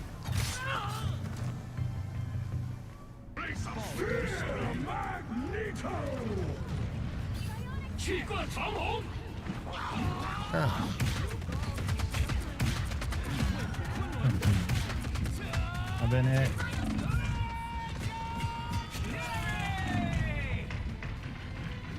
Oh, he still got me, bitch! Yeah, me too. No fucking way. What? No way. They just walked by me, dude. They know.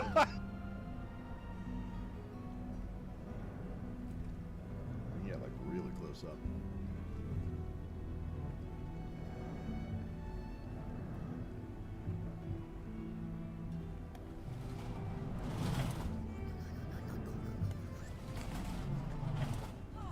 Vengeance is awesome! I'm throwing you under the bus.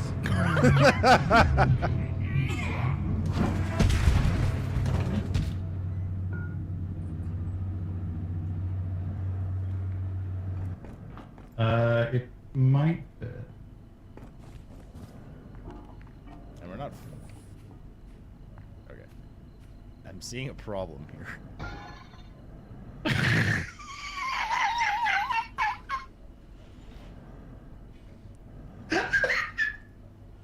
I'm also seeing a problem here. Do it. It's for everybody. Oh my god. I see nothing. I don't even know where I am. Actually, am I dead? I know where Terry is. I actually think I'm dead. I don't know where I am. I expect a photo in 5 minutes, touchpad. No fake bald people here except Costa. We've been rehearsing. Yes. This is why you don't skip rehearsal, Terry. Finally pulled that off. I was like, what the fuck just happened? You ever seen the movie The Shining? OG movie? Yeah. With the creepy twins? Yeah.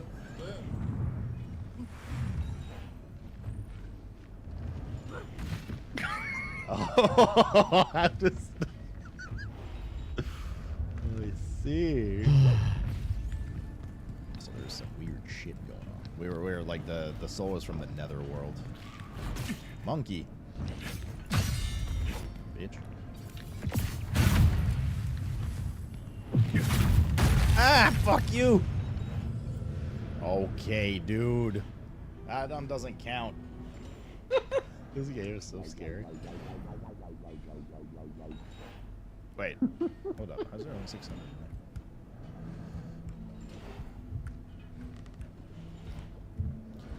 Your cock can have it all inside of Josh's heart. Wait.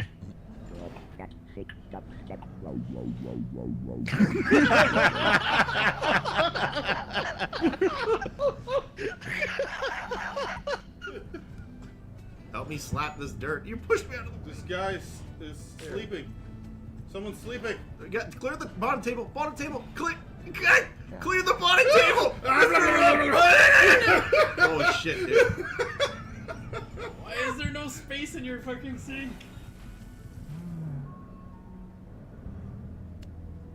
Thanks, Dan. You can hire people for it later.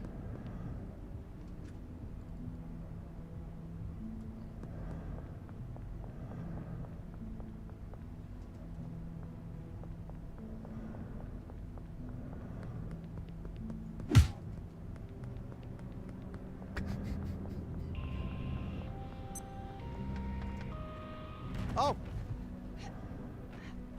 Why would you get on that? What the hell? This end had a grab thing for me. What if I could just... What? This is so cursed, dude. There we go.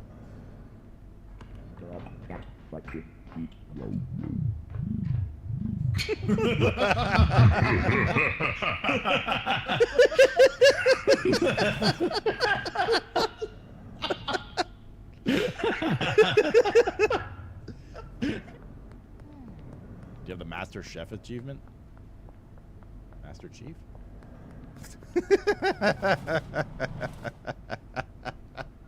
Bro, actual fucking goatee, dude. Well, what did you do? What are you talking about? It's not the right one. You get a medium. Well, you can fucking eat it. Relax. Oh my god. Go, please. Please. No. Oh, does it actually stop it from going on? Oh. What do you mean? You just did the same thing again. I didn't think it stopped it fully. Mr. Rob broke it. What happened to the vase, Cal? I'll take a drink, Cal. Oh, like a diamond. Alright, I guess I'll take a drink from Mr. Rob breaking. Okay. No? I broke the vase. It's your turn. I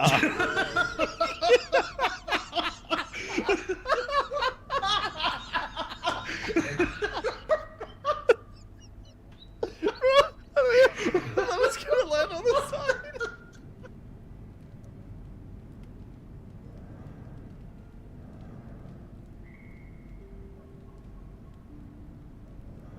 Where's you buy your cat ice cream? Don't let her get the beaters.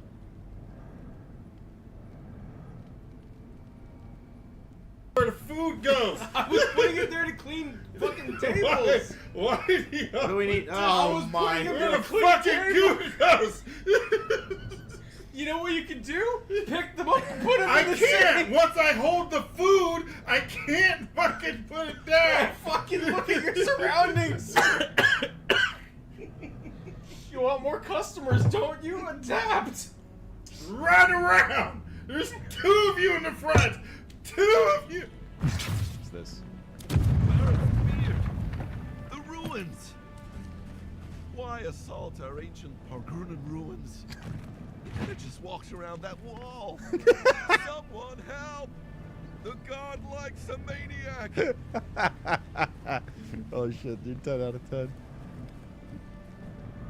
Get that power up. This will get the job done. I'll handle this. Ah, fuck!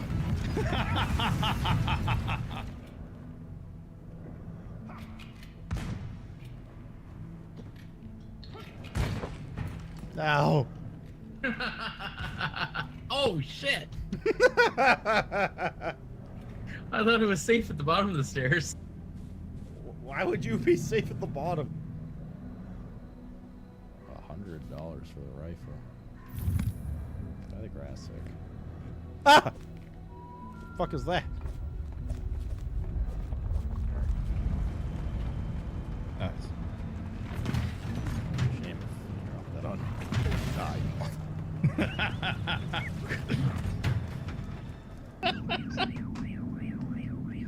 Oh shit, it's the police! Alright. Brandy. I gotta get the Pepsi.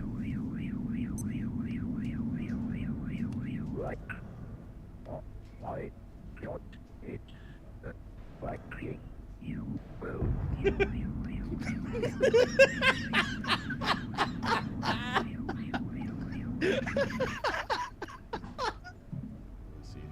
Oh, is that what was right beside the thing there? That thing right there. What? Alright. So there's a bugged graphic he was doing. Back. He wasn't holding his gun in his left hand. Oh shit, that's funny. Much to your dismay. Hello, Tiger. So I gotta go through a network of caves or something. What did I just say? Oh my god, so much damage. Off the cliff. I'm sad that we're never gonna have a second one of those games. Sage. Alright. I have returned. Welcome back. Thanks, friend. You know, I had a great thought while upstairs. Oh, yeah? We should probably take a drink. The second Berserker, yeah, they dissolved the dev board that made the game. Cheers. Cheers. Cheers, chat. Oh, fuck.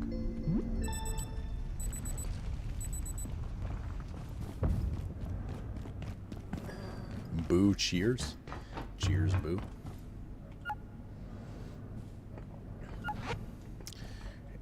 Where'd the guy go? Oh, there he is. You selling anything new? Some ammo. I'm trying to farm a robot part. He keeps taking me to jail. You're trying to farm a robot part? Yeah, for the energy pistol. Oh. A robot part. What robot part? I'm confused. The CPU. Oh, wait, he's attacking you outside of that zone? What do you mean attacking me outside that zone? Wait, the robot took you to jail or the Reaper took you to hell? No, the robot took me to jail. Oh, yeah, stop doing that.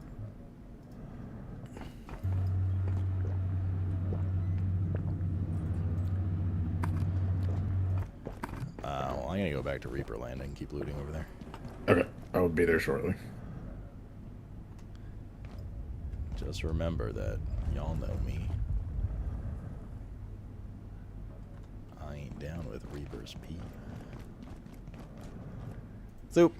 You remember how to get there? It's very linear. Vaguely. Okay. I will wait then. What hell are you gonna be? Ah, fuck it. You'll find me. I'll find. You're a big boy. Yeah, it might be a minute the way this is going. You need to go. When you go, I will guide you. You just literally run straight down the dark hallway until you get to the security lobby.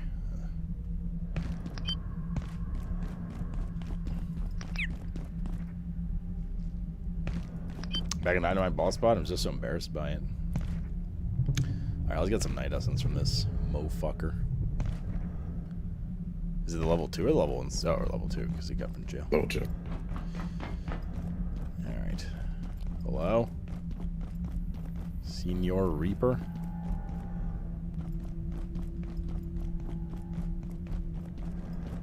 Senor?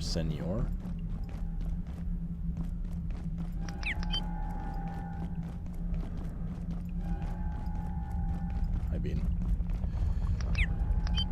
My little Beanington. Hey. You feeling okay? Are you feeling okay, Trent? What's the vibe check tonight? How's everyone feeling? Liking some cozy abiotic? Maybe even some gay biotic? Mm-hmm. Winky face? Oh, there he is. Hey, you.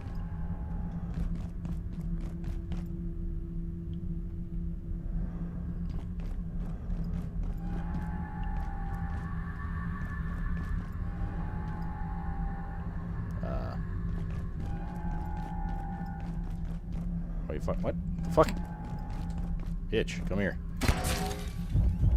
Huh? Suspicious.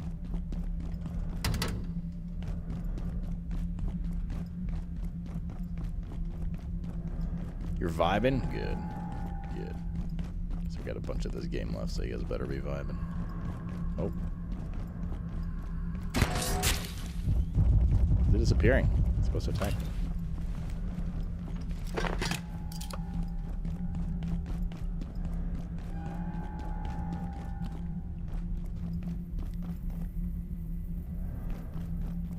Friend?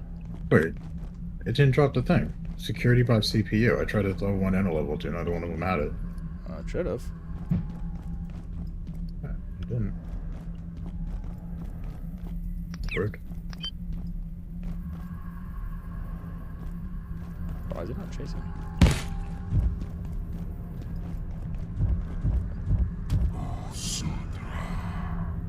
Ah! He's cheating! You can't cheat, that's not fair. I think he has more health in multiplayer.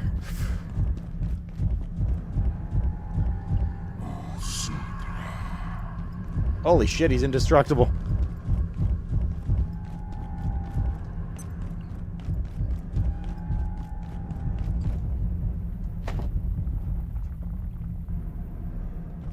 Did we lose him?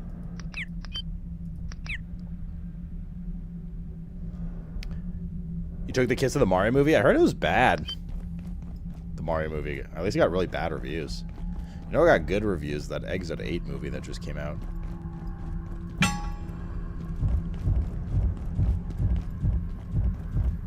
Mr. Cat, for fuck's sake, dude. I just spent like 20 minutes with you, man. Why can't you just hang out down here anymore? What's going on? Why do you have to go upstairs all the time?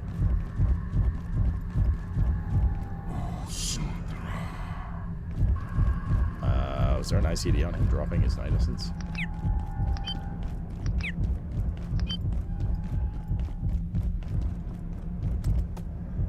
stop. Come on, just chill down here, man. You have like 15 beds that I bought you down here. Why can't you use any of them? Nothing but a fan service, honestly, that's kind of the point. I mean, yeah, like for kids, right? They're not gonna know the quality of a movie. They're just gonna see Mario and Yoshi and be like, hooray. Which I suspect is also what Tigera did. Yeah, Mario. There's a Reaper here. Died. Broken. Happy birthday. Mr. Cat, fuck, God, he meows like he's dying. He just screeches. Why is he not dropping his shit? Is there an ICD? Mr. Cat, for the love of God, man, you literally just got drugs and food and petting. Yeah, there's an ICD on it, so you just can't.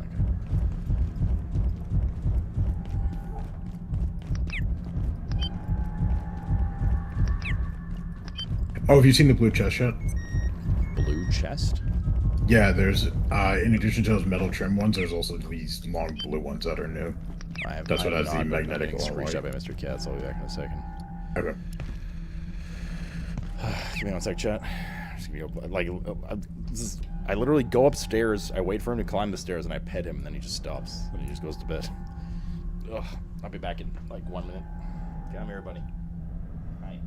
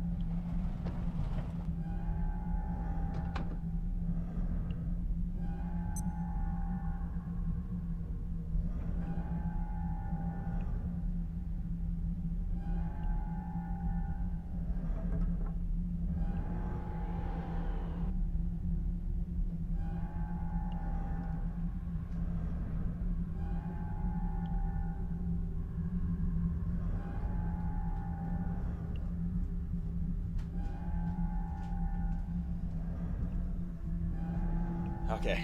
Aye. Cha-cha. He wants to be tucked in. I just want to fucking drug so we can be high off his ass like Tageros every night. And good news, though. I saw this. And thought I would share it with all of you.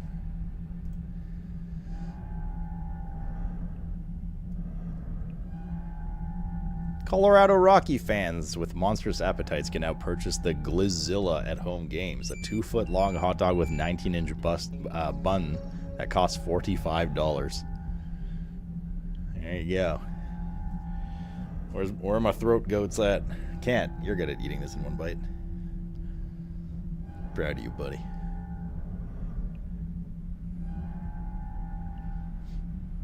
$2 feet and 1 pound? I don't know where the 1 pound came from, but never turned. Back. Would you like a Glizzilla? I know you're mean, but a hot dog actually sounds super good right now. Oh, I love hot dogs. Especially the Glizz variety. Did you get jailed? Where are you? I got jailed. Yeah. Where is he? He was upstairs last I saw. I'm looking for him down here.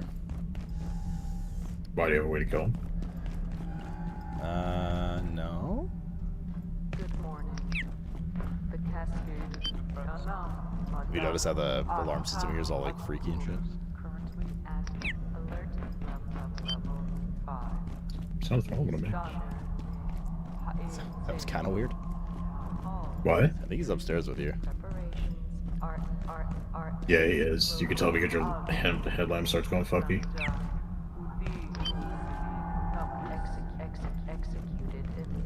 What shit have you looted here? Quite a bit, but I have a lot to go also. Yeah, there are big ones here too. Yeah, I see. Yeah. Still around somewhere.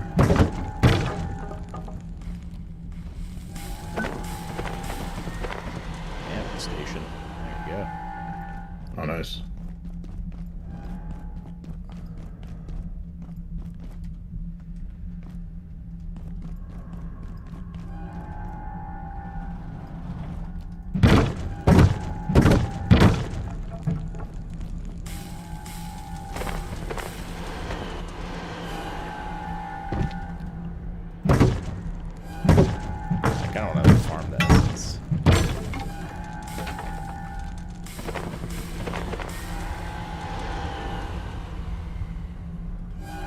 He's coming toward you. Oh. Nagasaki. Nagasaki. Ay, ay, ay. Papi. Yes, yes, yes. Come with me, friend. I have a laser beam for you.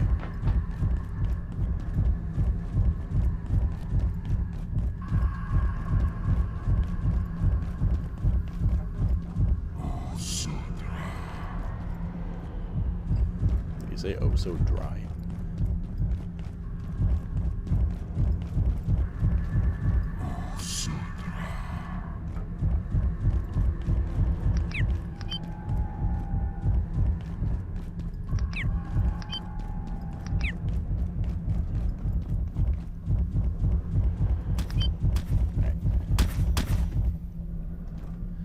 Yeah. I think we need, how many for that pistol?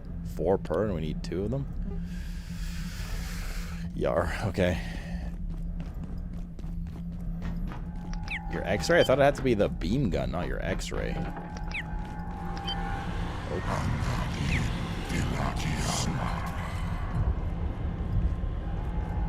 He's here, by the way. Yep, notice.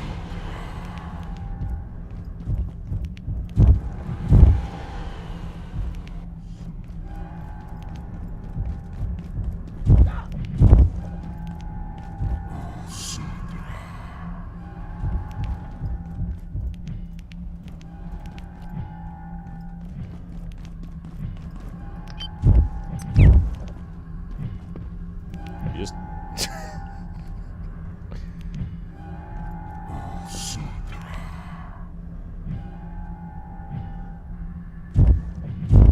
I mean, it definitely stuns him temporarily. I don't know if he's an ICD. I remember it was the pistol, the energy pistol is basically the equivalent of the laser downstairs, but I think the regular one might. It just doesn't make him despawn. I think I might be doing damage. Oh yeah, okay. Why do you think that? Because I hear like the damage noise.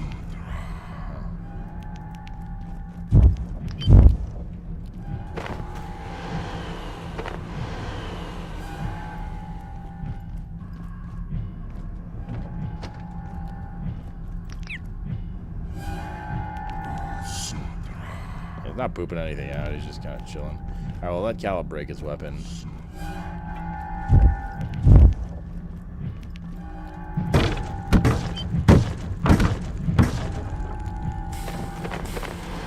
Anyway, you're free to loot everything. I'm stuck in here for a little while. Yeah, that's what I'm doing.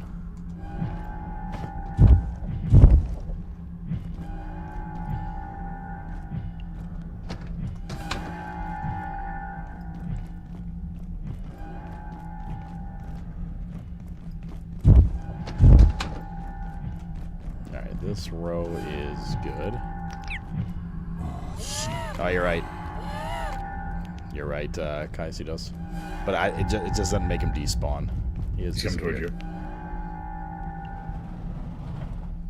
Oh, he disappeared. I'm up to night essence.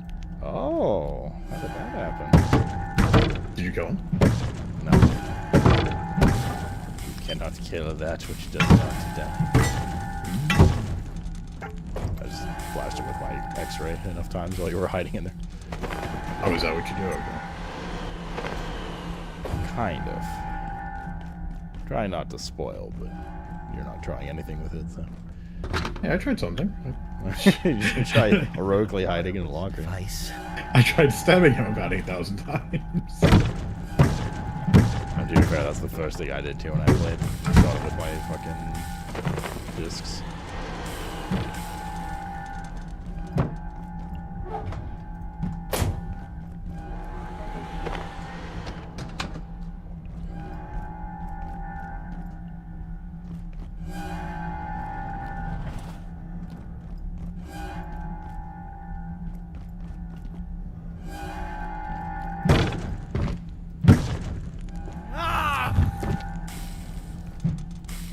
I like this position of having my back turned. Uh-oh.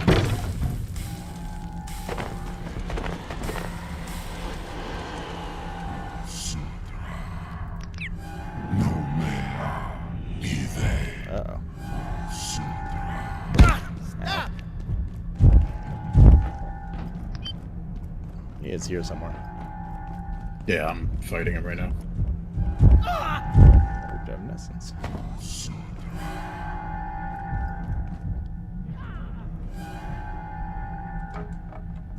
I'm about to die. Don't do that. Calla forgot to keep their blood inside their body, it says. Would you like to crawl to me a bit? So it's out. Oh, he disappeared. Okay. That's shit. He's still here.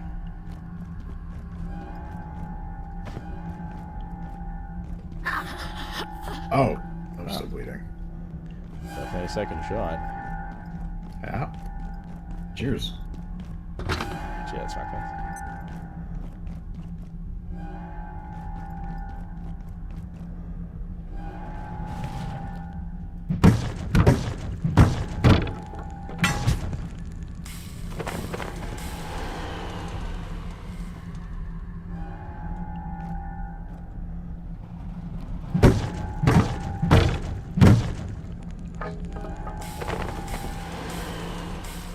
Looting all this shit.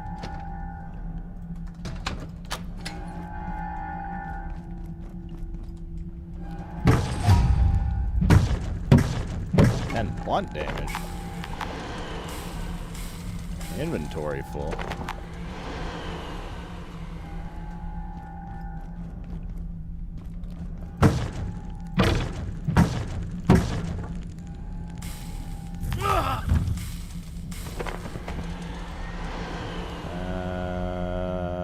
What do we not need here? I mean, we kind of like, we don't need them, but with how often we've been spending them, we will need them sometime. He's on his way to me.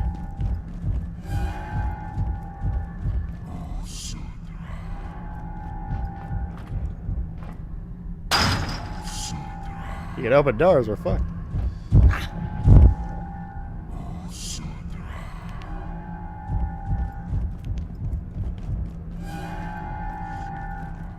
You're bleeding. Yep, working on it.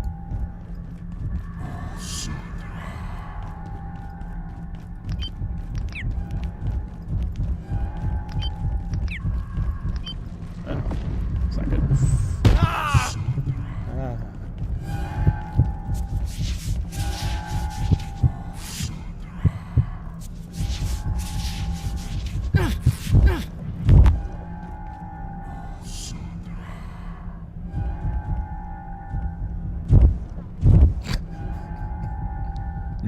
Says Calla did not survive the night. Wait, how'd you insta-die? I don't know, actually, because I hadn't been downed. Yeah, you were. You downed and died and came back. No, Did you no, still no, have but I'm the saying skull buff? no, that's what I'm saying. Like, I hadn't been down since coming back. Oh, weird. Weird. Oh, that's another shot. I'll join you on this one. Cheers.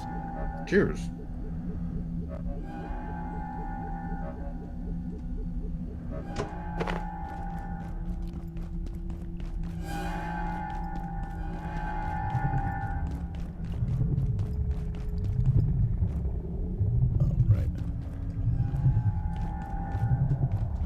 Back.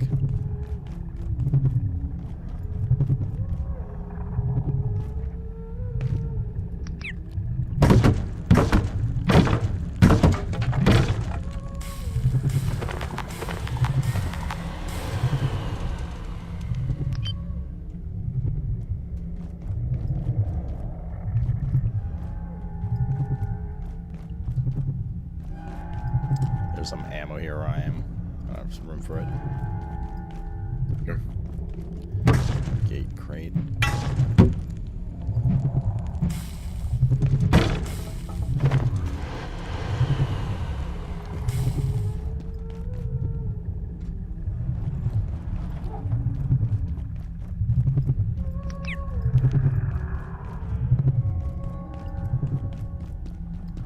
See if I can get another essence from him.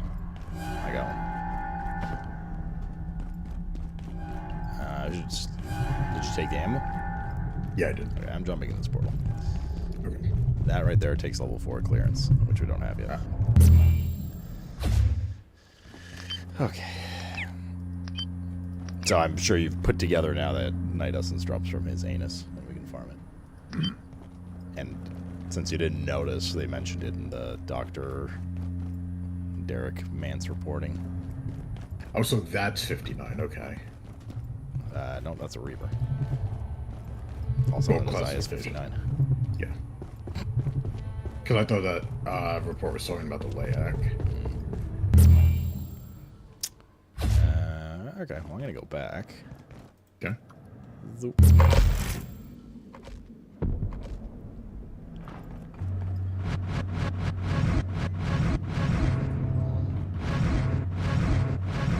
Oh, don't forget to brains up.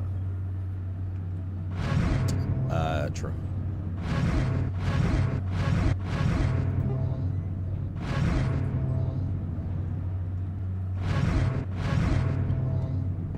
Where did you put the magnetic alloy?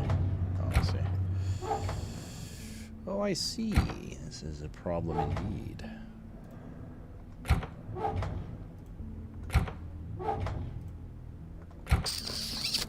What do we need for large storage?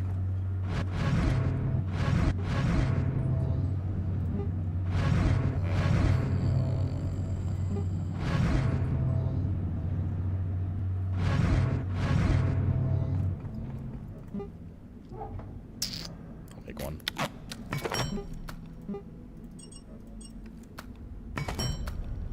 Silverman's so good. How dare you? I'm offended for some reason.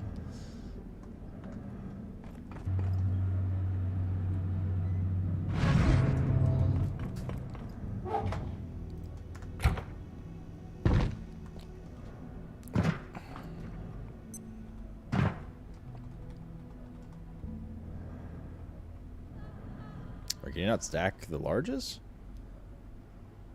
Surely. Oh, God.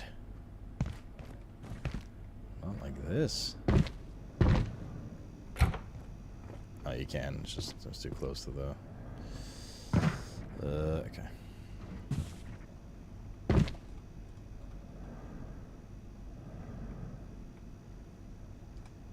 This is temporary. We're going to convert all these to large eventually, of course.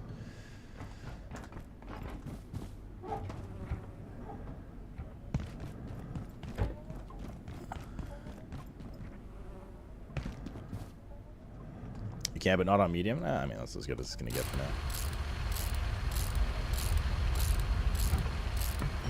I made another temp metals thing up here. Okay. Metals... 4 R. Apparently the R stands for take a shot. I'm gonna charge a bunch of shit.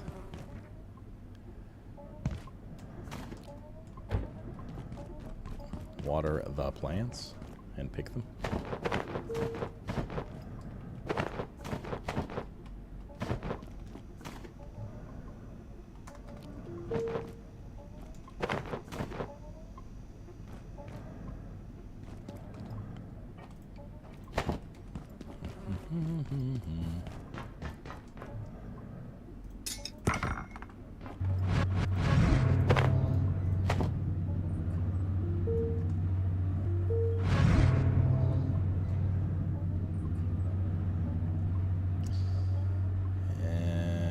Okay.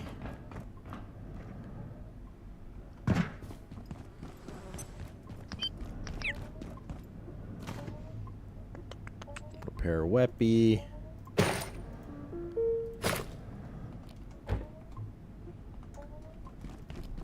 And I said water, right? Yes.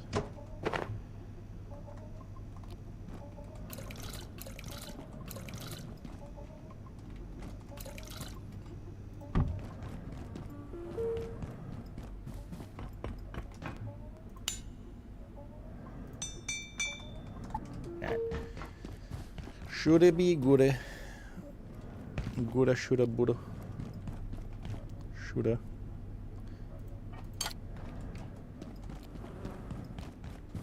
Can we not make the energy pistol now?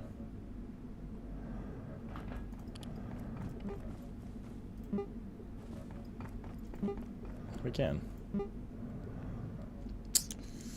We can indeed. But we do indeed need security bot CPUs. So we get security bot CPUs, we can make those pistols. Yeah. I don't know why it didn't drop it. Are you sure? It didn't drop. I mean, I looted everything it dropped. Are you HIV positive? Not the last time I checked. You can also make those crossbows now. Although you have your guns, I guess. Yeah. No, I saw that. It looks like a sniper crossbow. Yeah.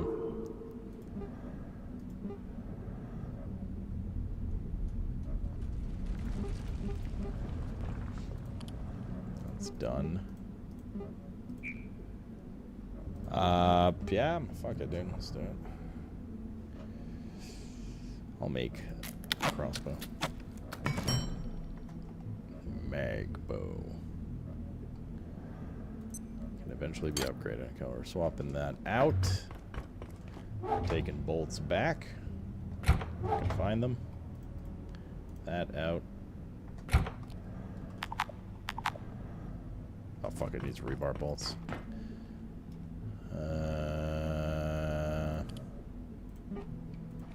Rebar bolts. Ooh, they take refined carbon. And it's only for 3. Okay, that's on hold for now. Okay, I made the bow for myself, but the ammo is extremely expensive for now. Okay. It takes that like the carbon. The carbon that we traded in for. So I'll put it in tools later for myself.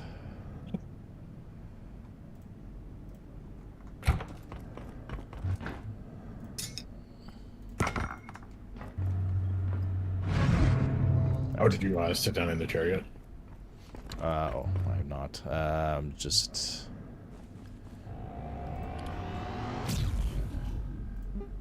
Ammo station will need.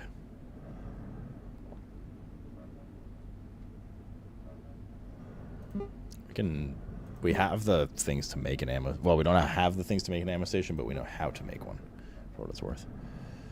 Okay. So that's a little project we can do if one person's AFK or whatever. We have to go back in the hot world and get some more goo. Blizzard! Blizzard! So we're low on it. Father. And sitting. You might want to sit after me. Yeah. Alright, I'm good. Jordy! Thanks for the 104. Cheers, brother.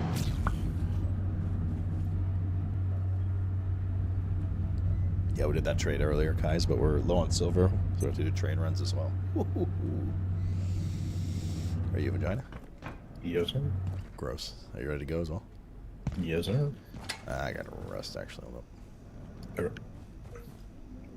Well, for what it's worth, where we were was a dead end, technically, because the pad up there that opened the next door to the next section of the security area needed level 4. Mm-hmm. Which we have everything for except lodestone fragments. Oh, that's the big thing that they keep talking about on the Latin computers. Right.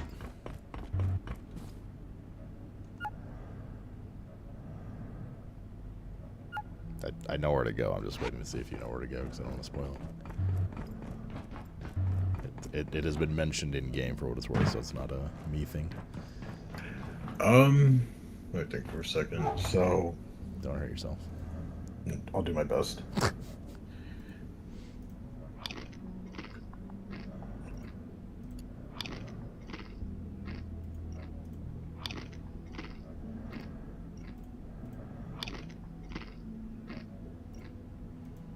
The best I got is it's somewhere in security sector, but I'm not sure specifically where.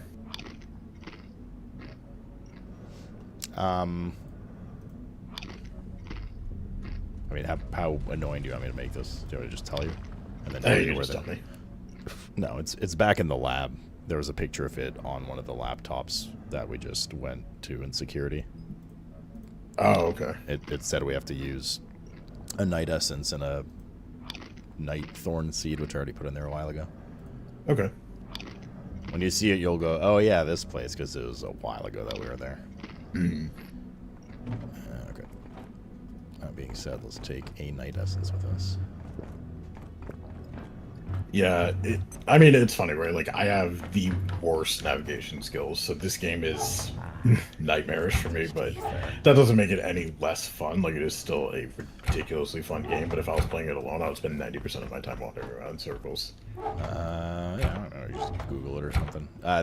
Well, to be fair, there's nothing to do with directions. This is just remembering that was there. Where did you put the night essence? It's in chemicals.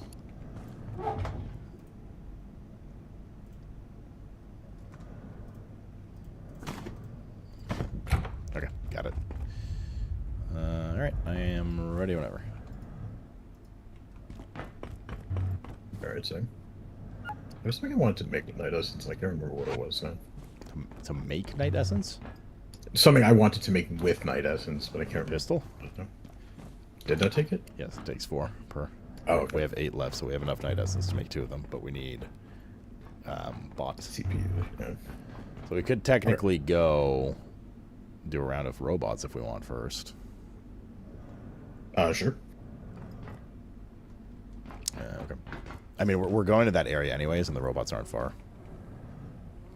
Yeah, I got lots of bandages. I mean, we could just hearth out towns. And we also will need to go to the hot zone to get more goo at some point. Or like one person can go, doesn't matter. Split things up. Father, I'm here, Father. Which bot did you kill? I killed...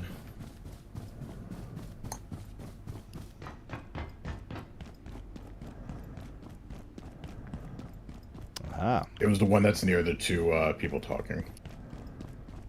Ah, okay, yes. With the vending machine. Mm-hmm.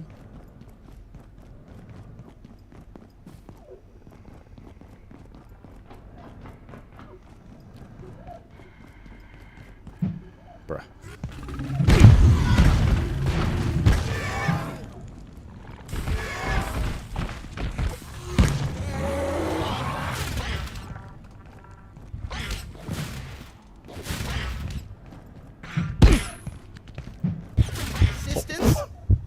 What? He's just one shot. Bro, he's got one shot. I remember this from the solo game, too. These guys' damage is, like, overtuned or bugged or something. On my way, keep your expectations very low. Like, no shot, that should be one tapping. I see. I literally got one tapped by the electricity around the small thing.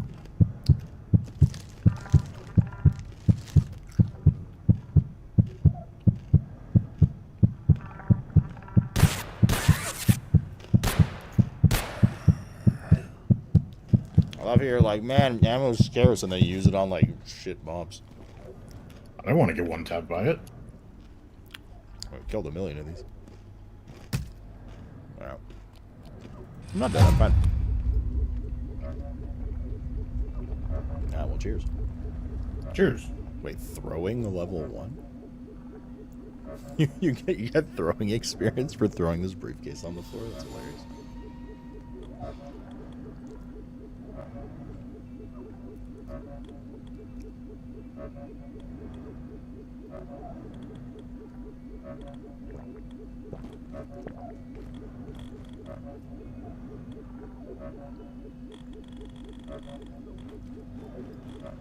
Okay. Alright, let's go. Chairs. This is. Chairs, fuckface. Can't see that. Yeah, Wait, you didn't kill this box right here. Oh, that's not the one I was talking about. Okay. This is the closest one to those people.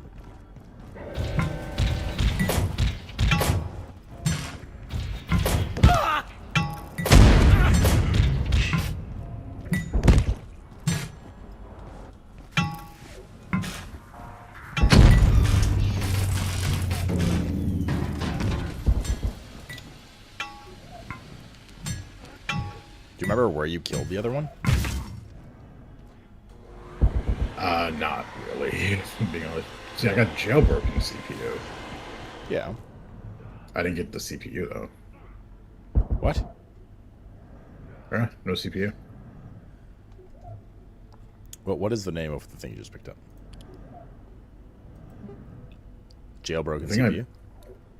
The thing I got is jailbroken CPU. The thing I need is hot security bot CPU. Oh, bro, those are from the level 1 bots. I killed level 1 also. It didn't drop it. What? They do drop it, yeah. Oh? Yes. I mean, do you want to make those first? I mean, what's the distance difference? What do you mean distance? Why do I smell like poo? You have flies buzzing around you.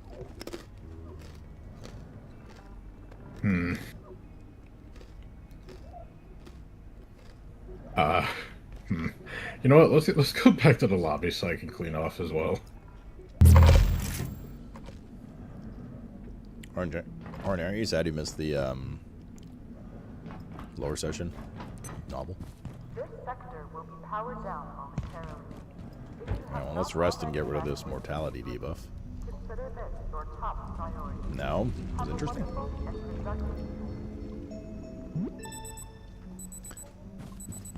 You slept through for a reason, because you have a worse sleep schedule than I do. Okay, if we're doing level 1 bots, we need the OG stuff. Okay, I found the coolest thing. You what? You gotta come over here. Oh, you already left? No, I'm gone. You said let's go back to the base, so I heard. Okay, I will bring them back to the base. I don't know what you're bringing. You do know what I'm bringing? No, I don't know what you're bringing. What's this bot?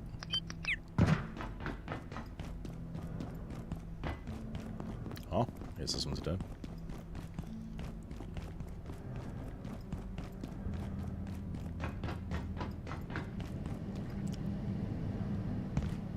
Hi, Bean.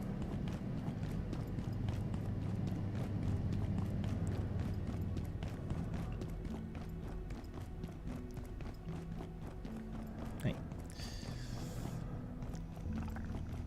Alright, well, let's kill this one here. Oh, yeah, right here. Ay, ay, ay, papi mami. Papy mamie. I put them on the soup station. Did you make poop soup?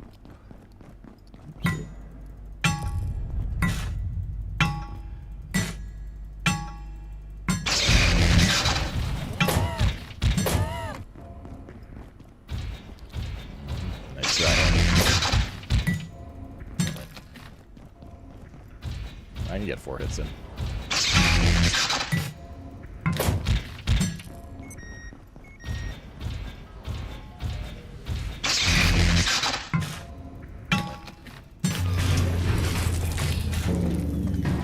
You got the robot in the lobby or the one? I just killed the one in the lobby. Okay.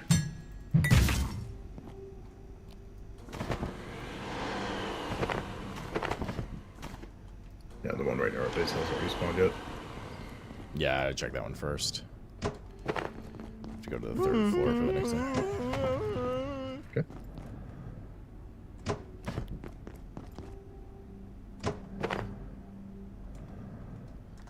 Alright, 3rd floor. Let's wash off here. Ritirei! I'm going up to the 3rd floor.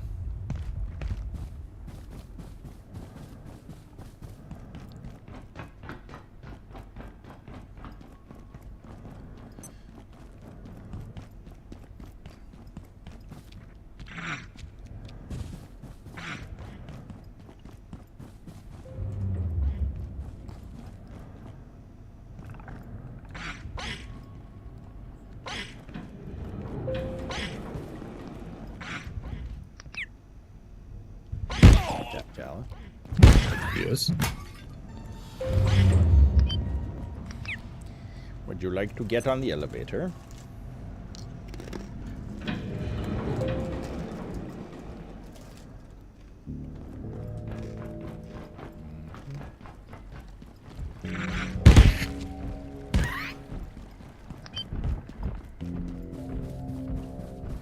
I think when they needed 2, right? 1 each? Yeah, 1 each.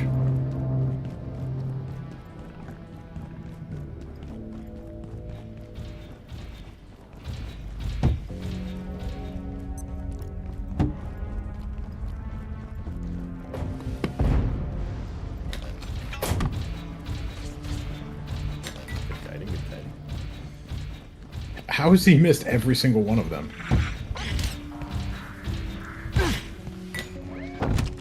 Oh no, he squished the little guy.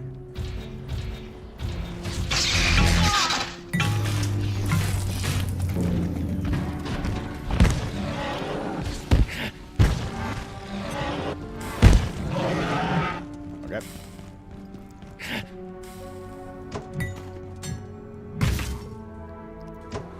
That should be good now.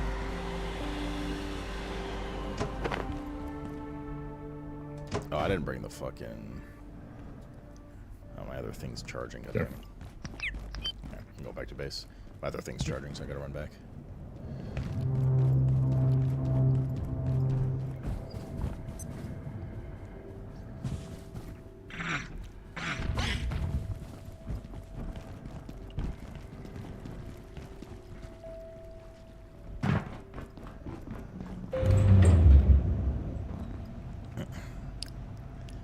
Well, what to do right now? Well, cheers. Doc Pro Quo. Cheers.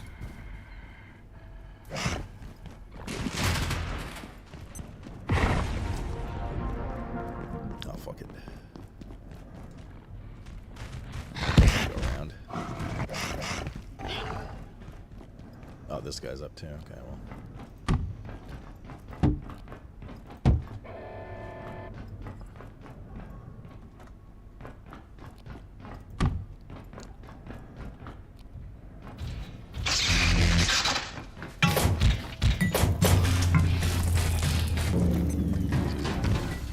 Must have fought something beforehand. Hmm.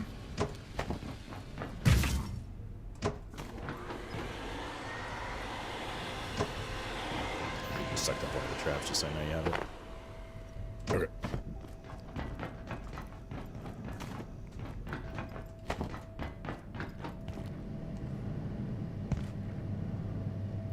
Should be in the WoW category. Rotten if it means horny leaves. Holy shit, dude. That's a fucking OnlyFans hoe on hoe crime right there. How about a little brewski?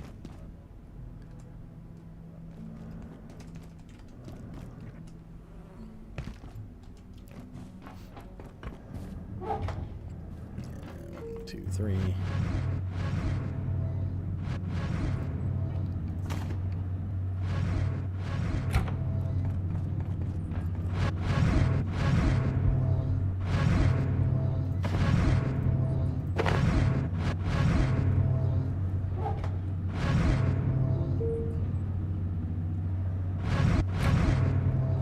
Why is the fizz bang not depositing?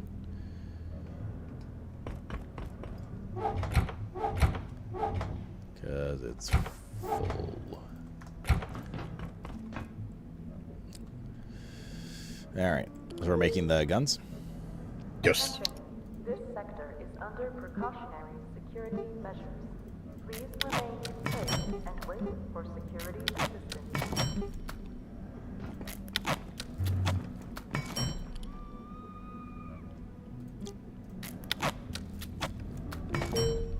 I've created my gun.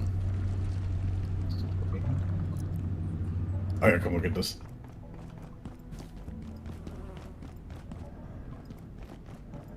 Oh, I remember this. It was in there, the spot they were in. Yeah, they were gone and those were in their place. That's good stuff. That is some good shit right there now, partners.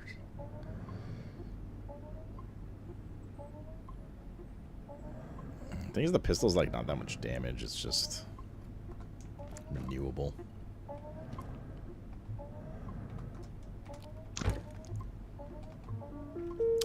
Let's grab a couple more bandages with me. While that charges, all poop and stuff, and then we go.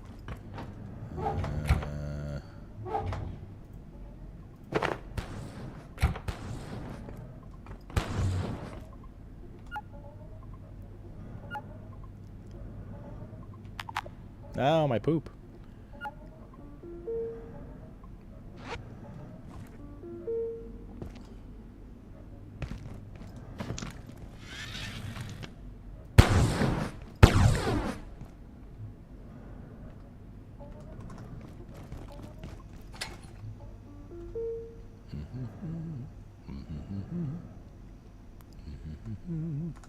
Alright, well, I am ready to go, basically. You just made a stove exhaust with a fence post? What? Oh, wow.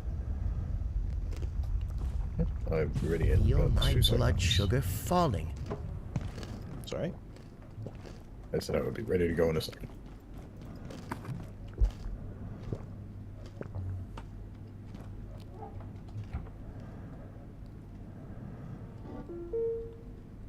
I guess we don't need these in the hot bar. Let's put like that from now on. I'm good. Good, yeah. Yep. Let's go.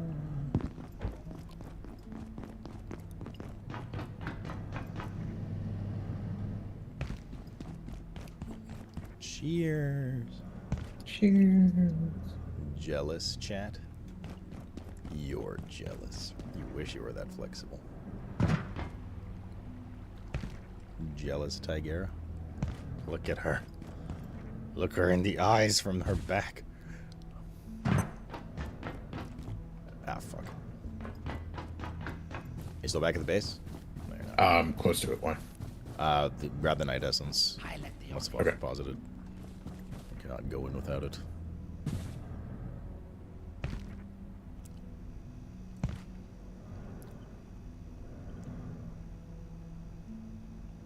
Good. Good.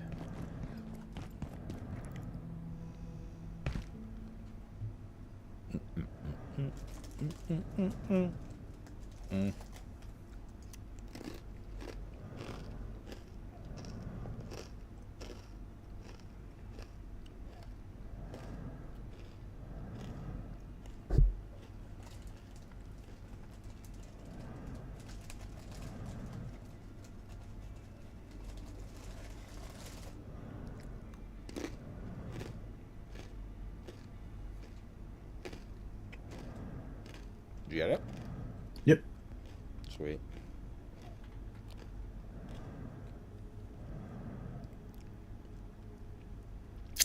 Damn, those are good.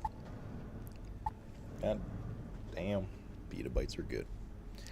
Well, cheers, chat. Fuck it.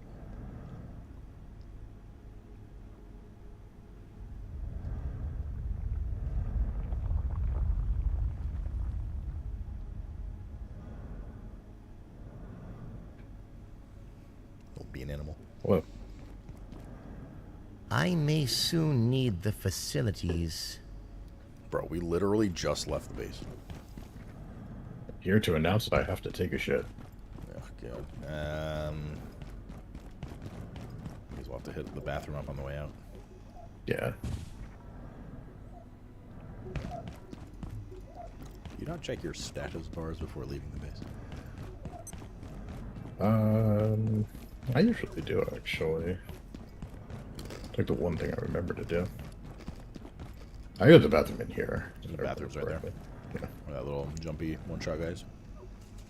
2 of them. Let's see how this turns out.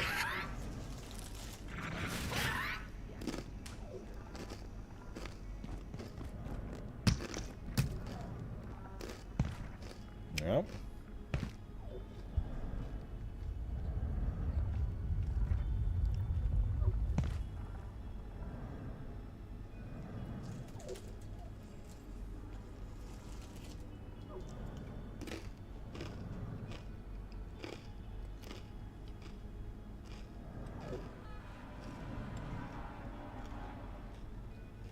Upgrade my armor when we're back at the base. It was super old. Yeah, good to go. Yep.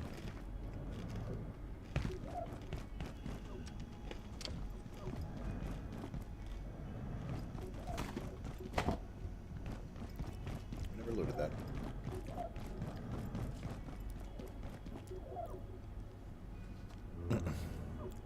Alright. We gotta go in here. Someone's waiting for us here. Hmm. Oh, the shotgun guy's gone. Interesting. Now take that and put it in there.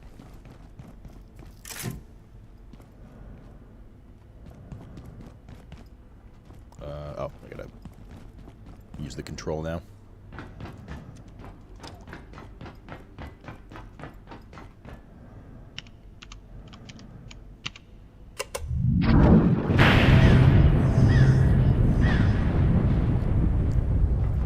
Go, Kaisi.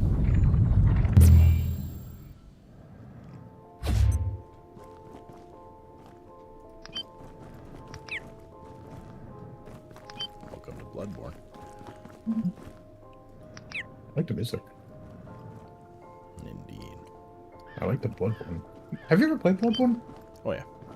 Long time ago, though. Hmm. Probably do another replay at some point.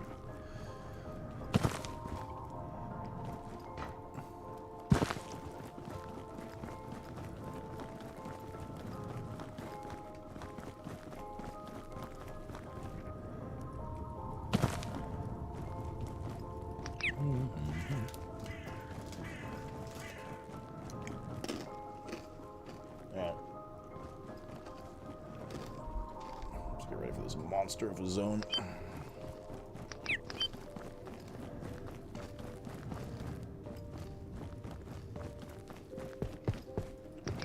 Witcher demon, you're not welcome here. This is really cool. No.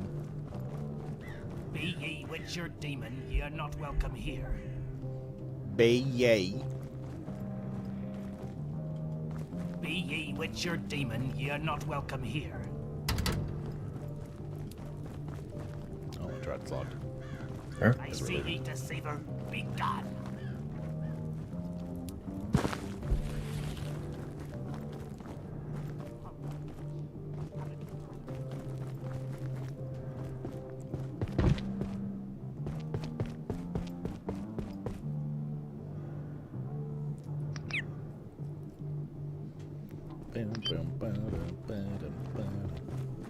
Wait. Yes. Anything here? absolutely. That's all here. It's just get up if you fall in the water area. Hmm.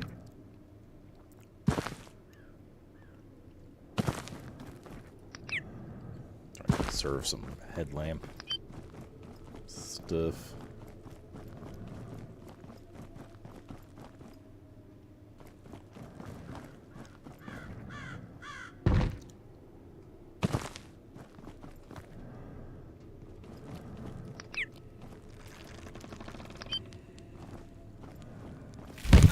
What the fuck? Forgot about those trees. Piss off the pilgrims. No, the tree did it. Bruh.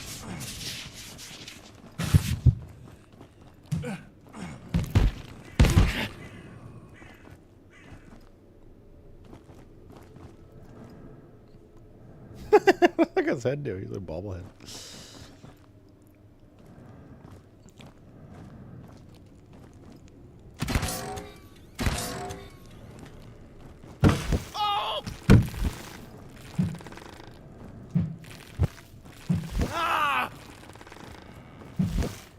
That's kind of hard.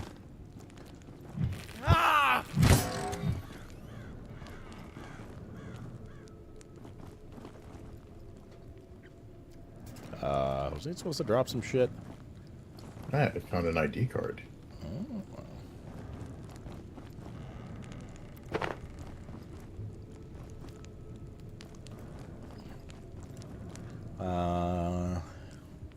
You hear those revealed into a tavern. DC feel like shales.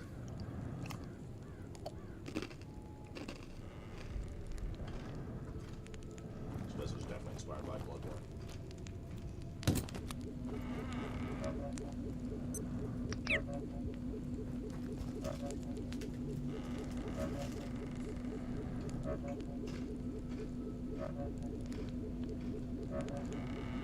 Yeah, those trees are supposed to drop some bark or something, I think.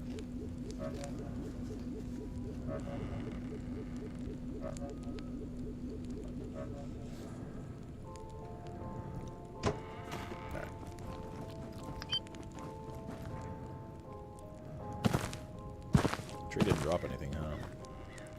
Nope. Supposed to. Weird. Okie dokie. Okay, we'll see more of them.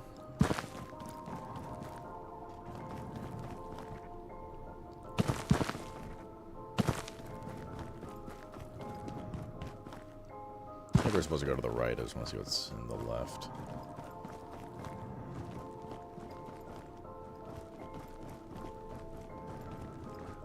Deep? Eddie deep.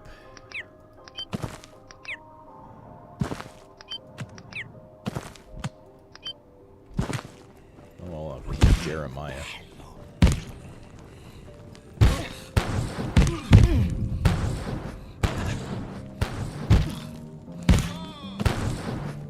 Did you chop these guys up? Did he give anything special? Nah, just human skulls. Humans, Dan's game.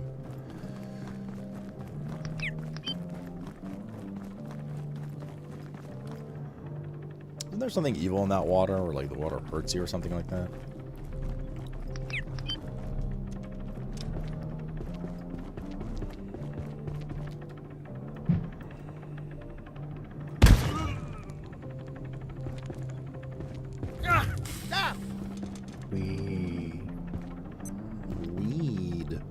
Weed. Oh, these crops out here? Yeah. Some of them actually have like lootable corn and stuff on them, so you have to check through.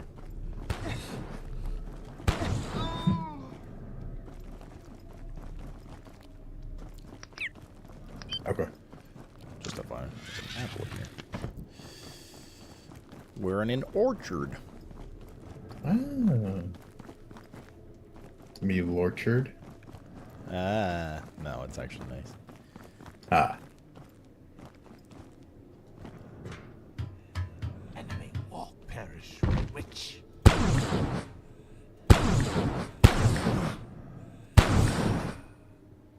Dumb bitch.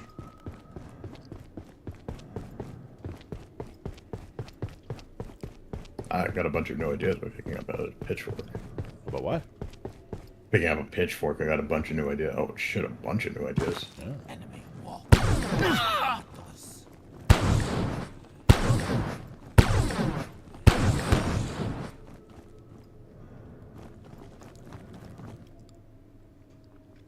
Yeah, that guy was beelining for that bell tower. We do not want them to do that. Okay. So if you see one heading over, prioritize and smack it. Maybe you can bop it and twist it too, but... Deceiver. Oh, they're doing it again.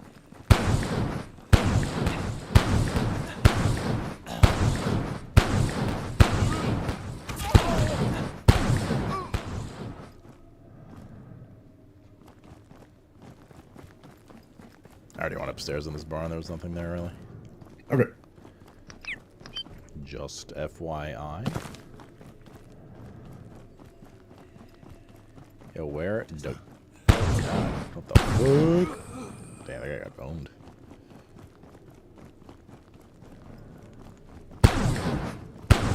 Resident Evil 4 shit going on here.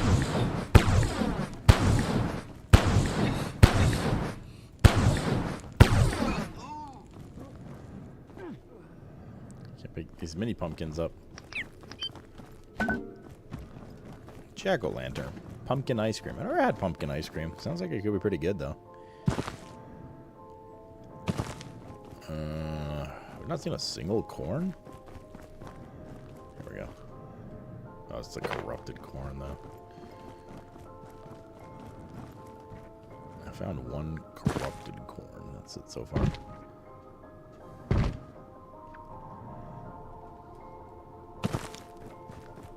Can't go in there. What was that sound?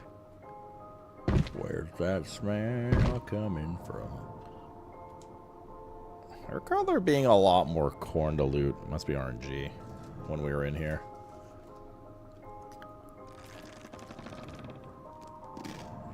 Oh, here, there's another pitchfork here if you want to loot it.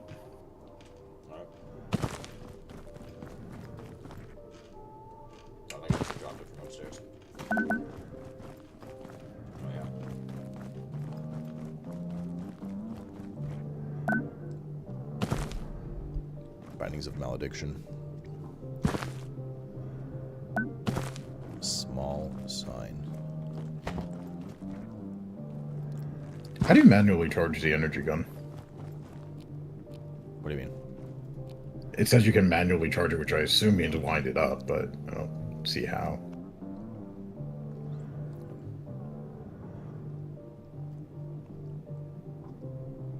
I think by, like, press R. Unless it's already full energy. I assume it's just reloading it. Where's the corn at? Yo. Oh yeah, you have to tap R, I see.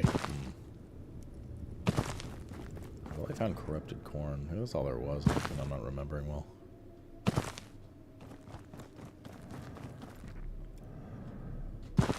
Was there not regular corn? Could have sworn there was corrupted and regular corn. Maybe not. I'm just gonna drink. Cheers.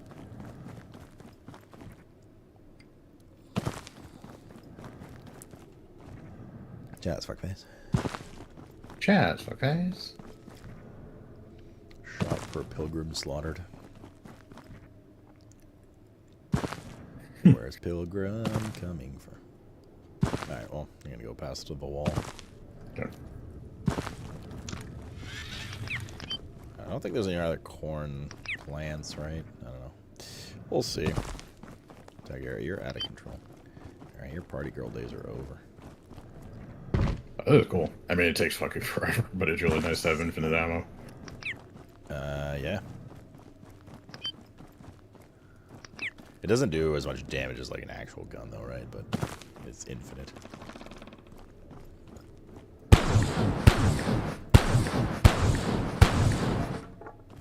There we go. There are a lot of dudes heading for the bell tower. I cannot, yeah. Okay, well, have fun with that. Calla is spitting by something. Can you start crawling towards me? Yes. I was just asking in general. I'm not actually going to help you, but... Okay.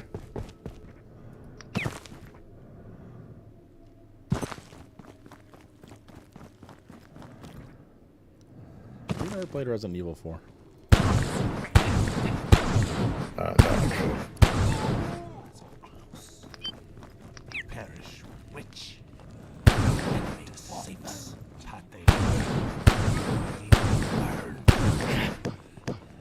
What was that? Oh, yeah, like a charge attack.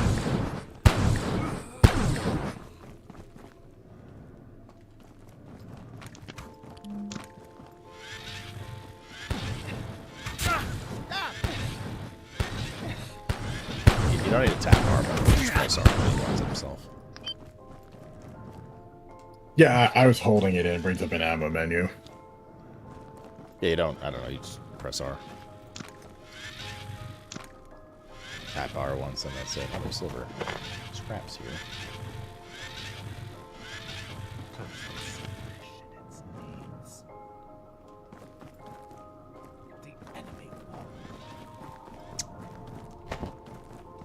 I think I could drop them too, but.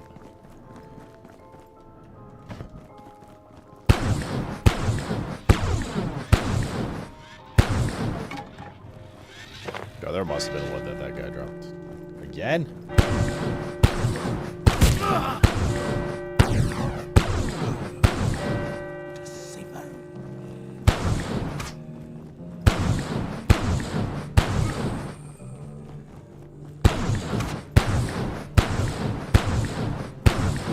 Yeah, bitch, I play Overwatch.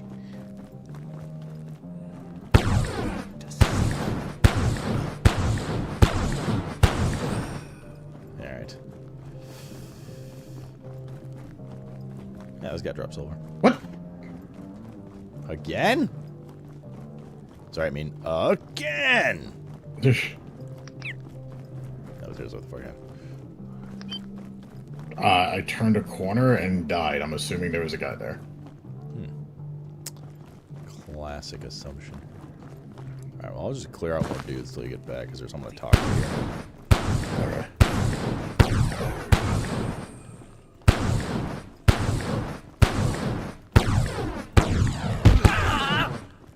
They do hit kind of hard. So I'm going to drop this and chill for a sec. I mean, thinks that's 2 drinks you owe.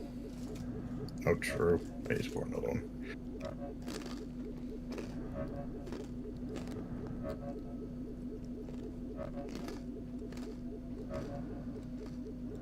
But of course, my mom taught me to never leave a man's behind, so cheers. Cheers. Yeah.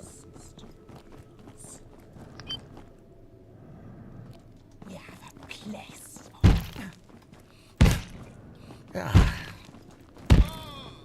Bitch.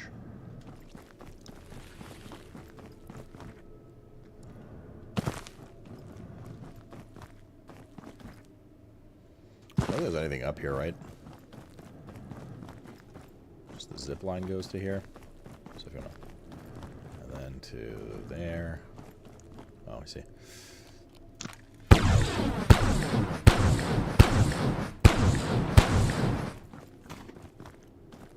Where's that smell coming from? Coming from Kaiser's bum. Whee! Had 2 FPS.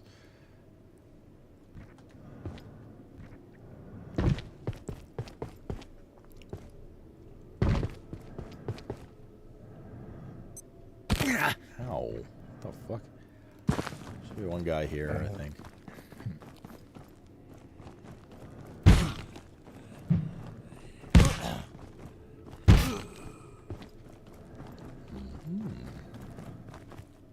What's this?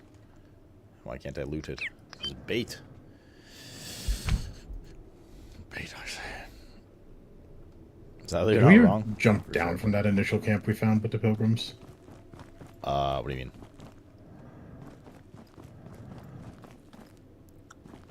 Can you jump down from the...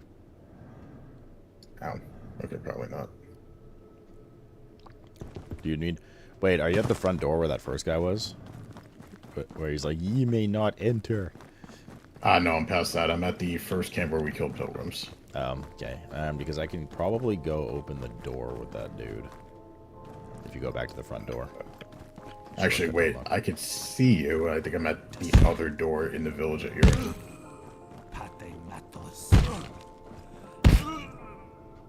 Yeah, if you come towards me, I think you can open this door. Yeah, there's just dudes holding up. Okay.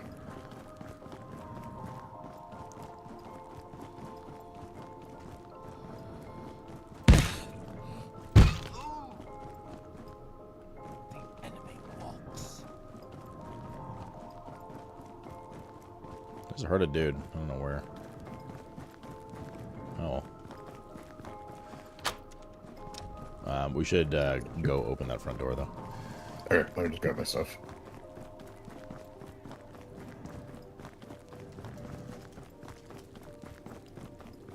Oh, the bad guy's trying to loot was Calla's, LOL. Fuck, my light's going out, dude. Be ye witch or demon, ye are not welcome here. Alright, this guy's gotta go, dude. Hello.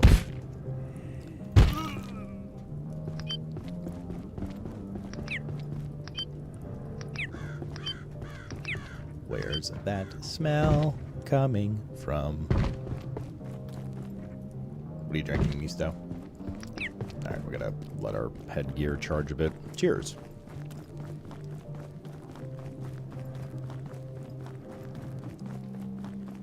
I unlock the front door. I'm coming back to you. Okay.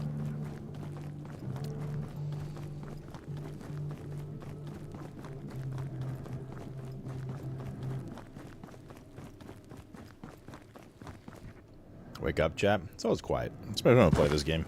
People aren't usually too chatty during Abiotic. It's more of a lurk game / not care about game. It's also late and stuff. You need to be here during the WoW lore talk. Where you at? I'm in the church. Find you. Okay. Come here. Okay. Oh, let me check here first. Hold up. Okay, I did that little bucket. I was here then I had to leave. Yeah, people aren't usually too chatty this time of night. Unless it's like some giga hype game. Abiotic's like a very chill game. People aren't usually very talkative during it. Outside, the only people that usually talk during Abiotic are people that played Abiotic and enjoy Abiotic.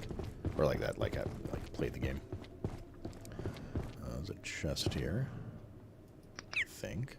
The waters are calm today. I can actually access it.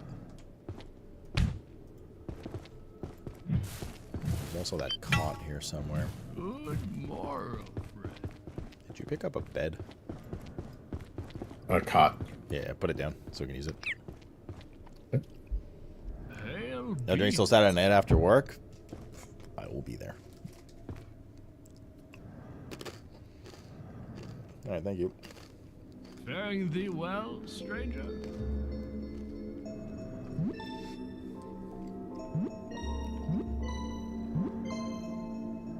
The waters are calm today. Too busy left me WoW when I'm not working for other games. I mean, WoW's, if you main WoW, it's really hard to find, especially if you don't, like, game for a living kind of thing. It's really, really hard to find time to do anything else, like play any other game. NGL. Hail be thou. Corn that has seen better days will undoubtedly see worse ones. Faring thee well, stranger? Yeah, take care of Straight Edge. She doesn't drink, she just smokes crack. Ready to talk to you. The waters are calm today. A fine day to you. Ew. Holy smokes. You're gate. Can't let them see us talking too long. They'll blow my cover. We came to investigate this hellhole, but they caught on to us. And well, you saw what happened to Dr. Mitter and Dr. Jessup. Look, piece of advice. The cavalry's not coming.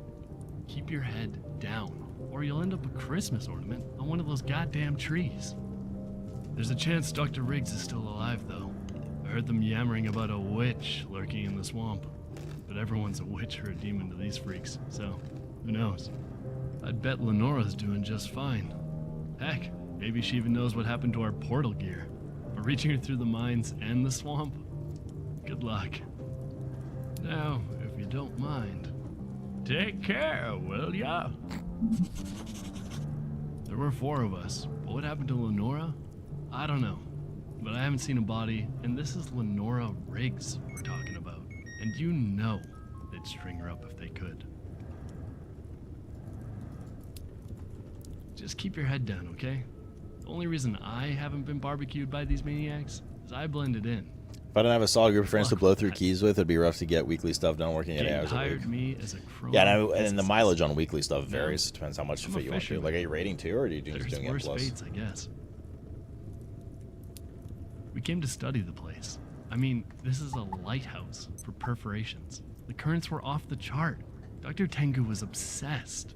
She'd freak out about the lodestone, if she ever finds out. Looks like it turned into a one-way trip though, didn't it? Size. Oh, and don't eat the corn, okay? It's not good. They gobble the stuff, and it's doing something weird to them. Something wrong. After everything I've seen, all I want to do is keep off their radar till help arrives. You do what you gotta do. But me? I'm just gonna keep fishing. Here you go, Cal.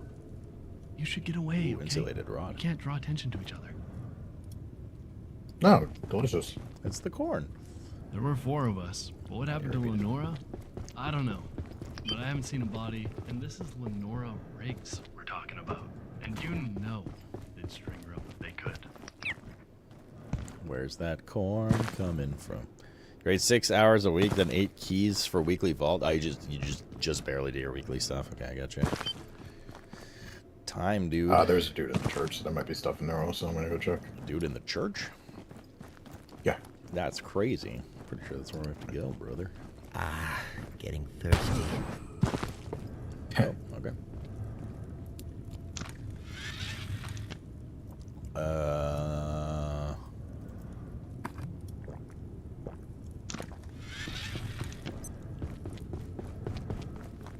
Didn't I cheese this? I totally did. I remember. I just jumped the fan. Not that it's a big deal here. Follow and I say unto ye, yea, take a shot. Oh. Take a shot. Cheers. I mean, you can if you want. I just did. Cheers.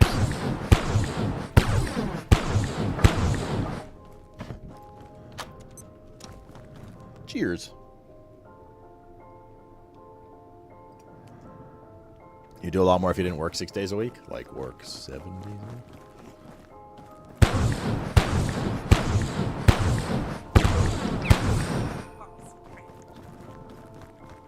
False friend. Oh.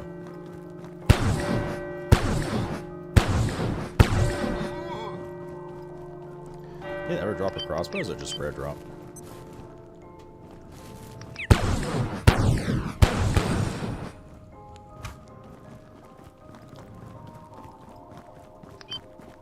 You don't know what bell tower. Oh, I see.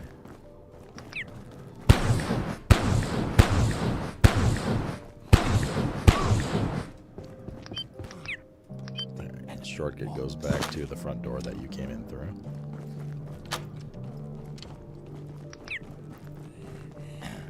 Hey.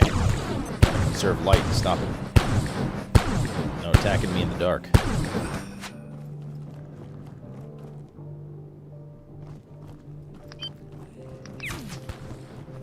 Something's shooting crossbow at me. Oh, here we go. It's the guy with the crossbow hiding in the dark. Ow! What the fuck? Bitch. Where's that smell coming from? Oh, my bad.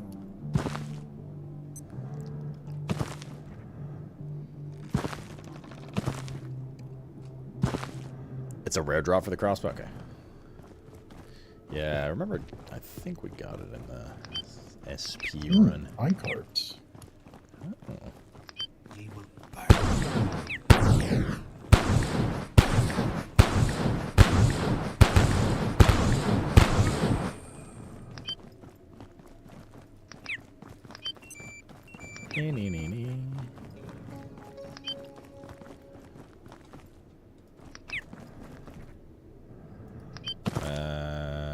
if there's anything.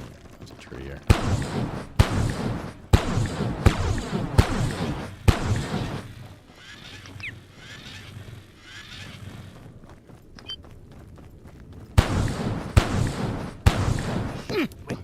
Ow.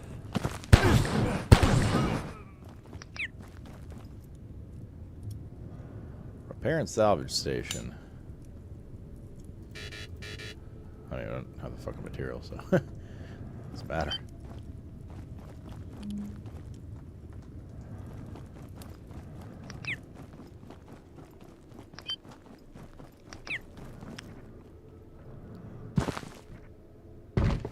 You don't remember the laser gun and the solar run? No, we had it. Yep. It was the one the good synergy because you get the laser gun, which has energy, and then you wear the trinket that passively regens energy on all your energy things.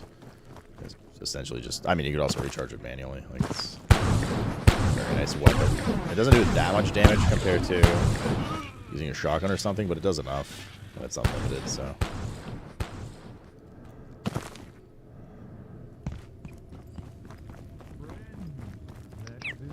Yeah, my headlamp. The deceiver's works around. Named this blessed place Cain and strive to make it so. But there is no such place on this earth. Do we have to go to the front door here? That we shall never inherit paradise. Oh, I recognize that symbol. Well, well, well.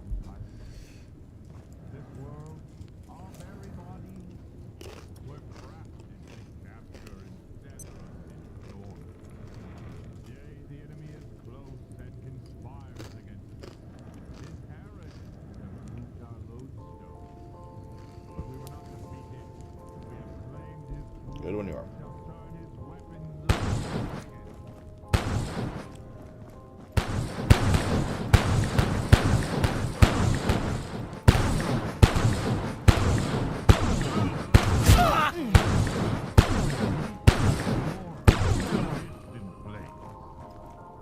Then shall the door to paradise.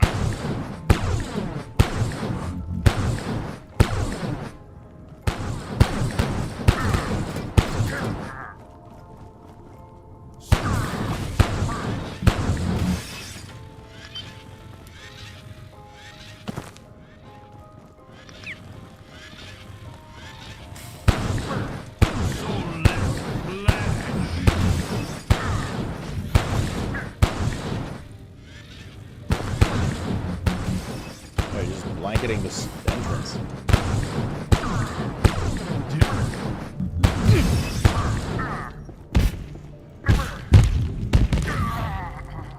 Stupid bitch. Yeah. Drop some silver. What did you drop? Oh, silver. Silver. Did you cut him up? No. In a second.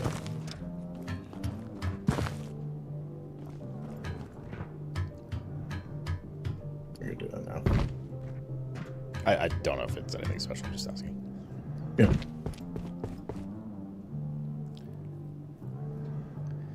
A lodestone fragment here. Let's see here. Preacher's Hat, Diary of Nikitas, and a tech scrap, which is unremarkable but very interesting. Tech scrap? Yeah. Gate, crate, and... Interesting that he had a tech scrap on him. In, okay, I forgot what this place is called. Canaan, something like that.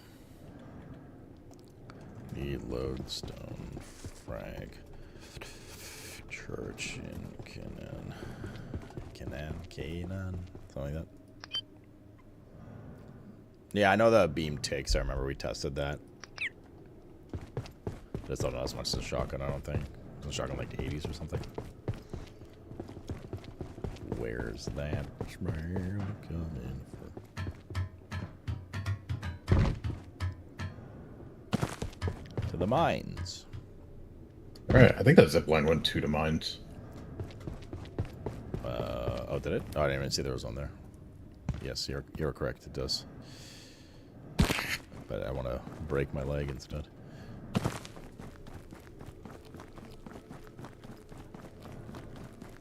Make things exciting, you know?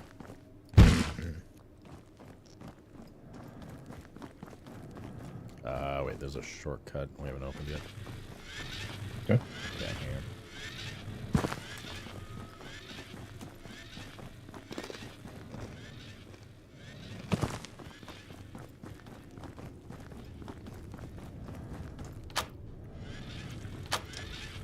Okay. That just goes down to the fisherman area. Mm. You're not wearing the trinket that passively regens energy? No, because I'm wearing the gravity one and the one that lets me see you. No, okay. It is very good, especially with the pistol.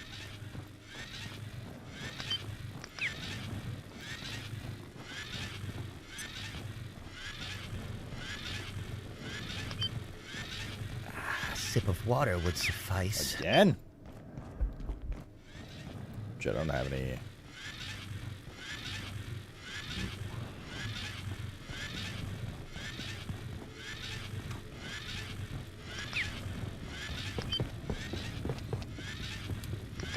Can we find some pure water? I can't remember.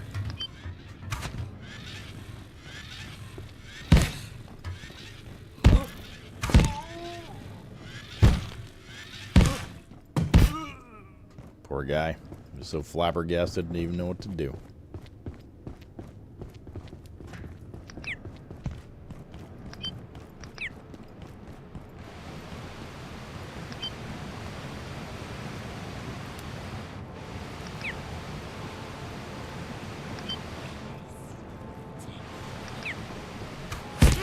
Ow. Coming to get you. Stop!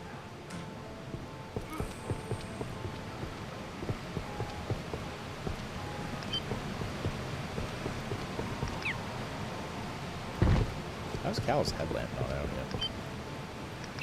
Nothing It's here? interesting that there is a mine, but nothing to mine. Like, I would think there would be some kind of mining material in this area.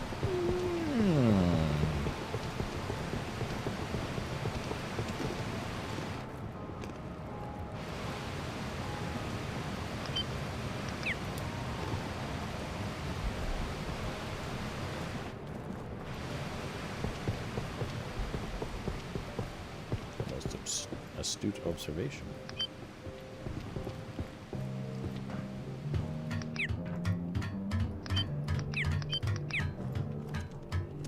Deceiver, the enemy walks.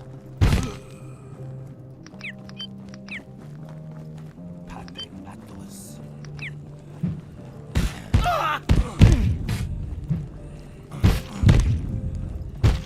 Those guys so tanky, the fuck? Put the healing down. Giga tanky. I need to go back. Hexwood hammer. Item passively repairs its own durability.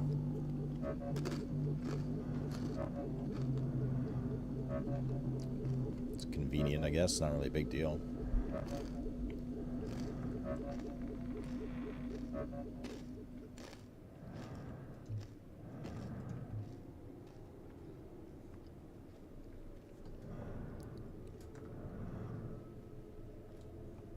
All right.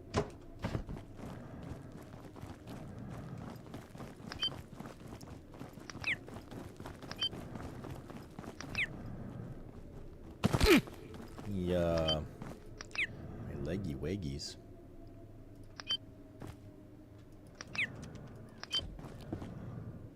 Well, no, I don't need to poop. That's the front. Yes, that is the front entrance.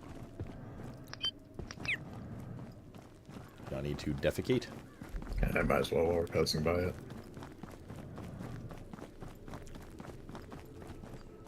Don't use the toilet, use my face. Oh boy.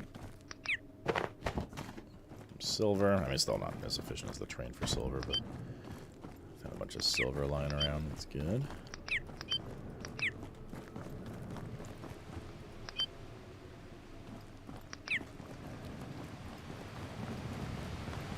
There must be water here somewhere. What is this, clean water? I'm running out of water, like, I'm very dehydrated right now. Yeah, I am also.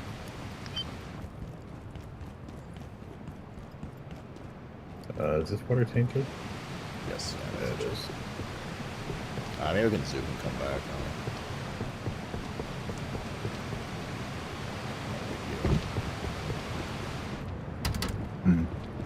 How far are we from this place? Like to run back? Yeah. Not very.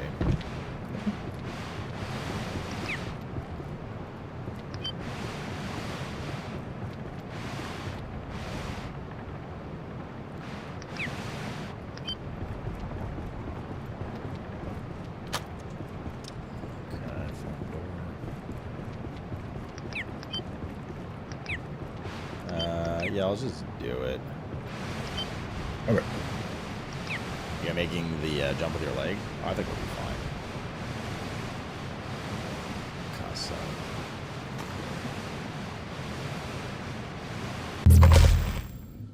That's a layak around somewhere. Did you hear it? Hey. Yeah. I see it.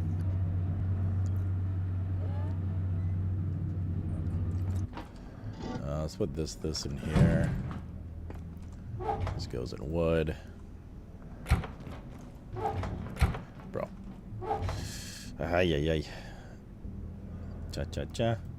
Charmin.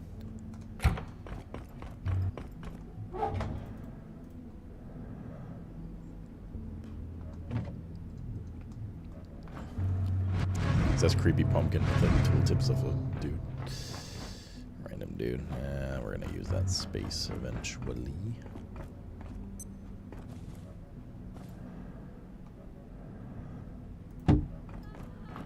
Cozy. All right. DDE. Repair. Repair. Recharge a bunch of shit.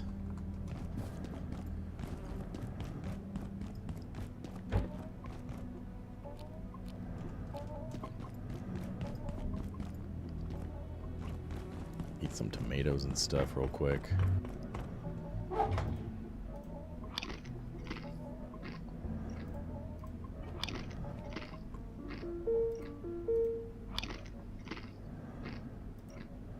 Grab a fresh soup as well.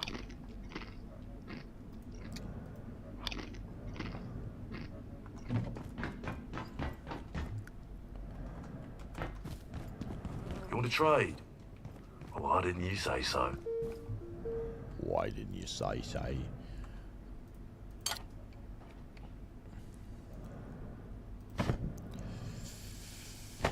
What else do we need to do? We need to repair this.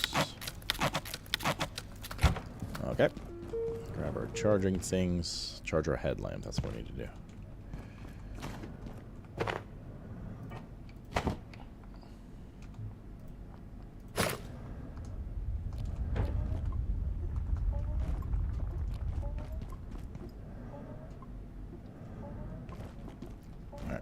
And then thirsty, sleep while that charges.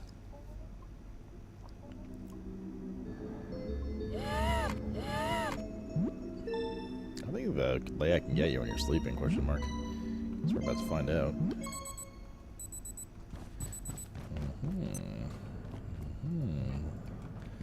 Well done, Horny. I'm feeling distinctly anhydrous. I'm pussy. Just drink water and that will be good.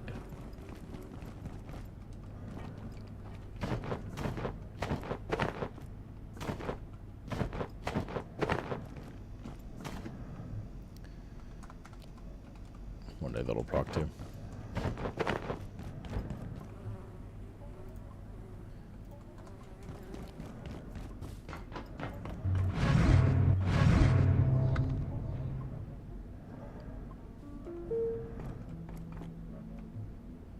Hello?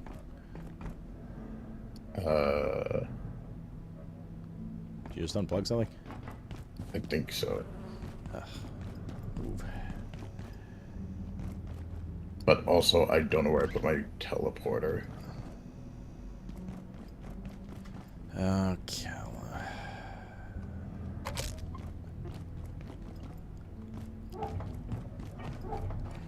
Switch around your bags.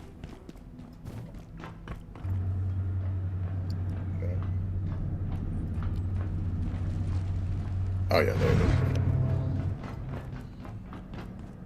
Alright, I'm ready to go back whenever. Why'd you leave? You had more to go. We're both we're very thirsty. We're going back. We gotta do the swamp area. My blood sugar falling.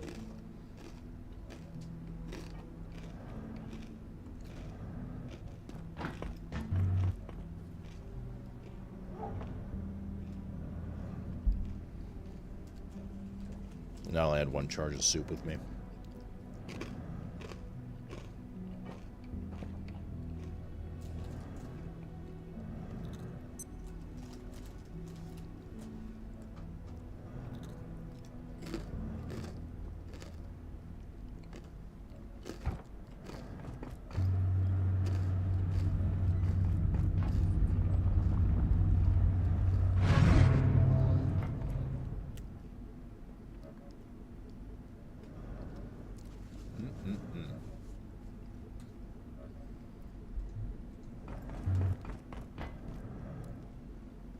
Good. Believe so. Probably don't need the saw launcher anymore.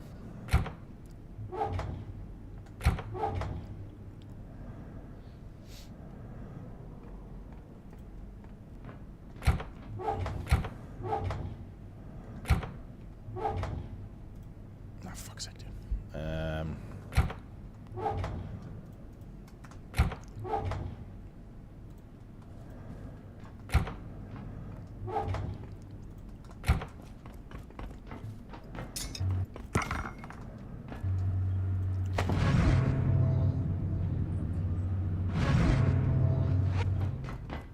Alright, I'm good to go. Oh, this just might be out of range. That's what happened. Interesting. Wait. Can I not put this away?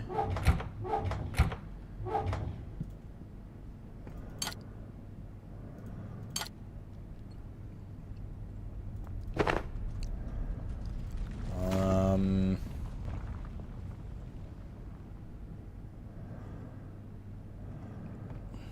missing something. I've put my vacuum away. That's okay. That's what was weird. Well, we have a little bit of a freelance spot here. I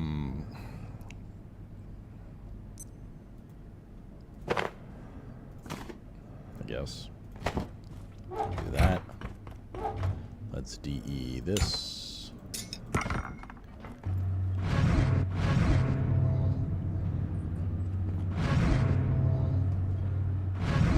Yeah, I think that's barely almost out of range. Okay, we got whatever. Yep, same. Let's go.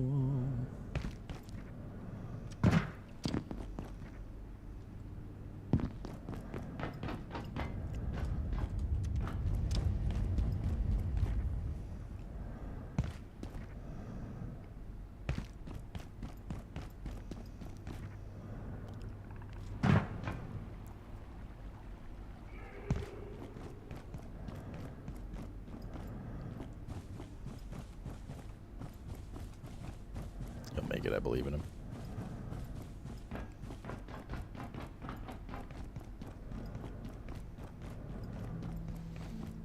Well, cheers. Cheers.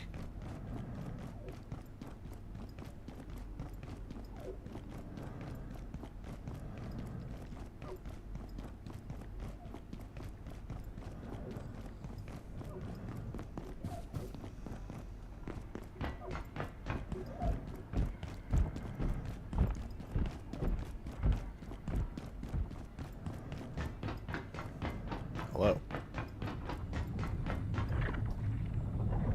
Oh. To the pooptal world.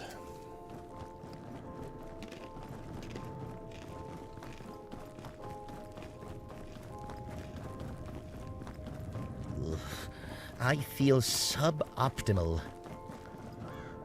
Legit didn't know if that was Calla or not.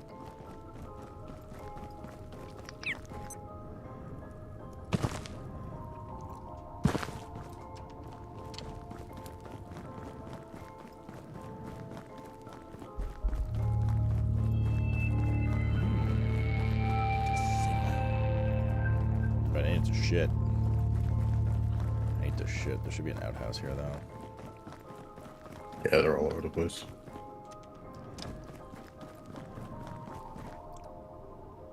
Bro, come on.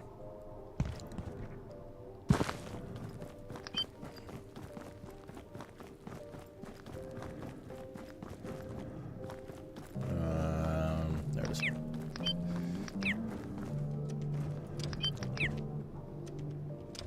These guys have plastic for their toilet seats, but everything else is like made of wood in the olden days.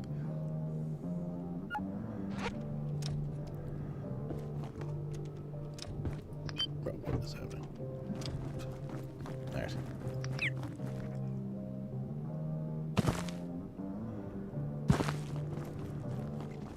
Back into the mine. Back The what of around yours? the other way to the mine. Sorry? Into what of yours? Into what? You said into the mine. I said into the what of yours. Ah. It's funny because mine can also mean something you possess. Like Uranus. You notice the big sign on the church up there? Yes. Yeah, I've seen it before. Oh, yeah.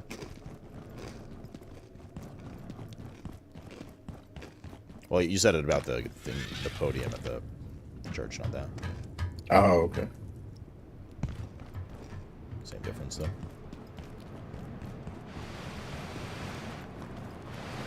Good news, Roadside Racers on sale. Yeah, that's great. You have to let me know how you enjoy it. Just in time for bruvs, they are usually very adamant to spend money on games when they play for 4 hours. There's like a mass amount of friend slop stuff coming out lately. I think people caught on that some of them are, that can be really successful. Like our Brub channel is hammered right now. Is that one only 4 players though? Question mark.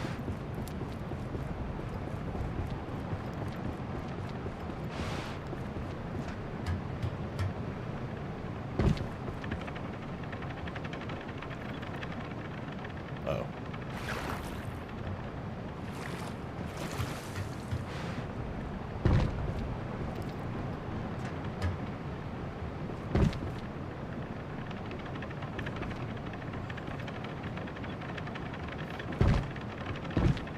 What?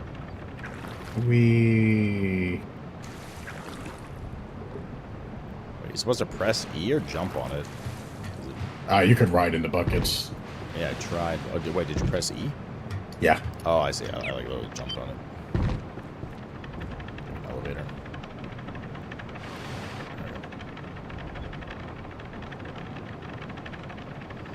Blake Pot? Yeah, no, I thought it was a, like a platform jump.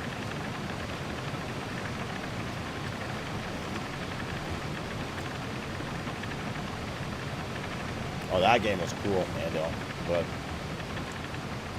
concerningly think also. What? 4 players. What?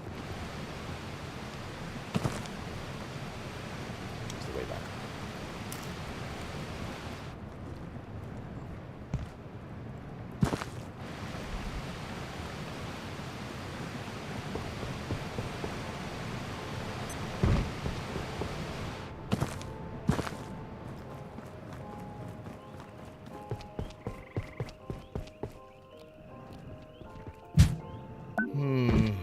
Interesting. We can analyze that.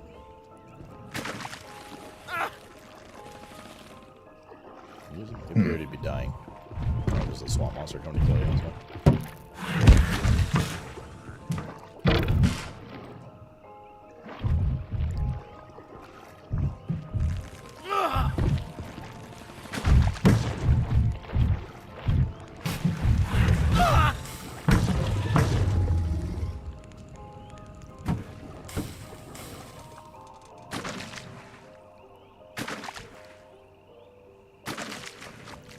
You drop anything interesting?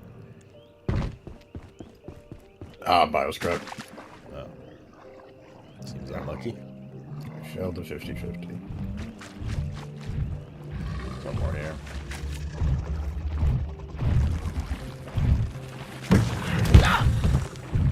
Trapped. It's Jover. Find it.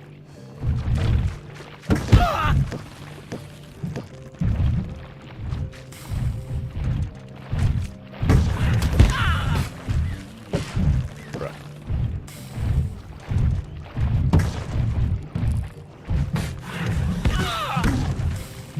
Oh, there's another one behind us.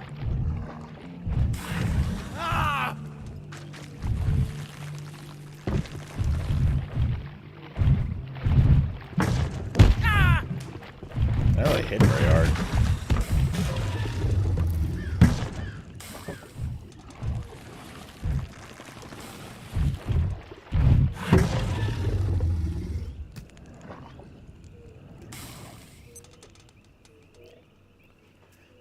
Yeah, Soul Mask, like, apparently has gotten a fair bit better. Plant and Mother Scrap is the only... Well, Dead Plant is the only new thing.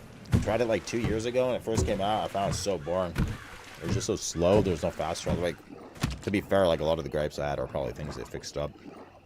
A lot of streamers were sponsored to play it today. Is anyone playing that right now? Roadside has 4 players as well. So we're gonna have to kill someone of the bruvs to go down to 4 permanently. Which one should it be?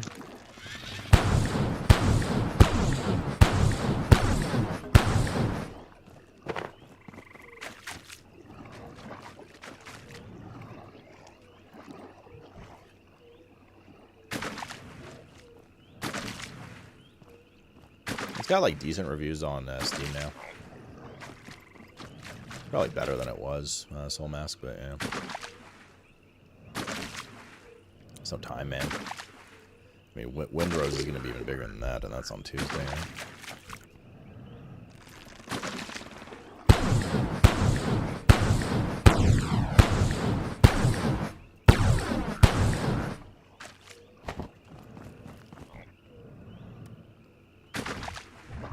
There's a bog guy here.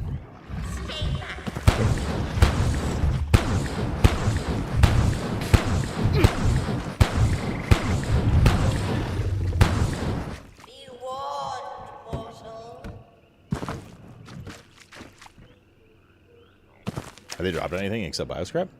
Just a Dead Plant is the only thing I've seen so far. The $19 DLC for Windrose is free for the first month. Yeah, the Egypt one. I have the game, though, already. Like, I bought it in early access. Or got a key for it, I don't remember. We're gonna die if we go in there, apparently. Alright, don't you have Crimson Desert? I'll tank it. Okay. A new arrival. Apologies, I thought you were one of the village idiots. Of course not one could have made it past those creatures, though several tried. It's good to see a colleague again. We came here to study this place, to find out why it attracted our perforations so intensely. We certainly found the answer. The lodestone, they call it, but the locals disapproved of our curiosity toward their holy artifact. They slaughtered Dr. Jessup, burned Dr. Meta, and took our portal killer. I can't even get a signal, so those Luddites have clearly damaged it. I was hardly going to give them their bauble back after that, was I?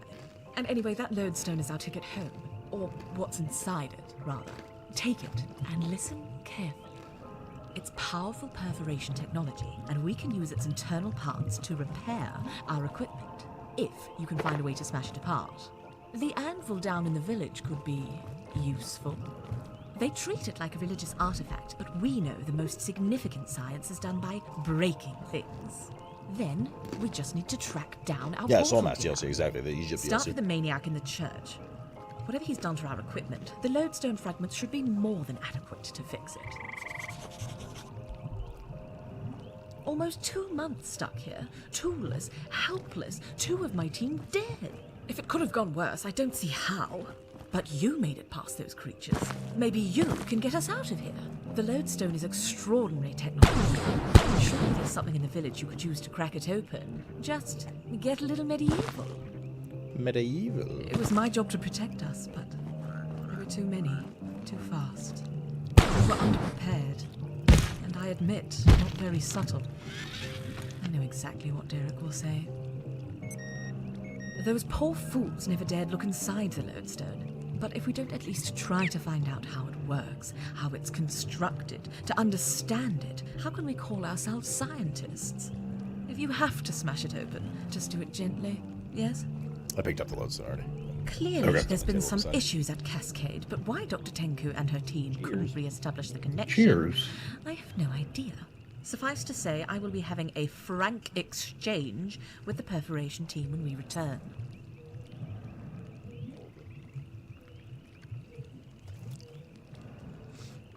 This cult pursues some paranoid Gnostic creed. Denial of the flesh, devils in every doorway, the world a giant demonic lie. Hardly original, is it? But if they weren't crazy before, that corn they eat has certainly popped a few kernels, if you know what I mean. I don't get it. We're unsure of the exact date, but it would seem to be the 18th century. But is this our world or a bifurcation? There's so much we don't know. We could be more certain if we had our tools, but they took almost everything. We don't know. The townsfolk are enthralled to that madman in the church. Every last one of them. A demagogue, if ever I saw one. Humbler than thou, hypocrite. A human disease as far as I'm concerned. I think even Dr. Kesey's under his spell. He's been fishing down by the dock for weeks. Completely lost his mind, it seems. Those things in the swamp, I'd been fending them off with subsonics, but I wonder how they got here. If the lodestone is really an anchor of sorts, did those creatures come through a perforation? From the same origin? By accident? I don't know. It sometimes feels as though everything here came from somewhere else. Almost 2 months stuck here. Toolless, helpless. 2 of my team dead. Alrighty. If it could have gone worse, So I it don't sounds like see we have to how. smash the lodestone of But the you Anvil made it town. past those creatures. Yeah. Maybe you can get us out of here. And also The kill the boss lodestone that we is already killed. extraordinary technology. No, I'm he's sure probably already there's dead. something in the village you could use to crack it open. Maybe the Probably. perforation reset, Get so rid I of doubt medieval. it's, he's there again. Yeah, that's what I mean. Like, she's telling us to kill the boss, but we yeah. already did it.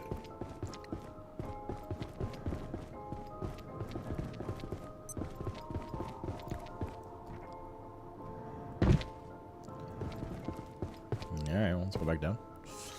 Okay. Weird, like, color palette change there.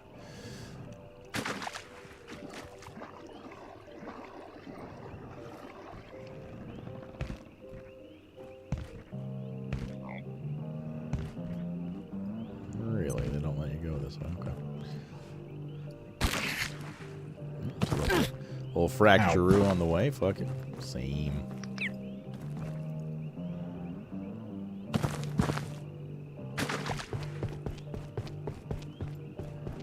Same, brother. Wait, so nobody here is playing Soul Mascot off chat? Like, not literally this moment, but in general, I started playing it today at some point.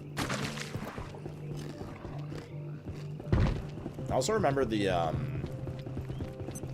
whole, like, slave system, enslave someone else thing being, like, a little clunky.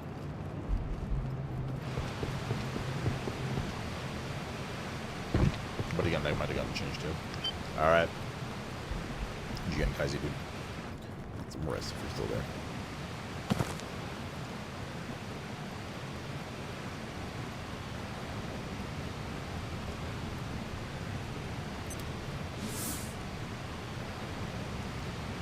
Zip up's like 2.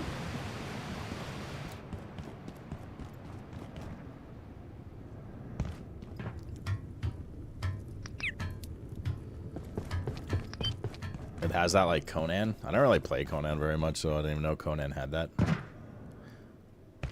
So not just Conan. I've heard a lot of it's very much like Conan Exiles thrown around today for that game.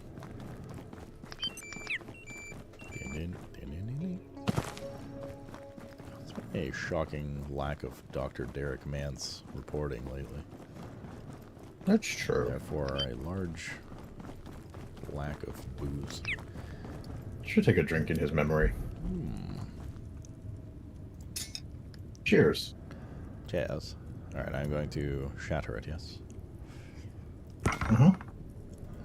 We received 3 lodestone fragments. Which fortunately is enough for the thing we have to use upstairs here. And then 1 each for our 2 hackers.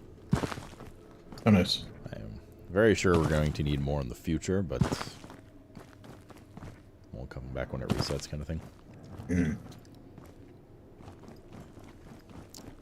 Why, cheers, Nista. I'll join you. Real question is, who's playing Windrose on Tuesday, yo? Does Hump to get over the start, but he sticker gets way better? Like, you heard that from initial stuff? Like when the game first came out, or you mean for 1.0 today? Which one do I take? Tigera, Gera. She eats avocado. It's fucking gross. Wowzers. Wow. That was a really cool area. Yeah. Winters looks fun. I saw him and played it, but definitely seems to be very poggies. A lot of people are very hyped about it. What does? Oh, Windrose? The demo was really fun. Layak is right around the corner.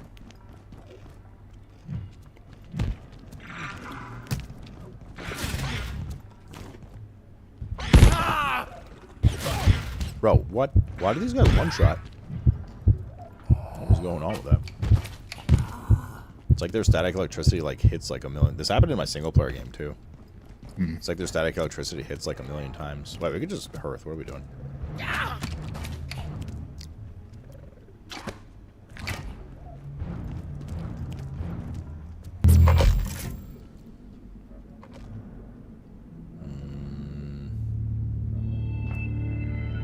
Oh, right, I forgot about that.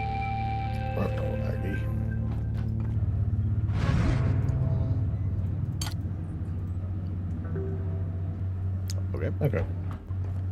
It's a close one. Yeah.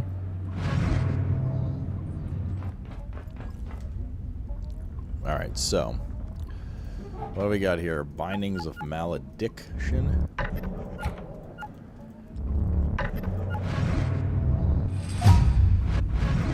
Saffron ceasing and wears wounds, healing any light bleeding. Oh, it makes you bleed immune. And passively repairs.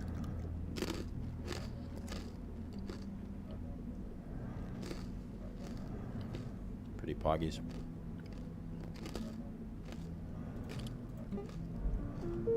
And his armor's a banger.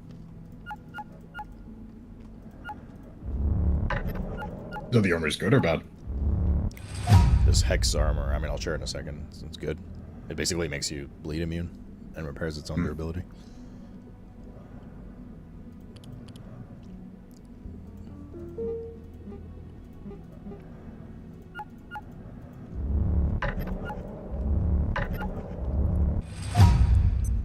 An unsightly doll made from raw husks of fetid corn. Cracked loads. Oh, fuck. Need more.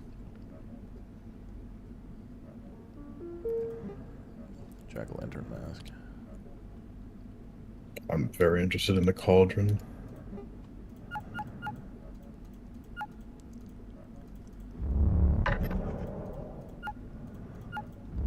Oh.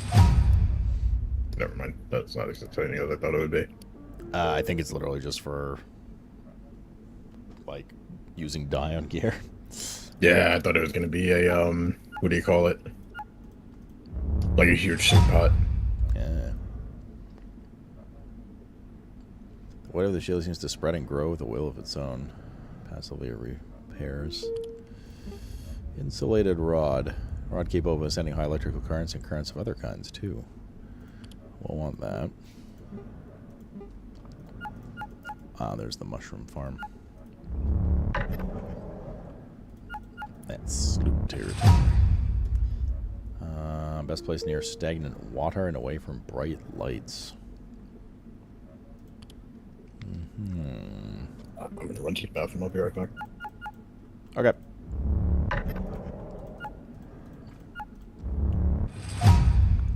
Small sign, don't care. Wooden bucket. Sturdy bucket made from aged wood. Mannequins. The load discs. Alright. Oh, we got a lot of stuff here. I don't really care about the carapace armor as much anymore. We have a hazard fridge. Yeah, I'm good without carapace shit.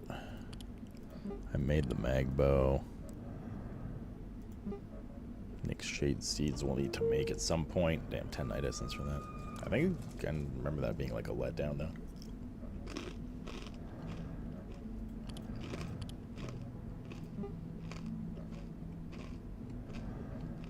Keypad hacker T4 we can make.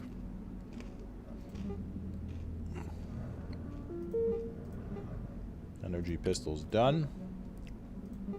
Hex with hammers, whatever. Fuck the crystalline stuff. Carbon bed, breastplate of hex. Auto salvager ammo station. My bald spot is hiding, just like Tiger 19 does. Wait, Tiger has one too? Yo, bald spot Tiger. Was that quiet? Did that seem quiet?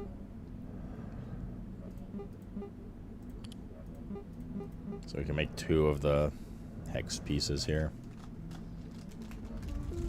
Seemed a little quiet. Alright, let's make the tackle.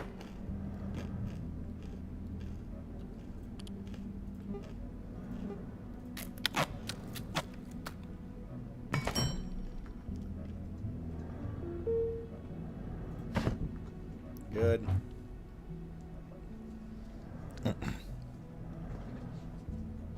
Alright, come back. Warner Brothers. Thank you. Alright.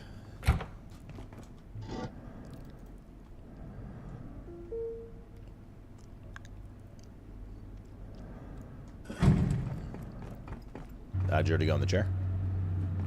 Yeah, let me do that.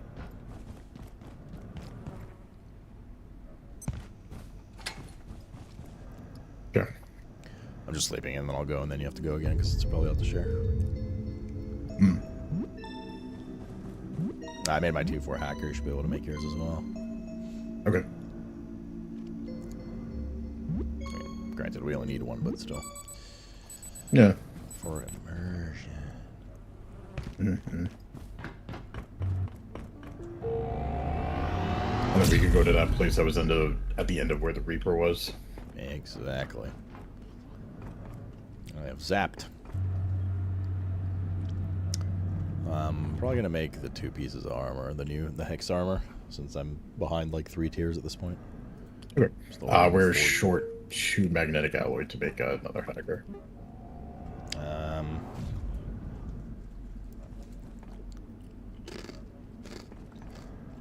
No, I mean we're gonna get some more. Yeah, that's not a big deal. Yeah.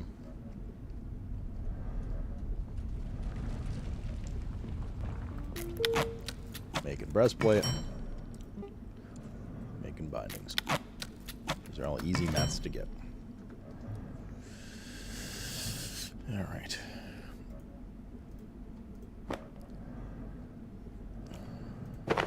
Actually worse defense slightly. Well, not than the forged breastplate, but...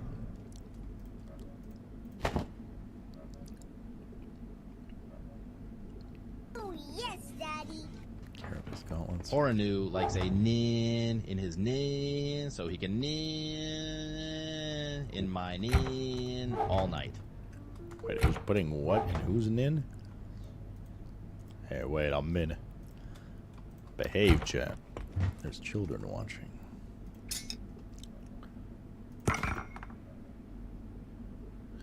Potentially important, otherwise unique. Ah, fuck it. Okay, if I don't keep it. What's the...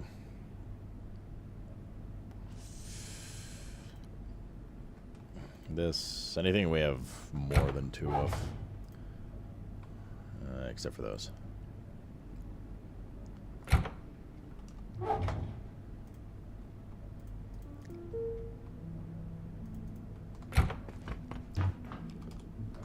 Dun, dun, dun.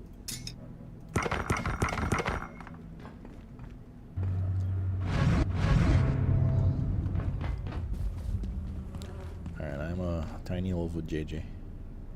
Same. So going back to... Was there anything else you want to grab to before we go? Or are we going? No, I'm good to go. Alright.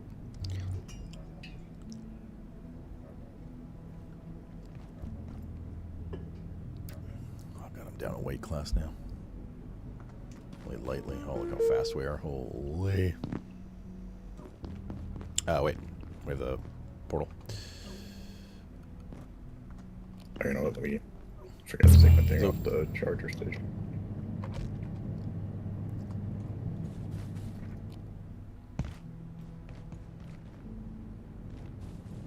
I'm so much faster with this armor. Fuck yeah. Although, hold up. Do we have the... Oh, we're about to gain this. You can wear any weight of armor without dropping to the heaviest weight class. Okay. Well, that's not that useful now, but it was for the armor before. Yeah. Crazy the movement speed now.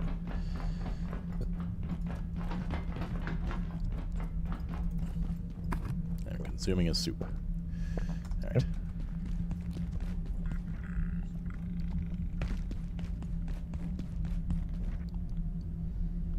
Did you ever know that you're my hero? Oh, you are a lot faster down.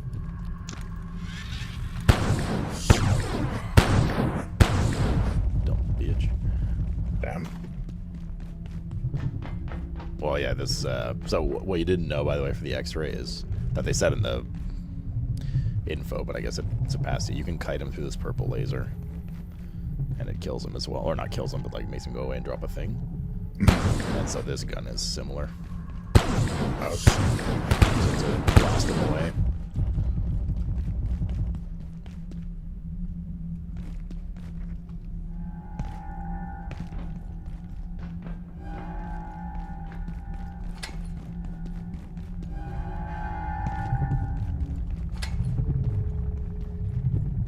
There you go, my back. Yep. Go back downstairs now.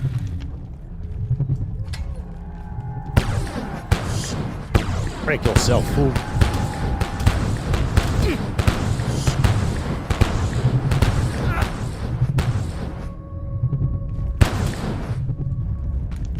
Oh, shit, it's Wayne Brady, son.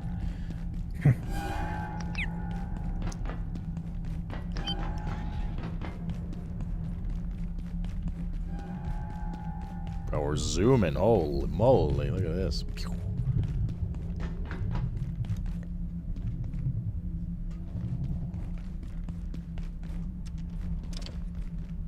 Oh, this door's open now, too. Don't make any noise.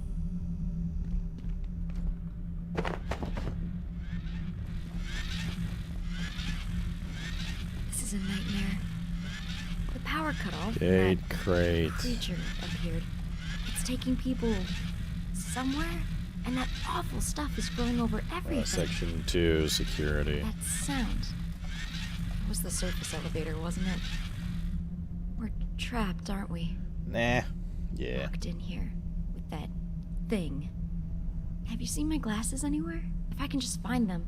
This is the security sector. There has to be codes, passes, something to help us get out of here. But we must stay quiet. Have you heard it speak? What on earth is it saying? I saw trans recon report once. It also works mentioned instead of using that something refracted looking prism thing, squishy, with that laser thing we did earlier. Well, You can just shoot the fucking but purple I've thing. seen every specimen TR brings back. There's nothing like this in containment. It Cheaters. isn't one of ours. So how did it get here? It's already 2 a.m. Goddamn. Without my glasses, it's hopeless. Everything's a blurry mess. Am I supposed to crawl through the darkness? Even if I could get to the dam, it might as well be 50 miles. And then what?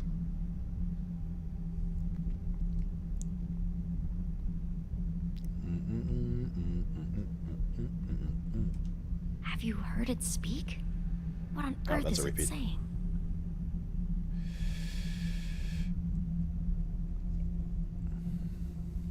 Good? Yep. No, this is the door we just opened over here. What is this? Unbelievable. What does this say about that? Wait, what's this? I think this said something about what we need here. Unbelievable.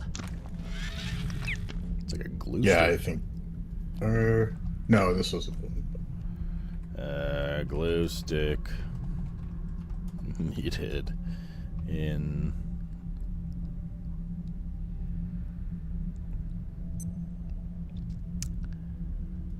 outer security area, section 2.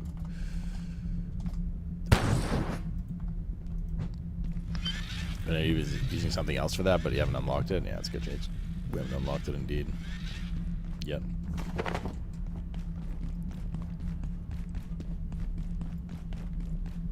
Nothing there. We're taking the lift.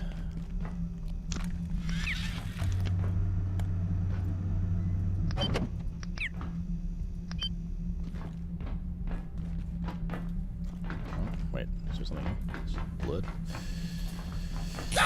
Oh. There's also electricity. Well, well, well. It is in the consequences of our electricities.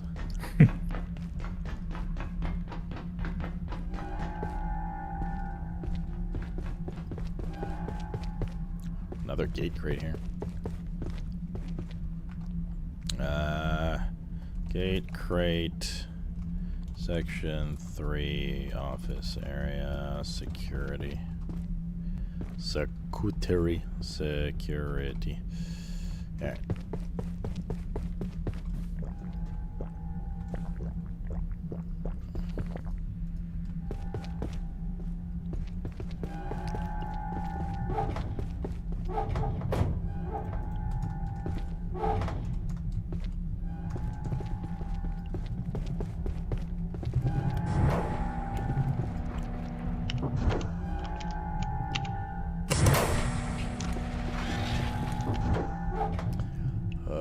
Sure.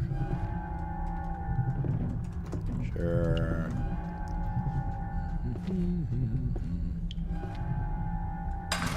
Be there in a sec. Is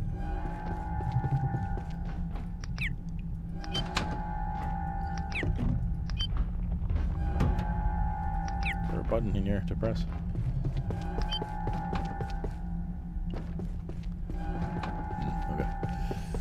I don't see one.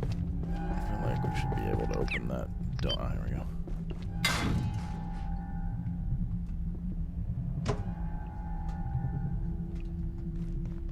There it is. God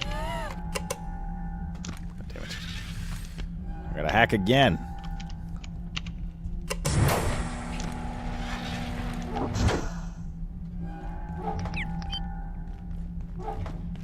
This, I believe, goes down to this starting area. It does.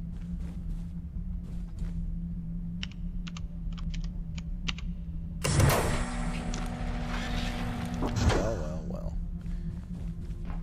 This goes down to the start of, what's it called? Security. Yeah. So, shortcut. Also, it's Dr. There are a handful of things I am now certain of about ISO 59. Cheers. Firstly, it is a hunter. The bodies and pieces of bodies are evidence enough. Secondly, we are not its first encounter with humanity. An increasing weight of evidence points to repeated appearances in the historical record. Hundreds, if not thousands of times. Lastly, although we cannot yet decipher its communications, Dr. Veltman's exploration of early human dialects may be starting to bear fruit.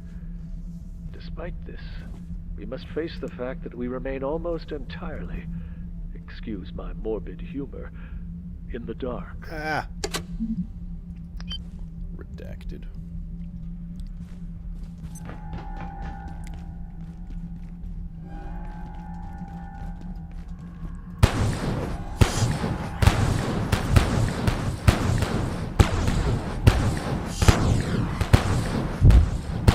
I believe I need to defecate. That was not the time. I ran down there or something. Alright. I believe I need to...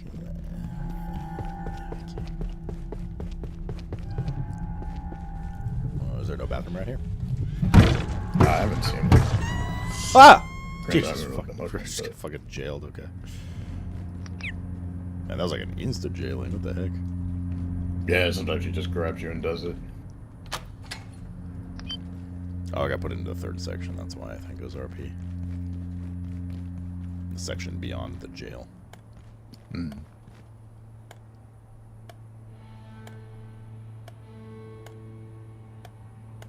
Okay.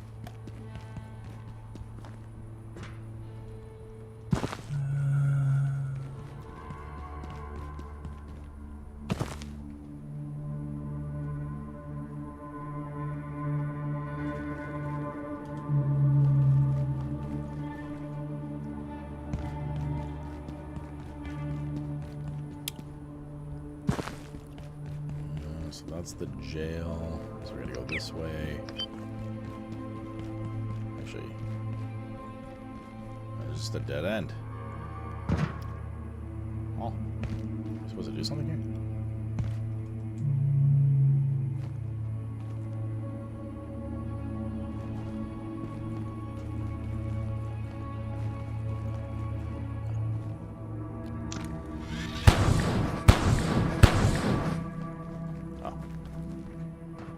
It's the little ladder, okay.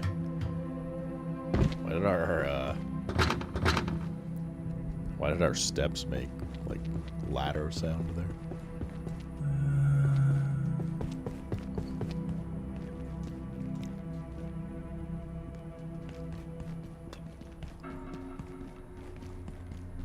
And that's the jail area.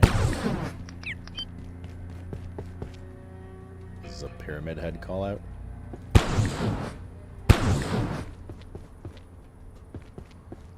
Interesting. Mini poop. Wait, did the poop not show up? I didn't hear it. Maybe poop's off or something? Smithvision having trouble again. No, poops are definitely on. Hold up. This got me curious. To investigate. Why did that not? I don't know. Smithvision's on for sure. So I gotta replay it. We heard it? Oh. Wait, did it show up though? Yes, I didn't hear it.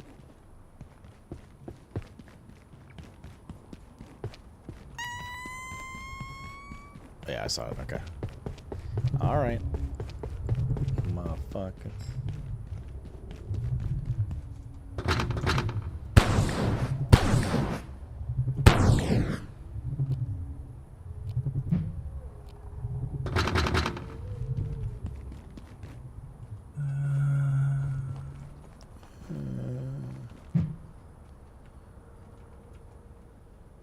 I'm stuck. Oh. I'm not stuck. I forgot to lock my monitor.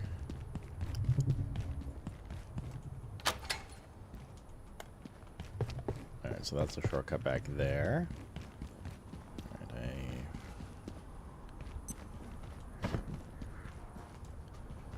I reached the end of this section. Looks like there will be one more section here, though. Somewhere. Have you found one of the things to destroy? Yeah, I'm doing it right now. Okay. Oh, my hammer can get upgraded, apparently.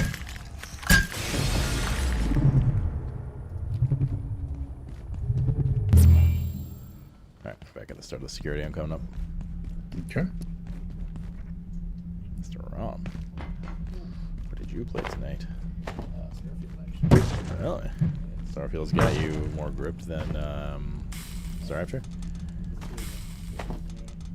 Yeah, I was gonna switch off and play. Unfortunately, I can't open a shortcut view because it requires level 4 hacking. It's fine, okay. Why did you start a fresh run on Starfield? Oh. I could open that one, Calla. See you tomorrow. You did this little jump puzzle here? Yep.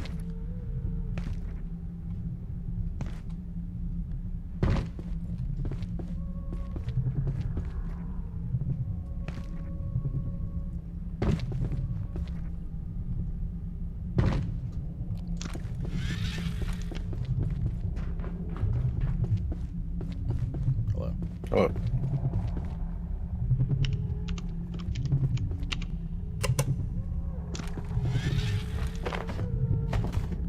Oh, just don't see the portal to the final area. What was the shortcut? I assumed that the keypad would open something for you. Oh yeah, no, that wasn't the shortcut. That was the way to go forward. But we have to go through here now. I assume. Wait, this is just where I got brought to jail. This exact section. So it's all should be more or less unlocked.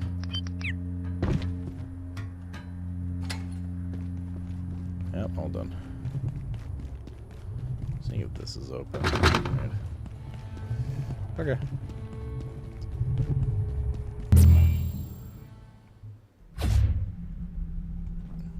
So now we should be able to go to section 4. Okay.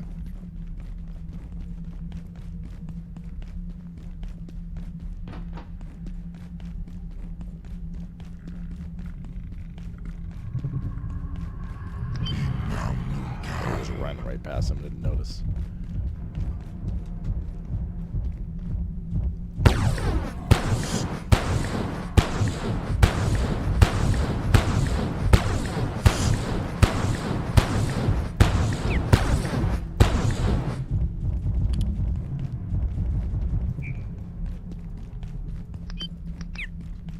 Yoink.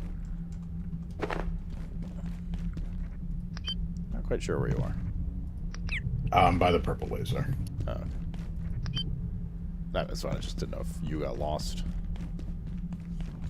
Wait, I'm opening a shortcut to that, I think, right now.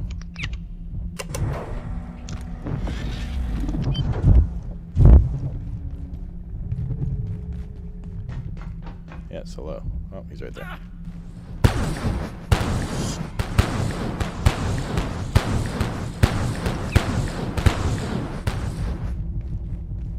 I'm right behind you. I need help. I'm gonna die as soon as you get me up.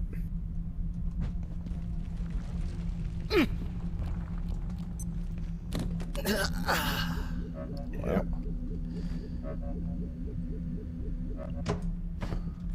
I believe that is a Michael Dublé. Cheers. Cheers. There's the destruction of a night sphere. Jesus fuck. What? Leak? Yeah.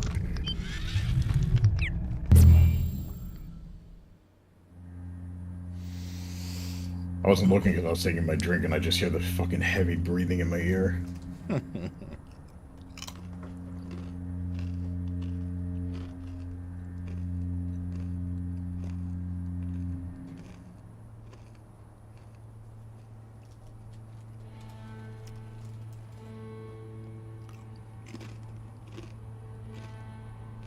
Oh.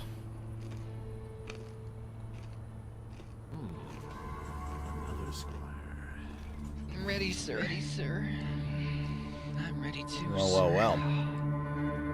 Someone else up late. Oi, mates.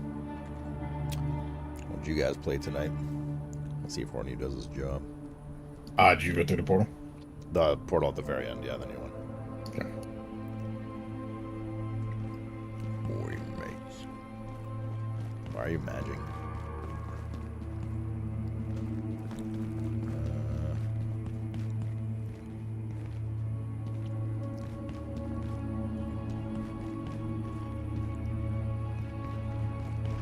Just taking a quick look around.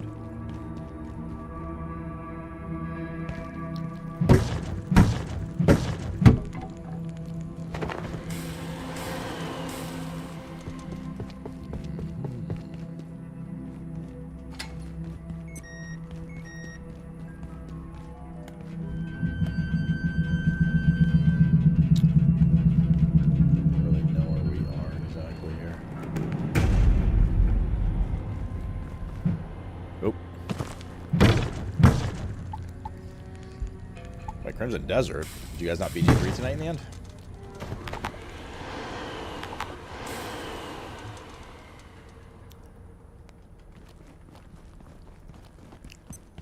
There's a stapler there I couldn't pick up. Okay, so this is the start area. So we made a big loop-de-loop. What's over here? That's what we need to destroy. Can you pick this up? Yep. This should be the door. Yes. This links into the area we just were. Okay, perfect. Just laying out the ground here.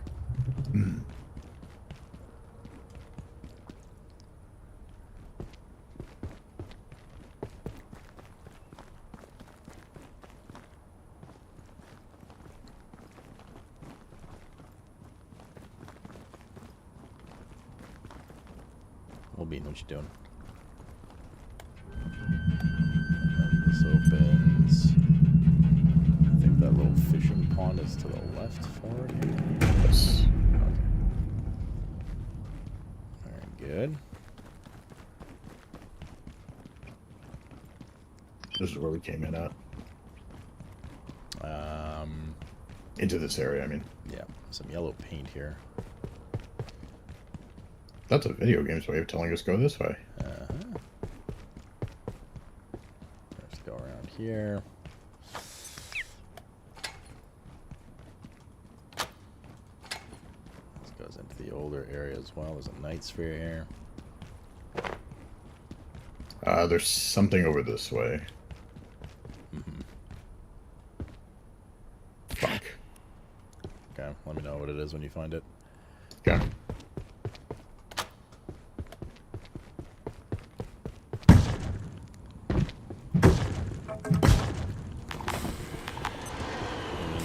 For what? Oh, we definitely want that.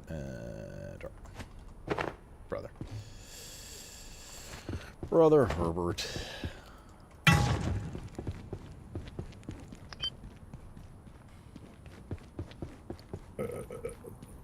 It's almost peaceful here. Oh. There's worse places than this, but if you're lucky, you'll never see them. That was cool. Very Elden Ringy.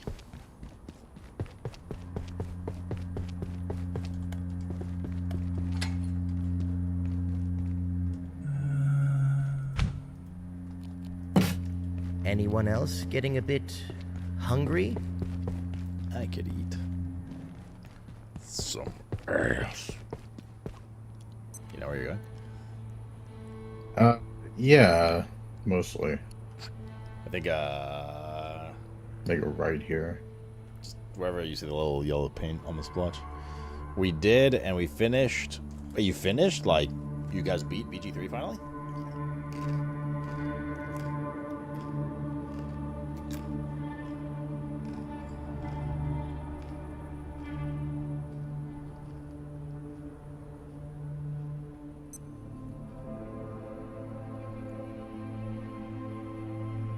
Finish for the night? Well, I don't know.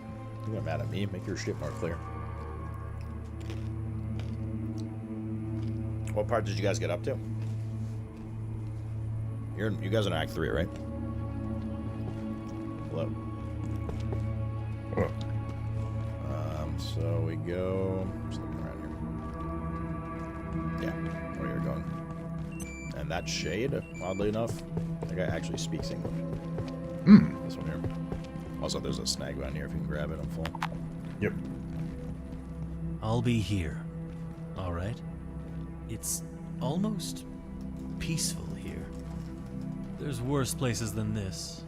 But if you're lucky, you'll never see them. I don't know what this is meant to be. I don't know, but this is not the first time I've heard these conversation lines. Yeah. I don't remember when I last heard them, though.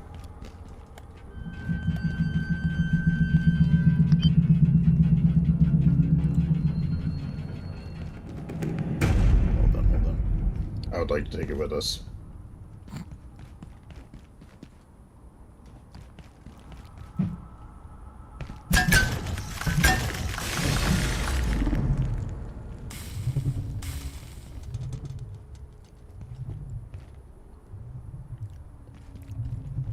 Doesn't seem we can deconstruct it or anything. Unfortunate.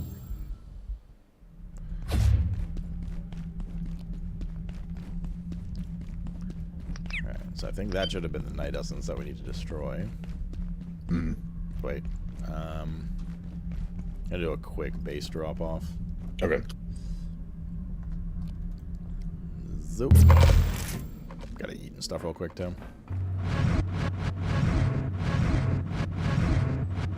We might have enough of those things for your hacker now if you want to check.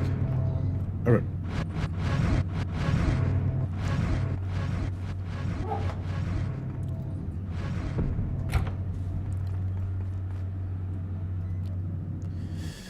Alright, let's charge this stuff.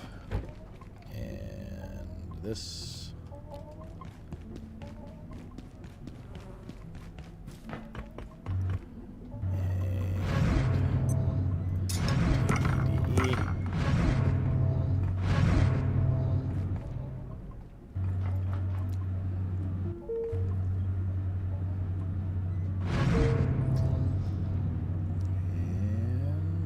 What's up with this hammer upgrade? Let me see here.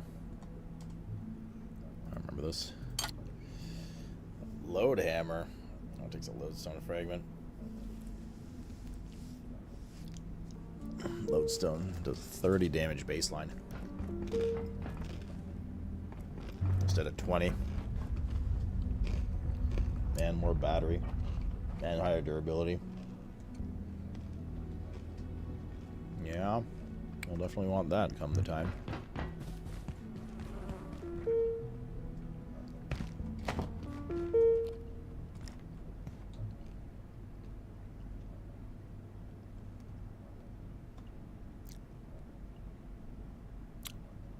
I'm missing something in my bags here. What was on here?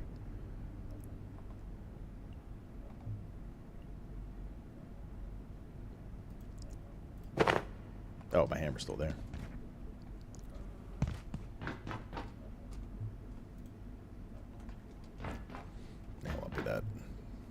In the future.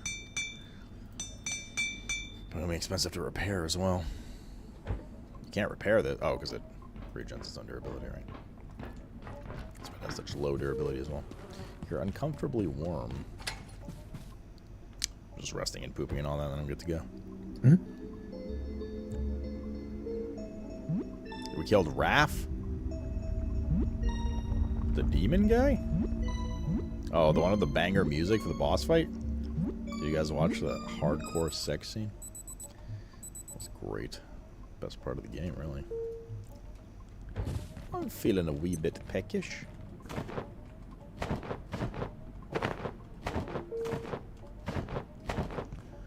Feeling a wee bit penis.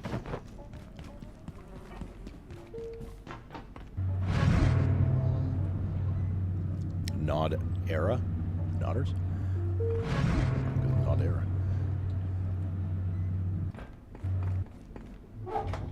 Oh.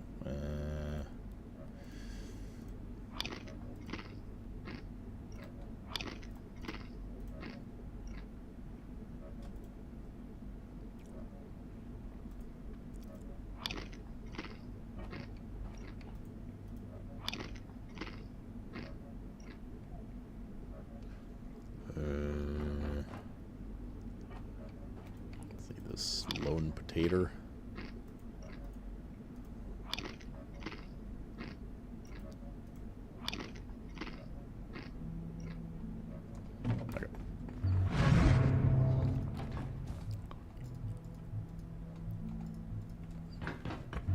Do we only have 2 pieces of the Hex armor currently? Yes. Okay.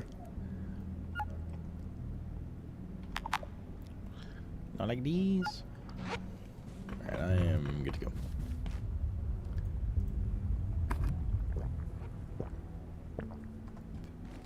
Does this take to upgrade? Nothing too crazy. 1 carbon plating, 1 energy brick.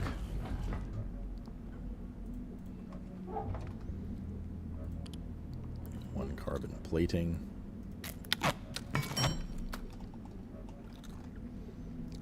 One energy brick.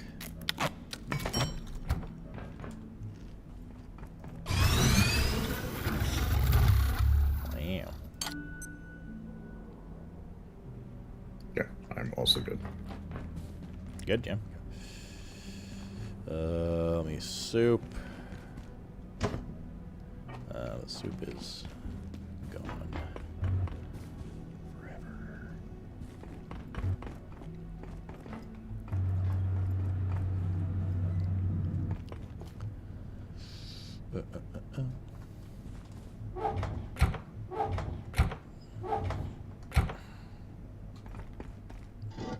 Just gonna put this here as CBI carrier.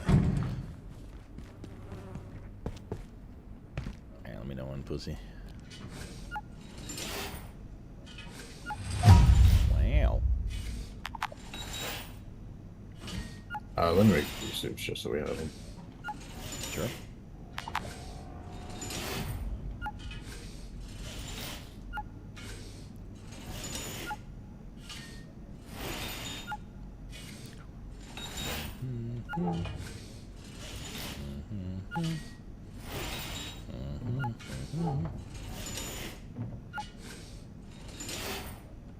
No.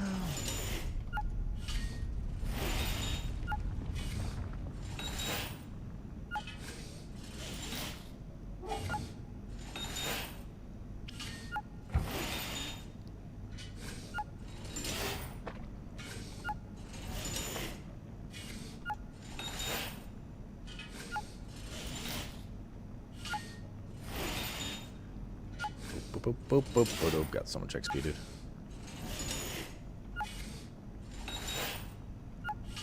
I'm just getting half a level here at level 15. That's wild. More than. So we weren't quite level 15 when we started. Bro, what do you mean?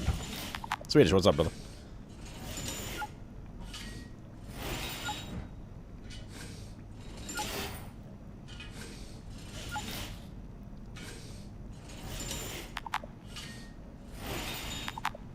No.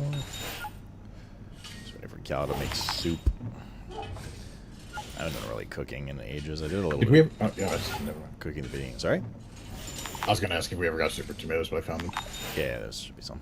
We're doing more of the farming, and Calla's been doing the cooking now. My cooking skills probably shit. 'Cause I haven't since like the beginning of the game when we were grilling steaks and stuff.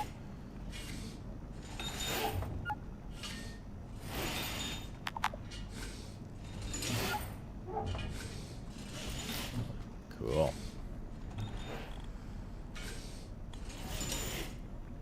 Total carrying capacity. Yeah, 2 soups and 1 pot of glue that I made accidentally. Alright. Yeah, like my cooking is level 6 now.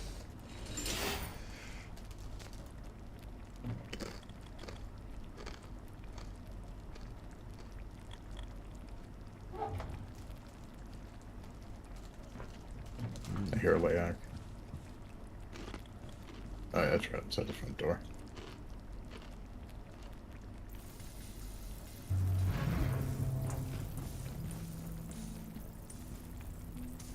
Oh!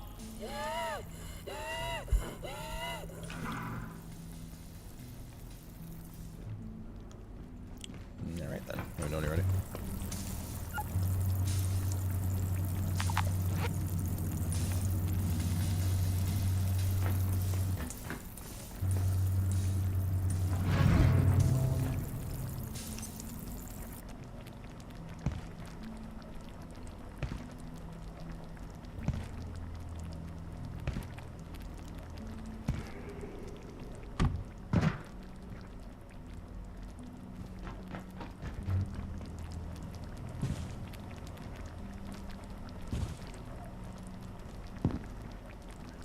The old stomping grounds. We don't have any new recipes, do we? I don't think so. I think we're coming up to the hydro plant area. Right?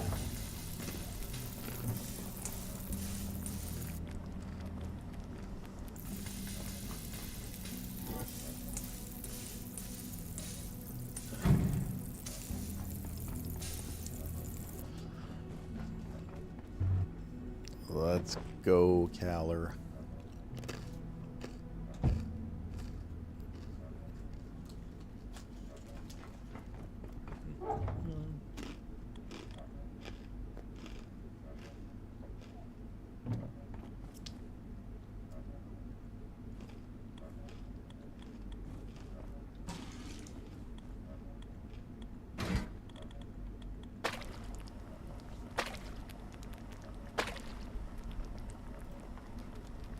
You good? One more soup and then I'll be good. Okay. This guy's selling now.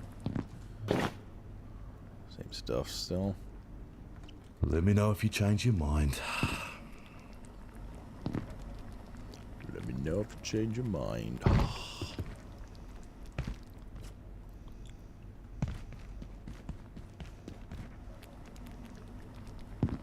I believe the peccary stew down there makes you move faster. It says put spring in your step, which I'm assuming means move faster. Yeah. Forgot we're gonna bring mats to upgrade that other bench, at least for the healing. Med kit, 10 bio scrap, 5 wheat. Okay. That should be no problem. 5 wheat. 10 bio scrap. And a med kit thing. What else? Cheers. Heater. Cheers. I don't need that. Bench will take less damage. Portal suppression. Go to portal suppression. Sparklies, which are 2 of these. 8 military tech. I just screenshotted this earlier. 4 XOR hearts, which I'll take on the way out.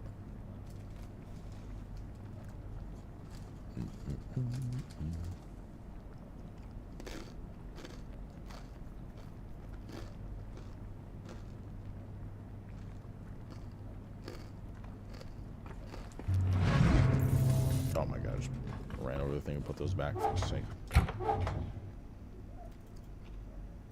Alright, I am ready to go. Okay. Portaling.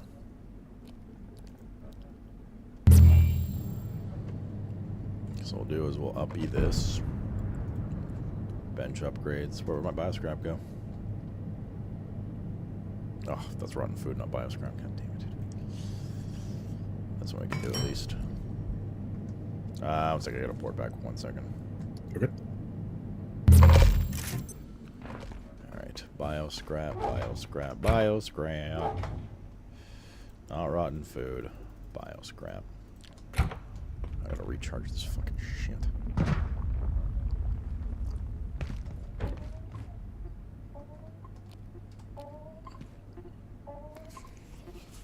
Fucking shit on my ass.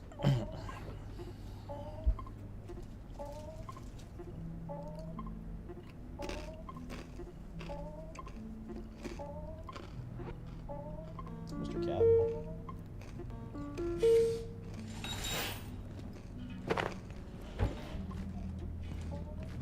Alright, going back.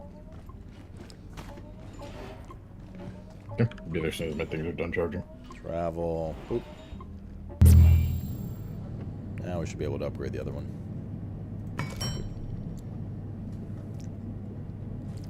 Right. Upgraded this bench so it has the healing around it as well. Oh, nice. And the suppression of portal storms.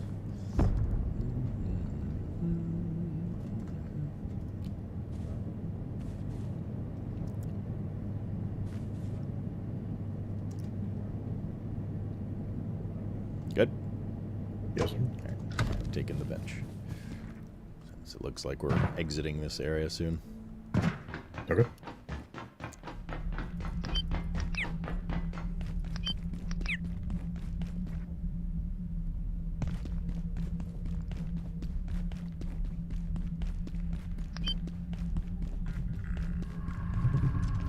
Bitch. Wait.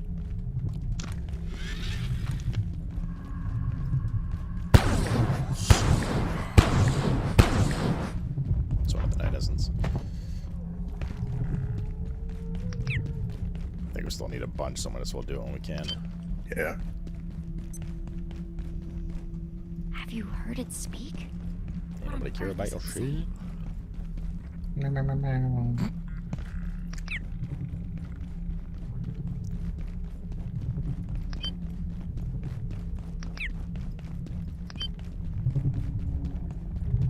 go. Did you make your T4 hacker? Yes. Cool.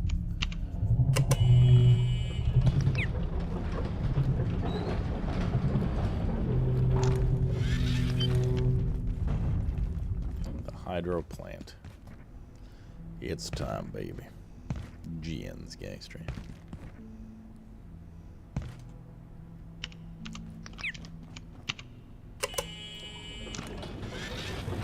Shortcut back to the office. And a tramolam. Oh god, there it is. It's quite an area. I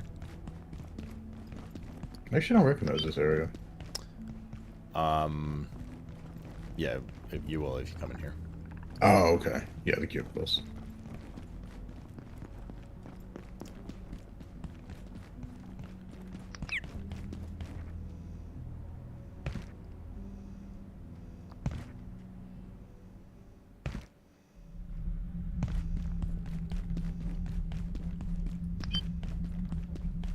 There you are.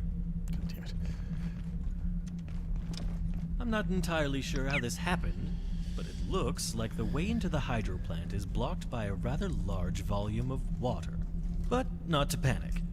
If you just activate the pumps, I think it should drain somewhere.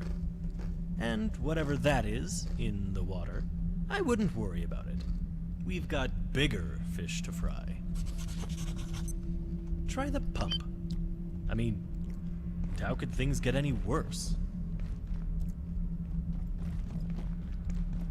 Whatever that is in the water, it's not our problem. I really am in your debt. I'm not just saying that. I'll be here. All right? Try what's the in the pump. water. I mean, how could things get any worse?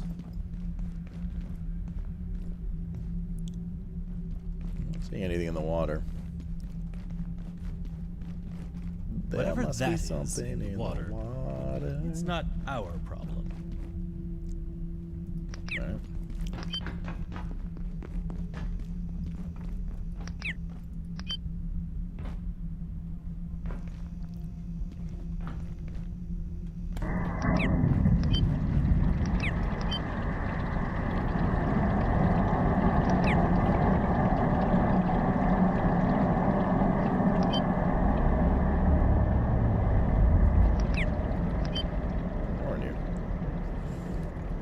I don't see anything in the water. Same. We're not out of the woods yet, but I'm starting to think we've got a chance.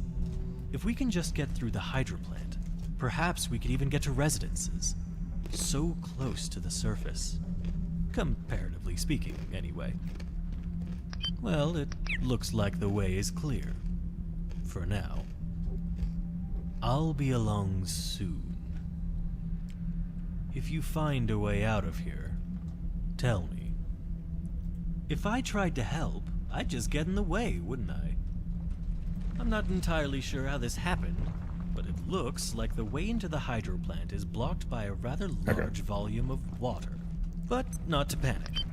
If you just activate the pumps, I think it should drain. Yeah, buddy. Somewhere. Yeah, why are you screeching? And whatever that is in the water, I wouldn't worry about it. We've got bigger fish to fry. Mr. Animal. Chat, pet Mr. Cat, for fuck's sake.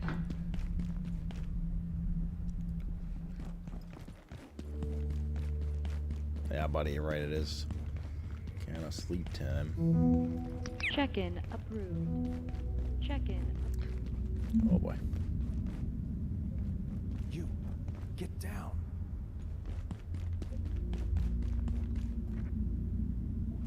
Hey, it's not safe out here.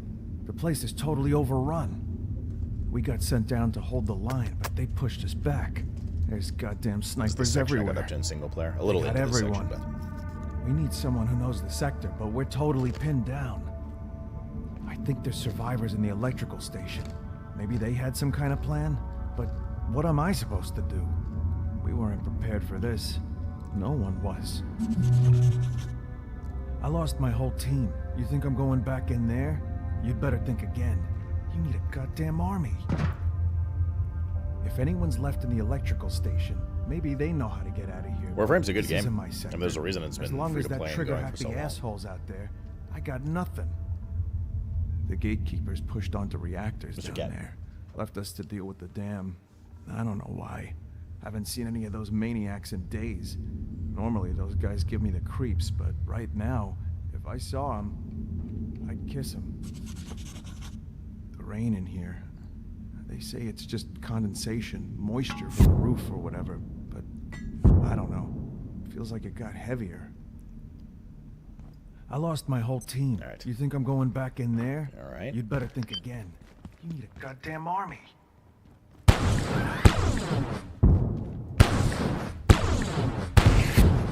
Shit. Sniper.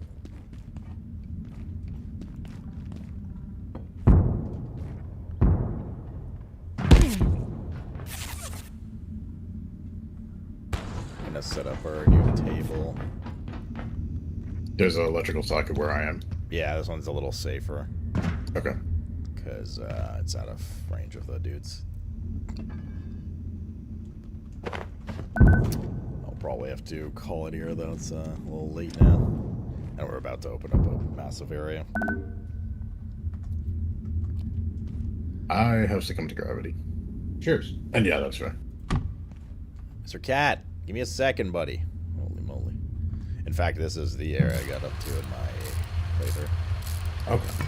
I got a little into this area, so we're not quite there yet, but, like, I've not gone past this major section yet. Okay. When you get back, don't forget to sync your thing. It's mi casa, yo vivo aquí. Travel. Teleporter synced. Good.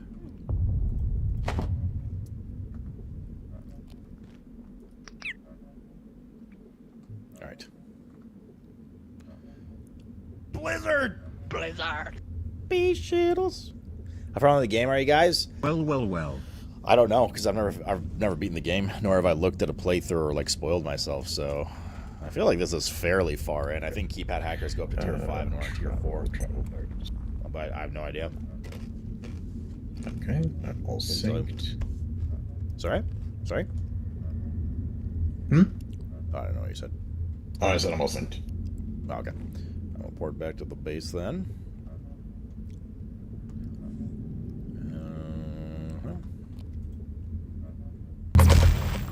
GN Steiger.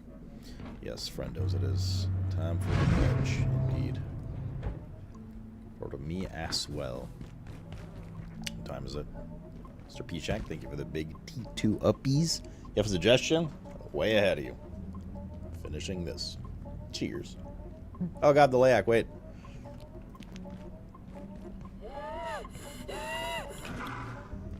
Okay. Wait, I didn't actually get to drink because I got fucking aggressively attacked. Alright, now, cheers. Cheers!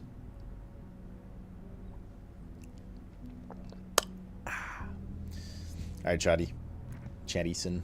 I will see you guys tomorrow for Community Day. Into the sponsored stream we didn't get to today. Into Bruv stuff. I don't know where we're playing it. Could be Overwatch, could be something else. No idea. We'll figure it out, though. We'll figure it out. So, thank you everybody for hanging out. I appreciate you guys. Is Josh streaming? He didn't stream yesterday, right? Which is weird for a Thursday. He is streaming tonight, though. So say hi to Josh. And I'll see you guys tomorrow. Gienzio. Thanks for hanging out. La smooches.